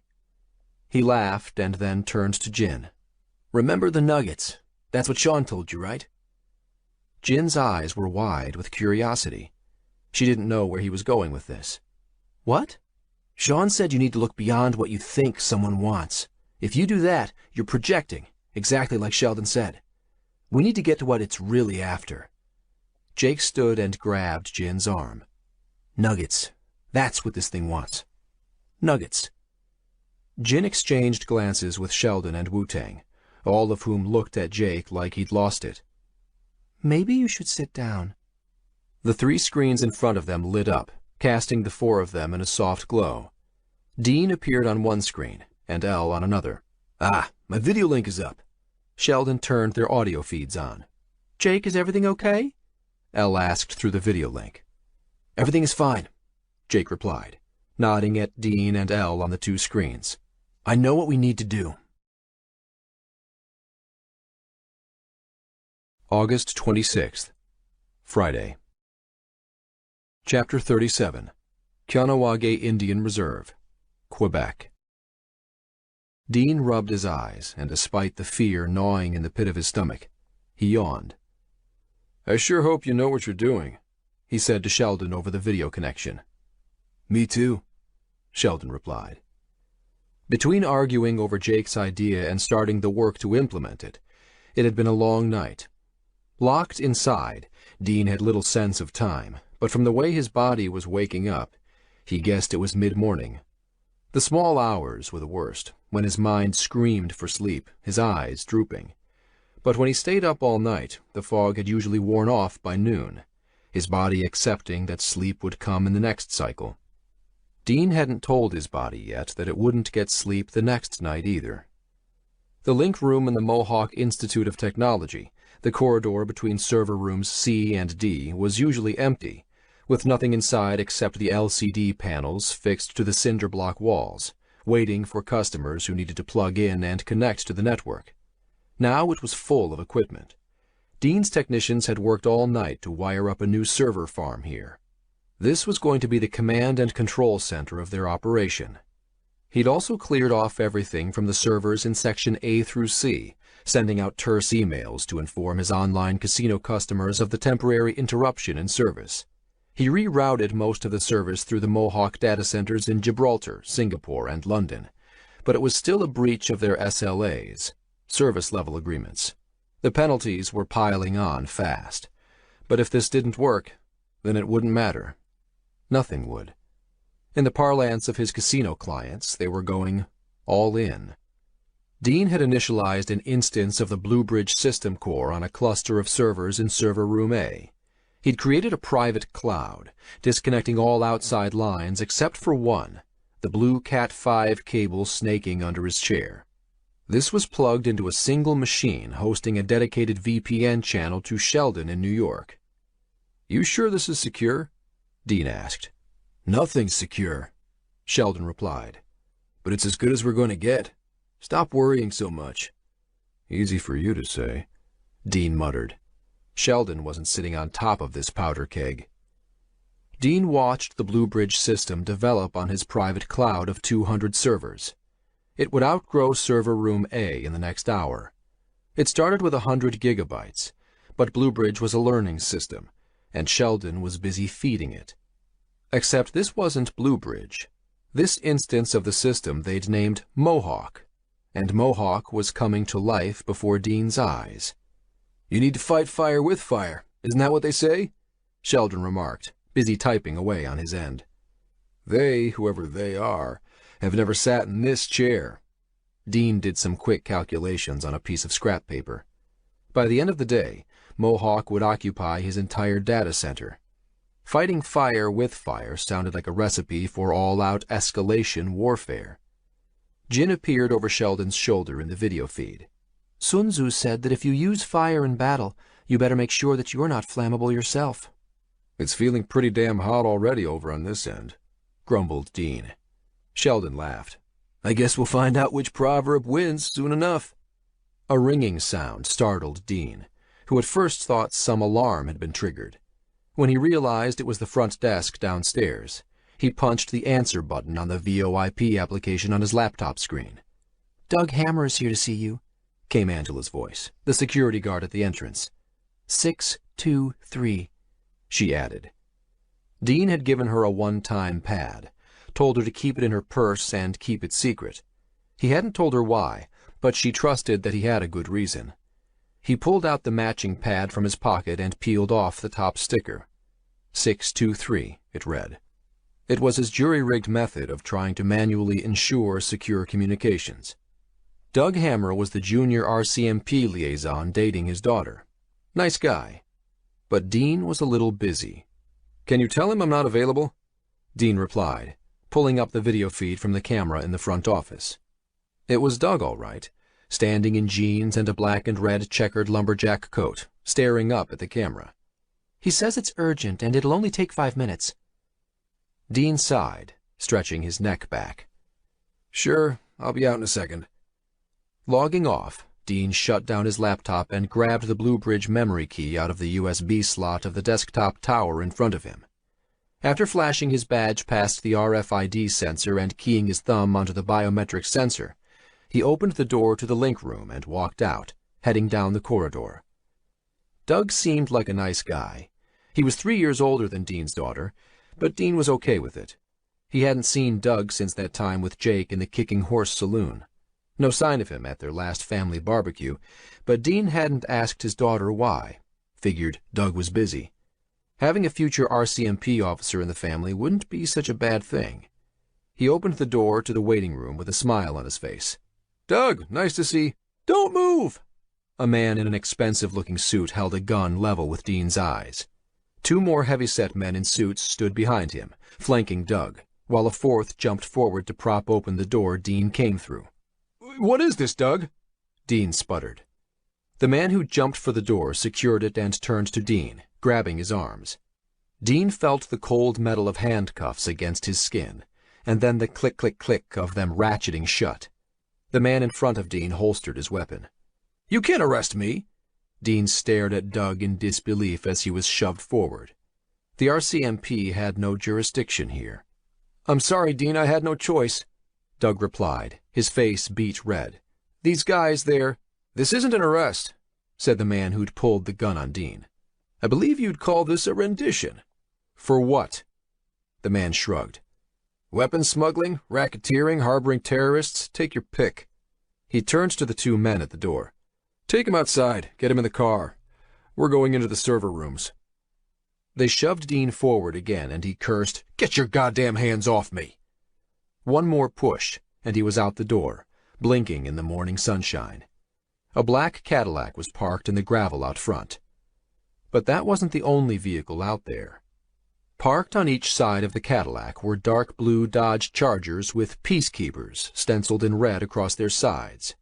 Mohawk Peacekeeper Officer Daniels sat on the hood of one of the cruisers, smiling. What do you think you're doing? He asked the men holding Dean's arms. Get out of our way, barked one of the men behind Dean. From behind the police cruisers, 5 men in camouflage stood, black masks over their faces, holding large assault rifles. I don't think so, Peacekeeper Daniels replied.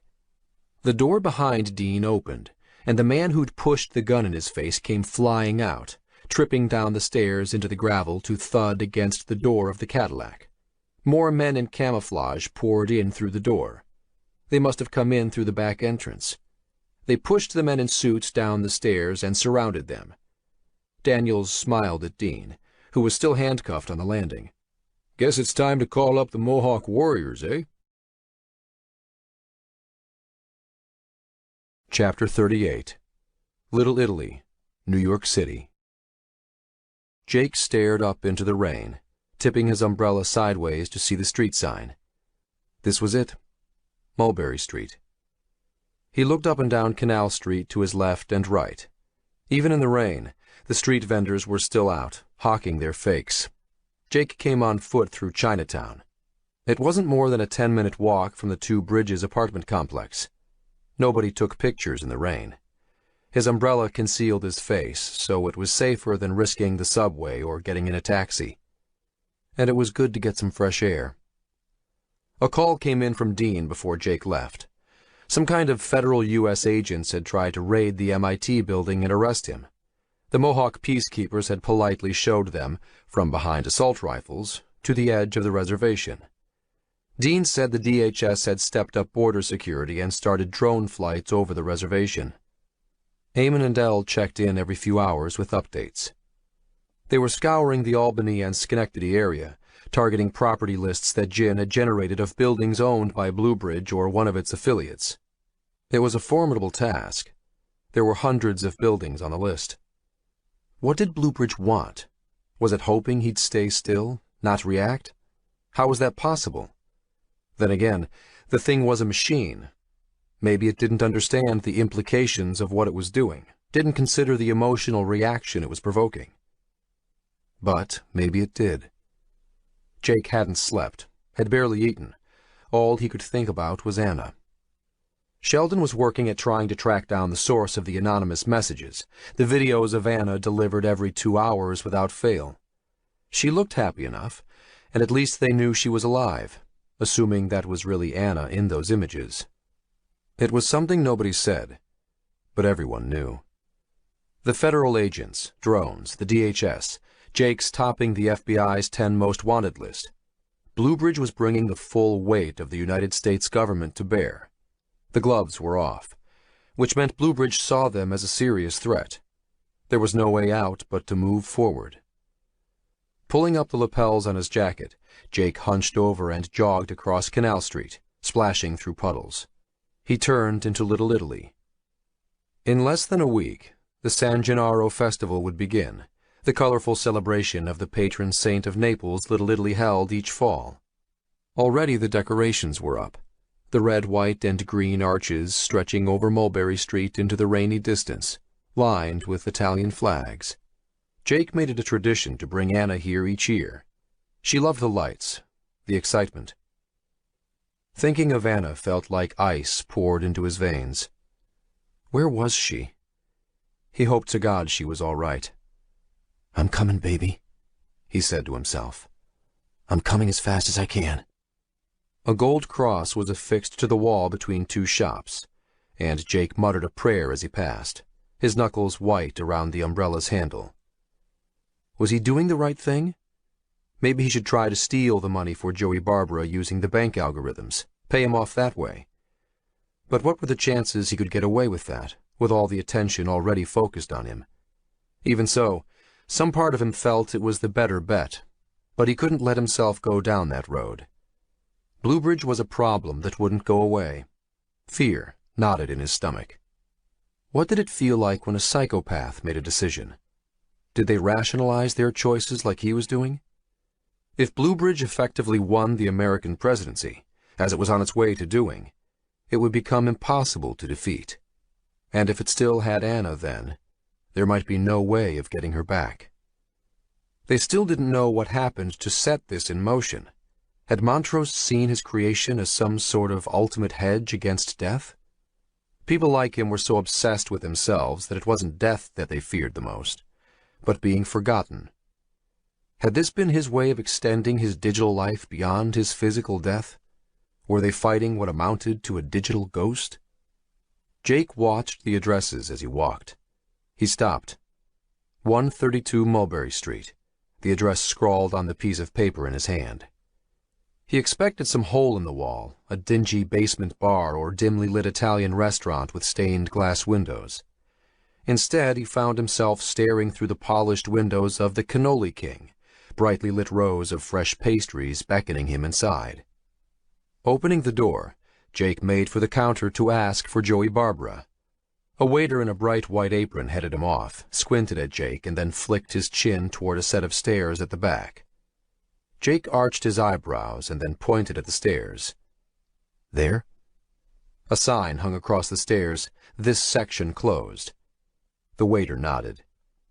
Jake walked to the back, past the only other people in the place, a couple making eyes at each other.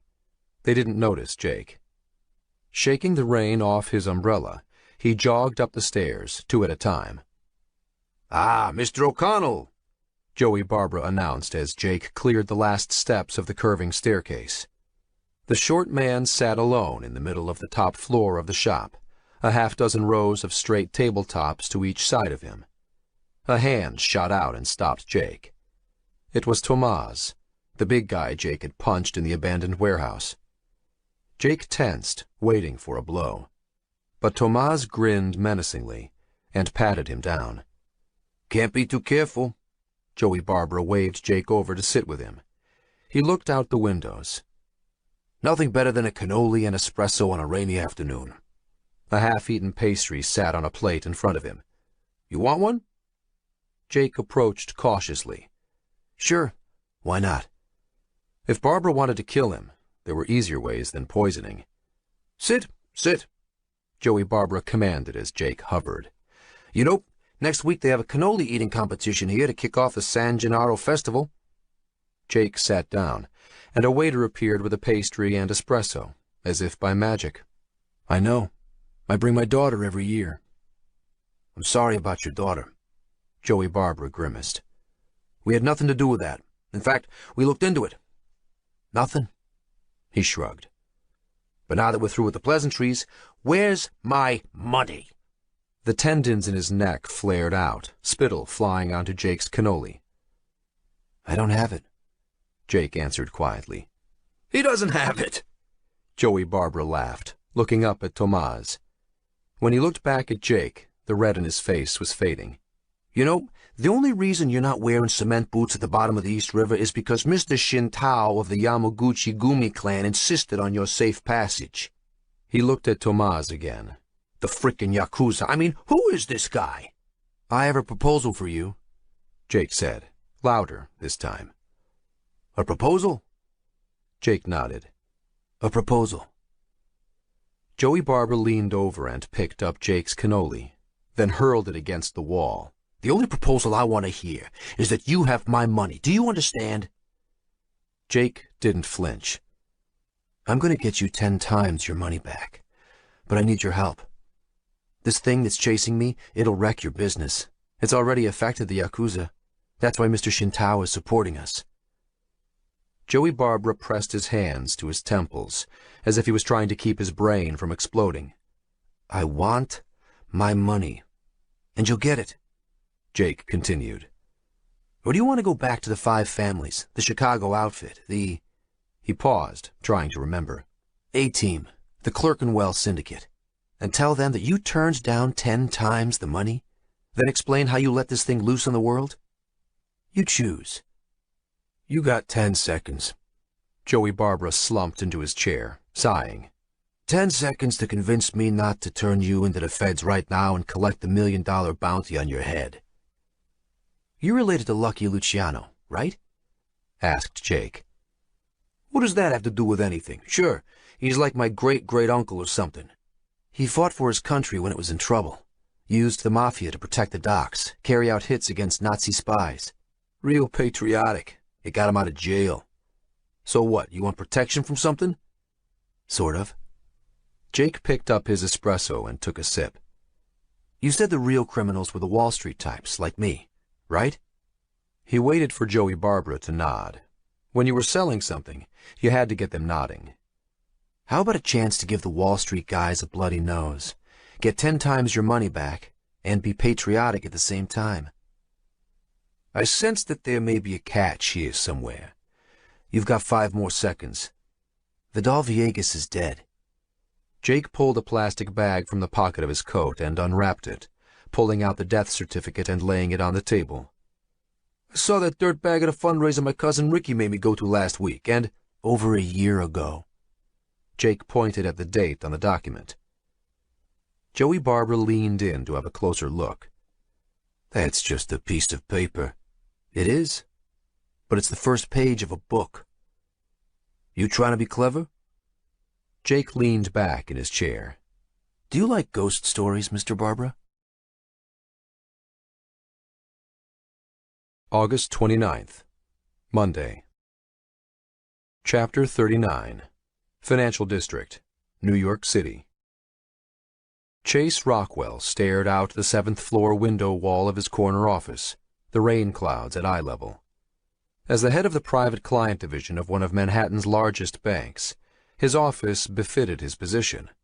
1,000 square feet of open space, the walls adorned with Renoir and Degas, with his desk and the attending chairs tucked away at one end. The voluminous empty space, some of Manhattan's most expensive per square foot, said what was needed without a word being uttered. When he looked down at the people hurrying by on the streets below, they were like ants at his feet. Situations like this needed to be handled with care, with his personal deft touch. As few people as possible involved, but as many as required if blame had to be shifted. It was a fine line, one he'd carved many times before to skate past anti-laundering regulations while still respecting his bank's internal controls, and always ensuring his actions were within the range of reasonable deniability. The Senate Subcommittee of the Office of the Comptroller of Currency flagged $60 trillion in suspicious transactions this year, over 30,000 accounts that they were looking into. Chase knew. He'd personally picked the financial lobbyists who worked with them. The Financial Roundtable had 5 lobbyists for every member of Congress, and they made sure the subcommittee made it their job to check each and every suspicious transaction, no matter how obscure. $60 trillion made for a lot of transactions to wade through. Sure, every now and then a bank would get caught in illegal activity, lose a few accounts, or have to close an offshore subsidiary. But the government had to find something from time to time. Otherwise, it would be too suspicious. Acceptable losses, just like drug runners who knew a certain percentage of their shipments would be caught. But 90% still made it through. It was just business. Even if Chase got jammed up, there would never be more than a slap on the wrist. Before moving into this position, his previous bank had been caught red-handed laundering money for the Mexican and Colombian cartels, setting up banks in the Caymans with hundreds of billions in deposits but without even one employee or a physical office. The fees they'd generated from the cartels were astronomical. Even after they were caught, the fines the government imposed amounted to less than 2% of the profits for that year. They didn't even have to admit to any wrongdoing, even though they acknowledged breaching the Bank Secrecy Act. No charges were ever laid. Too big to indict were the words the New York Times used to describe what had happened. Not Chase's words, but he liked them. He kept the Times article in his desk drawer, took it out from time to time, and smiled. The government was pragmatic. That was the truth. Organized crime was an integral part of modern democracies, their illicit earnings enabling them to win transportation and construction contracts by lowering their bid prices. In a way, organized crime helped subsidize the infrastructure of the nation. Sometimes organized crime even helped save banks. Back in 2008, money from organized crime was the only liquid investment capital available to many banks when the legal financial system went into cardiac arrest. Chase liked to think of organized crime as the secondary system, the shadow market that helped support the world from below. You had to be pragmatic about it. Chase liked the word pragmatic. He used it a lot. The Mexican and Colombian cartels were fading in importance, however, and most of them had already chosen their favored bankers. It was time to look to growth, to new markets and the Eastern Europeans, newly minted EU members with strong organized crime networks that spanned the Eastern and Western worlds, were the future. The Albanian Mafia, the Shqiptare, was a hybrid organization, incorporating both criminal and political wings. Chase liked that. Very pragmatic. They also dominated the world trade in illegal organs. In polite company, Chase would frown and say how disgusting it was. But to be honest, he might need a new liver one day. This was a good contact to have. The door to his office opened. "Mr. Luca is here," announced his secretary. Chase let his widest and warmest smile spread across his face. "Ah, Mr. Luca, a real pleasure." He strode across his office, hand out. A stooped old man stepped through his door, his hair disheveled, his suit wrinkled. Yes, the old man muttered, waving away Chase's offered hand. Chase's secretary closed the door behind the old man, pausing to glance at Chase. Chase nodded at her, his lips pressed together. "Close the door and mind your own business," his answering glare said. Chase dropped his hand, smoothing it on the leg of his $3,000 bespoke St. Laurie's suit. "This way," he said, indicating the chairs at the other end of his office. The old man ambled forward, grumbling something in a language Chase didn't understand. He assumed it was Albanian. He watched the old man. Was this really the head of one of the most violent criminal organizations on the planet? Chase wondered how many people this old man had killed, but he had a hard time fitting that image onto the broken wreck shuffling across his carpet. Then again, when people looked at Chase in his fine suits and polished shoes, they couldn't imagine the monster lurking behind the Windsor knot. He shrugged and walked past the old man to sit on the front of his desk. "Would you like some coffee?" Chase asked. "A bottle of water, perhaps?" Lucas settled into the chair and groaned. "No, something stronger. Whiskey?" "Of course." Chase hit his intercom button. "Micah, please bring in the Abelur and 2 tumblers of ice." "No ice," grumbled the old man as Chase closed the connection. "You come with some excellent personal introductions, Mr. Luca." The day before, senior people in the Genovese family had contacted Chase's assistants, leading to a conversation with Mr. Joey Barbara himself. Mr. Luca sighed loudly and looked up at Chase with watery blue eyes. "My family needs a safe place to invest some funds." "Of course." The far door opened and Micah appeared with a tray. She walked over and deposited the 40-year-old single malt scotch in tumblers, offering to pour them each a glass. Chase held up 2 fingers. She poured them and quickly left, closing the door behind herself. "I understand, Mr. Luca, and I have a lot of experience in this. And I can guarantee we can accommodate you, with few questions asked." Chase handed one of the tumblers to Mr. Luca. "Gazur," he toasted. He'd looked up the Albanian word for cheers. Jake's father, Connor, stared at the smug expression on Chase Rockwell's face and lifted his glass of whiskey. "Cheers," he replied, and drank it down in one gulp. Jake hadn't mentioned anything about not getting a drink on his rounds. Free 40-year-old scotch was a nice bonus. More? Chase Rockwell asked. Connor nodded. Da. He wasn't sure if that was Albanian, but he was pretty sure Chase would be equally clueless. Chase poured more scotch, half filling the tumbler this time. Connor smiled. Chase thought he was a trout chasing a fat fly. Time to reel him in.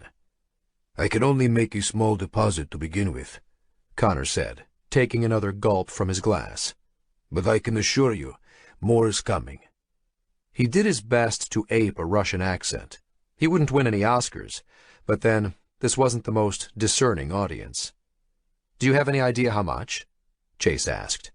It would help in deciding how to structure, well, how we would handle this arrangement. I have the information, but I cannot give this to you. Not yet. They stared at each other. Any information you share with me, it would... Young man, you will do as I ask, yes?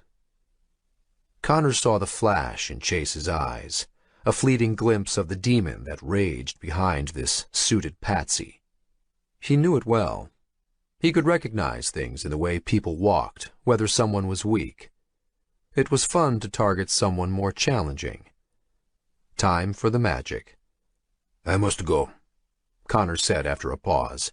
He finished his whiskey. I will send a wire this afternoon with instructions. Getting up, he groaned and let his coat fall to the floor. Chase jumped forward to help, but Connor waved him back. Leaning over, he grabbed his coat. At the same time, he dropped a memory key onto the floor, to the side of the chair. He straightened up. Thank you, Mr. Rockwell, Connor said, extending his hand. Chase's eye flickered down. Chase saw the memory key, but was choosing not to say anything. Chase took Connor's hand. A pleasure, Mr. Luca. Connor turned and made for the door, smiling. He had 5 more appointments, 5 more whiskeys waiting for him. Chapter 40. Two Bridges Housing Project, New York City. 4 for 4, baby! Sheldon whooped, turning from his computer screens to high-five Jake. Your old man is a friggin' genius at this. Back in the apartment overlooking the Brooklyn Bridge, Jake stood and watched while Sheldon worked his machines. The once pristine space was now strewn with take-out containers and cans of Coke. Jake smiled wryly. It was the first time he'd heard anyone say anything nice about his father. He would never have considered using his dad for this, but Eamon had convinced Jake to give the old man a chance. Yeah, he is good at fooling people. Beautiful, Sheldon added, turning back to his computer monitors. We're already getting pingbacks. Our Trojan is in at Commerce Bank. He grabbed a piece of pizza. Like I told you, the higher you go in the executive food chain, the less they think the rules apply to them. How many times do you think these guys have been drilled by their security group? Do not stick a memory key from an unknown source into your computer. Jake played along. How many? 1,000,000 times? But drop the right lure in front of their noses, and whammo! With all that equipment guarding those banks, it'd be like getting into Fort Knox. But these guys are handing over the keys. Won't they detect it? Jake asked. This was all new to him. Eventually, but average detection times are on the order of weeks, and we only need days. We'll work sideways through the network, from private banking into the production servers. Shouldn't take more than a few hours. Detection will be hard because we're not trying to exfiltrate data. Exfiltrate? I mean, we're not trying to steal information. What we're going to do is modify data on a minute level that's hard to detect, Sheldon explained. If you knock a system down, it's easy to locate the problem and stop it. But making small changes here and there, that's much more tricky. People don't usually do what we're doing. Meaning what? There are 3 main types of attackers in cyberspace. Nation-states are usually interested in espionage. They want information, but don't want to mess with the system. Then you have criminals. They want money, and again, don't want to mess with the system. The third are hacktivists. They want attention. Sheldon turned from his computers. We're in a whole new category. We're going to rock and roll. He smiled. Literally. Sheldon, I wanted to ask you something. Jake sat. Sure, anything. Sheldon still had his attention locked onto the information flowing across his screens. Seriously, we need to talk. Sheldon disengaged and turned to Jake. What? Why are you doing this? Because I can. Sheldon shrugged. That's not an answer. This is dangerous. You could go to jail, even be killed. This isn't a game. Now he had Sheldon's full attention. I know that. I never thought it was a game. Jake put a hand on Sheldon's arm. He needed to know. Anna's life depended on these people, and while Jake was thankful for their help, he couldn't figure Sheldon out. He didn't want any surprises. He gripped Sheldon's arm tighter. Why are you here? Jin's life is threatened. Her cousin was murdered, and I understand why Wu-Tang is here by her side. Me? I'm trying to save my little girl's life, figure out what happened to my friend. Sheldon tried to pull away, but Jake held on to him. What, so now you think I have some hidden motive? I don't know, Sheldon. You tell me. Did he want access to the Blue Bridge systems? They didn't need a loose cannon, especially one as bright and technically competent as Sheldon. Okay, let go. Sheldon pulled his arm free and rubbed it. I want to do my part, you know? No, I don't know. Jake shook his head. Explain it to me. Sheldon rubbed his face. My grandfather died last year. He was 91 years old. He fought on the beaches of Normandy. He volunteered. It seemed crazy to me, so I asked him about it. He said he was scared, terrified, but it was the right thing to do, to preserve freedom, our way of life. He said it was his generation's moment. And that's why you're here? Yeah, I'm a scrawny nerd. I ain't gonna be any help on a damned beach fighting the Nazis. But here, he pointed at his computer screens. Here I can make a difference. This is my fight, my way to protect freedom. To do what my grandpa did. He wiped his eyes with the back of one hand. What a crazy kid. A crazy, good kid. Okay, Sheldon. Sorry. I needed to know. You're brave. Your granddad would be proud. Thanks. Sheldon's face lit up. His computer pinged. Hey, can everyone get in here? He called out, returning his attention to his monitors. Because our Darknet meet and greet session is on. 8 video windows opened, spread across the 3 LCD panels in front of Jake and Sheldon. A face appeared in each of the windows, showing an array of young men and women. Wu-Tang and Jin walked over from the kitchen, containers of noodles in their hands. Jin had been quiet all day. Her cousin Shen-Shi's funeral was tomorrow, and she was still the main suspect in his death. Jake, Jin, Wu-Tang, I'd like to introduce you to our group of 8, Sheldon said, bowing to the images on screen. They smiled back. Are you guys some kind of famous hacker network? Jake asked. Maybe soon, Sheldon laughed. But I made up the name last night. Your friend Joey Barber was helpful in getting us connected. Let me introduce you. He pointed to a dark-skinned boy with a wide face. That is Mr. Imran Zakev of Cybervore, famous for the ID theft of 1 billion passwords last year. The boy smiled on screen and waved. He didn't look more than 19. 1 billion passwords? Jake whispered to Sheldon. They're a Russian mob hacker collective based in Omsk, a small town between Mongolia and Kazakhstan. Sheldon whispered back. We want to crack ID theft rings? They're the guys. He pointed to the person next to Imran and raised his voice. And next we have Sasha of Telsa team in Serbia.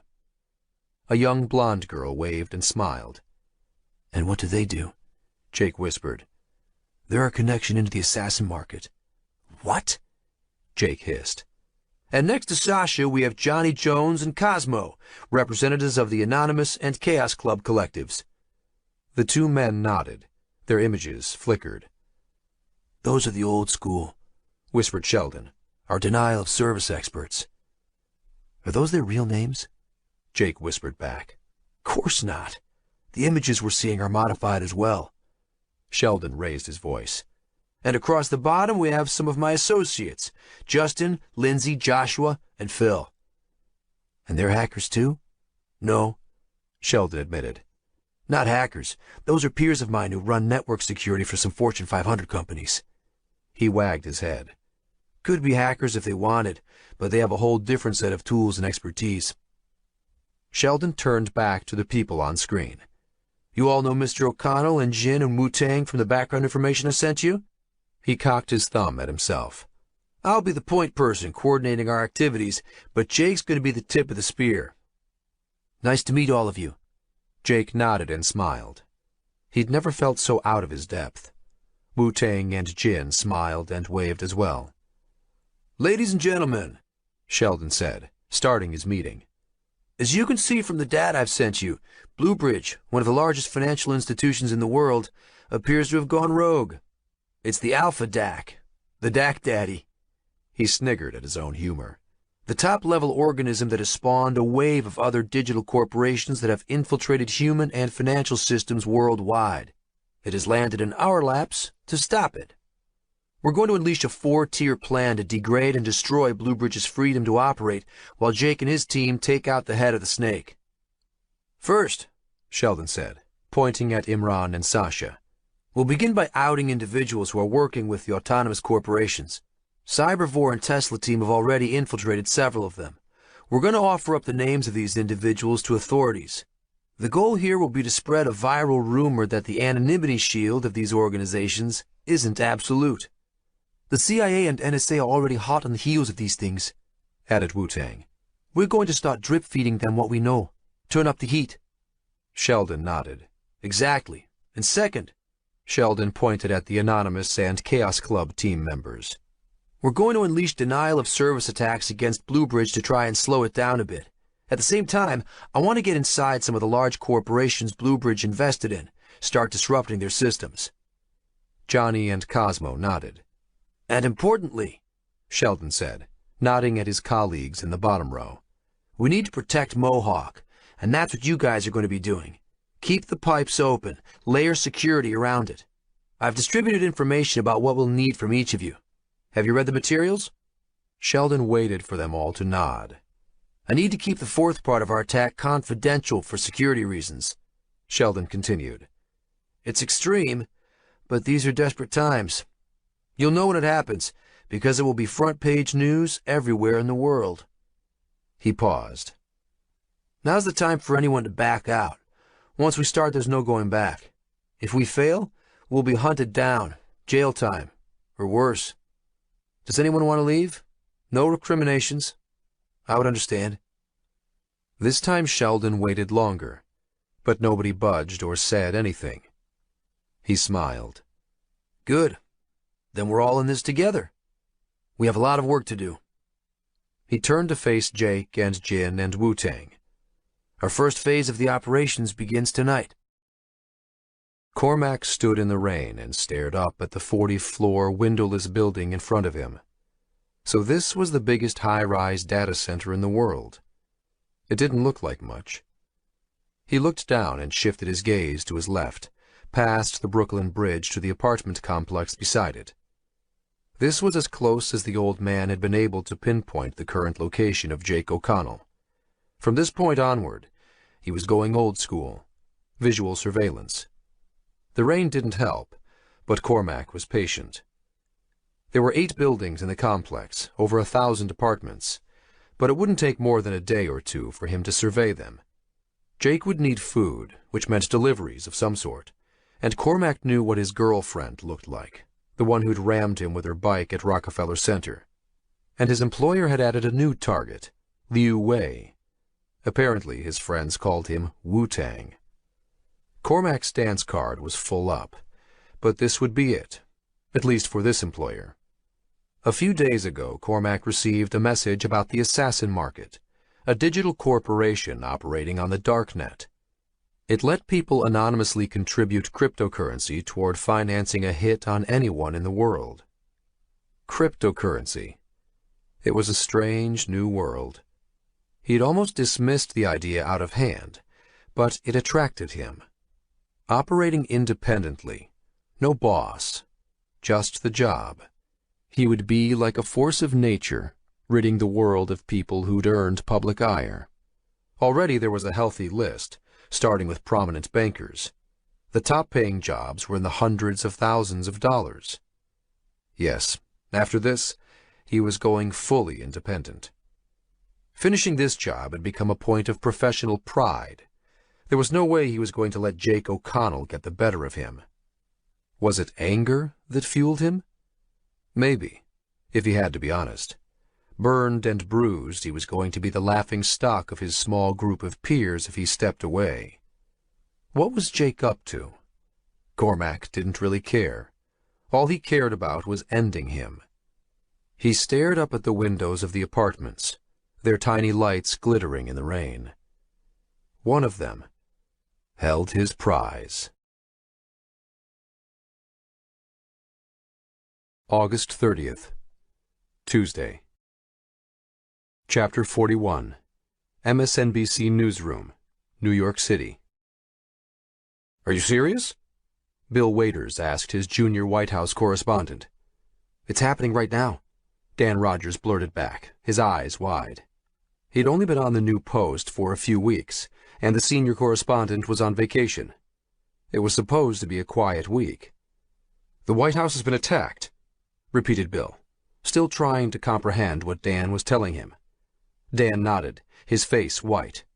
"The vice president has been killed." A crowd of people gathered around them in Dan's cubicle in the MSNBC Dayside newsroom. He pointed at his computer screen.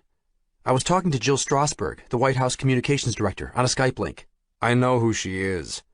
Bill waved over the rest of his staff. "Is anyone else seeing anything?"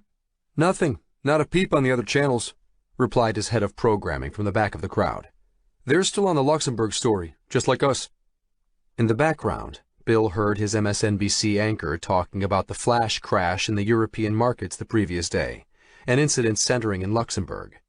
It had wiped out billions of dollars, sending ripples through the financial systems worldwide. The markets were limping to a close on the other side of the pond. Was it possible they had the first lead on this? An exclusive breaking story on maybe the biggest event since Pearl Harbor? Bill's hand shook as he raised it over his head. "Everyone, get on this now. Start cueing the teleprompters." He turned back to Dan. Before they went live, he had to get further confirmation. "Can you get Jill back on?" "I think so." Dan hit the video call button on his screen. After 2 rings, it picked up. Jill Strasberg's face filled the screen. "Bill, is that you?" she asked. "It's me." Bill pushed Dan aside.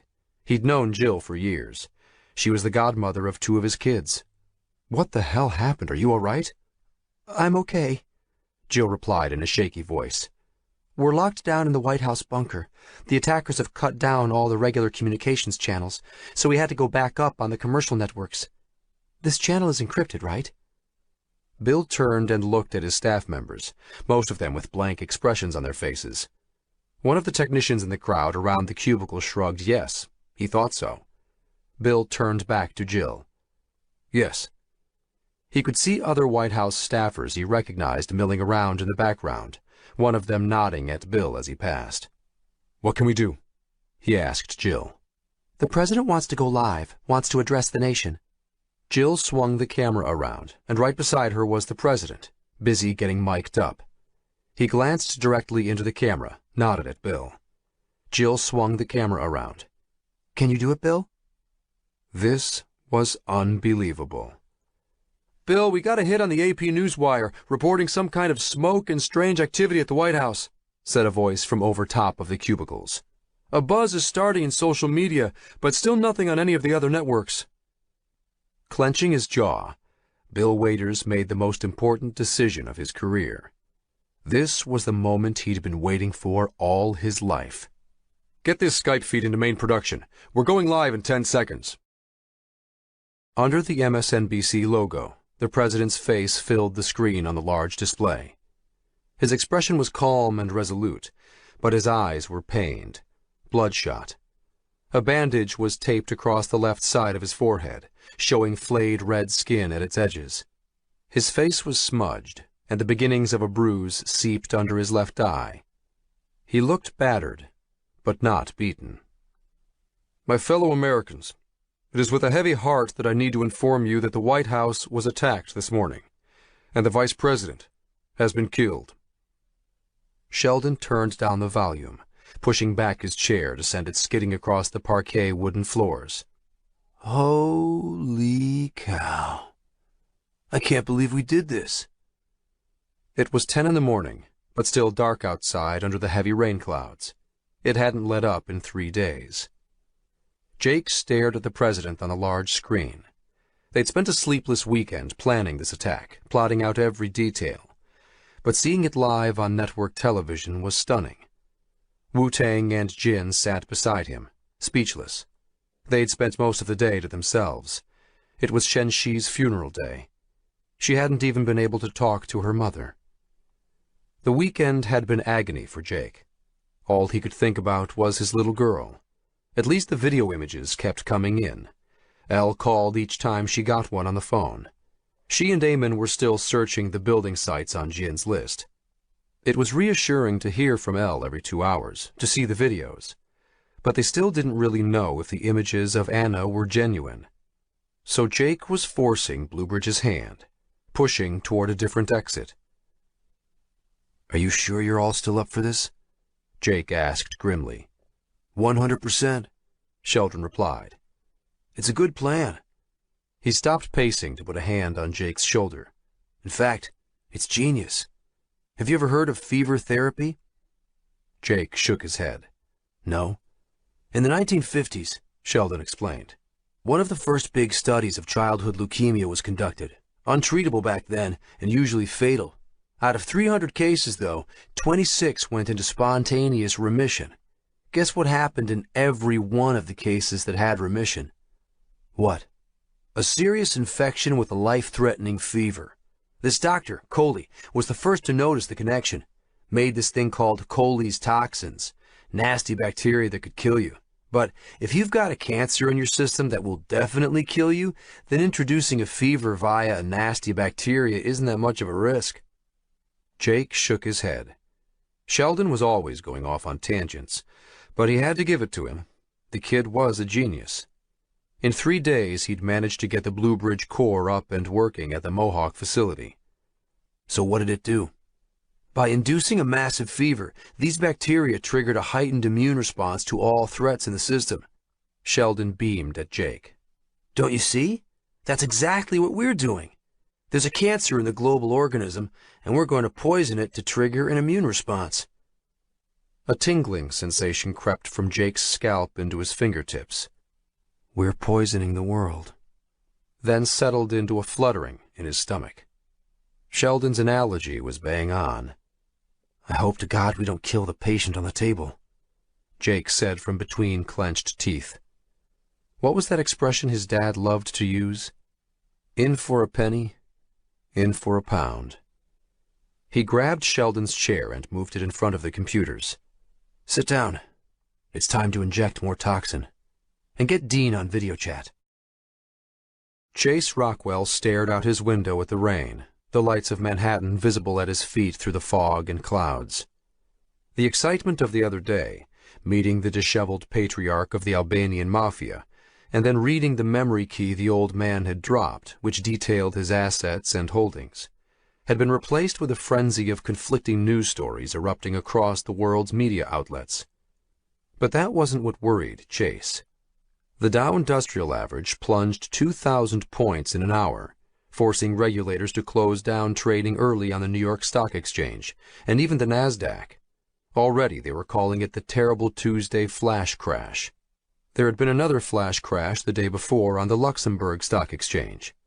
That one they blamed on automated agents fouling up the high-speed trading systems. The crash in New York had been caused by convulsions over the presidential spoofing on network television. The problem was that Chase had to freeze their own trading systems in the melee, and when the New York Stock Exchange and NASDAQ went offline, they were stuck. He wasn't sure where their accounts had ended up for the day. The potential exposure to financial losses was frightening, especially as it wasn't clear if the markets would open the next day. A knock on the door. "Come in," growled Chase, pulling his eyes from the rain-streaked windows. His new intern's head peered around the corner of the door. I have the results. Get in here, then.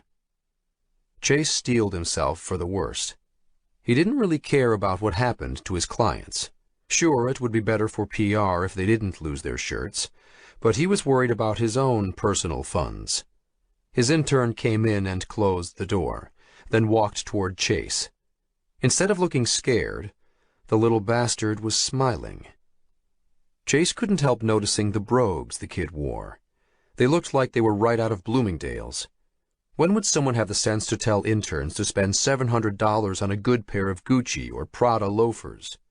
They lasted 3 times as long, and didn't make you look like a walking douchebag. "What's the smile for?" Chase barked.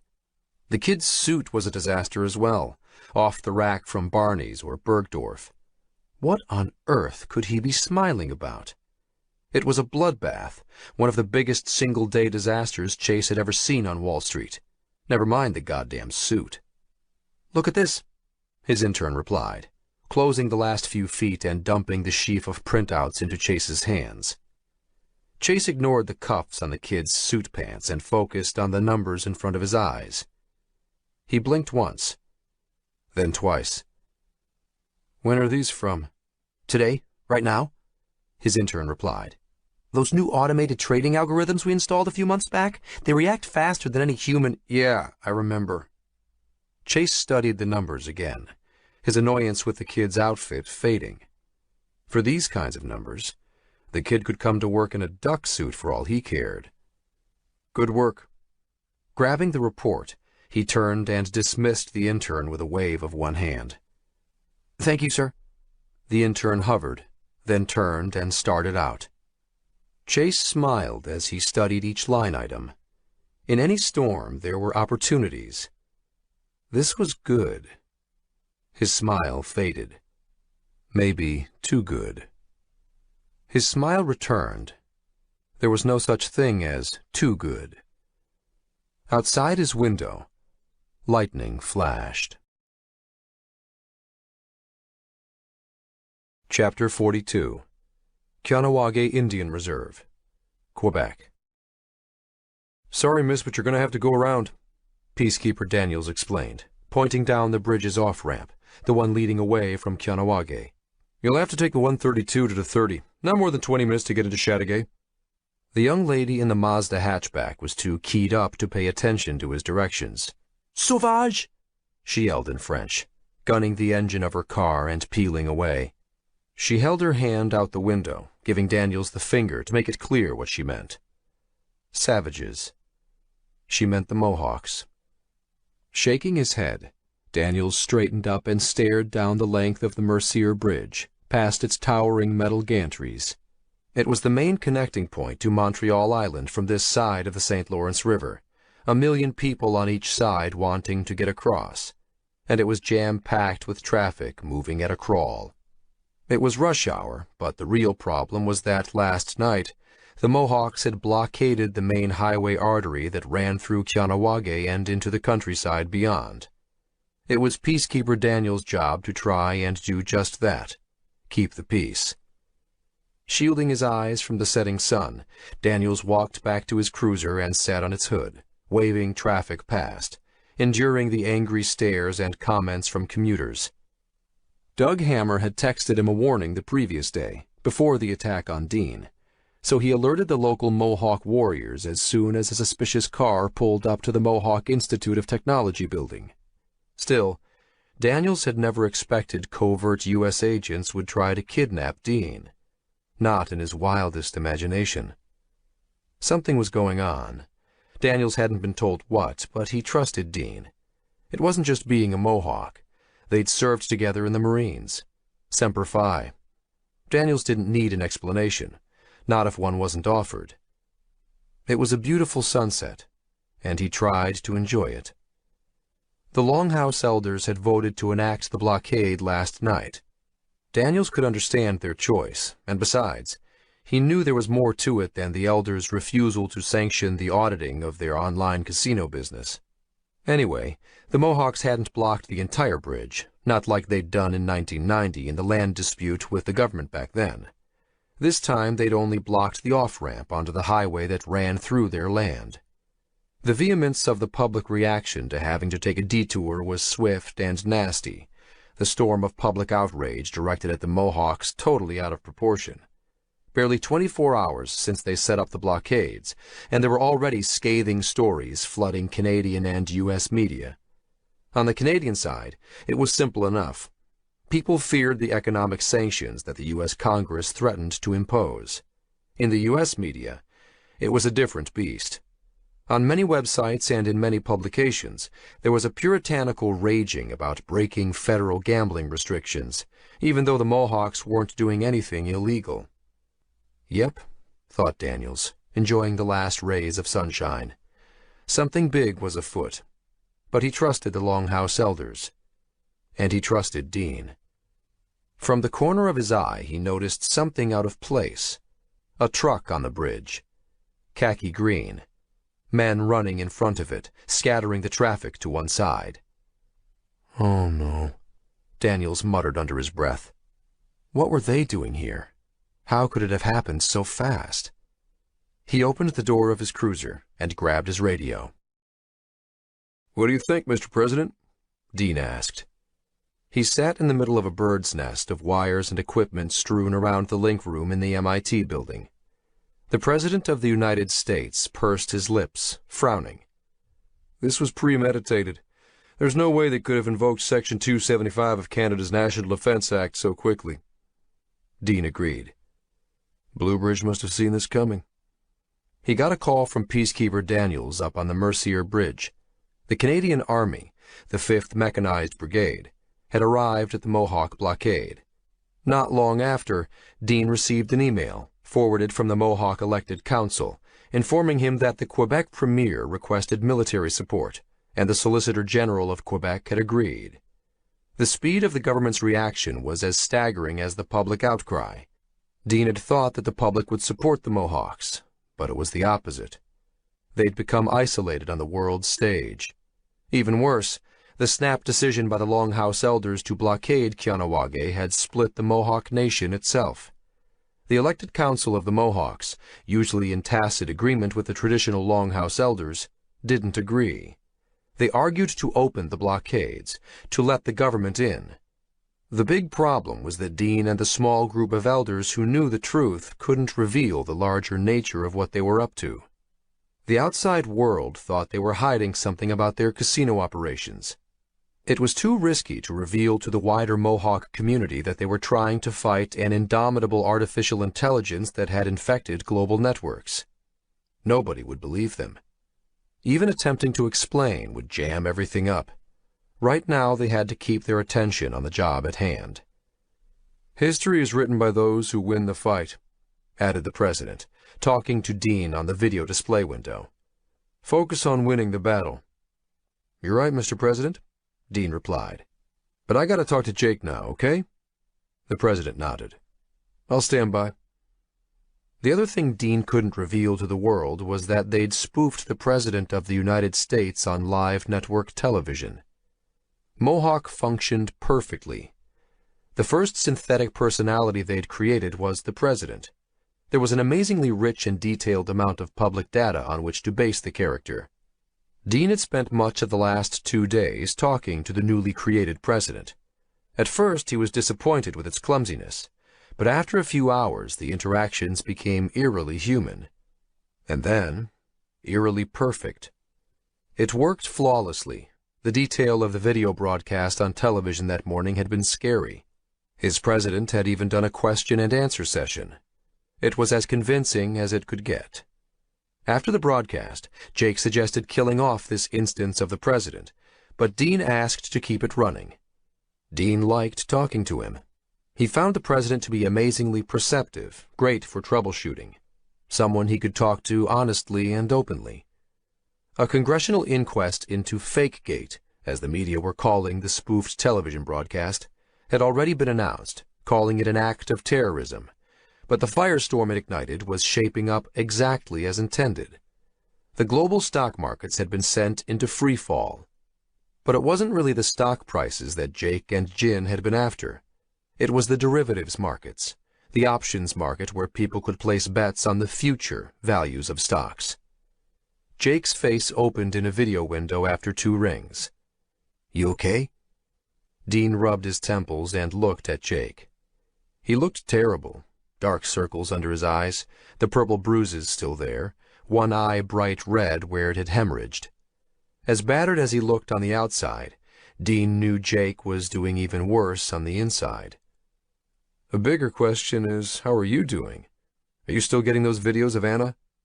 Jake's scowl softened as he closed his eyes and sighed. Yeah. You hang in there, Jake. This is going to work. Yeah, it's just... I know. How's Elle? She's good. She and Eamon are still searching, but they haven't found anything. A video from Jake popped up in a message window on Dean's display. It was a television broadcast of a uniformed Canadian Forces officer barking orders at a camouflaged Mohawk warrior, their noses inches apart, up on the blockade on the Mercier Bridge. The Mohawk didn't flinch or budge, just stared straight ahead. Are you seeing what's happening on your bridge? Jake asked. Dean nodded. I can't believe the media is there already. The media is always there, the president added quietly. The vultures are always circling. This situation could easily spiral out of control. Young Mohawks flooded into Kahnawake from the other Mohawk nation, Akwesasne, Kanesatake, and many more, putting on black masks and jumping into the blockades. The simmering anger of past injustices that always burned just under the surface was boiling up, intensified by the public outrage being hurled at the Mohawks. These weren't country rednecks manning the barricades. These were ex-paratroopers, rangers, special forces, and Marines, and they were armed to the teeth with smuggled weapons. If Dean had thought he was sitting on a powder keg before, now he was sitting on a lit one. This has gotten a whole lot more dangerous than I realized it would, Jake said over the video link. Did you think Bluebridge wouldn't fight back? Dean snorted. I knew this was going to get messy. Jake let go a long sigh. Most of your people don't even know what they're fighting for. Sheldon and Jin waved from the background, stuffing their faces with pizza. Dean waved back. They know why they're helping. They're fighting for their people. I know we're trying to get your daughter back, Jake, but this isn't just your fight. Jake looked away from the camera, then started slowly nodding before looking back. Don't you find it even the smallest bit ironic that you're fighting to save the white man's ass, even as he's trying to bust down your door? Dean smiled at that. The white man has no idea what we've done for him. I don't expect him to start realizing it now. Jake laughed, but the smile dropped from his face. Dean couldn't imagine how hard this had to be on Jake. We're going to get her back. In the video feed, Jake clenched his jaw. We need you to keep Mohawk running for another day, maybe 2. Can you hang on that long? Dean nodded. I think so. Another problem was that the food and gas suppliers had stopped doing their rounds today. They were even refusing to answer calls from Kahnawake. Bluebridge must have organized a boycott, but they had enough supplies to hang on for 2 days. And it wasn't only the president they'd spoofed. Sheldon's group of 8 were making good use of Jin's database of thousands of companies connected to Bluebridge, using Mohawk to fake calls from directors to radio broadcasts, spoofing emails to investors, falsifying earnings reports. Anything to create chaos. The blogosphere had erupted in a secondary wave as some people recognized what was happening, but they didn't realize Bluebridge was being targeted. Only Bluebridge knew that. Part of its secret weapon was its ability to attend multiple simultaneous meetings and to do everything remotely through phone or video conference. With this seemingly unstoppable wave of spoofing, companies and governments were starting to demand meetings in person. The goal hadn't been to just send the financial markets into freefall, the New York Stock Exchange, NASDAQ, Nikkei, LSE, but also to specifically target Bluebridge stocks. They'd also unleashed denial-of-service attacks against the websites of the major corporations Bluebridge invested in. 2 more days? Said Dean. I can do 2 days. Keep your eyes on the prize, gentlemen, the president added. Jake groaned. Have you still got that thing running? Yep. Dean nodded. He smiled. Everyone should have their own leader of the free world. Jin stuck her head in front of the camera. Are we ready? We've put the ball in the air, Dean said to Jin. Time for you to knock it out of the park. I'm going to make this thing suffer for what it did to Shenxi. Jin smiled sadly. Do you know what causes a financial crisis, Dean? I don't know. Losing a lot of money? No, she replied. That's the result. The cause is fear, and I'm going to put the fear of God into the markets. Dean stared at her. For a small Chinese woman, she could sure be frightening. Good girl, he replied.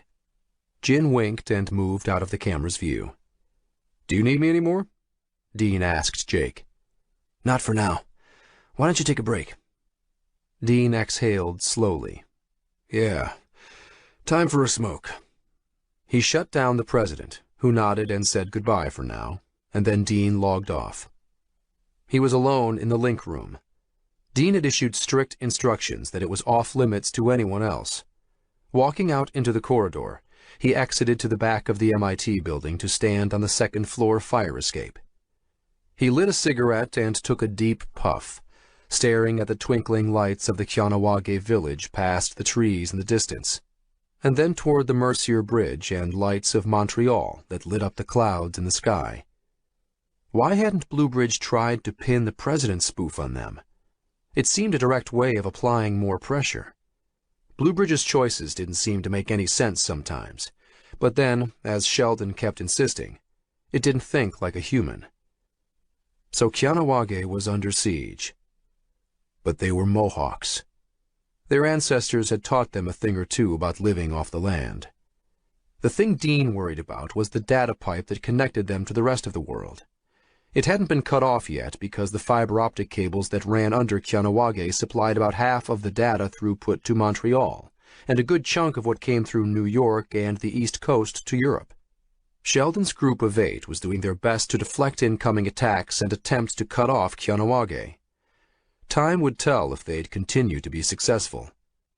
A lot of what Dean was doing was being replicated through their data centers in Gibraltar, Paris, London, and Singapore.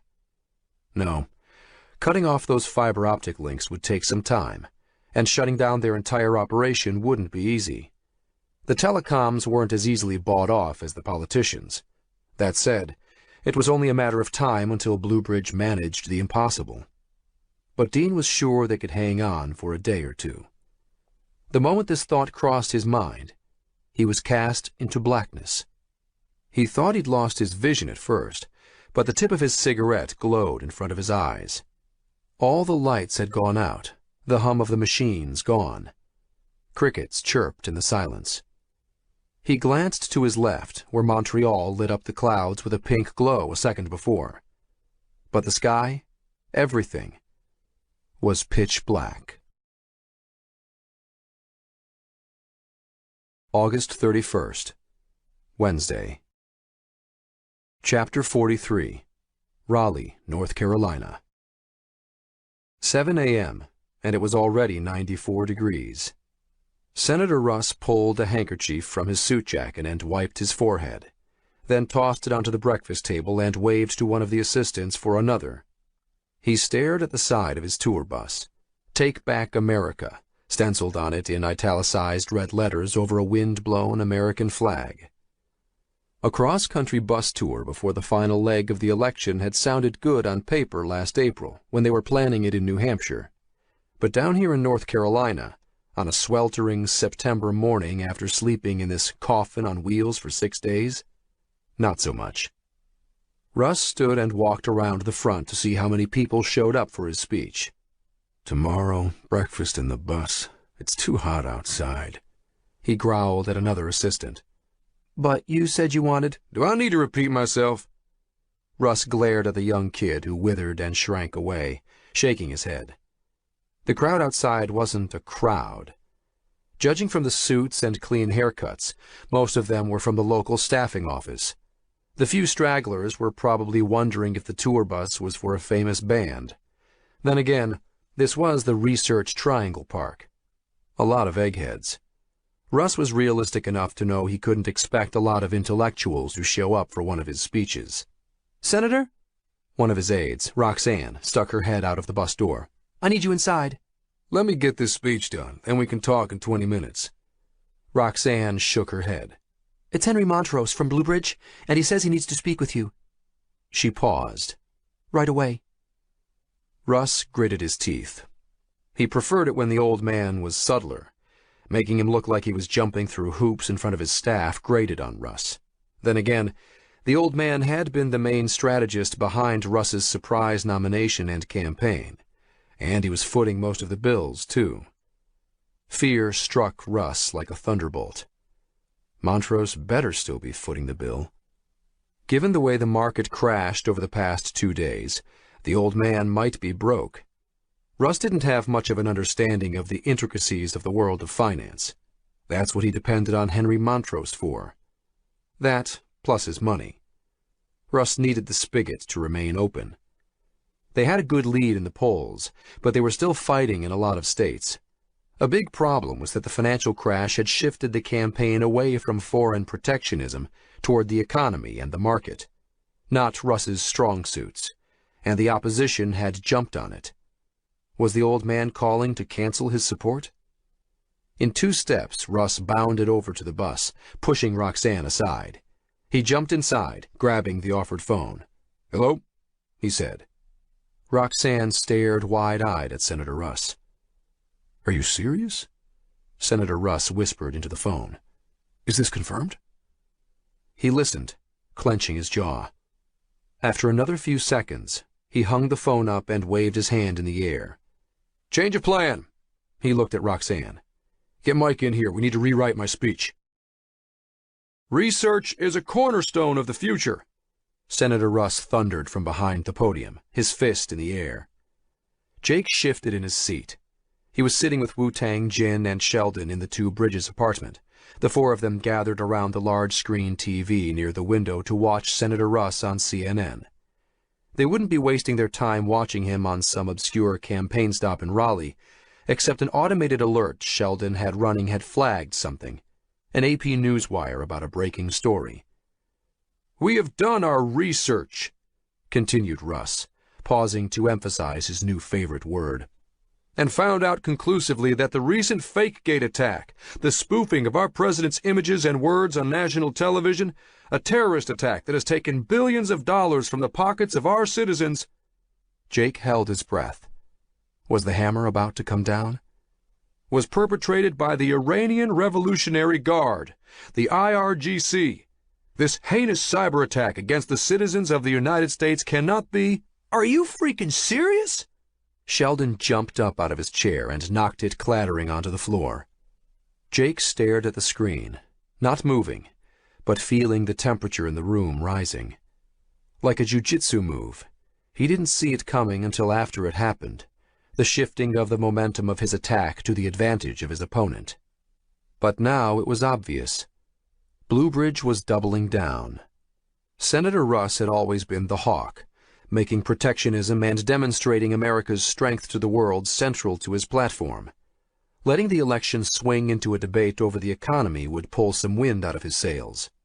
Now, though, the election would be about war, about a deliberate attack by one of America's enemies. This was exactly the sort of thing that Senator Russ had been warning about. The war machine had started up, and if Senator Russ hadn't been on track to win, he was now. And Jake provided the final push. My God, Jake whispered. What have I done? Technical countermeasures can be employed to make sure this never happens again, Senator Russ said on the big screen.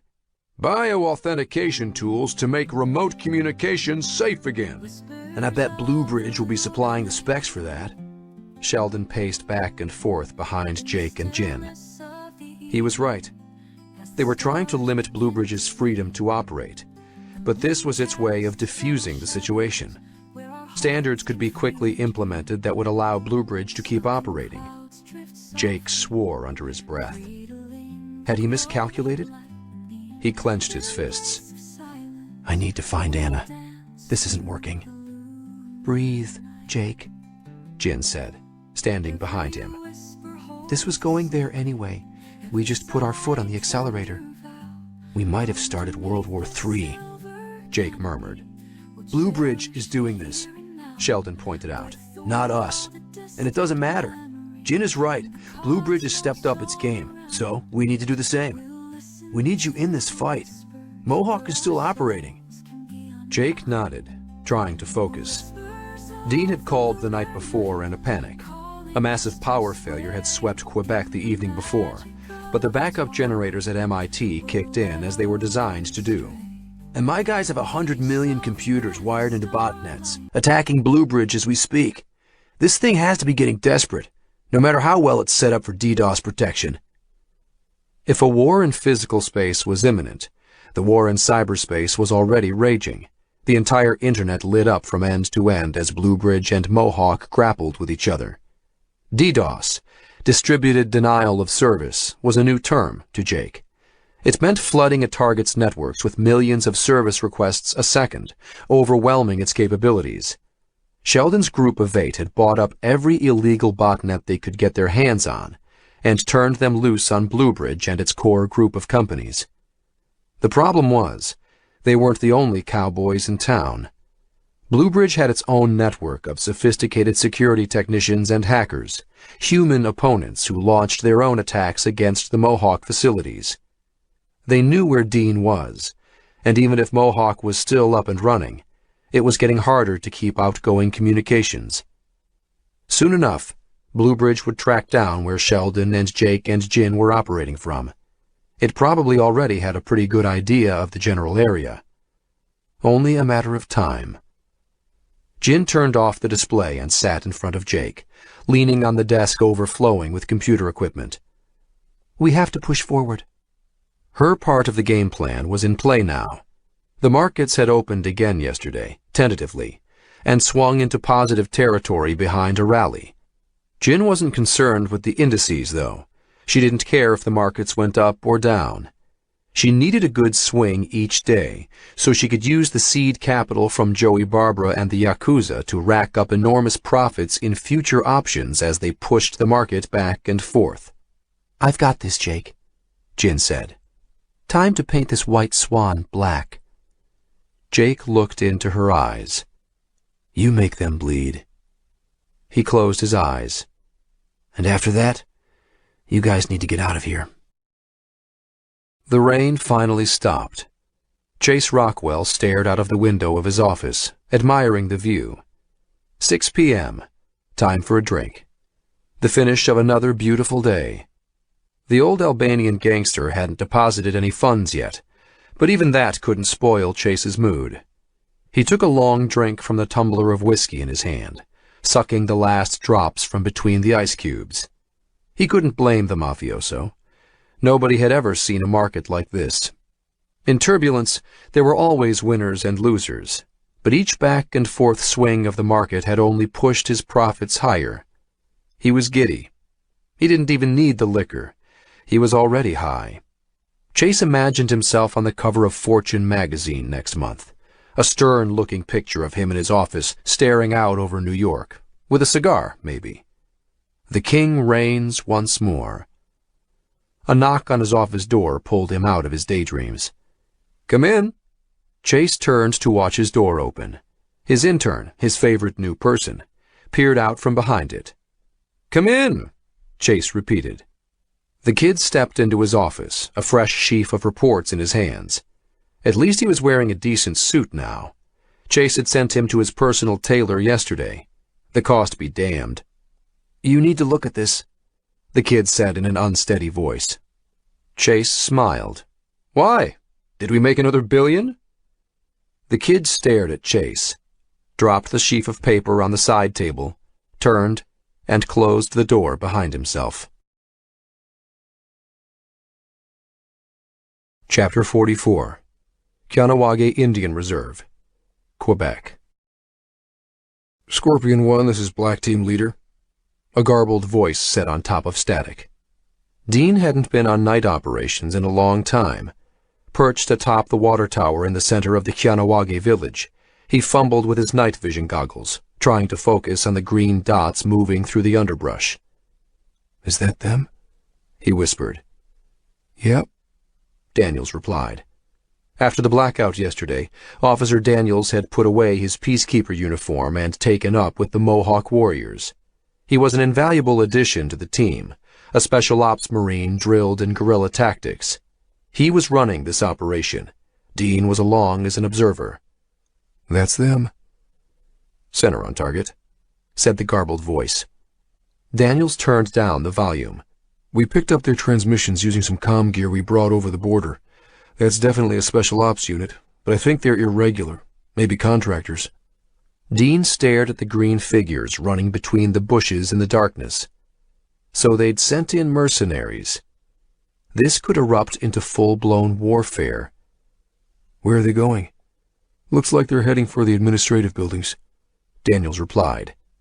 According to media reports, the blackout the day before had been the result of blown equipment up at the James Bay hydroelectric plant 700 miles north, the massive LG1 and LG2 generators that supplied nearly all of the electricity to Montreal.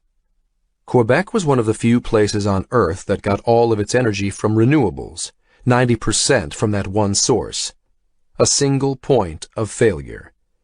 Power was back up in most of Montreal, but Kahnawake remained mysteriously dark. They weren't going to get power anytime soon. The 3 backup generators at MIT had started up flawlessly, though, kicking in while the battery backups had handled the gap in between. As long as they had diesel, they'd be running. And Kahnawake had a couple of gas stations that were still full. "Let's go get 'em," Daniels told Dean. Standing up, Dean waited for a moment to let his eyes adjust to the moonlit night. Then he walked over to the ladder and jumped down 2 rungs at a time until he hit the grass. Daniels followed behind, along with 5 other warriors. On the ground it was like being in a jungle, humid and nearly pitch black. This part of Kahnawake was forested. Candles in the windows of houses twinkled through the trees behind them. Putting their night vision goggles back on, they started off at a jog. Dean hung back, letting the others take the lead.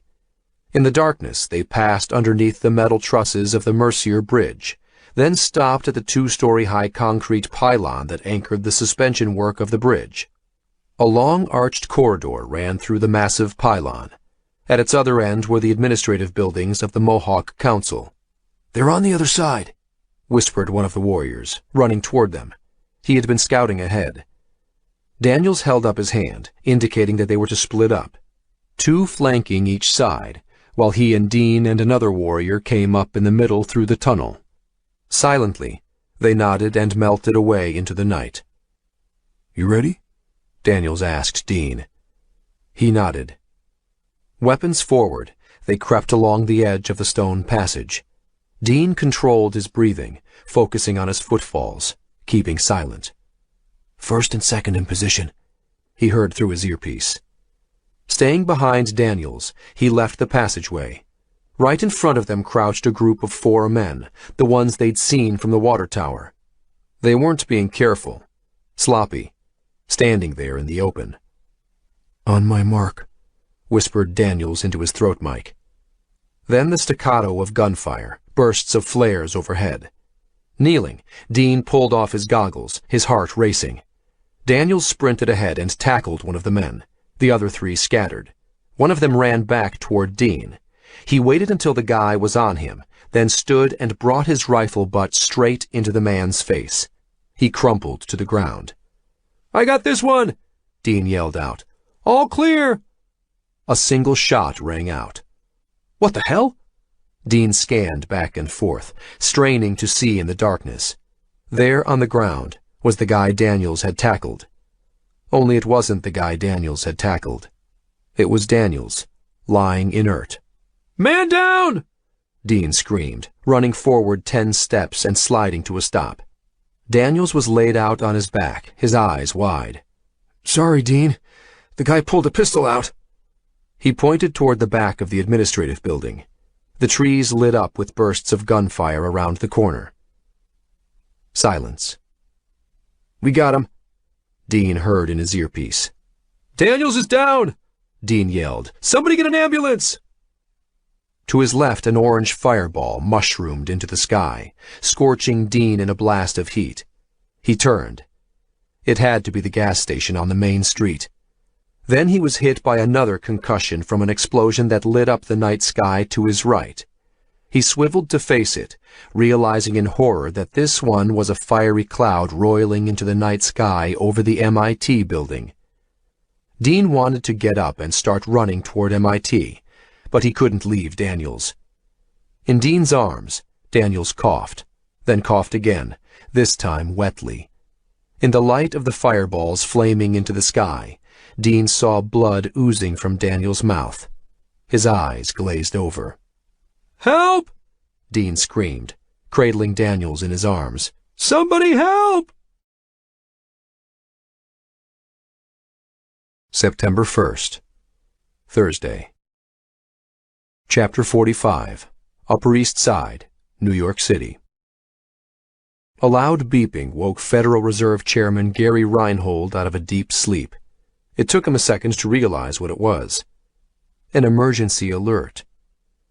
Picking up his phone, he fumbled with his glasses, read the message. "God damn it," he muttered, glancing at his bedside clock. 4:15 in the morning. Still black outside. Swinging his feet off the bed, he clicked on his lamp and read the message again. Gary called back the number on the text, and someone answered on the first ring. Federal Reserve Chairman Reinhold held his tongue while he listened, grimacing.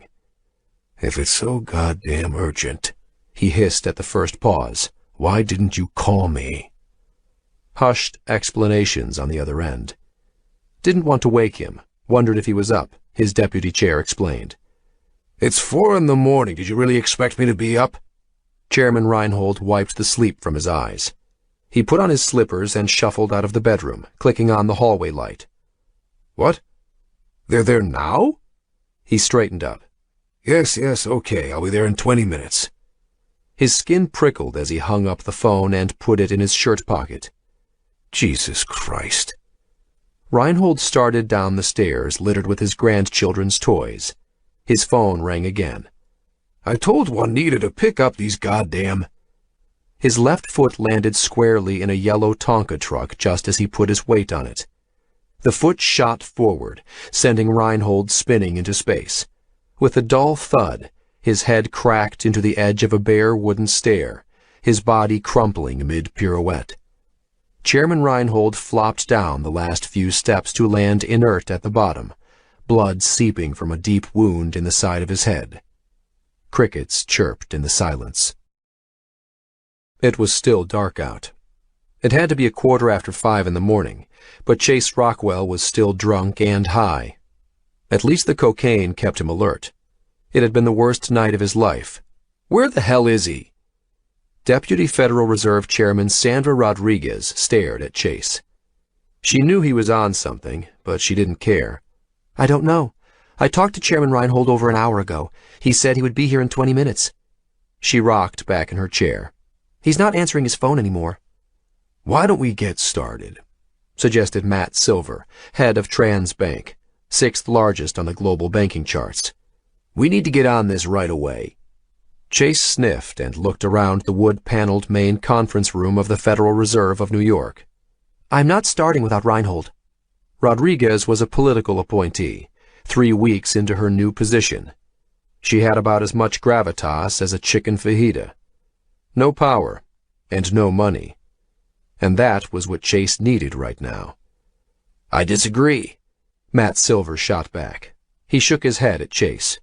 "The longer we wait, the more danger we're putting ourselves in." "Why don't I start?" Rodriguez suggested. "I can guess why you're here, gentlemen." Chase hadn't expected to be surprised by Rodriguez. "You can?" Rodriguez fixed Chase with an annoyed stare. "The positions of your banks at the end of the Tuesday flash crash are being investigated by the SEC for insider trading. Or worse. The odds of you coming out of that unscathed were—" "Unscathed?" Chase laughed. "You're here to explain, I assume?" Rodriguez continued, ignoring Chase's interruption. "Reinhold and I had a long talk with the head of the chairman of the IMF and New York Attorney General yesterday. If your bank had anything to do with the flash crash, I can assure you that no amount of explaining is going to do either of you any good.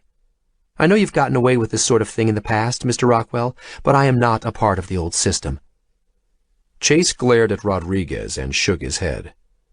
Unbelievable. A part of him was going to enjoy bursting her little bubble, despite his empire burning around him. Our bank lost $24 billion yesterday, Matt Silver interjected. That's why we're here. Rodriguez turned to face Silver, her head swiveling so fast it seemed as if it wasn't connected to her body. Excuse me?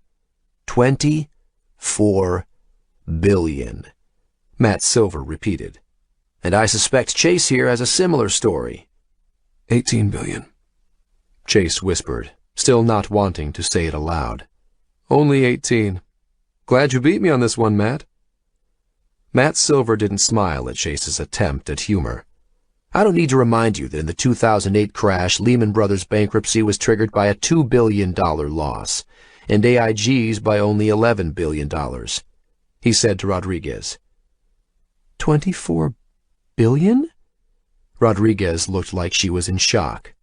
42 if you add us together, continued Silver. And I bet we're not the only ones. We can't open our trading systems today. We had to shut everything down. How did this happen? Asked Rodriguez. Automated trading agents, Chase replied. At least for us. For 2 days they worked like magic, protecting our assets, so we shifted everything into their control. And then, boom! He mimicked an explosion between his two hands. Yesterday, everything went sideways. Can we fix it? Rodriguez mumbled. Can I send someone over to look at it? You aren't listening to me. Matt Silver got up out of his chair and pointed at the skyscrapers of Manhattan outside. A gray light was gaining on the horizon. When the day starts, our trading systems will be down. Sure, for a few hours we might be able to stall, but when other banks realize that they're not getting their money from us... We had to shut down yesterday afternoon, Chase said. The markets are already smelling blood. Matt Silver put both hands on the conference table and faced Rodriguez. Total global financial collapse. That's what's going to happen this morning. The phone on the conference room table rang. It had to be Chairman Reinhold. Rodriguez punched the phone's answer button, putting it on conference call. Gary, where are you? We need you in... This isn't Gary, this is Max Pfeiffer. Who the hell is this? Sandra Rodriguez, Mr. Pfeiffer.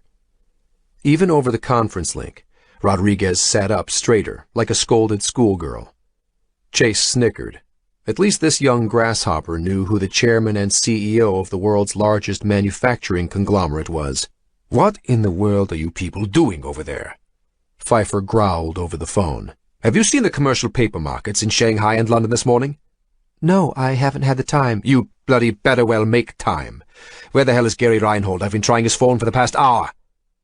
Chase had never heard of Pfeiffer losing his temper before. The German industrialist was famous for keeping an even keel, no matter what the situation. We can't get in touch with him either, Mr. Pfeiffer, Rodriguez replied. Well, you tell him, when you see him, that the global commercial paper market has evaporated. Even I can't borrow a cent. Even the effing mafia has closed up shop today. Do you understand? No commercial paper borrowing means no payroll for my 200,000 workers who build everything from airplanes to nuclear reactors. Whatever you assholes have done over there, the financial market isn't the only thing affected. He paused. Heavy breathing filled the silence. You don't fix this, you turn off the lights. Everywhere in the world. The line went dead. Then the phone rang again. This time Rodriguez didn't pick it up. Tanya, who is that? She called out. The managing editor of the Financial Times. Says it's urgent. Came a muffled reply from the hallway. And then more ringing. It sounded like a dozen phones chirping and buzzing in symphony. Rodriguez glanced from Silver to Rockwell, then back again. Chase couldn't believe it, but he was enjoying this.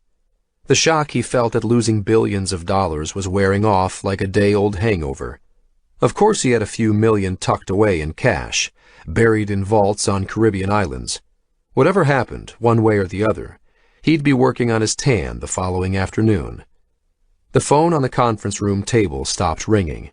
"Sorry, Miss Rodriguez, never mind about the Financial Times editor," came Tanya's voice from the hallway.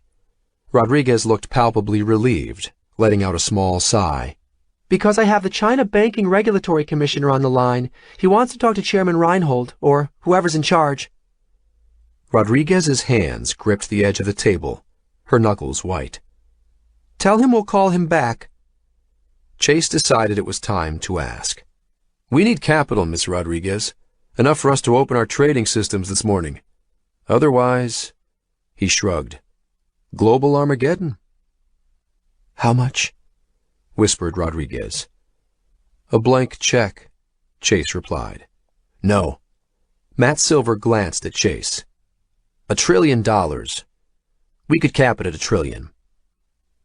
Rodriguez didn't reply, but all the color drained from her face. "You realize that's taxpayer money you're talking about?" Chase shrugged. "I pay taxes." "Really? I bet you pay less than the girl who served you drinks all night." Rodriguez gazed at Chase in stony silence.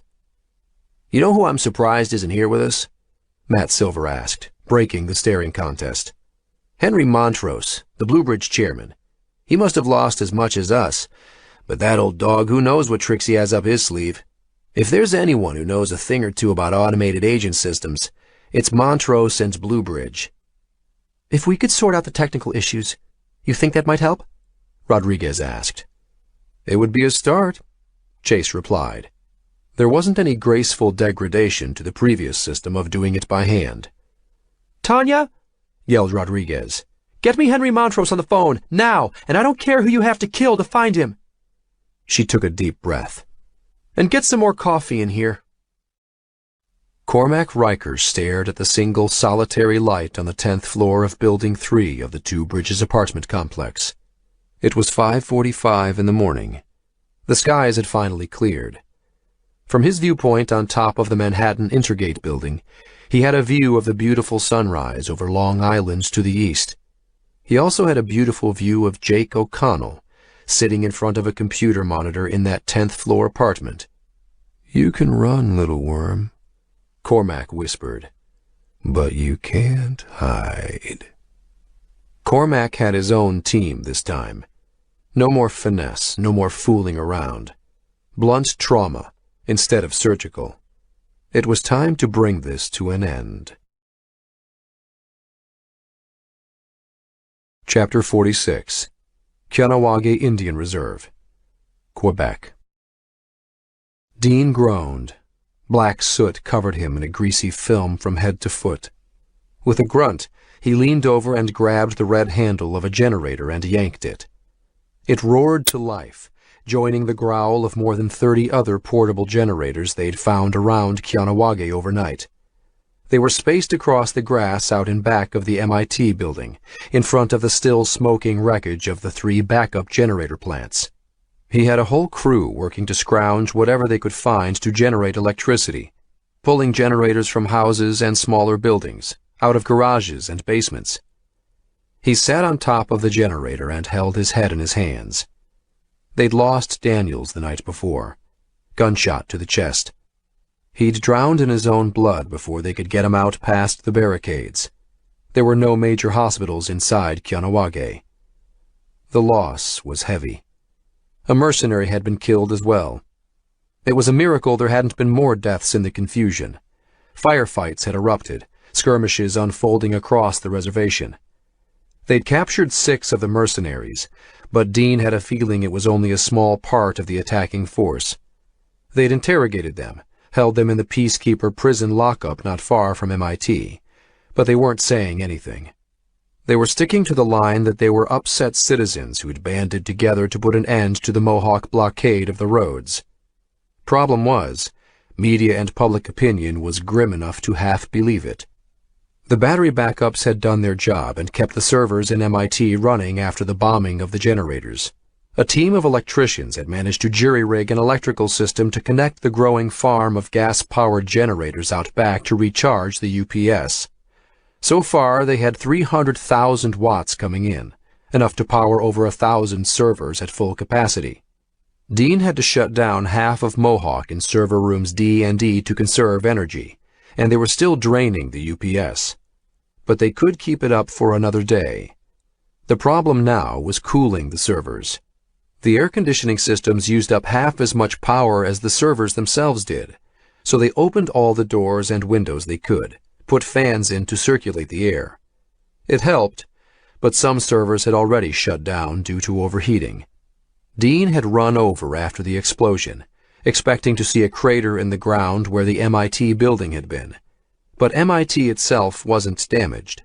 The attackers hadn't been able to get close enough given the defensive squads Dean had put in place to protect it. They got close enough, however, to detonate the fuel tanks next to the generators, as well as the fuel depots of the 2 gas stations within Kianawage's perimeter. "You got a call inside," someone yelled from the second-floor entrance above Dean's head. Dean glanced up, raising one hand before his eyes to block the sun. It was past 10 o'clock in the morning. "Jake?" he asked. "Yes," replied Harry, one of his technicians. In the small hours of the morning, Dean had decided to tell his technicians what was really happening, expecting them to tell him he was crazy. Instead, they'd asked questions, nodded, and then quietly got back to work. Dean's heart had nearly burst with pride. They were brave Mohawks, fighting an unimaginable enemy without question. Every one of them had stayed, even after the destruction of the evening before, even after one of their own had been killed. "Be up in a sec." Dean stopped to inspect the farm of generators, humming away in the dew-wet grass, extensions snaking around them like umbilical cords. Satisfied, he pulled off his gloves, tucked them into the pockets of his coveralls, and jogged up the outside stairs. Harry waited, holding the door open. "This way, sir." Dean was teaching Harry and some other Mohawk students IT basics in the abandoned schoolhouse beside the gas station next door. Harry was 21.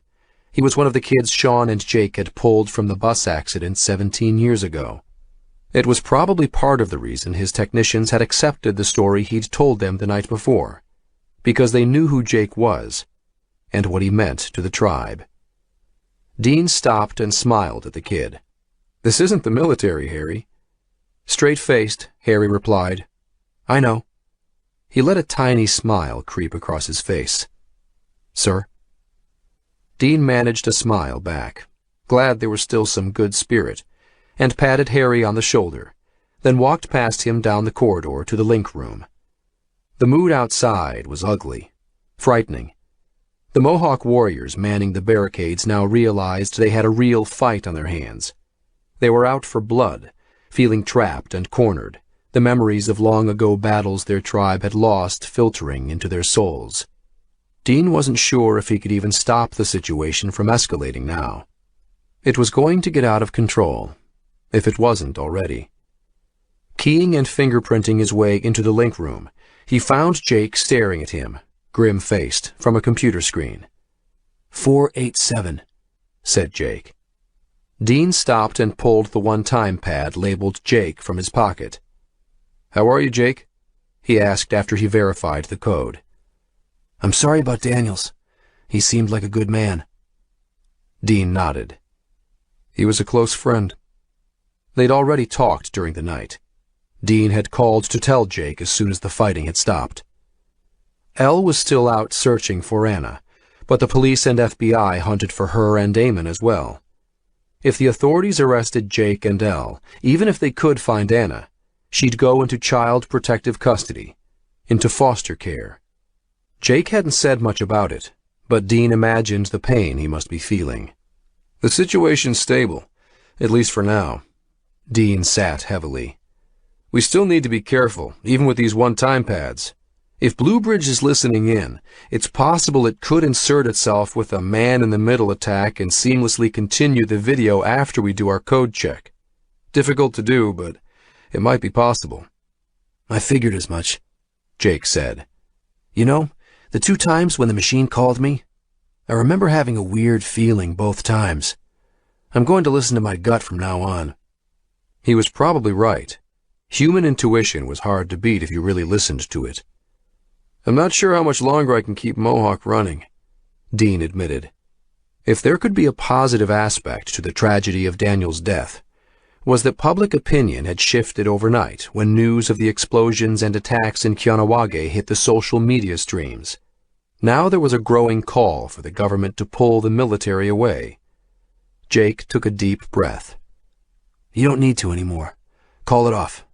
I think you've done enough. I'm not sure I can do that now. This fight has gained a momentum of its own, Dean said. And anyway, this isn't your call. You're Mohawk too, Jake. We're family. Those kids out there are fighting for our family. We're going to get Anna back, Jake. We're going to beat this thing. We didn't do all this to lose our nerve in the last moment. We've got to let all barrels loose, all the way to the end. I'm not sure I'm going to make it out of this. Jake's jaw clenched. If you don't hear from me in 2 hours, send the media announcements out. Crashing the global economy is going to raise a lot of questions. Blue Bridge will be exposed, one way or the other. You hang tough, Jake. Nodding, Jake reached for the screen on his side. You've been a good friend, Dean. Thanks for everything. Dean nodded. Anything for family. Jake smiled. Then the connection cut out. Dean stared at the blank screen. Good luck, Jake. Chapter 47. Two Bridges Complex, New York City. Cormac Riker held his assault rifle under his trench coat and smiled at the kid in front of him. The kid didn't smile back. The sandy-haired little snot stuck his thumb in his mouth and retreated behind his mother. The elevator jolted to a stop on the 10th floor and pinged. The doors slid open. "This is us, baby," the kid's mother said, looking down to grab hold of her child.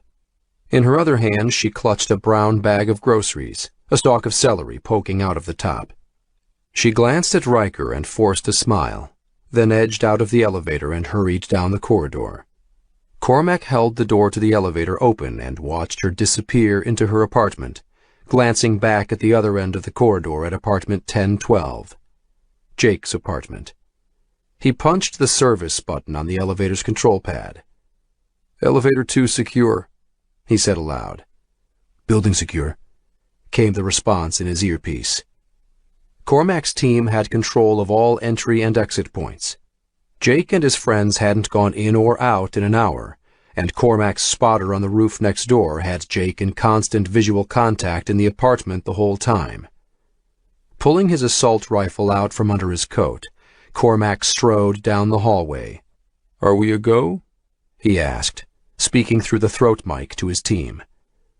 "We're a go," came the chorus of replies. Cormac smiled, nodding to his second-in-command, who held open the doorway to the stairs. They crossed the last 10 feet to apartment 1012, and without missing a step, his guy lifted one jack-booted foot and kicked the door hard. It splintered inward, the cheap door frame and locks giving way. Cormac strode in, rifle up and out, a smile on his face. And there was Jake, alone. He sat in the far corner of the room, staring back at Cormac, but not looking the least bit surprised. "Come in, Mr. Riker." Jake raised his hands calmly. Jake's reaction by itself was enough to make Cormac hesitate. Something wasn't right. Shrugging off the feeling, Cormac was halfway through squeezing the trigger on his rifle when he realized Jake used his real name. It didn't matter, did it? But if he knew, what else might he know? Did he know Cormac sent his own team, one he'd recruited himself, up to the Kianawage reservation to get the Blue Bridge core?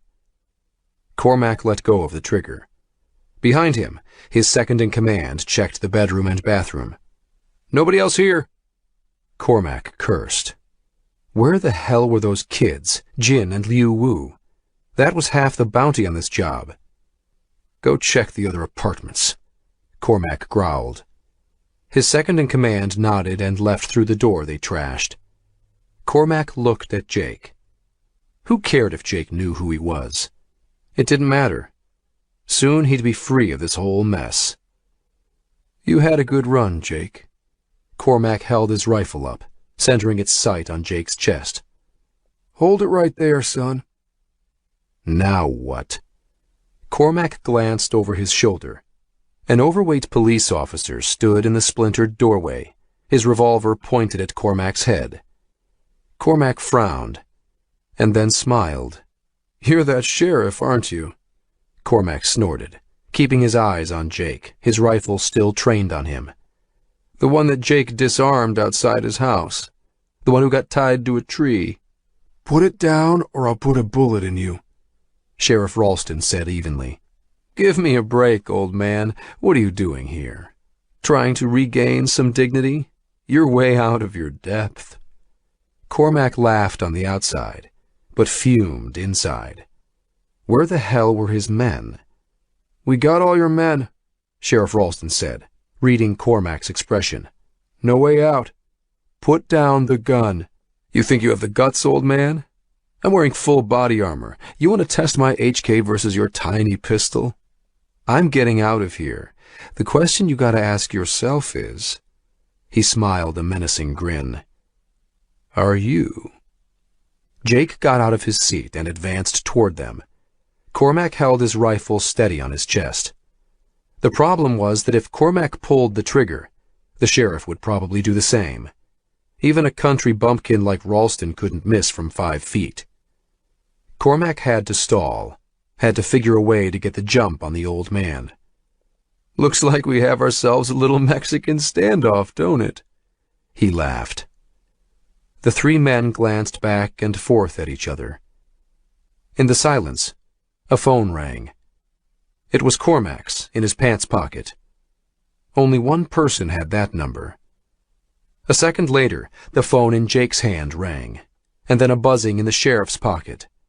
The computer screens lining the walls of the apartment lit up with remote messages. Cormac looked back and forth. What was going on? Only the old man had his private number.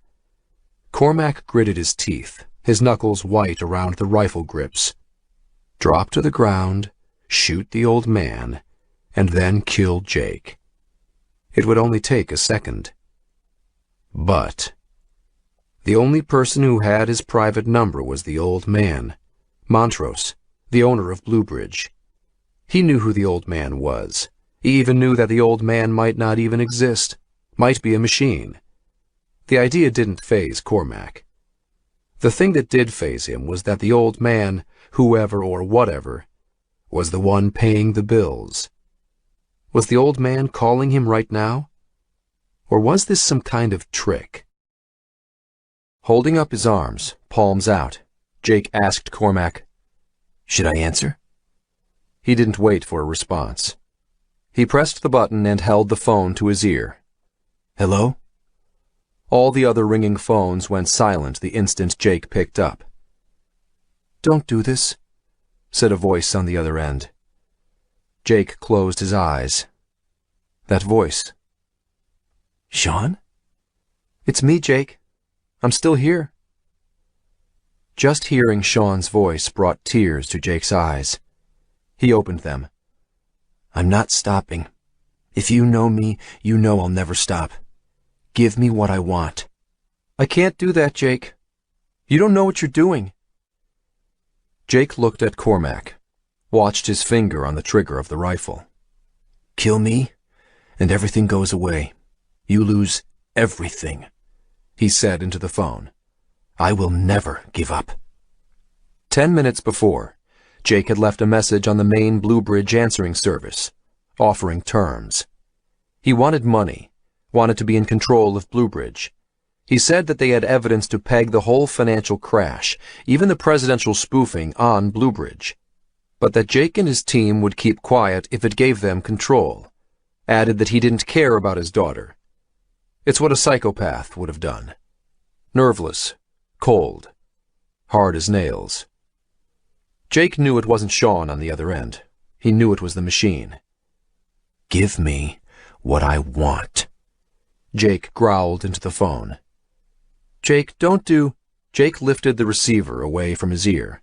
He handed the phone to Cormac. "Your boss wants to speak with you." Jake's chest was a foot from the muzzle of Cormac's rifle.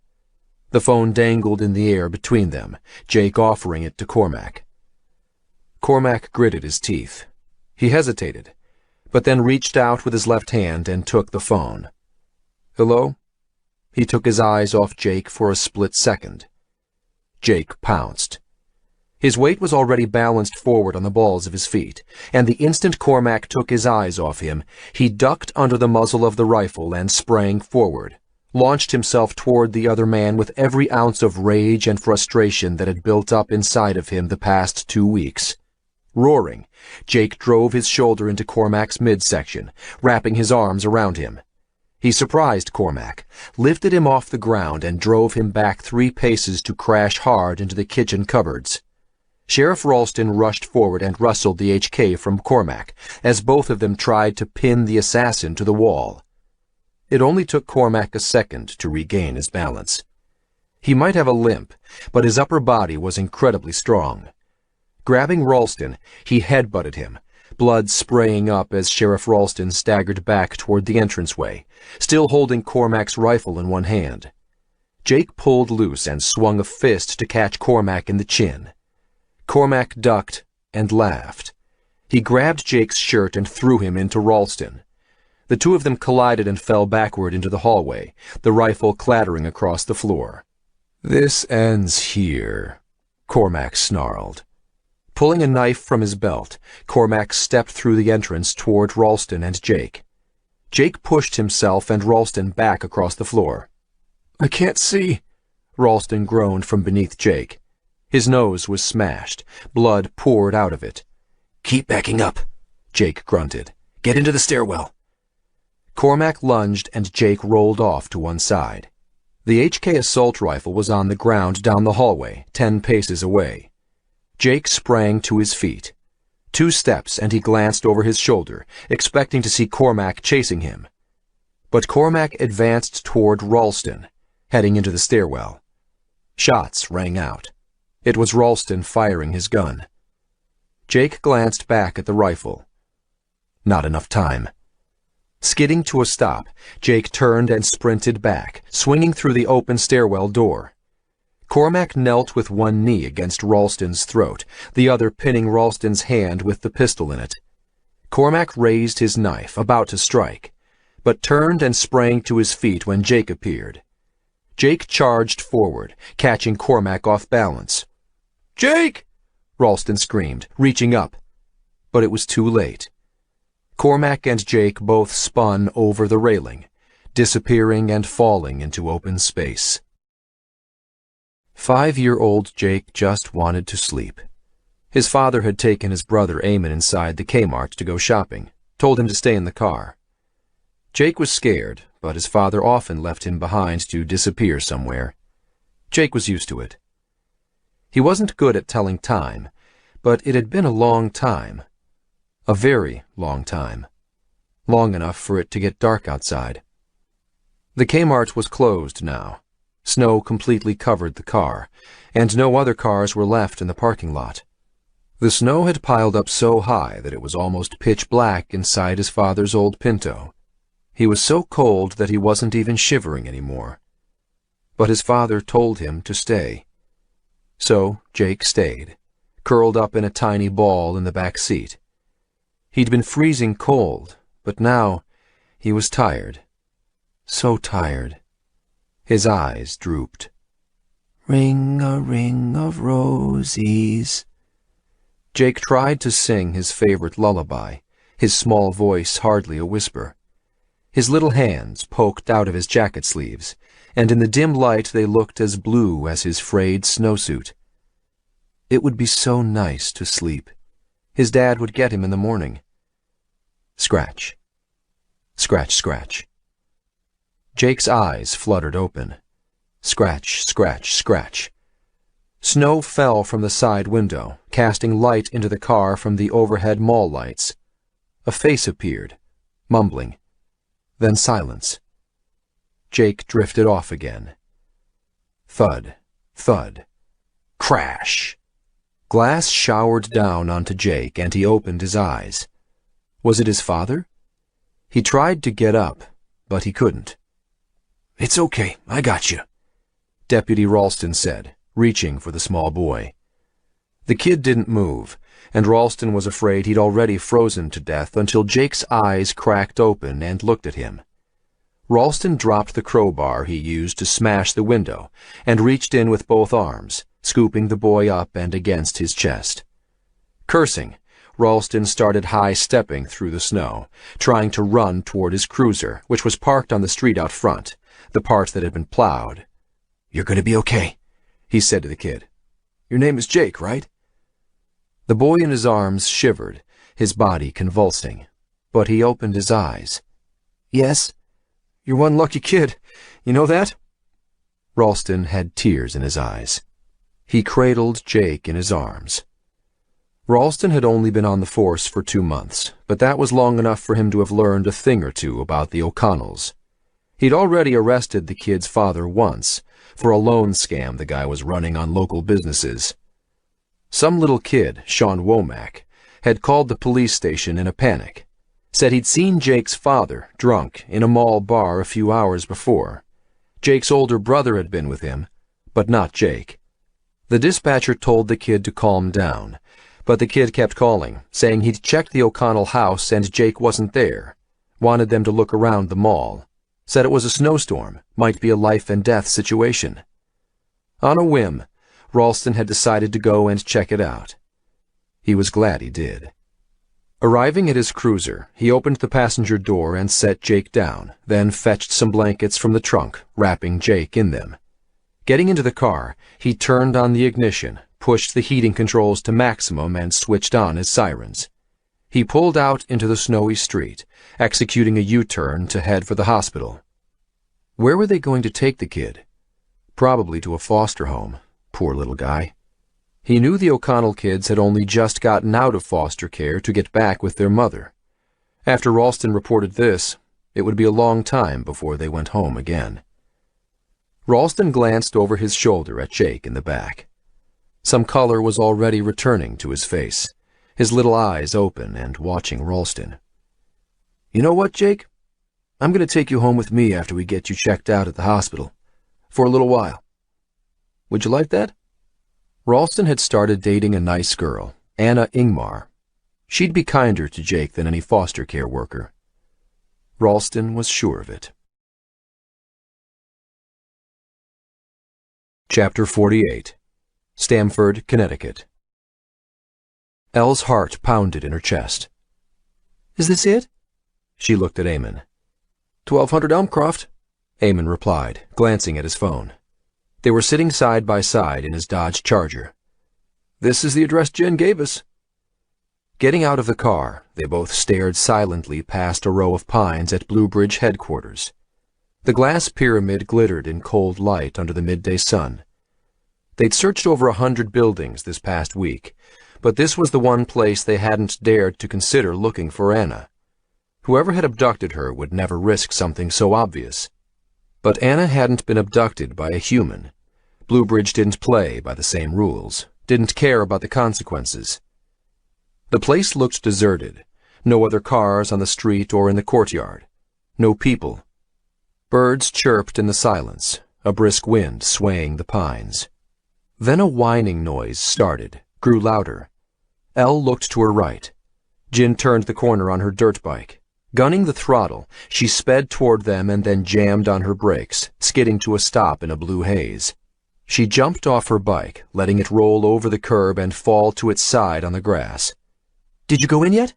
Jin asked breathlessly, pulling her helmet off and jogging the last few feet separating them. "We just got here," Eamon replied. "Is Jake okay?" Elle asked. "What happened? What's going on?" It was the first time she'd met Jin in person, though they'd spoken in video chats. "I don't know. Jake got us to leave the apartment in the morning, said to wait in the coffee shop down the street and stay hidden. Then at noon, bam, I got this email with the GPS coordinates of where to find Anna. That's when all hell broke loose. Cop cars, fire engines, ambulances, everything converged on the apartment building where we were holed up. I took off, leaving Sheldon and Wu-Tang to figure it out, and came up here to these coordinates." Eamon glanced at Blue Bridge headquarters, rising like an ancient pyramid above the trees around it. "Who was this message from? The one saying where Anna was?" Jin shook her head. Anonymous sender. She looked at Bluebridge. It could be a trap, but Jake said if I got an email, to trust it. I've tried Jake's phone, Wu-Tang's, Sheldon's. Nobody is answering. Trust. Elle stared at the Bluebridge building looming in front of them. If there was anyone in her life she trusted, it was Jake. She knew he wrestled with the fear that he was a monster like his father, but he wasn't. He was the most faithful, devoted person she'd ever known. She regretted not believing in him. It had been a knee-jerk reaction. She was mad at him, angry that he'd dragged his family into some mess. But it wasn't his fault. Elle knew he loved her and Anna more than anything. If Jake said to trust the email, then let's go, Elle said. Eamon held her arm. Let me go first. He pulled a gun from under his jacket, showed it to her, then put it back. Elle and Jin followed him down the grassy embankment, past the pines, and up to the building's entrance. Eamon looked back at them and nodded. They walked forward, and the main doors to Bluebridge headquarters swung open by themselves as they crossed the last few feet. Cool air swept over them. Inside it was even quieter than outside. Dead silent. The reception desk was empty, no sign of anyone. The sintered quartz chandeliers hung over their heads like angels of death. Eamon gawked up at the chandeliers and across the immense lobby. Which way? Jin checked the GPS coordinates on her phone's screen, zoomed in. Seems to be the back left corner of the building. We're going to have to check floor by floor. Should we split up? No way, Eamon replied. We're sticking together. Anna! Elle screamed, her voice echoing. Anna, baby, are you here? Okay, let's check this floor first. Jin pointed to a corridor that led to the left.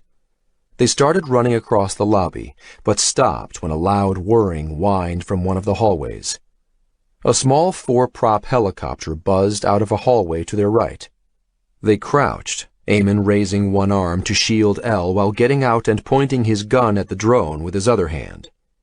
It ignored them and whizzed through the lobby, circling around to disappear into a hallway to their right. "What the hell?" Eamon muttered. Still watching the hallway the drone disappeared down. He put his gun back in his pocket. Jin nudged him. Let's keep moving. Those are delivery drones, I think. They walked past the empty reception desk, looking through the glass walls to the interior courtyard. It was lush, overflowing with palms and flowering plants, and vines hung from the balconies. It was also empty of people. Anna! Elle yelled, crossing down the hallway to the left. They entered a large rectangular office space filled with cubicles, all of them devoid of people. Jin pointed forward, and they continued down a hallway toward the back of the building. Elle cupped her hands to her mouth. Anna! She screamed. Anna! Eamon yelled. Elle was about to call again, but a shuffling. Mommy? Came a faint reply, barely more than a whisper. Anna! Elle shrieked. Straight ahead, Jin said, pointing down the hallway. Elle broke into a sprint, pushing past Eamon. Elle, be careful! He yelled, trying to grab her. But she was already running. Anna, where are you? She called out. She ran and ran, past empty offices, empty corridors. Mommy, I'm here, came a reply, louder now. Elle burst around a corner. And there was Anna, holding a teddy bear, standing alone in the corridor with one glass wall open to the interior gardens. Elle burst into tears and fell to the floor, scooping Anna into her arms. Baby, are you okay? Did they hurt you? Anna started crying too, wrapped her arms around her sobbing mother. I'm okay, she squeaked. But I missed you. Where were you guys? Flashing lights, red and blue and white, reflected off the chrome and glass interior of the Bluebridge headquarters. Police cars. Eamon knelt down beside them, hugging Elle and Anna. Come on, we have to go, he said quietly. Chapter 49, Department of Homeland Security, New York. So what? Are you the FBI, CIA, SEC, some other three-letter acronym? Jin looked around the bare concrete room. She inspected the camera pointed at her from the corner of the ceiling, then looked into the one-way glass mirror on one wall. Her second interrogation room in as many weeks. We're asking the questions, Miss Huang. Am I under arrest? No. Am I free to go? No. Can I call a lawyer? There was a pause this time. You only need a lawyer if you're hiding something. That doesn't answer my question. It's funny you should say that, because that's exactly what we need. What? To get some answers to our questions. Jin shifted in her metal chair. It was bolted to the ground. Elle, Amond, and herself had been arrested after finding Anna. The police had been watching Bluebridge headquarters. We're trying to protect you, Miss Huang. Trying to protect me? Jin laughed at Special Agent Thomas. You want to protect me? A few weeks ago, and she would have been trembling in fear. Now, she felt defiant. She wanted to laugh at them. They were the ones that had no idea what they were dealing with. She was the one with the knowledge. Agent Thomas opened a file on the metal desk that was bolted to the floor. You were arrested in July 4 years ago for 4 counts of wire fraud, 2 counts of computer fraud, and 1 count of illegally intercepting a wire communication. That was a misunderstanding. The company I was working for asked me to do some intrusion tests. And the terms of your release by Judge Attlee indicated that you were restricted from using networked computers in America for a period of 5 years. It's my constitutional right to have access to computers. This was one the agents hadn't heard before. And how's that? Not sure the Founding Fathers mentioned computers. The Second Amendment, the right to bear arms. The most powerful weapons to fight oppression aren't flintlocks anymore. Bits of code, Perl scripts. If the Founding Fathers were around today, that's what they'd want protected under the Second Amendment. Agent Thomas slammed closed the file folder on his desk. Let's get something straight. We know it was Sean Womack who paid for the lawyers who got you off 4 years ago, and we know Mr. Womack was a close associate of Jake O'Connell. If you know so much, why are you asking me questions? Because Sean Womack is dead, and Jake... Well, now we can't talk to Jake either, can we? What happened? Jin sat up in her chair. What happened to Jake? Both officers remained silent. Miss Huang, we know there were other people in that room. Who were they? Agent Sears sat on the side of the table and looked Jin straight in the eye. More importantly, where are they? Double mocha latte, no fat, said Wu-Ting to the girl behind the counter. Do you even know what's in those things? Sheldon sniggered. Why don't you just get a coffee? I like sweet stuff when I get nervous, Wu-Ting replied, handing over a $10 bill.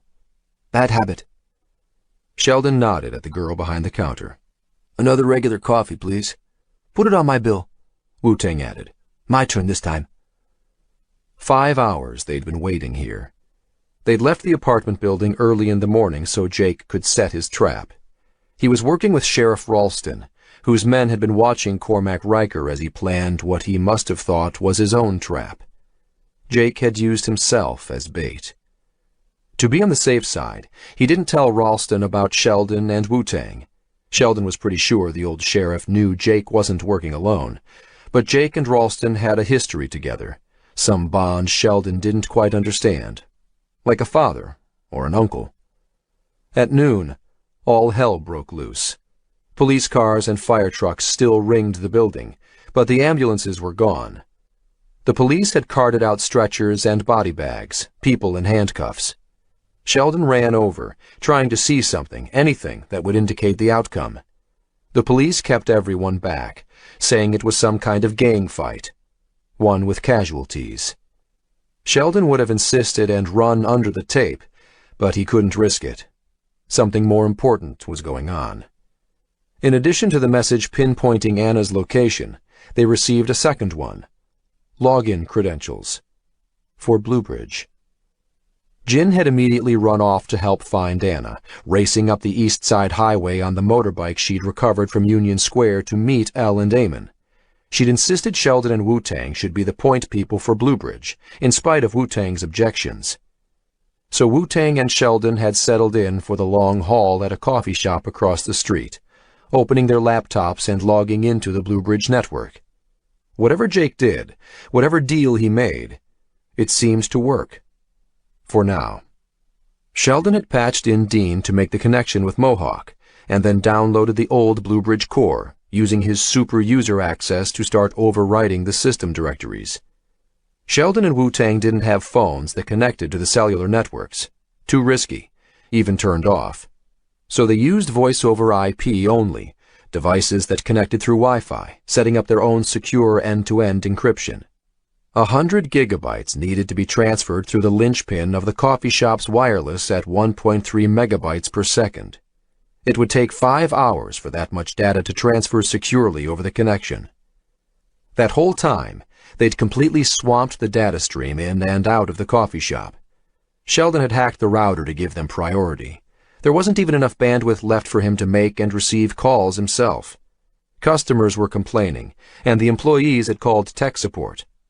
But Sheldon would be gone by the time they got here. He hoped. As he took their steaming coffees back to their table, Sheldon's computer pinged. He sat. It's done. The file transfers are complete. The key is money in your pocket. Isn't that what Sean told Jake?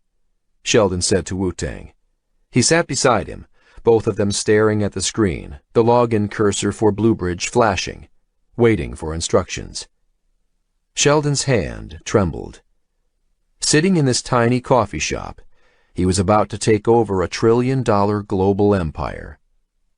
What do we do? Wu-Tang asked. Sheldon's nerves calmed. He cracked his knuckles and smiled at Wu-Tang. Time to turn this ship around. September 2nd, Friday. Chapter 50. Department of Homeland Security, New York. 16 hours in this interrogation room. How long could they keep her? Jin ached from sitting in the chair. Her head throbbed. No idea what was happening. Exhausted. She'd expected to hear from Jake or Wu-Tang or Sheldon by now. But nothing. You came into the United States under false documentation, Agent Sears said.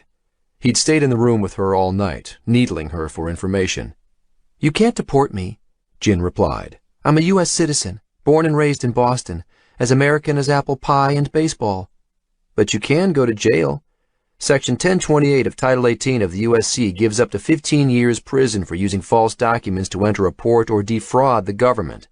With your prior, plus the evidence we have of you hacking into government databases, you could be looking at 20 years to life.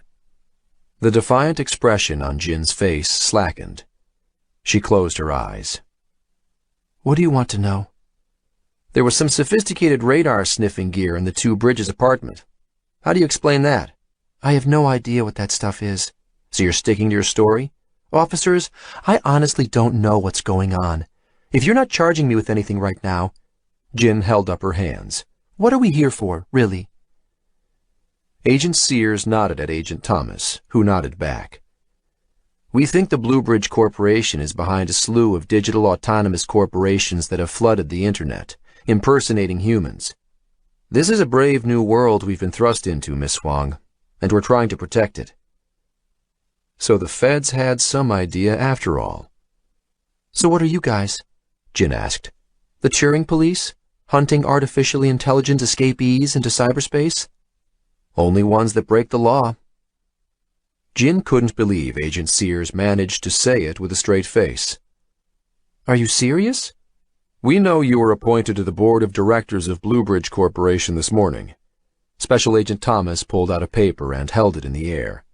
Whatever game you think you're playing, this is dangerous. You don't know who or what you're dealing with. It was the first Jin heard of it. Maybe Jake's crazy gamble had worked. You'll have to talk to Mr. Henry Montrose about that. Agent Sears laughed. Are you kidding? He sat on the desk in front of Jin.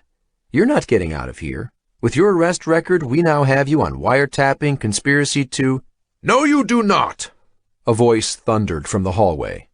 The door to the interrogation room swung open. Jin could hardly believe her own eyes. It was Henry Montrose. He pushed his way into the room, followed by 4 men in suits. She assumed they were lawyers. "Take those handcuffs off Miss Swan right now." "Who the—" Special Agent Thomas started to say, but then he recognized Montrose and stuttered to a stop. One of the lawyers opened a briefcase on the desk. "You have been holding my client, Miss Jin Huang, illegally for nearly a day without granting her a lawyer. Release her now. We've filed a motion that everything in this interview be suppressed." "What?" a dumbfounded Agent Sears asked. "Our client was not read her Miranda rights upon arrest." The lawyer handed the papers to Special Agent Sears. Agent Sears scanned the document and then reread it. Somebody had a video recording of the arrest. "God damn it," he muttered, but he fished the handcuff keys out of his pocket. "All charges have been dropped," Henry Montrose said, stepping forward to put a hand on Jin's shoulder while Agent Sears uncuffed her. He looked Jin in the eye. "This has all been a huge misunderstanding. It was a rogue computer system that got way out of control. I'm sorry, Jin. I'll be assuming full responsibility." "Let's go, Miss Huang," said the lawyer who'd handed the papers to Agent Sears. "Now." Jin got up, wringing her wrists. She didn't need to be told twice. "It's only through the actions of this young woman," Jin heard Henry Montrose say to the agents as she left, "that we've been saved. You should be commending her, not arresting." Sitting alone together in the interrogation room, Agent Sears looked at Agent Thomas. "What the heck just happened?" "We got railroaded. That's what happened." Agent Thomas studied the court documents in his hands. All charges against the O'Connells were dropped, everything signed by a federal judge that morning. The papers included a sworn statement from Sheriff Ralston saying that he wasn't going to press charges against Jake O'Connell, if that even mattered anymore. "We have Ralston getting assaulted by O'Connell on video, and the sheriff was eager enough to hunt him down yesterday. How the hell did they get to Ralston so quickly?" "I don't know. I checked out Sheriff Ralston, clean as a whistle, even led the anti-corruption division in the Albany police force for 10 years. "At least they got that nutjob Cormac Riker." They had 12 murders linked to him. He'd died in the fall down the stairwell shaft. Thomas and Sears collected their files. It was a long day for them, too. "I don't get it, this Sheriff Ralston." Agent Thomas shook his head. "I guess you can buy anyone these days." Jin followed the lawyers out of the DHS NYPD building at One Police Plaza and looked up at the 2 Bridges apartment buildings in front of them. She saw the window of the apartment where they'd spent the last week, clearly, on the top floor. Behind her, Henry Montrose came out of the building with the lawyers. A black limousine was parked at the curb. The driver waved her over, holding the back door open. Jin slid inside to find Wu-Tang and Sheldon sitting on polished black leather seats opposite her. They had grim expressions on their faces. "You okay?" Wu-Tang asked. "Did they hurt you?" "No, I'm fine," Jin replied. A second later, Montrose slid into the seat facing them. The door closed with a solid ka-chunk. "What's wrong, Wu-Tang?" whispered Jin. "Sheldon, what happened? Where's Jake?" Wu-Tang looked like he was going to cry. Sheldon's face was impassive. Glancing at Henry Montrose, Jin felt fear bloom inside her. Had they miscalculated? Had they jumped from the frying pan into the fire? As the limo pulled away from the curb, Wu-Tang burst out laughing, joined by hoots of laughter from Sheldon. He wiped tears from his eyes. "You should see your face." "What?" Jin was stunned. Had they lost their minds? She glanced at Henry Montrose, but now he was the one who looked like he was about to cry. "I'm never doing that again," Henry Montrose blurted, his face crimson. "It's one thing to do a charity ball, but deceiving federal officers? I could go to jail for the rest of my life." His hands trembled. "Never again, no matter how much money." "Relax, Frankie." Sheldon reached forward and grabbed his arm. "You won't have to. You did great." He looked at Jin. "And if you haven't figured it out, this isn't Henry Montrose. This is Frank. He body doubled for Montrose for years, but quit when things got weird. I tracked him down bartending in Yellowknife last night. Flew him in on the Blue Bridge private jet this morning." Something wasn't right about that place. Frankie reached for a bottle of whiskey in the side cabinet of the limo and poured himself a glass. I think this calls for champagne, no? Sheldon sat and reached into an ice bucket. And don't worry, he added, pausing once he'd fished out a bottle of Cristal. Jake's okay, or at least he'll be okay. A few broken bones, concussion, but he's awake this morning. Is Elle okay? Anna? Jin asked, looking back and forth between Sheldon and Wu-Tang. Everyone's fine, all released this morning. Sheldon popped the cork of the champagne. It bubbled over, and Wu-Tang grabbed some glasses. We're going to the hospital now. They're waiting for you. Chapter 51. MSNBC Newsroom, New York. 3, the show coordinator said, mouthing 2, 1 silently and pointing at the MSNBC anchor to tell him that he was live. Good morning. This is Charlie Wade of NBC Daily, reporting to you on the latest developments in the Fakegate scandal. We were the ones to break it to you. He laughed. We were the ones fooled by what is now known to be a sophisticated form of spoofing attack. Now you can't know who you're talking to unless they're in front of you, but new biometric confirmation technology is being deployed around the world, spurring a round of tech investment. Charlie stopped to pretend to read some papers on his desk. It was a rehearsed pause before he went back to reading the teleprompter. What a week it's been, folks. Dow goes down 2,000 points, then back up 2,000. A real roller coaster, and it's not over yet. The news we're breaking today is that a hacktivist group, the Neo-Luddites, have claimed responsibility for faking the live broadcast of the President of the United States, along with a rash of other human spoofing attacks around the world. According to their statement, the goal was to raise awareness about the dangers of machines replacing humans, but they've vowed that these activities will now cease. The CIA and FBI are investigating, but the news was greeted with a wave of relief by business leaders, enough to encourage stock markets to reopen.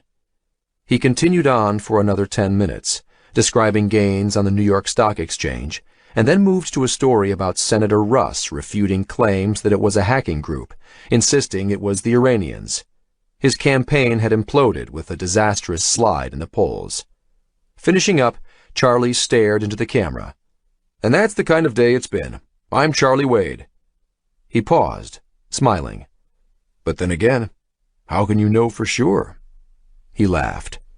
With a nod, the cameraman indicated the live feed was shut off. The coordinator rolled her eyes at Charlie. Was that last comment really necessary? Charlie chuckled. What? Don't like my humor? Doesn't matter. The coordinator smiled back. Soon, you might not be necessary either. Sheldon reached up and clicked the television off. Neo-Luddite hacktivists, you like that? He laughed, turning to Jake. Knocked Senator Russ right off his perch this morning. Last night, Bluebridge cut all funding to Russ's campaign, withdrew everything.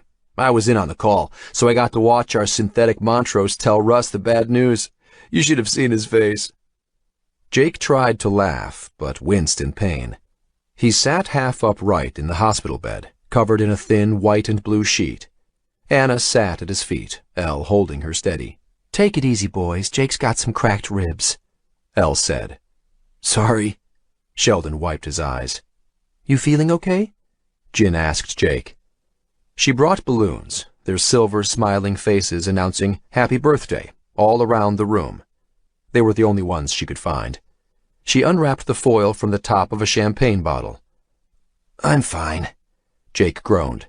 A bit of a headache, can't breathe well, but not bad. When he woke up and realized it was over, that they'd won, he hadn't been filled with elation. Instead, he'd been torn by sadness and spent most of the night crying over Sean. It was the first time he'd shed a tear. A part of him wondered if there was still something of Sean inside of Bluebridge. Sheldon was in the middle of explaining to Elle why Bluebridge had capitulated and given them top-level access to its networks. On Thursday, Congress had balked at giving $1 trillion check to the deputy chair of the Federal Reserve. They weren't able to come to a decision, and it left the global markets in freefall, the turning point of no return, a black swan within a black swan. Bluebridge's capitalization algorithms finally calculated that the only way to maintain its investments was to cede control to Jake. Jake made the call with the offer just before Cormac showed up at the Two Bridges apartment. Bluebridge had no ego, no desire to fight to the death, no reputation to defend. It was doing what it was designed to do, and when Jake's offer became the most likely scenario for it to maximize its earnings, it gave in to Jake's terms and gave them access. The machine used statistical inferences based on past events, but it was impossible to project a future when what was happening was unprecedented. So what happened exactly? Jake asked. How did you get the markets to reopen so quickly? On Thursday night, I rolled up all Bluebridge's off-balance sheet companies, Wu-Tang said, accumulated their global accounts, and we made an offer to the Fed on Friday morning. We injected $40 billion into the balance sheets of Commerce and Transbank. That got the markets to reopen, Jin added, and averted a global financial meltdown. But there's still a long way to go. But it worked, Sheldon said. You played chicken using the global economy, and it blinked first. Nothing else Bluebridge could do to save its global investment portfolio, Wu-Tang added. When we got access, Sheldon reinitialized the system and ripped it apart. And me, El, Eamon, all the charges have been dropped? Jake asked, still not quite believing it. You're all as clean as the Pope, Sheldon laughed. The icing on the cake was when your friend, Sheriff Ralston, refused to press charges. Jake was working together with Ralston to take down Cormac. The night when Ralston confronted Jake outside his father's house, they'd talked. Ralston had agreed to help him. In the end, Jake knew exactly when Cormac was about to burst through the door. A calculated gamble, and Jake had been wearing a bulletproof vest. Joey Barbara and the Mafia and Yakuza all made their money back when we swung the markets back and forth. There's nobody on our backs anymore. And last night I set up a global trust fund, Jin said. Henry Montrose is donating his $50 billion estate to charity. She popped the cork off a bottle of champagne. We'll make the announcement on Monday. So that's it? Jake asked. Could they really get away with this? Sheldon handed him a glass of champagne. Not quite. The feds have a good idea of what happened. They're not that stupid. We're going to have to expose the Bluebridge AI system, explain that it had a part in it. This is more of a controlled crash landing, Wu-Tang explained. We gotta hire a few hundred people to flesh out the ranks, start filling all those empty cubicles. We're still using some of the automated system features of Bluebridge, but it's a total mess. A lot of shareholders will be screaming bloody murder when the next report is published. We can blame it all on Montrose and Viegas. Jin took a sip from her champagne. Another spectacular Wall Street meltdown. The investors will scream for their heads, and we'll fire them. The week after that, Montrose and Viegas are going to have an unfortunate yachting accident off Chile. Suicide? Guilt for what they did? We'll pile all the blame on them. Which is where it belongs. Wu-Tang held up his glass and toasted everyone. What about these digital corporations that Bluebridge unleashed? The assassin market? Jake asked. Did you shut them down? Sheldon shook his head. Autonomous corporations are like an invasive new life form in the digital ecosystem. Bluebridge was a shareholder in thousands, and we used that connection point to try and throttle them, but they've mutated, spawned. So you can't stop them from operating? Not possible to take back, Sheldon replied. The same way we've surpassed the Turing threshold. Congress is busy enacting new legislation to try and contain it all, but that's like sticking your finger in a dam that's already burst. Elle turned to Jake, holding a tablet in her hand. Hey, you want to talk to someone? She handed it to him. Dean's face was in a video window, smiling. Jake, buddy, how you doing? Been better, Jake grunted. Give me a few days. And you? We're cleaning up. A big mess up here. Jake pulled the glass of champagne from his lips. I'm so sorry about Daniels. He'd apologized before, but he didn't think he'd ever stop. Here they were celebrating, and one of the Mohawks had died 2 nights before. And in the process of their victory, Kahnawake had become a war zone of burnt-out buildings and barricades. Don't be sorry, Jake. Dean's face became stern. We lost one of ours, but it was a good fight, for the right reasons. Everyone here knows the real story now, even if, officially, it's a rumor. Our people are proud. He looked over his shoulder at the technicians behind him, who were smiling at Jake. We're a proud nation. And Mr. Montrose just made $100 million donation for a new technical college, added Jin. in Peacekeeper Daniels' name. He would have liked that. Dean smiled at his technicians and then back at Jake. Listen, I've got a lot to do on this end. Yeah, go ahead, Jake replied. Dean nodded. We'll talk soon, Jake.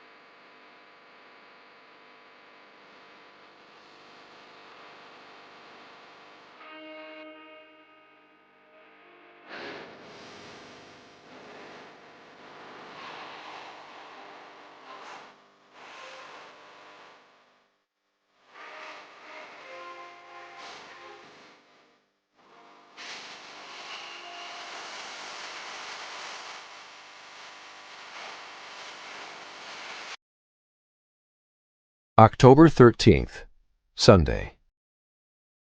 Chapter 52, Upper West Side, New York City. Daddy, it's time to go! Anna squealed. Okay, Jake laughed. I'm coming. Why don't you go outside and wait? He frowned. He didn't want to let his little girl out of his sight again. Actually, why don't you wait on the couch? I'll go grab some stuff from my bedroom. Anna nodded and pulled her backpack off before taking a seat on the couch. Hurry, Dad, everyone else is ready. Jake smiled at his daughter, holding up one finger. Just a sec. Anna seemed fine, despite her ordeal. When she went down to the front lobby that day at the Super 8, a woman had been waiting for her. The machine, impersonating Jake, told her over the phone that she should go with the nice lady. They took a car ride, and the nice lady brought her to a room in the giant pyramid, gave her toys and a TV, lots of junk food, came in and said hello every couple of hours, told her to smile for the camera. Whenever Anna got grumpy and cried, Jake's face would appear on the TV screen. He'd tell her that he and Mommy were busy, but they would be there soon. They still didn't know who the mystery woman was, but Anna had described her to Jake. They had access to a lot of resources. They would find her, and Ralston said he'd bring her in when they did. Jake hurried down the hallway. He'd packed quickly for this trip, so quickly he'd forgotten his shorts. When he stepped into his bedroom, he stopped for a moment to look around. They'd only been in this apartment for a few months, but he was going to miss it. Even so, it was the right thing. They still didn't know what had become of Montrose, but even if he appeared out of the woodwork, Jin and Sheldon had reprogrammed all of his bio-identification records. He had no surviving family and few friends. If he showed up claiming he was Henry Montrose, he'd be ignored as another crazy. Anyway, Montrose was reviled now, the latest Wall Street scoundrel responsible for wrecking the economy. Sheldon revealed to the world that an artificial intelligence had run amok in Bluebridge, without getting into the specifics of what happened with Viegas or Montrose. There was no putting this genie back into the bottle. Somewhere out there, another Bluebridge was lurking, and the world needed to get prepared. They'd avoided total global financial collapse, but the reverberations weren't controllable. The U.S. economy had slid back into recession, and other countries had been hit much worse. It was a steep price, and Jake and Jin were doing their best to funnel Bluebridge capital into ailing national banks. Reaching into his bedside drawer, Jake fished out some shorts and laid them on the bed, laughing out loud to himself. What's so funny? Anna squealed, running into the room. Nothing, baby. I'll tell you later. Now, not only did Jake and his friends run one of the largest financial companies in the world, they also had a controlling interest in two of Manhattan's biggest banks after the bailout. Bluebridge was still a total mess. Jin was in the middle of hiring financial analysts and a senior administrative staff. To the outside world it might seem suspicious, but then hedge funds did odd things all the time and were extremely secretive. They probably figured it was part of the bloodletting and restructuring program that had been instituted in the wake of firing the two founders. Congress still fumed about Fakegate, the CIA and NSA trying to hunt down whomever had been responsible for spoofing the president on live television. It was a serious crime, certainly a matter of national security, but at least it had opened everyone's eyes to the damage that the technology could wreak. Sheldon had made large donations to several prominent congressmen to smooth down ruffled feathers. In time, the storm would pass, and a news scandal would take the media's attention. Was it worth it? Jake smiled at Anna. For him, the answer was yes.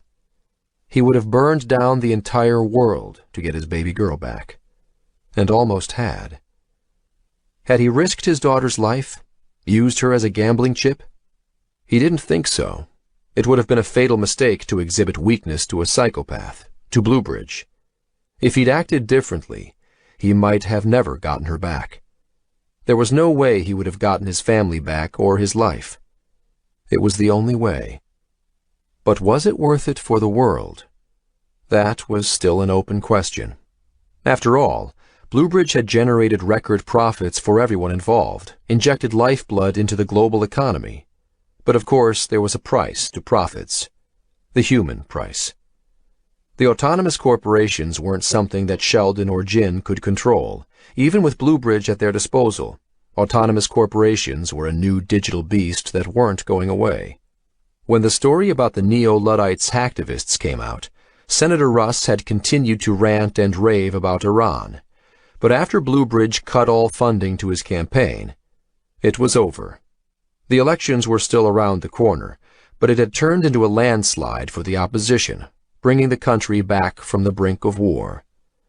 Jake fiddled with his Silver Eagle coin in his pocket.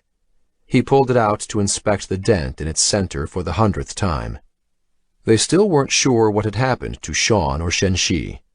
It had to be Assassin Market hits, but they'd tracked down the driver of the bus that struck Sean, and the driver was clean.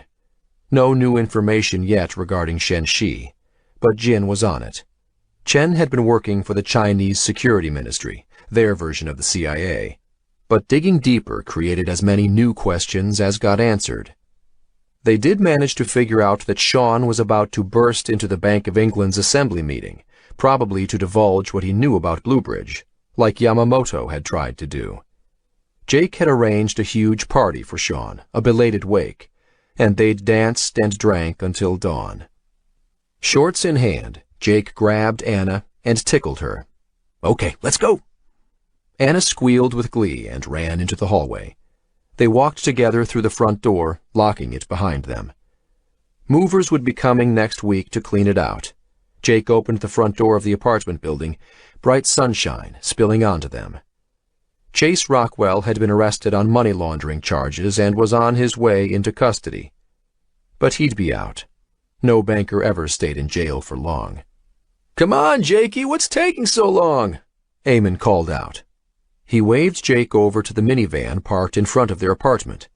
The sliding door of the van was open, and Elle waved at him from the passenger seat. "Yeah, come on." Jake let go of Anna's hand, and she ran over to Uncle Eamon, jumping into his arms. Jake's mother was in the back of the minivan, her expression vacant, but when Anna jumped out of Eamon's arms and into the back to kiss Grandma, a smile spread across her face. They were moving down to Virginia Beach, like Elle always wanted. They were all going to drive down there together. Jake was staying on the Bluebridge board of directors. These kids needed a steady hand. Wu-Tang and Jin had moved in together, in an apartment in Midtown, in love like two puppies. But Jake didn't have to stay in New York to help out. Jin and Wu-Tang and Sheldon were better equipped to ride that horse, and he'd had enough of the city. He finally knew who'd inherited Sean's estate. Jake. And Jake used it to buy the hotel restaurant in Virginia Beach. Sean would have liked that, too. Jake convinced his mom to come down and live with them, and Eamon had said he'd tend bar at the restaurant and help with renovations. The only one missing was Jake's father, Jin had transferred a few $100,000 into Connor's bank account for his help. Of course, Connor complained it was too little, but Jake knew it was the kind of score his old man had always dreamed of. His dad said he wasn't coming south, and this relieved Jake. But he had a feeling Connor would be drawn down to them anyway, circling in their orbit. Jake was happy to let him do it in his own time, see if his feelings toward his father could heal. All his life, his father had been searching for that big score, and whether Jake realized it or not, he'd been doing the same thing. Jake reached the minivan and looked inside, at Anna in Elle's arms, his mother, his brother, and realized that this was his dream. Not money, but having a family packed together like this in a minivan, about to embark on an adventure together. The void Jake always felt inside was gone. "Yeah, let's go," Jake said to everyone, sliding the door closed. Walking around the other side, he got into the driver's seat and stared at the open road ahead, turning the ignition switch. A living was what you earned, but a life, Jake glanced over his shoulder at his family, a life was what you gave. And it was time for Jake to start giving. October 14th, Monday. Chapter 53. Schenectady, upstate New York. Anna Ingmar had just finished washing her dishes when the postman's truck pulled up outside the house. More bills, she sighed to herself. Putting down her washcloth, she wiped her hands on her jeans and walked to the front door. "You guys okay?" she asked as she passed the TV room. She was fostering 11 young boys right now, and she'd love to take more, but she didn't have space or money. Steeling herself, she swung open her front door and the screen door, and then walked to the mailbox. Anna knew that Jake had been cleared of his troubles. He'd called the day before, saying that they'd bought a place in Virginia Beach and inviting her to come stay. She was happy for him, but she knew her place was here with her boys. Sheriff Ralston had helped Jake in the end. She hadn't seen Joe Ralston in years. They'd dated briefly when they were young, but it hadn't lasted. Still, he'd brought Jake into her life, one cold and snowy evening, and for that she'd always be grateful. Opening her mailbox, she shuffled through the letters, telephone, heating, and insurance bills. But one of them was in a blank envelope, addressed to her, no return address. Frowning, she stuck the bills under one arm and tore open the envelope. There were papers inside, a letter, and a check. She couldn't help but look at the check, and she had to blink and literally rub her eyes. It was a donation to her Albany Foster Boys charity for $10 million. She glanced around, seeing if anyone was watching. Was this a joke? Shaking, she unfolded the letter. Mrs. Ingmar, this is an anonymous donation of $10 million for the construction of the Albany Foster Boys' home in the woods outside of Schenectady. Before you try, we want to assure you that there is no way to return this money. Attached, you will find a land deed for 10 acres that you can use for this purpose. Anna's breath caught, and tears filled her eyes.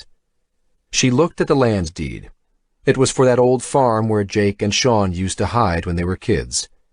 She looked down to finish reading. There's only one condition. Over the front door, we'd like the inscription, Nuggets House, written. And over the back door, the one the boys use when they go outside to play in the woods, we'd like you to write in big gold letters, never give up.